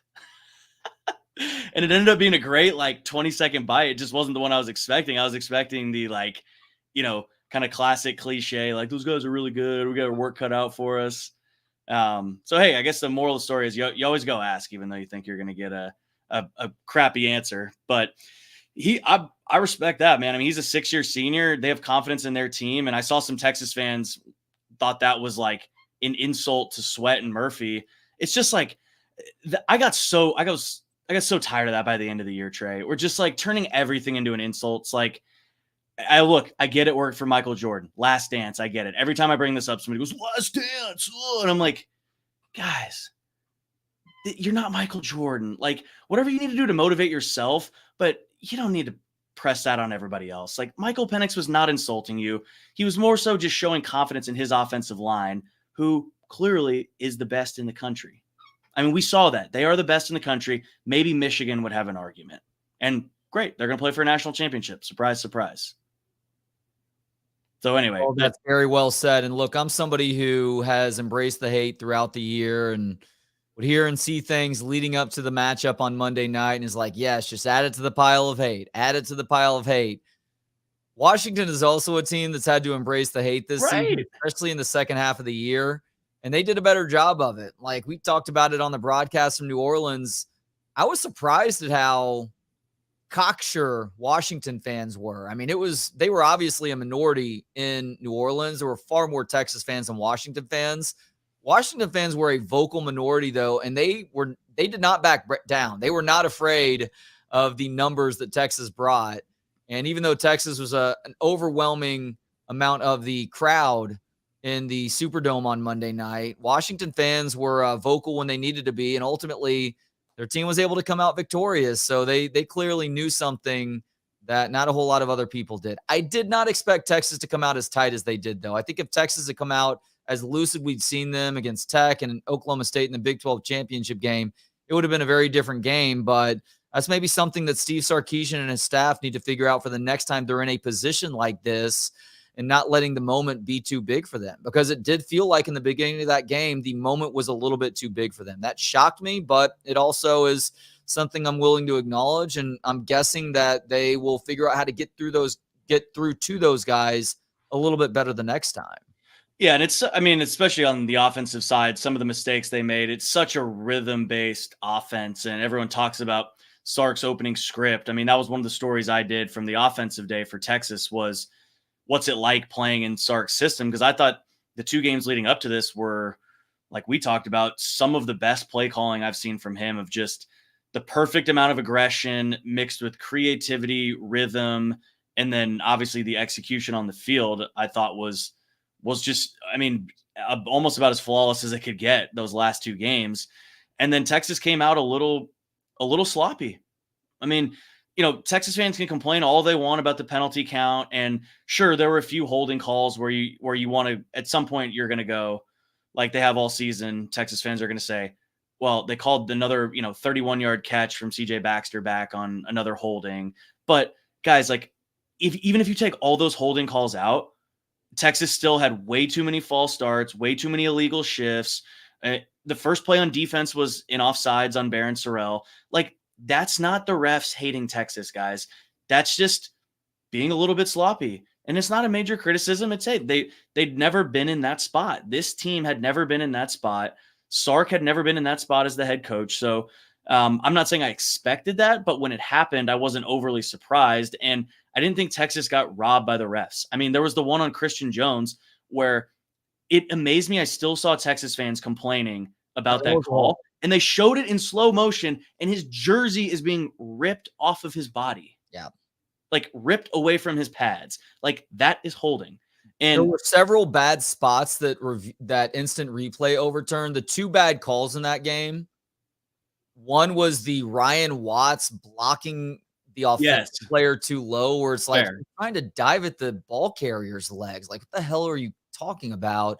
And there was another one that Kevin Dunn talked about during our 3 to 5 show yesterday, where I think it was a punt return, maybe, where Jordan Whittington got run out of bounds, and the guy like finished the playoff really late, and they threw a flag at first, but then they picked it up.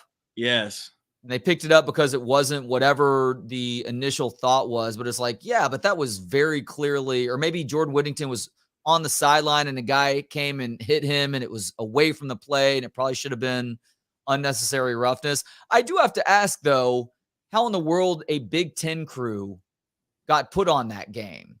Like, I understand where those conspiracy theory comes from when you're just talking about the fact that a Big Ten crew was officiating that game.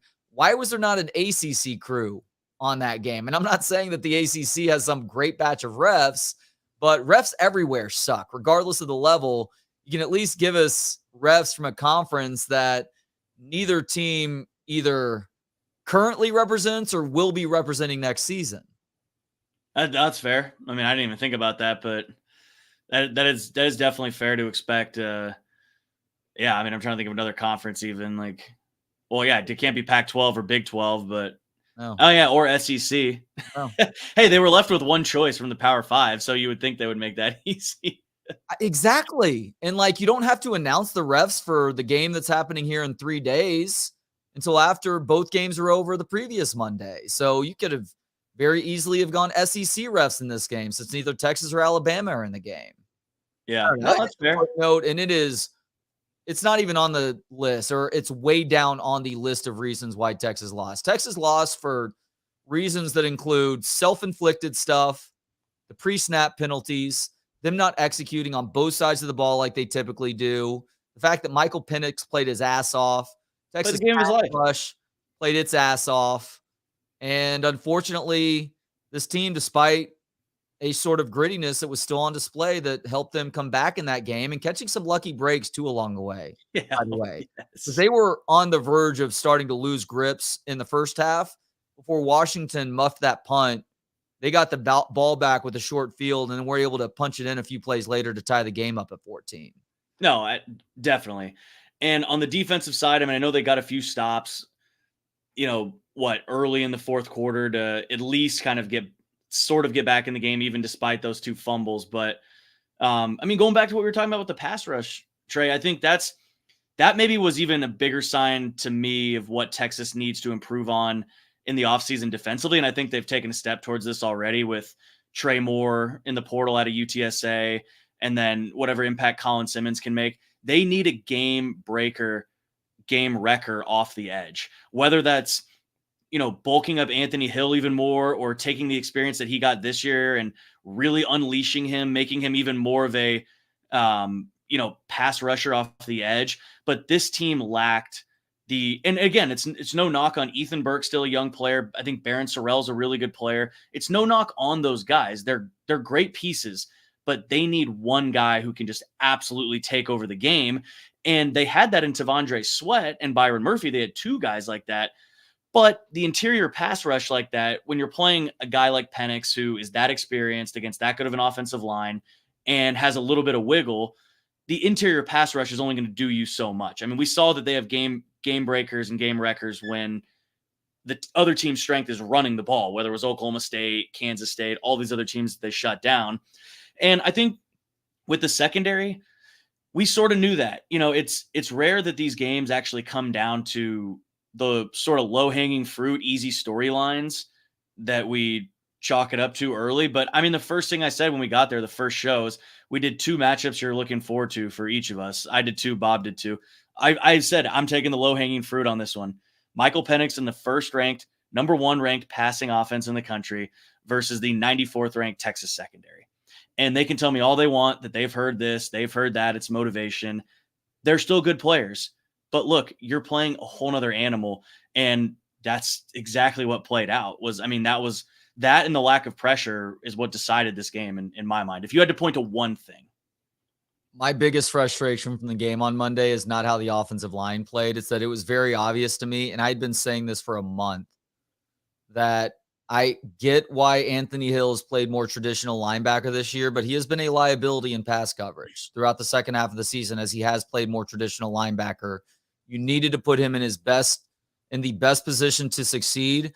And it's a position that also would have helped your defense out in ways that it wasn't getting that sort of contribution otherwise. What you just mentioned right there, a lack of pass rush or an inconsistent pass rush.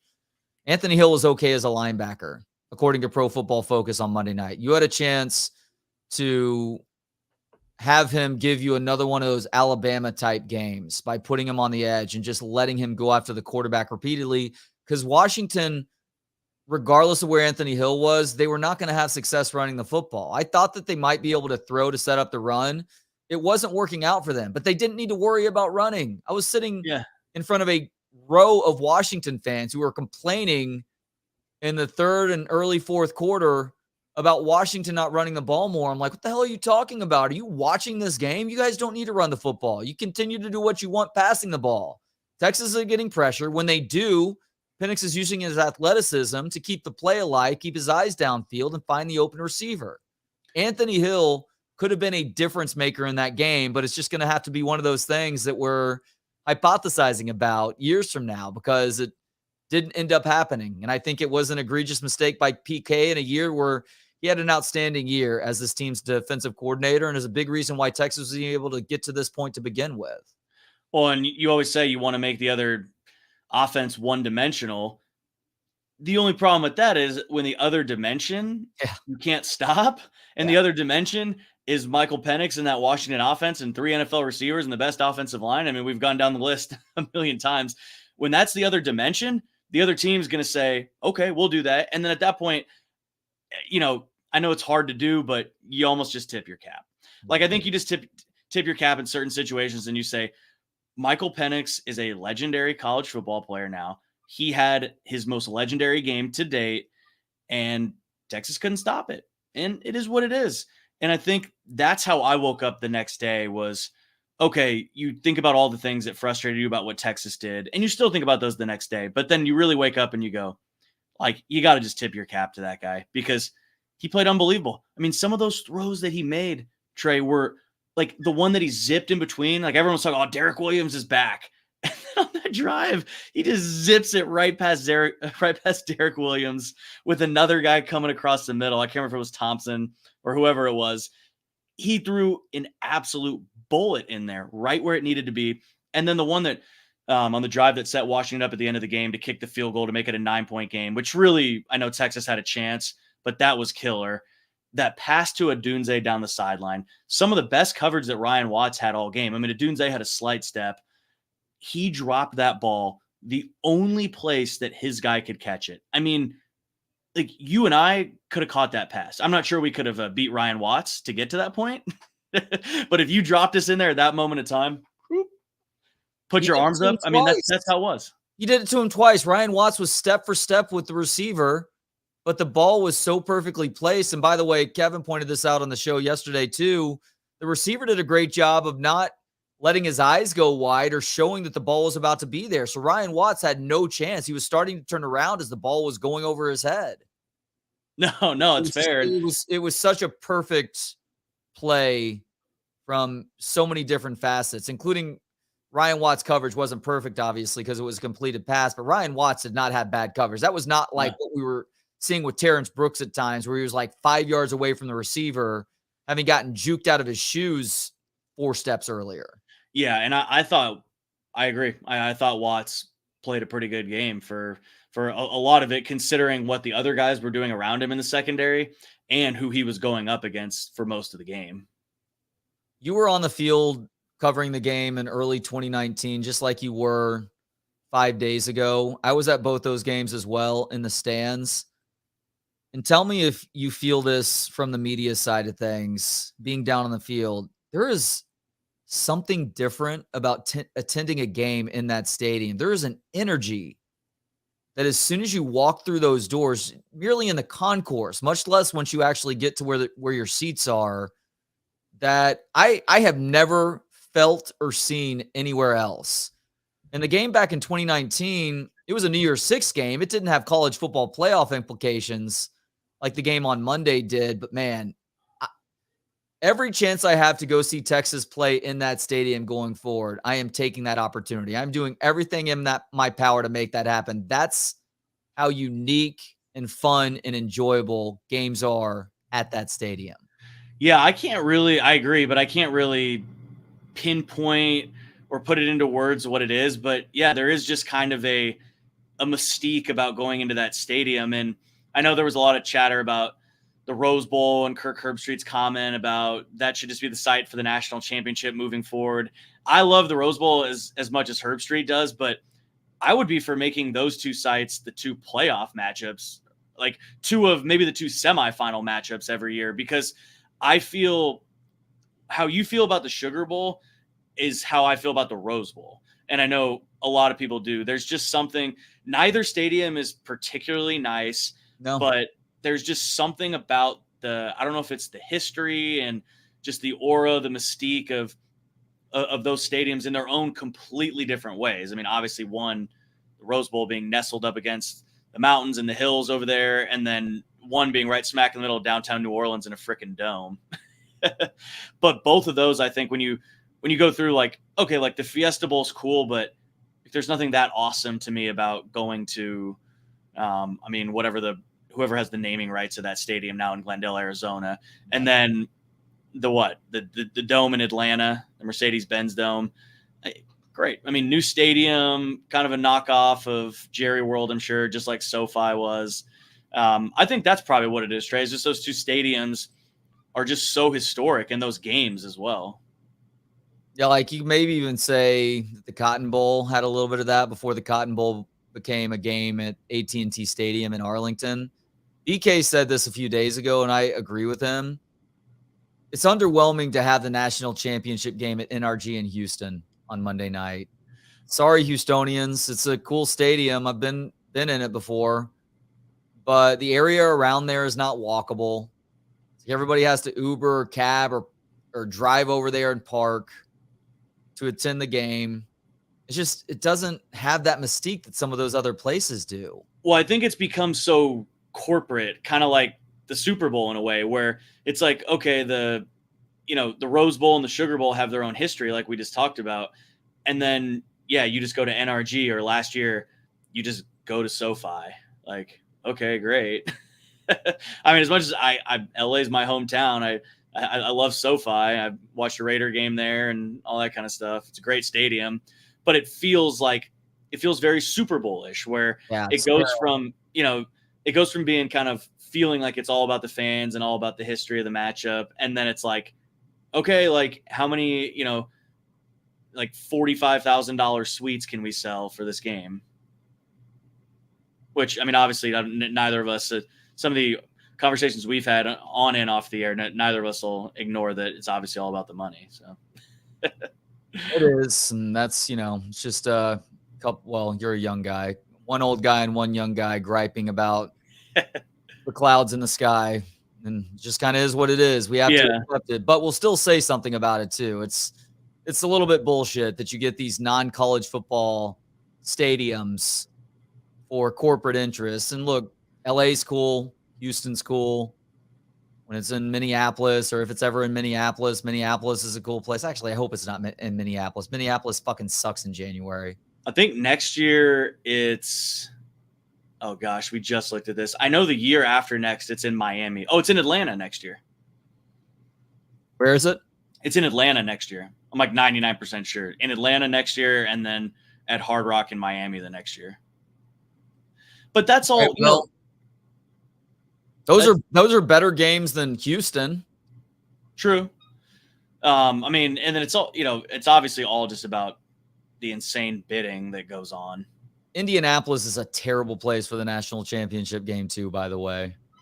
Yeah, they must just shell out a bunch, kind of like how San Antonio will do for like the Final Four. And I'm probably going to offend some San Antonio people here, but like the fact that they get the Final Four as often as they do, I mean, I don't know, man. Like I've covered it over there twice, once. I think it was the first year I got here. That was the Sister Jean one where who won? Was it Michigan? No, Michigan didn't win at all. That was Villanova. That was Jay Wright, another Jay Wright championship.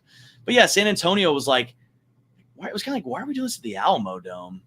Although, like, I'm kind of contradicting myself now too, because that is a cooler, more historic venue than the brand new, Mercedes-Benz Dome in Atlanta or even NRG. Yeah, but fuck the Alamo Dome.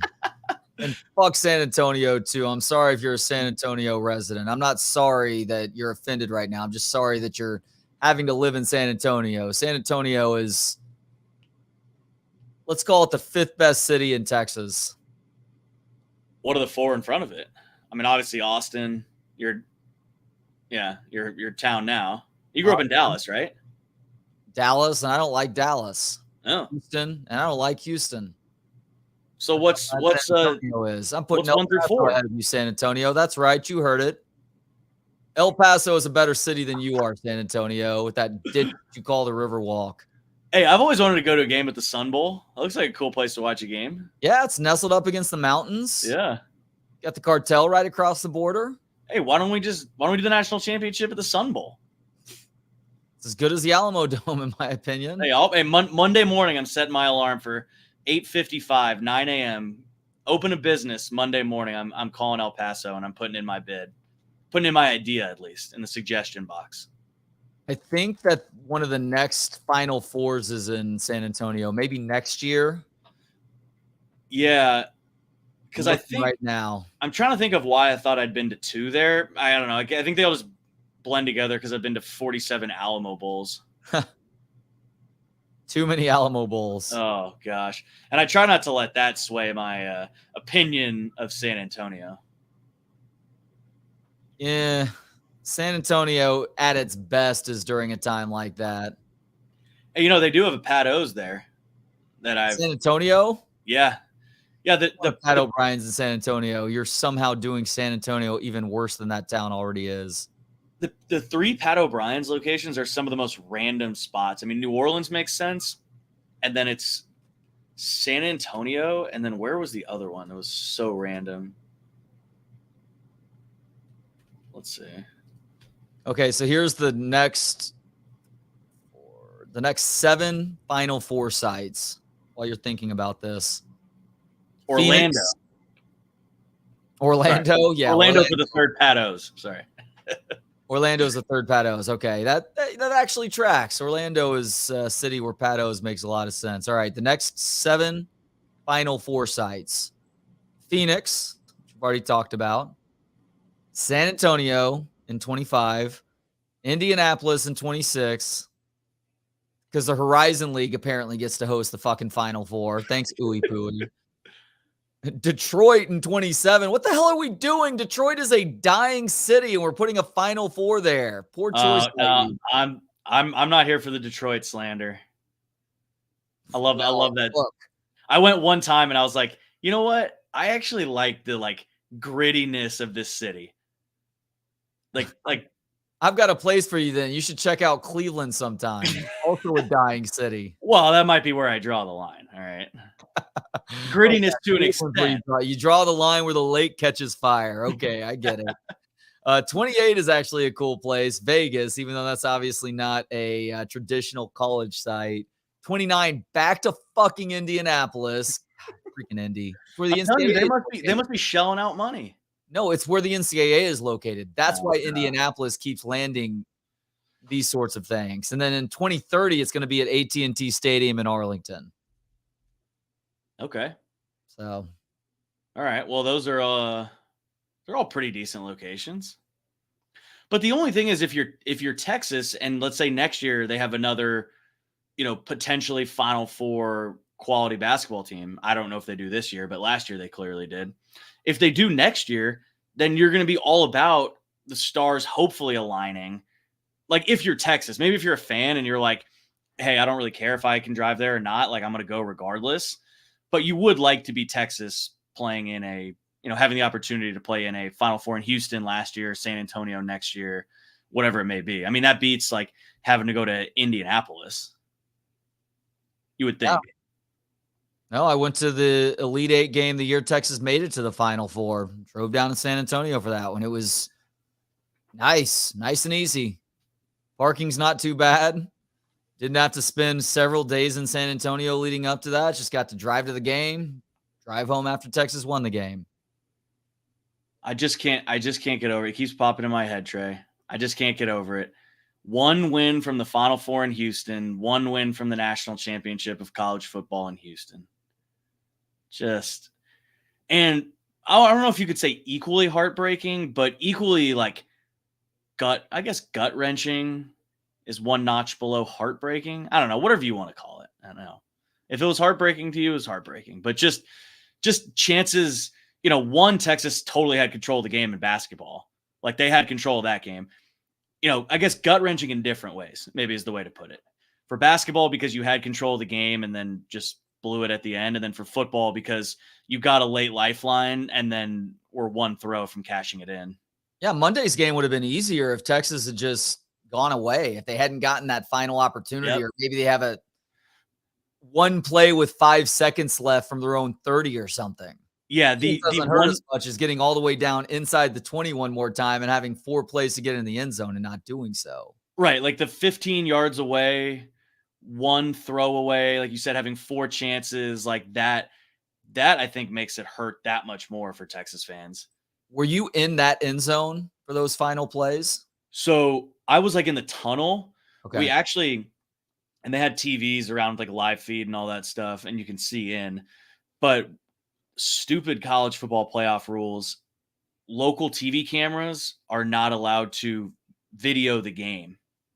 What? Yeah, it's pretty ridiculous. I mean, I'd like to keep my credentials, so I'll probably keep it at a minimum there. But yeah, I mean, you would think that it would be like, from what I've heard of my friends that cover NFL teams for local stations, you get like, they give you one camera. So it's like, I get it. There's a lot of people that cover these games, whether even an NFL regular season game, college football playoff, big games like this. Yeah. And there's only so much room on the sideline. But still, there's not enough for you to give out. We have five local TV stations in town, the 4 affiliates in Spectrum. You can't give everybody one spot on the sideline. Like, it seems a little ridiculous to me.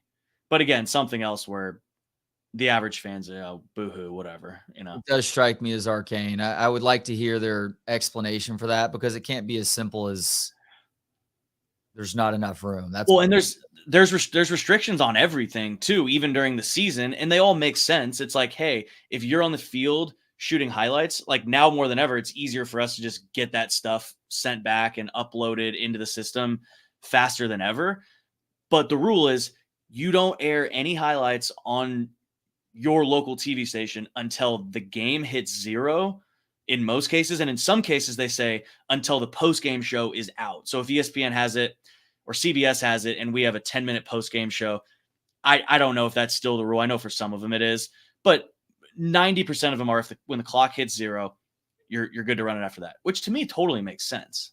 It does, but it's also, give me a break. It's not like we don't have highlights flying around on Twitter and Instagram during the game. And what I always say too is if someone cares, they're watching the game on ESPN. Exactly. Yes. Exactly. And note, I guess there could be channels that are like, oh, we're going to get one over on the broadcast by showing highlights right now. Who are you broadcasting that to? Anybody who's watching your channel at that time clearly doesn't care that much about the game. Oh, 100%. Yeah. Yeah. If you're watching, yeah, I'm not going to go through all the examples. It's so ridiculous. But anyway, that's why I wasn't on the field right in front of that play. Otherwise, I would have been filming right there. But it was kind of nice to like just be able to wear like my fanciest suit to the game and just have one job.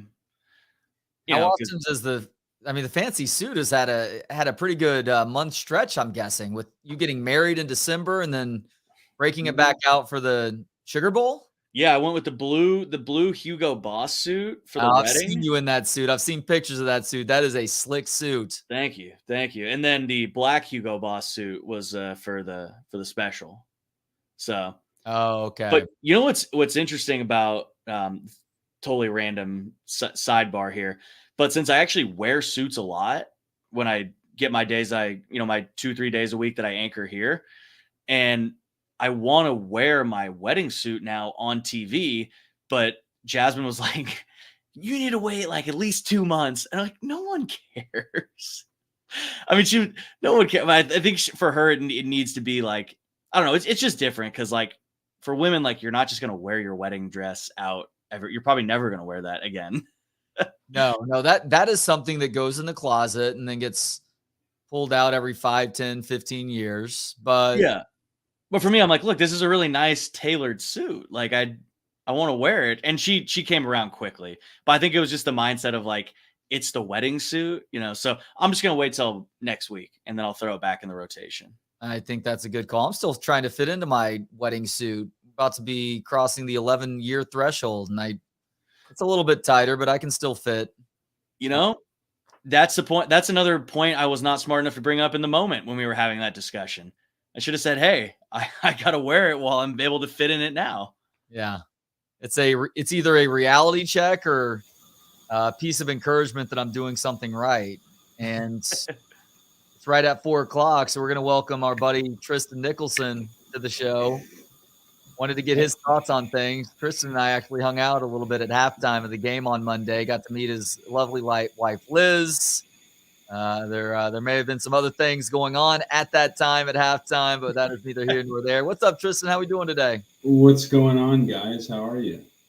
Happy New Year. Great, man. Did y'all have fun in New Orleans? I know you got to break away from the kiddo or Monday into Tuesday. Did y'all make the most of it despite the fact that Texas unfortunately was not able to come out victorious? We did, man. I mean, we had a great time at the game. I mean, it sucks when you lose one like that, but it was a great football game, right? So we enjoyed it and we had a good time. Didn't do much else but go back to the hotel and go to bed and then wake up the next morning and go home. So but yeah, it was nice to have a night away without the kids. So shout out to my brother and his wife for taking that on. They had not yet watched both of the kids, so we came back and they were like, yeah, we had a good time. It's a little bit different than just the one, but it was good. Tristan, now that you've had a couple days to sleep on it, what was the one thing that, I guess, after you had some of that time, popped in your mind? The overwhelming thought, if you could break it down into just one thought from the game.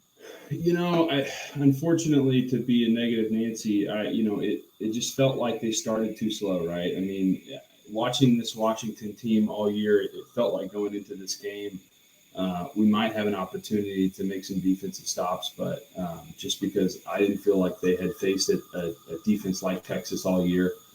However, it proved to be just like every other game for them, which was they were able to score pretty much at will every time they got the ball. And some teams can do that regardless of the defense, right? I think most of the Pac-12 does it, right? That's why you see 50 to 40 or whatever the score is every week. And unfortunately, Texas just wasn't able to keep up. However, the frustrating part of that was in the second half they did, and they showed that they had the athletes that could run with these guys, and they had the weapons that they could utilize. It just felt like it was too little too late by that point. But although you get 3 shots at the end zone to win the game, I mean, if you'd have told me at the beginning of the game, hey, it came down to 3 or 4 shots from the 15, would you take that? I probably would. Just given what this team has been able to do all year, you'd like to have a little bit more time on the clock so you could change it up. But again, 3 shots at the end zone, you can't ask for much more. So, how surprising was it to see the Texas offensive line play like they did out of the gates, Tristan? Yeah, it was a little odd, right? It felt like all year this team had gotten everybody's best shot and played up, at least from an offensive line perspective, had played up to the competition all year and done really well, although, some games better, some games worse, right?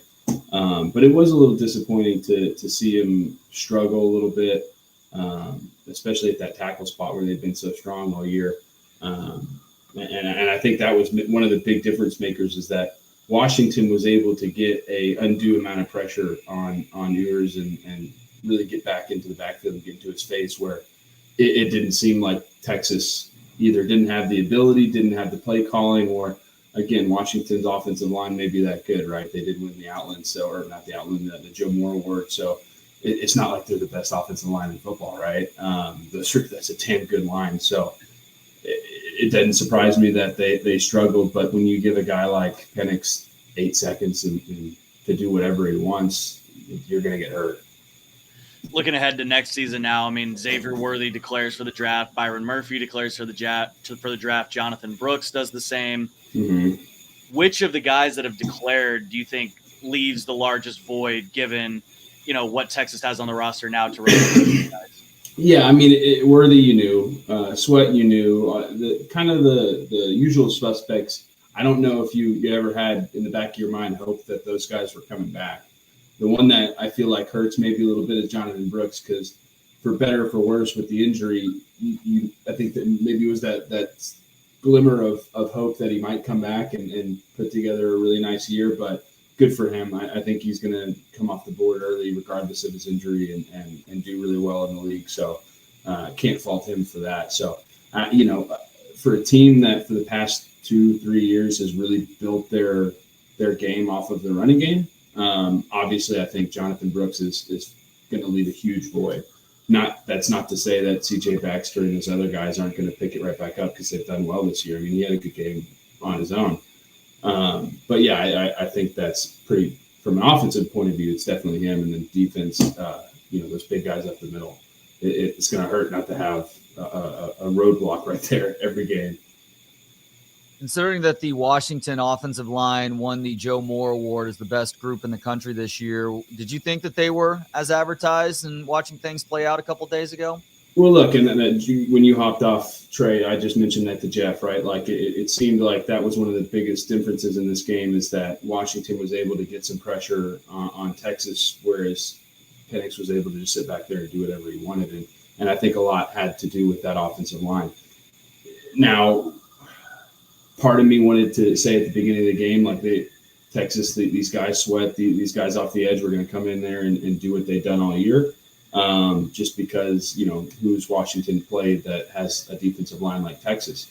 However, I think they showed out and showed up to the occasion. So I'm not surprised that they struggled to get pressure, but I wish they didn't. I wish they were able to get back there, because when you give that guy 8 seconds to do whatever he wants, he shows you why he was number 2 in the Heisman, and in some people's books maybe should have won it.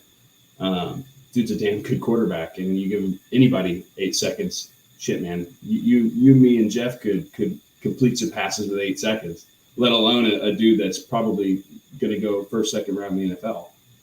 That's what I said about the catch that Odunze made. Just speaking to how great of a ball Penix threw, the one that got them down into field goal range to make it a 9-point game. I was like, Trey, I don't know if you and I could have beaten Watts on that to get there, but if you dropped us in that spot, Penix was going to put it in the bucket no matter who was over there. Going back to just how, frankly, legendary of a game he had. Mm-hmm. What's that like being on the other side when, I know you didn't play defense, but even being the other offense might be a great point of view too, of just like, man, we have to score like every time we're out there, because it's not even a knock on our defense. Like, we're just playing somebody who cannot be stopped right now. Sure. It's a ton of pressure from an offensive point of view. It's a massive amount of pressure that you can put on another team to think, not only is it every drive, it's every play, right? If you get you false start or whatever on the first play of a drive, you're thinking like, crap, man, we could be down. That's our points off the board, right? And so when a guy is able to score at will like that, it puts a ton of pressure on the offense, and it can make you make mistakes. I think that's what Washington did really well. They came in with a game plan of doing exactly what they did all year, which was score points and take time off the clock, which they did. You look at the time of possession, I don't know the exact numbers, but it was pretty lopsided. They held on to the ball a lot longer than Texas was able to, and you take away those opportunities, and then you make the most of your opportunities. Just rolling the dice, statistically, you're going to come out ahead. Yeah, that's right. So what do you think is next for this Texas Longhorn team, Tristan? Obviously a move to the SEC. They are losing some guys, but it seems like Steve Sarkisian has done a great job of managing this roster through high school recruiting and also by tackling the transfer portal, that there shouldn't be a significant drop-off next year, especially if a guy like Quinn Ewers ends up coming back next season. Yeah, right. You've got Quinn coming back, which obviously puts you in a better position, even if, for all the Texas fans out there that are just foaming at the mouth to see Archie get in there and show us what he's got, right? Even if you had that guy come in and do everything that people think he can do, which I'm sure he can, you're already better off by having a guy like Ewers come back, just because he's got the experience. He's been in these big games all year. He's beaten Alabama, right? He's played them twice. He's gone deep with Oklahoma in multiple spots. So having a guy like that at the helm, regardless of if there's a quarterback controversy, quarterback battle, that's going to be helpful. They've got a lot of dudes that have played a lot of big football. And so what I am most thankful for Sarkisian is building this roster and keeping us in these big games. That way to step into the SEC isn't a shell shock, right? Like, you go into play Georgia next year, it's not going to be a big moment type deal, right? Like, you've already played Alabama at home at the beginning of the year when they're ranked number 4. Like, how much bigger does it get? So I don't think there's going to be a huge fall off. I hope there's not, but I think where you're going to be hurting is definitely on the defensive side, because you lose a lot of good guys. You lose a lot of big playmakers. Let's say, for the sake of conversation here, that Quinn Ewers comes back, Tristan. How do you handle the absolute chaos and nonsense that's going to ensue every time he throws a bad pass, be it in spring practice, training camp. Not that we get to see all that much of those sessions there, but how would you suggest that Sark handles this if both those guys are on the roster for game 1 next year? Yeah, that's the double-edged sword of being at a program like Texas, right? Like you're at the highest of highs, but that means you're under a microscope every play, every drive, every throw, right? So I don't presume to have as much experience as Sarkisian at handling situations like this at all. I'm sure he gets paid a lot more money than I do to figure this out. But if it were up to me, I would go into spring ball with, hey, we've got our starter coming back. He's done these are his accolades, right? We could talk a whole show about what this guy's done for the program and for this team. But we've got a guy here that, the whole universe wanted, and we did everything we've had on earth to get him here. It would be criminal not to give that guy an opportunity, or anybody an opportunity, right? Like whether it's some big time recruit and Archie Manning or just somebody off the street, like you've got to play the best 11 guys in the field. Like that's the coach's goal, right? Now I think there's some bias in there of bringing starters back and dudes who have been a part of the program. That plays an X factor, but at the end of the day, I would say you go into spring ball. Jobs up for grabs. Yes, they are. And by the way, for people that are clamoring for Quinn Ewers to move on so the Arch Manning era can begin, it's not a bad thing to have depth in your quarterback room. And Arch Manning and his family, they seem content with being patient with this process. You should also consider that Quinn Ewers, going back his last 3 years of being a starting quarterback at the collegiate and high school level, had to miss multiple games because of an injury. So even if Quinn Ewers comes back next year, Tristan, there's a good chance that we see Arch Manning. He'll certainly come in at some point during games, during blowouts. There's a good chance we see him start a handful of games as well. And if he is that good, he is outperforming whatever Quinn Ewers is next year, then we have a conversation. But in the meantime, talking about a guy who took major steps forward as a quarterback this year, helped this program win their first Big 12 title in nearly 15 years, probably would have been all conference had he not gotten hurt, and came very close to winning that college football playoff semifinal matchup too. I mean, we as Texas fans, we get far too caught up in the grass is always greener scenario far too often. And it's not exclusive. For sure. Fans, for sure.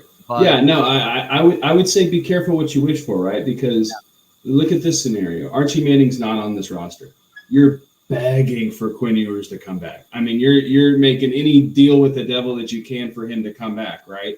If Archie's not on the roster. So I don't think you can get ahead of yourself and say, hey, move on, get out of the way, because like you said, I mean, there's something to be said for having a guy that's played that much football, especially as a starter at this level, in your locker room and in your quarterback room. Like, say the plan is to let Quinn ride off into the sunset this year. Well, that means Archie's had now 2 full seasons to watch a hopefully future NFL quarterback, but a damn good college quarterback, take a team to a semifinal game and then whatever he does next year, right? So I don't think you can get ahead of yourself too much, but it does leave itself open for controversy. I mean, Texas media, Jeff, you love controversy.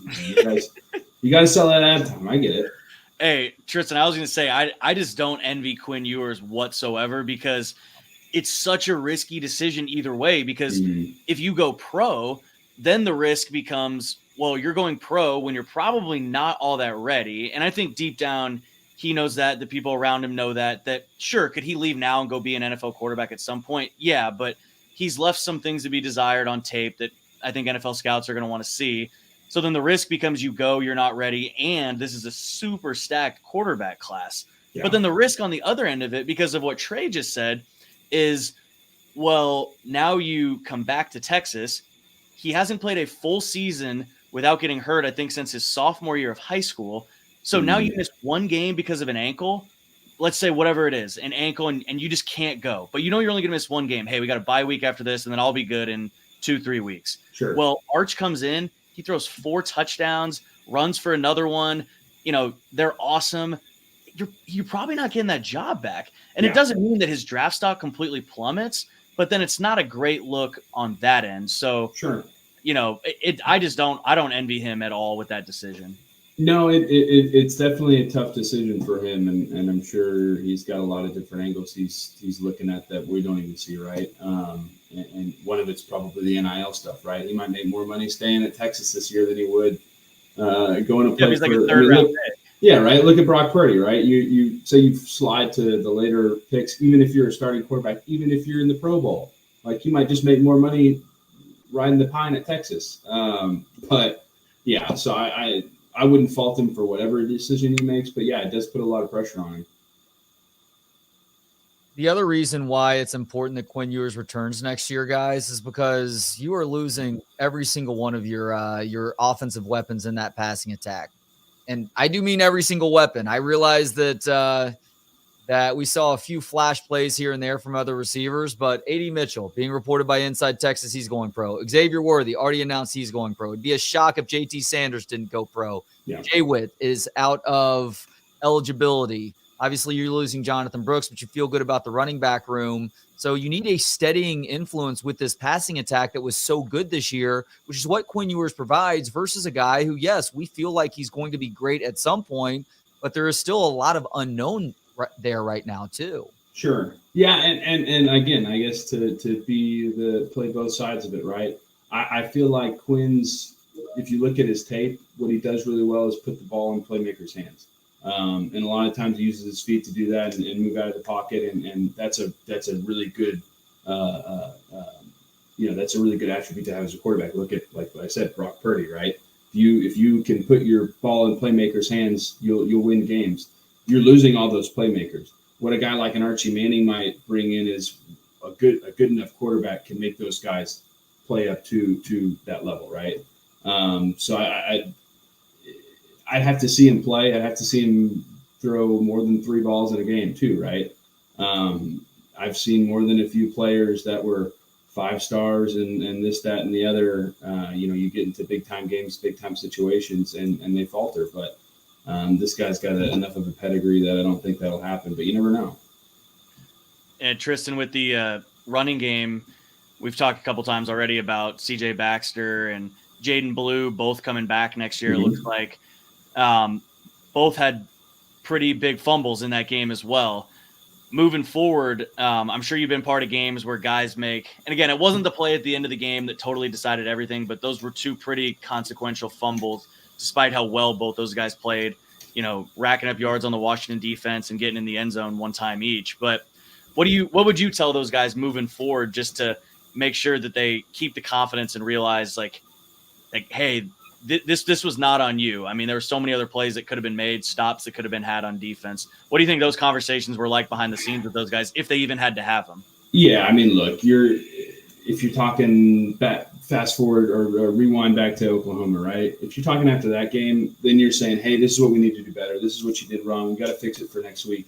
You're at the end of the season, man. Like, I can just tell you from a player's perspective and a coach's perspective in that locker room, nobody's coming in to film Monday and being like, hey, you fucked up this. Here's an MA. Like, yeah, you're grading film and you're watching film because everybody wants to get better for next year. But, like, I wouldn't be surprised if most of these guys haven't watched the film from the game, or most of these coaches hadn't watched the film from the game. I mean, they probably have, but, like, what does it matter at this point, right? You've got plenty of time to look back and say, hey, these are the opportunities that we missed. These are the plays we could have done better. Like, I don't think this game came down to one play. I mean, certainly there are games that do, and there's a handful of plays you could put together, right? Like a couple of decisions, especially as it pertains to the kickoff returns, were a little odd. But I don't think there was any one thing, any one player, any one play that stood out to me that I would say, hey, you got to fix this. So I hope these guys aren't taking it too hard on themselves. I mean, you fumble, right? Like, it happens. Everybody fumbles.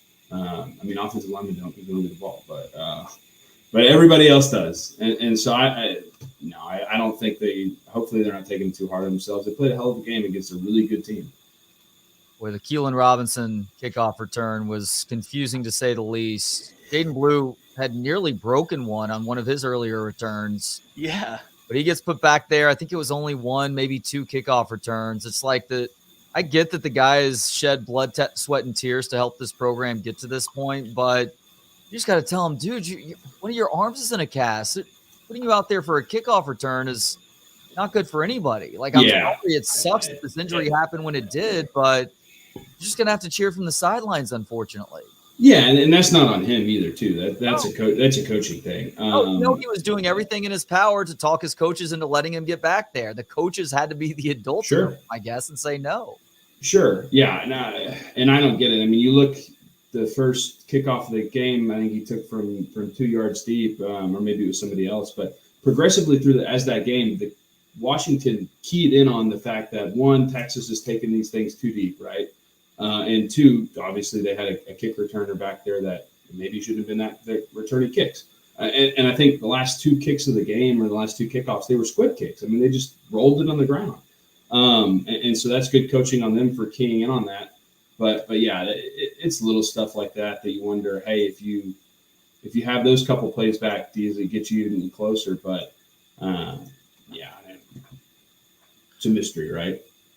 Going back to your playing career, Tristan, what were some of the off-season traditions and rituals that you had? Like, hey, I got to do this, or, whatever it may be to get back in the right frame of mind before you get back on the field for spring ball and really, not too long now for these guys. Yeah, no, for sure. I mean, it's a really quick turnaround. It seems like you've got a lot of time, but, you get this time off and then you roll right into spring training and then spring ball. And then, before you notice, you're looking down the barrel of another season. So, no, I mean, for me and for a lot of guys, it's about getting healthy. It's about getting back to your preseason form, because these guys are beat up now, man. I mean, especially, like a Washington, right? They've got to play another game on top of this one that they've just played. Like, you get done with the season having played 15 games. I mean, that takes a toll on your body. So, from an offensive line point of view, I mean, your ankles are beat up, your knees are beat up, your everything's shot, right? And so it's about getting better. It's about getting back to where you feel really good at, and then looking at the season as a whole. What did I do? What could I do better? Where can I improve? It's about strength training. You lose a lot of muscle mass during the season because you're not able to lift weights like you do in the off season all day, every day, right? You've got to take care of your body for the games. And so it's about getting stronger and rebuilding your body. So that's the biggest focus until you get into like spring ball, and then you start focusing on the actual ball piece of it. And then by the time you get into fall camp, it's like, okay, how do I get the playbook right? And how do I get the schemes right? And then by the time you roll into the season, it's like, how do I prevent injury? And so there's different phases of it that as a whole, it seems like, hey, the season's way, way, way down the road. But like these phases that you go through are really, really short. And so like this phase of it right now is get better, heal up, take some time off, and, do what you got to do, focus on some school, focus on family. This is the best time of the year, as bad as it is, because you just lost a game. But, this is your first time that you can go, like, damn, that sucks. We lost. Like, oh, I have a life outside of this too. You got to remember, a lot of these guys are 18, 19, 20-year-old guys. They have lives outside of this. And this 2-3 month period is really the only time you get to enjoy that. So, I get, we all want to focus on what's next season. What are we doing? What's the scheme? But you got to remember, these guys got lives too. So, you got to take the time where you get it. I preface this next question by saying, for a lot of former players, the answer is no, because your life for a decade plus is this. So have you lifted a weight since your playing career officially came to an end, Tristan? Here and there, but nothing like I did when I was playing, right? I mean, nor should you, by the way. That's how guys in their 30s and 40s get hurt, is to try and lift like you're training. For sure. I mean, so I hurt my knee against Notre Dame my junior year, I guess my senior year. And at that point, the training staff came to me and said, hey, it's probably best that we don't do any kind of like major squats or anything like that. So they put me on a hack squat, right? Like the rail squat. I don't think I've touched a squat bar since then. And that's, almost 6-7 years now. So no, I've not trained. I've not lifted weights like that. I've done some cardio. I got a Peloton right when I got done playing, and I dropped like 100 pounds with that thing. So like I've done various different athletic type events, but nothing like training for a game. What was your least favorite lift to do? Squats. I hated squats. I hated squats. I was terrible at squats. There were punters. There were Michael Dixon could out squat me. Now that dude's a beast. I was gonna say that guy's a legend. Yeah, that guy's a beast. Maybe he's not the best example, but like I hated squats. And I was not a fan of anything that I had to bend a whole lot with. I mean, to every coach I ever had's dismay, I hated to bend just because there was so much space to go. So yeah, definitely anything that revolved around squats, lunges, anything like that.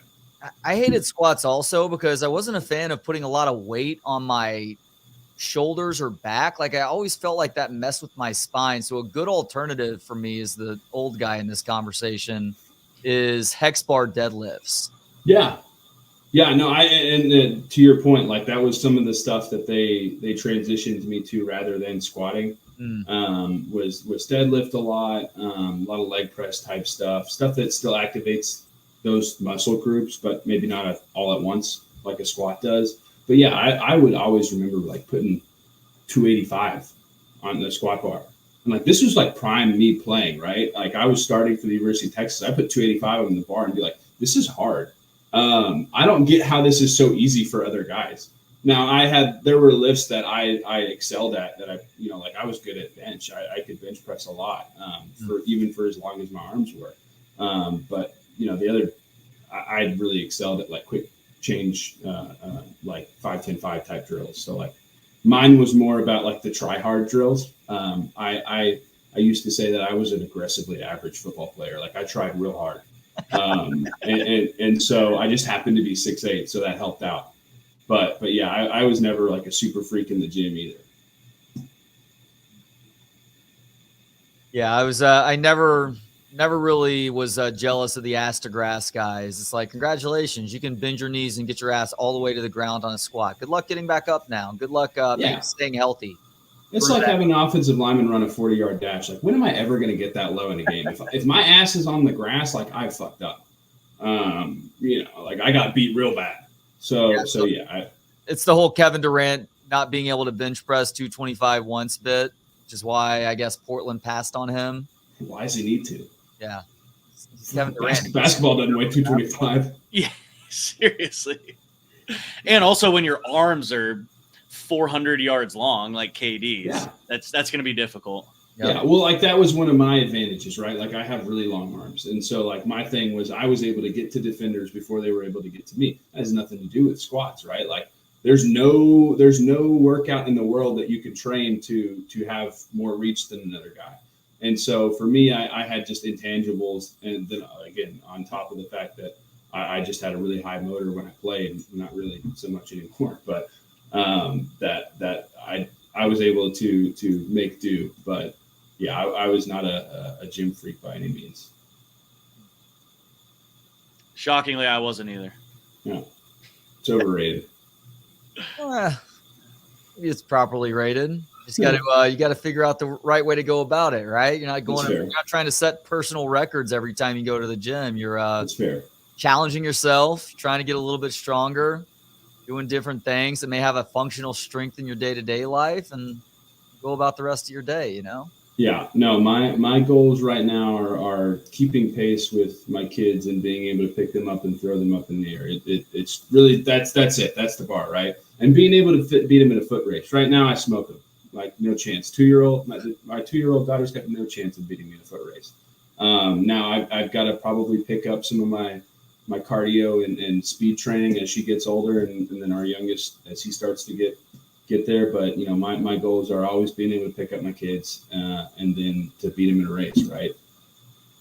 I can say I've reached a point of working out for me now is simply just to not be fat. Yeah, that's fair. Like that is the only reason I work out now, is to just like not look like complete shit. Yeah. Well, I'm an offensive lineman, Jeff, so I've always looked like complete shit. So hey, but you're a bigger guy. You know what I always used to say? We had offensive linemen that would, we're in high school and obviously everybody's figuring out themselves and all that.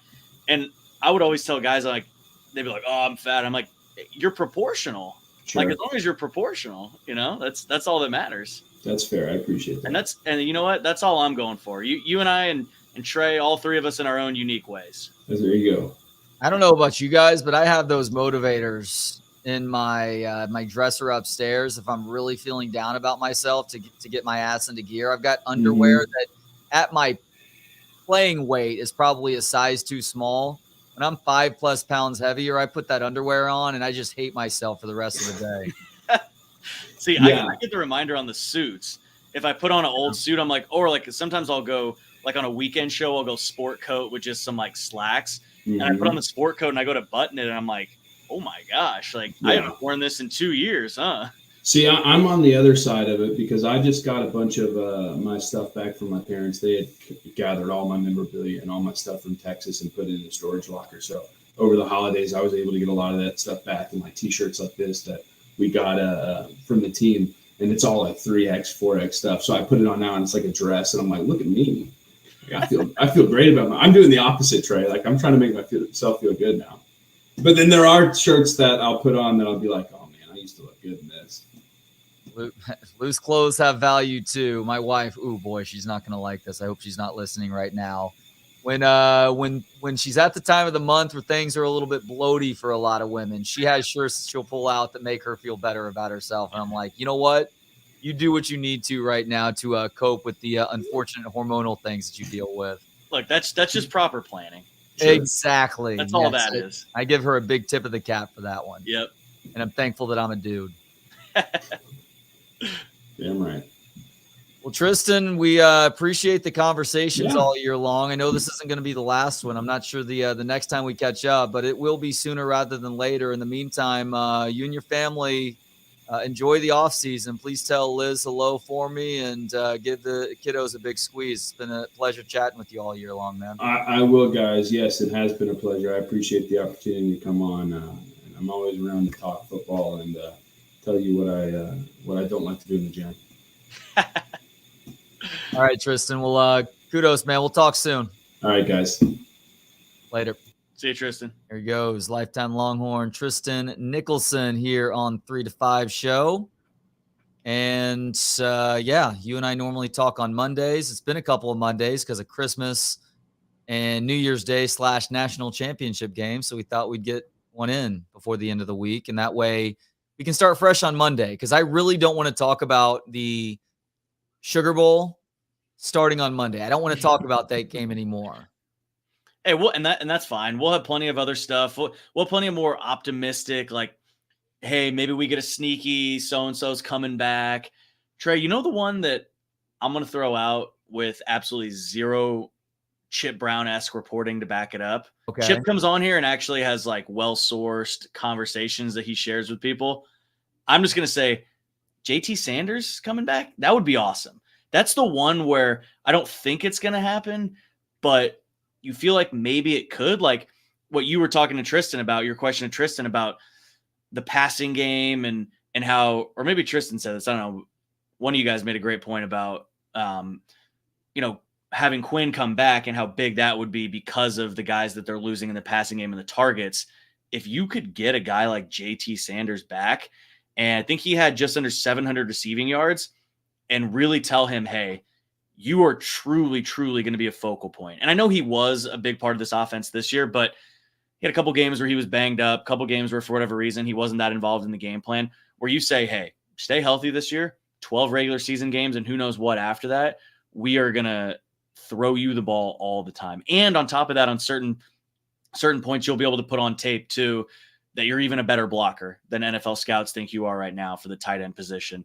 Like maybe convince him, hey, NIL money, come back and be Brock Bowers next year. Like your 2024's Brock Bowers.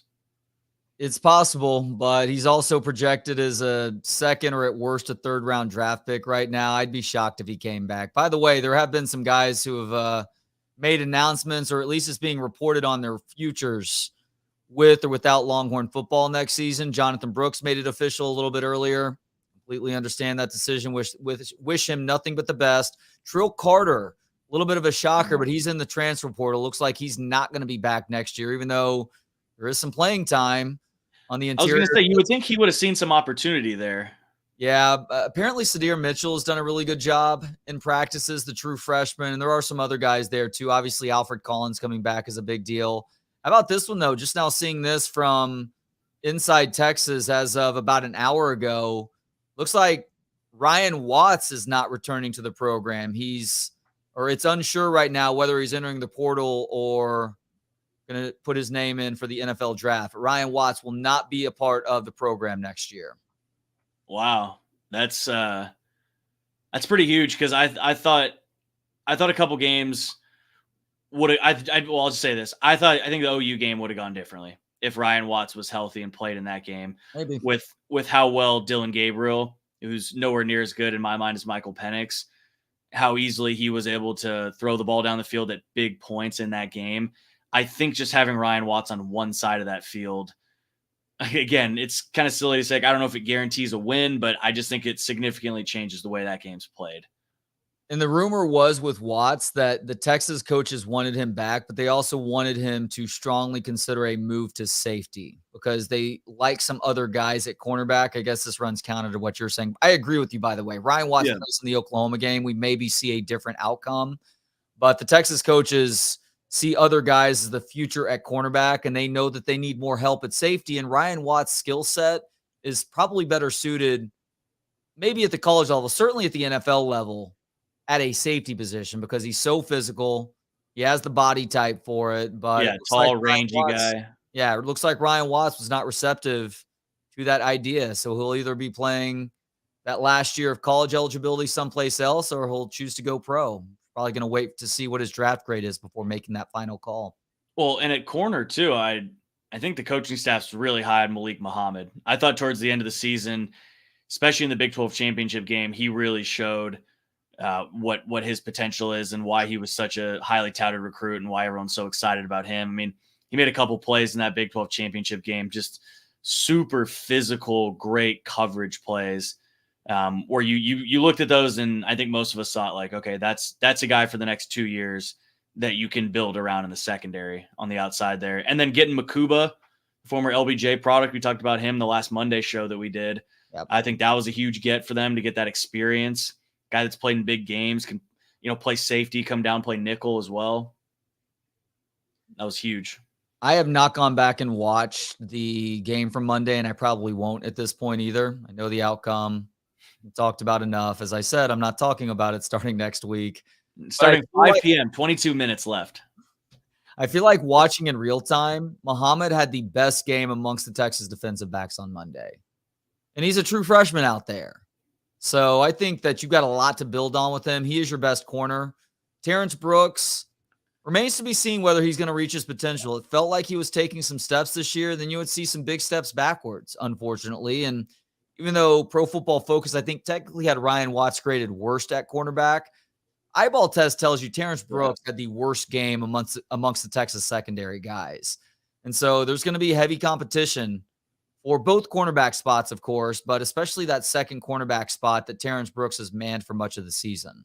Well, I thought the best play that Terrence Brooks made in that game was the one where he got really beat and then Penix underthrew it a little bit. Maybe one of the only throws Penix threw all day where he had a guy open and didn't just immediately hit him in stride. And Brooks kind of scurried back, got in position to at least like tackle Odunze and get the PI. Yeah. That was probably one of the best plays that he made, at least one that stood out. No, that's a good call. Oh boy, Ryan Watts leaving. I did not see that coming.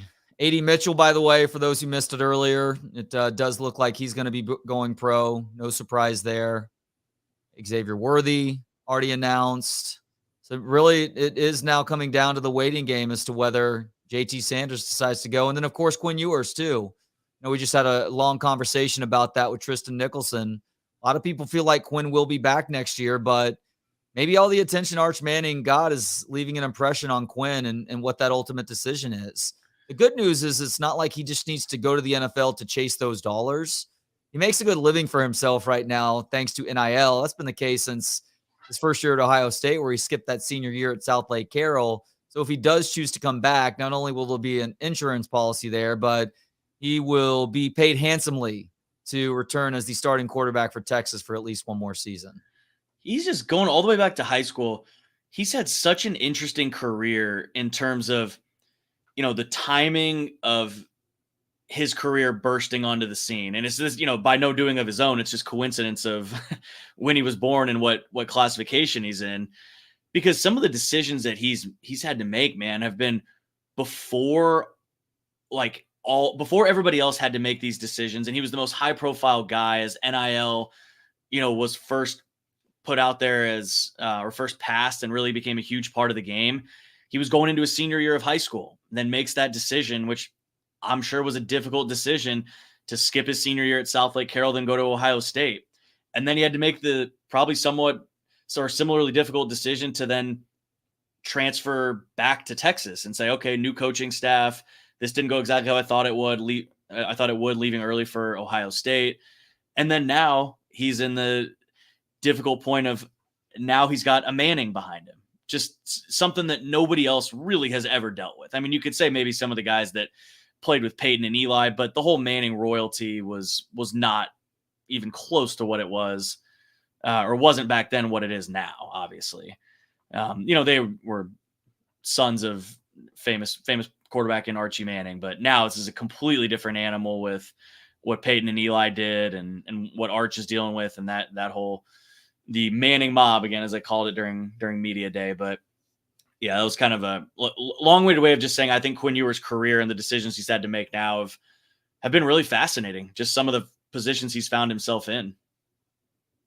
Did you ask Arch any questions when he was made available to the media? I didn't. Bob did. I just had the camera in there, and there were so many people in there. Yeah. And he probably asked him a couple questions.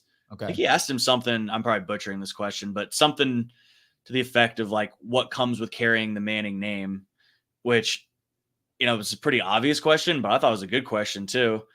And he had a great answer about just how it was, there's two sides of the coin. It's a double-edged sword, like we always say. He joked like, yeah, I get a lot of great advice and from my uncles and from my dad, my grandpa, and all that. Then he did talk openly about just how crazy the attention can be sometimes. But Trey, my takeaway was this dude, and it's no surprise, is uniquely prepared to handle this. And I think that's kind of what you would expect. It's a unique situation. And with the way the Manning family is and the way they handle everything, it's no surprise that they would have gotten him as ready as they possibly could for this. And he seemed really comfortable, man. He was just kind of sitting back like this and answering questions. He even cracked a couple jokes. At one point he goes, yeah, I don't see you guys, asking all these other backups a bunch of questions or giving the other backups this much attention. And it was a question where somebody had said, what's all the attention like? And then the other thing he said that I thought was funny that I put in my story was, he goes, yeah, my granddad gave me some advice. He said, less is best in interviews. And then everybody started cracking up, which is totally true. Well, it's the advice that the Costner character gave Nuke LaLoosh and Bull Durham. Yeah. You give these canned responses to things so people can't run with something or misquote you or provide bulletin board material for the opposition. But I felt like even if they were canned answers, which I'm sure they were, he knew the questions that were coming. I thought he did a great job of handling it and coming across, or at least not coming across like he didn't want to be there. Like he came across like he was poised, he was into the interview, and he was given thoughtful responses back. And, that you don't expect that out of most true freshmen who are 18, 19 years old and have had the attention that he's had. And we also, on Wednesday, the first day we got there, we went over to Newman, where obviously Arch went, and then Peyton, Eli, and his dad Cooper all went there. That was really cool to go see that school and go to the Manning Fieldhouse where, his family's donated a bunch of money, and see all that stuff on the wall. And even before I got there, I didn't realize that his high school coach, Nelson Stewart, who we talked to, he played with Peyton and I think played with Cooper as well, because those guys were on the same team for at least 1 or 2 years. So that was really cool getting his insight into like playing with Cooper and Peyton. And then, in his 18th season as coach at Newman, getting to be Arch's head coach for 4 years. And he just told some awesome stories about, he said they didn't plan on starting him as a freshman because they had a really good player as the senior quarterback already. And they snuck Arch into the spring game, like second series. He throws like a 50-yard pass. Next play, throws a touchdown. And he even said in the interview, he's like, I was just sitting there like, damn it. like there's no putting that back in the box now. Mm-hmm. Like this is the thing. Like he's the quarterback now. It's going to be 4 years of absolute, fun times, but absolute chaos. So it was cool just getting all the different perspectives. And I know some people get exhausted by it, but it's a story, man. Like I'm sorry, it is a story. Like some people are like, oh, did you interview Quinn? I'm like, yes, we did. And he doesn't say anything. He doesn't like the attention. So we did something on Arch. Your responsibility is twofold as a journalist. You're responsible for finding compelling stories, but you're also responsible for pursuing those stories that people care about the most. Right. And so people want to hear from Arch Manning and about Arch Manning. That's just how it is. Together, it's about finding those unique angles or those unique people to talk to and maybe gaining a unique perspective about the person or the issue that is on everybody's mind. Yeah. And I'm thinking of another story now that he told us, because a lot of times, like you said, it's finding those unique perspectives that tell you about the person, like not just Arch Manning, the quarterback, but Arch, the person. And Nelson had a great one that he told too. I guess his daughter has autism, and she goes to a specific school in New Orleans for that. And that school was changing campuses in the middle of the summer. This was like 2 years ago. And they had some lockers, I guess maybe they were at Newman or they were somewhere, and the lockers needed to be put in a U-Haul and then moved. And he said that Arch, after Arch came back from his Texas visit, he rallied like 25 guys from the team. And he even sent me pictures of this day. He's like, so, I'm not just like making up a good story about him. Sent pictures from that day where, the guys had like a practice, and you know how it is out here in July, how hot it is. They had like a 2-hour practice, conditioning, all that. And he rallied a bunch of guys to stick around, put those lockers in, took an hour and a half. So it's stories like that when we go out and we do something like that, I'm like, that's what I want. That's the perspective I want. Tell me the stories that I can relay that tell people about what kind of kid this dude is. And I think you can say the same thing about Arch and Quinn. Both just seem like really good, mature guys in their own way. And, at least that's the vibe that I get from talking to people about both of them. So, and Arch had another nugget in the story too, where he talked about his relationship with Quinn, and, they're roommates for all the road games. And he's called Quinn one of his best friends on the team. And again, like, guys may feel like they have to say stuff like that. It came across as genuine. It seemed genuine. And he just talked about all the things that he learned from Quinn and how he appreciates the way that Quinn handles his business. So yeah, that was one of my favorite parts of the trip was getting to do all that reporting and find all those stories and that information. That's really cool. We may end by talking a little NFL Week 18. And I'm going to start with your team because you guys are playing in a pretty worthless game. No playoff implications on the line. If anything, Denver at the Vegas Raiders may give you guys the same record as what the Broncos will have to end the season, but you want to lose this game, right? There's no reason to win this game. I don't know off the top of my head what it does to draft positioning, but I don't know. Like it's always tricky for me because if there's any chance in hell that they're really going to give Antonio Pierce the head coaching position next year, well, then you would want to win this game. You would want to rally around him one more time. And I mean, the Raiders are 8-7-9 right now, maybe. Mm-hmm. So I don't know, going from 8-9 to 7-10, I have no idea like how much that really affects their positioning in the draft order. Like sometimes I'm like, I'd rather just get one more win than move up one spot in the draft. It is potentially a bunch of spots, actually. Looking at records right now. See, if you're about to tell me they're going to go from 16 to 11, then it feels like a game you might want to lose. You could potentially – actually, it's not as significant now. You could potentially gain a couple of spots, though, because if the Bears win, if the Jets win, you need the Jets to win to possibly move that. Here's the issue, though. If you do win – you could end up with a log jam of teams. And who knows what the tiebreakers are on that? Yeah. So right now you're in a pretty good spot. You secure a pretty good spot if you lose. If you win, you may lose 5 to 6 spots in that first round. Where are they at if it ended today? Every subsequent round. They are 1, 2, 3, 4, 5, 6, 7, 8. It looks like they're picking 9 or 10 right now.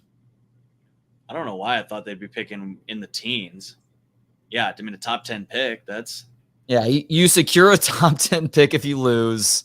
All right. If you win, it could drop into the mid to late teens. Because that's how many freaking mediocre teams exist in the NFL. Congratulations, NFL. You've reached peak parity this year. Way too many teams are right around 500. Yeah, you got exactly what you wanted, right? 1,000 backup quarterbacks playing and 1,000,000 7, 8, or 9 win teams that have no chance in hell of doing anything. I'm excited for Texans fans that they're actually playing for something this weekend, not only to make the playoffs, but possibly win the division. Yeah. Nico Ryan's first year, CJ Stroud's first year as a starter. That's great. The future is bright for the Texans, regardless of what happens tomorrow night. Yeah, that's a game to me that win or lose, like, it's just great experience for CJ Stroud, for your franchise quarterback moving forward, for all the other guys on that team, for D'Amico Ryans, just to see how everybody performs in essentially it's a win and you're in game, right? Mm-hmm. For both teams. Yep. Yeah, both teams, similar stakes, win and you're in, on the road, just to get the chance to see how your team's going to react in a situation like that is, I think, something that win or lose can, the Texans can do a lot with going forward. Win and you're in, and if the Jags lose to the Titans, which is a noon game on Sunday, then whichever team won also wins the division. Which could happen. I don't know if they've announced anything on Trevor Lawrence. He's out. Oh, he's out? Yeah, and it hasn't really mattered. I'm glad I bet the Titans 5.5 earlier in the week. Yeah. By the way, congratulations on a top 4 finish. Oh, thank you. In our season-long picks. I know you had the lead a month ago, and you pretty much predicted that you would not end the season on top, but it was still a great year for you. But you know what, Trey? I can take take solace and sleep at night because it wasn't me choking. The 2 guys that beat me, unbelievable. I don't have the numbers in front of me. I'm pretty sure I was 1 game out still going into the final week and tied with another guy. There was only 1 guy in solo first. I think they both went 7-1 the final week. No. Dude in first place went 6-2 the week before that, like 7-1 the week before. It's kind of like when Penix drops another one on you. You just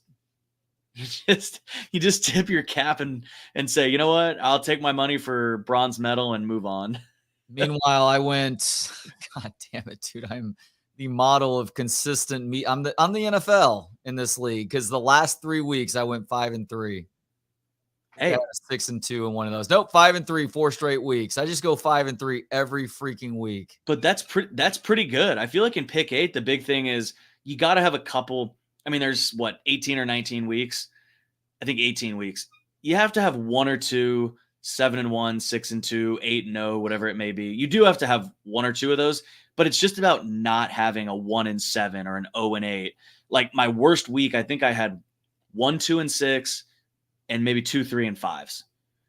And the rest of them, I had an 8-0, I had a 7-1, bunch of 6-2s. So there's a bunch of people that are like, oh, I went 5, like you're saying, I went 5-3, and I don't know your record off the top of my head, but you might have had a few weeks where it was like you gave up like 6 games, I completely missed a week. I just spaced on. I think it was Texas OU weekend where I just was not paying attention, and that my freaking email settings. For some reason, I had email settings every year up to this season. I wasn't getting email reminders to set my picks, and I just completely spaced on it. So I completely missed a week. Even with that, I went 79, 57, and 0, which was good for 13th. If I'd had another 5-3 week, I would have had the 6th most wins in the league. I would have gotten 6th or 7th place probably. Hey, nothing wrong with that. It's a hell of a lot better than finishing middle of the pack to end of the pack because I've been right at 500 for most of these seasons. But this season in our league, I don't know what it was. People picked their asses off this year. I mean, the winner went 92-52. That's insane. That's absolute insanity. I mean, I don't know what percentage that is. Is that almost 70%? Close, yeah. Yeah. Pole Assassin had 91 wins and 53 losses. What did I end up at? 90 and something? 88 and 56. You were third place. 88 and 56. And I think you called it. I think Nick, who won, went 7-1 in the last week. He actually went 4-4 the previous week, but he had to hit big. He couldn't go 4-4 again, otherwise he would have lost. He finished out 71, 6-2, 4-4, and 7-1. Hey, that's championship. It's championship football picking right there. And then Pole Assassin, yeah, we're just gonna completely bore people at the end here. 7-1, 5-3, 4-4, 7-1, 7-1, 6-2, 6-2, 6-2, 6-2. Holy shit, Pole Assassin really came on at the end. Yeah, no, it's a good season. I always get a little, I mean, especially with the way it ended with UT this year, but I always get a little bummed when the college football season basically comes to an end. Like Monday night, I'll talk to you from 3 to 5. That'll be fun. Yeah, and then after that, I'll dial in, crack a couple brews, a couple whatever I want to drink that night, watch the game, and then when I'm watching the post game show, it'll just be like Jasmine saw it last year, and also that game just sucked last year. It was like, God, the college football season's gonna end like this. But she'll see me and just be like, he needs about 45 minutes to just realize that after this, it's a couple NFL playoff games, the Super Bowl, and then a lot of basketball and baseball the rest of the way, and golf. I'm a huge golf guy, so that's been like golf's on this week. Golf's back. What tournament? The Century. They start the season with these poor guys that get to play golf for a living. A lot of pressure, they'll tell you, which I'm sure there is, but really tough gig, Trey. They got to go play 2 tournaments in Hawaii back to back to start the year. Jeez. They're at Kapalua this week. I don't know if you've ever been to that resort. I've only seen it in pictures. It looks outstanding. That's the one in Oahu or on Oahu. I actually don't know where Kapalua is. That is on Maui. Oh man. Yeah. God, Maui is the island I've spent the most amount of time in. On those islands, I don't know how the reconstruction is going in Maui, but I'm bummed that I'm not going to. Yeah. I'm not a professional golfer. We're just in general, but especially this weekend since they're playing in Hawaii. I watched a little bit of it yesterday. It's cool to see some of the, the money they're raising and all that kind of stuff. Colin Morikawa did this at the end of last season, but there's some dollar amount for every birdie, every eagle, all that kind of stuff. And oh, that's cool. Yeah. And then I think that stuff's really cool too, because even if you're like, it was like 16,000 based on his scorecard yesterday, and you're like, all right, that's nothing to him, but that at least gets his corporate sponsors involved, and I feel like that's kind of we've seen that happen here too. That's how things get big, and you can really help people out. All right, do the Texans beat the Colts tomorrow night? I'm gonna say yes. I can't make a bet on it because that is the most it just feels like a sucker's bet. I'm gonna say yes and not bet on it, and then wish I did when CJ Stroud throws for 3 touchdowns. It's just, I can't with Gardner Minshew. That's where I'm at with the Colts. You just don't know what you're getting. Yeah. What about Cowboys Commanders? Washington reportedly may be sitting out most of their guys because they want to tank to ensure that number 2 pick.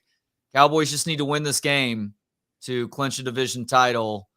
It's a 13-point line in favor of the Cowboys. I feel like Dallas is going to win this game by 4 or 5 touchdowns. I hope so. I mean, or what you do, I guess, is, you try to get an early lead, and then I don't want to say you basically take your foot off the gas. You're never going to say that. Like Mike McCarthy's never going to say that, but then maybe you put in Rico Dowdle or somebody like that, and you keep Dak in, but you only throw on 3rd down. So you hope you hit a couple of big plays early, because that's a tough position for the Cowboys, man, because that game is it's a game you think you should win with your eyes closed, but it's still the NFL, and it's so impactful for playoff seeding, the division, all those kind of things, potentially, avoiding the Niners until the conference championship game, 2 home games before you get to that point. So it's one where I think, you've got to go out full-fledged in the first half and just hope you got a lead. Bills, Dolphins. I'm going to take the Bills. But Buffalo's a favorite there. The winner wins the AFC East? I'm taking the chalky public road favorite there. That's I think Miami's magic is done. The Chubb injury is huge. That sucks. I hate that for them. Hate that for him. Hate that for them. But yeah, this does feel like a game that Buffalo, who is better than the record for much of the year, is going to come from behind to snatch that division title and earn themselves home field through at least 2 rounds of the playoffs, I believe. Yeah, similar spot as the Cowboys, I think. Exactly. All right, my friend. Well, happy 2024. It's great talking to you again. We will be back at this Monday from 3 to 5. Yeah, happy New Year, brother. I'll see you Monday. We'll have a great weekend. Thanks to everybody for tuning in all week long. Thank you so much to all of our travel partners as well. We do appreciate you getting us to and from New Orleans. It was a hell of a time, even if Texas didn't win like we had all hoped. Have a great weekend. We will be back on Monday starting at 8 a.m. with Bucky and BK. Until then, we will talk to you soon. Welcome.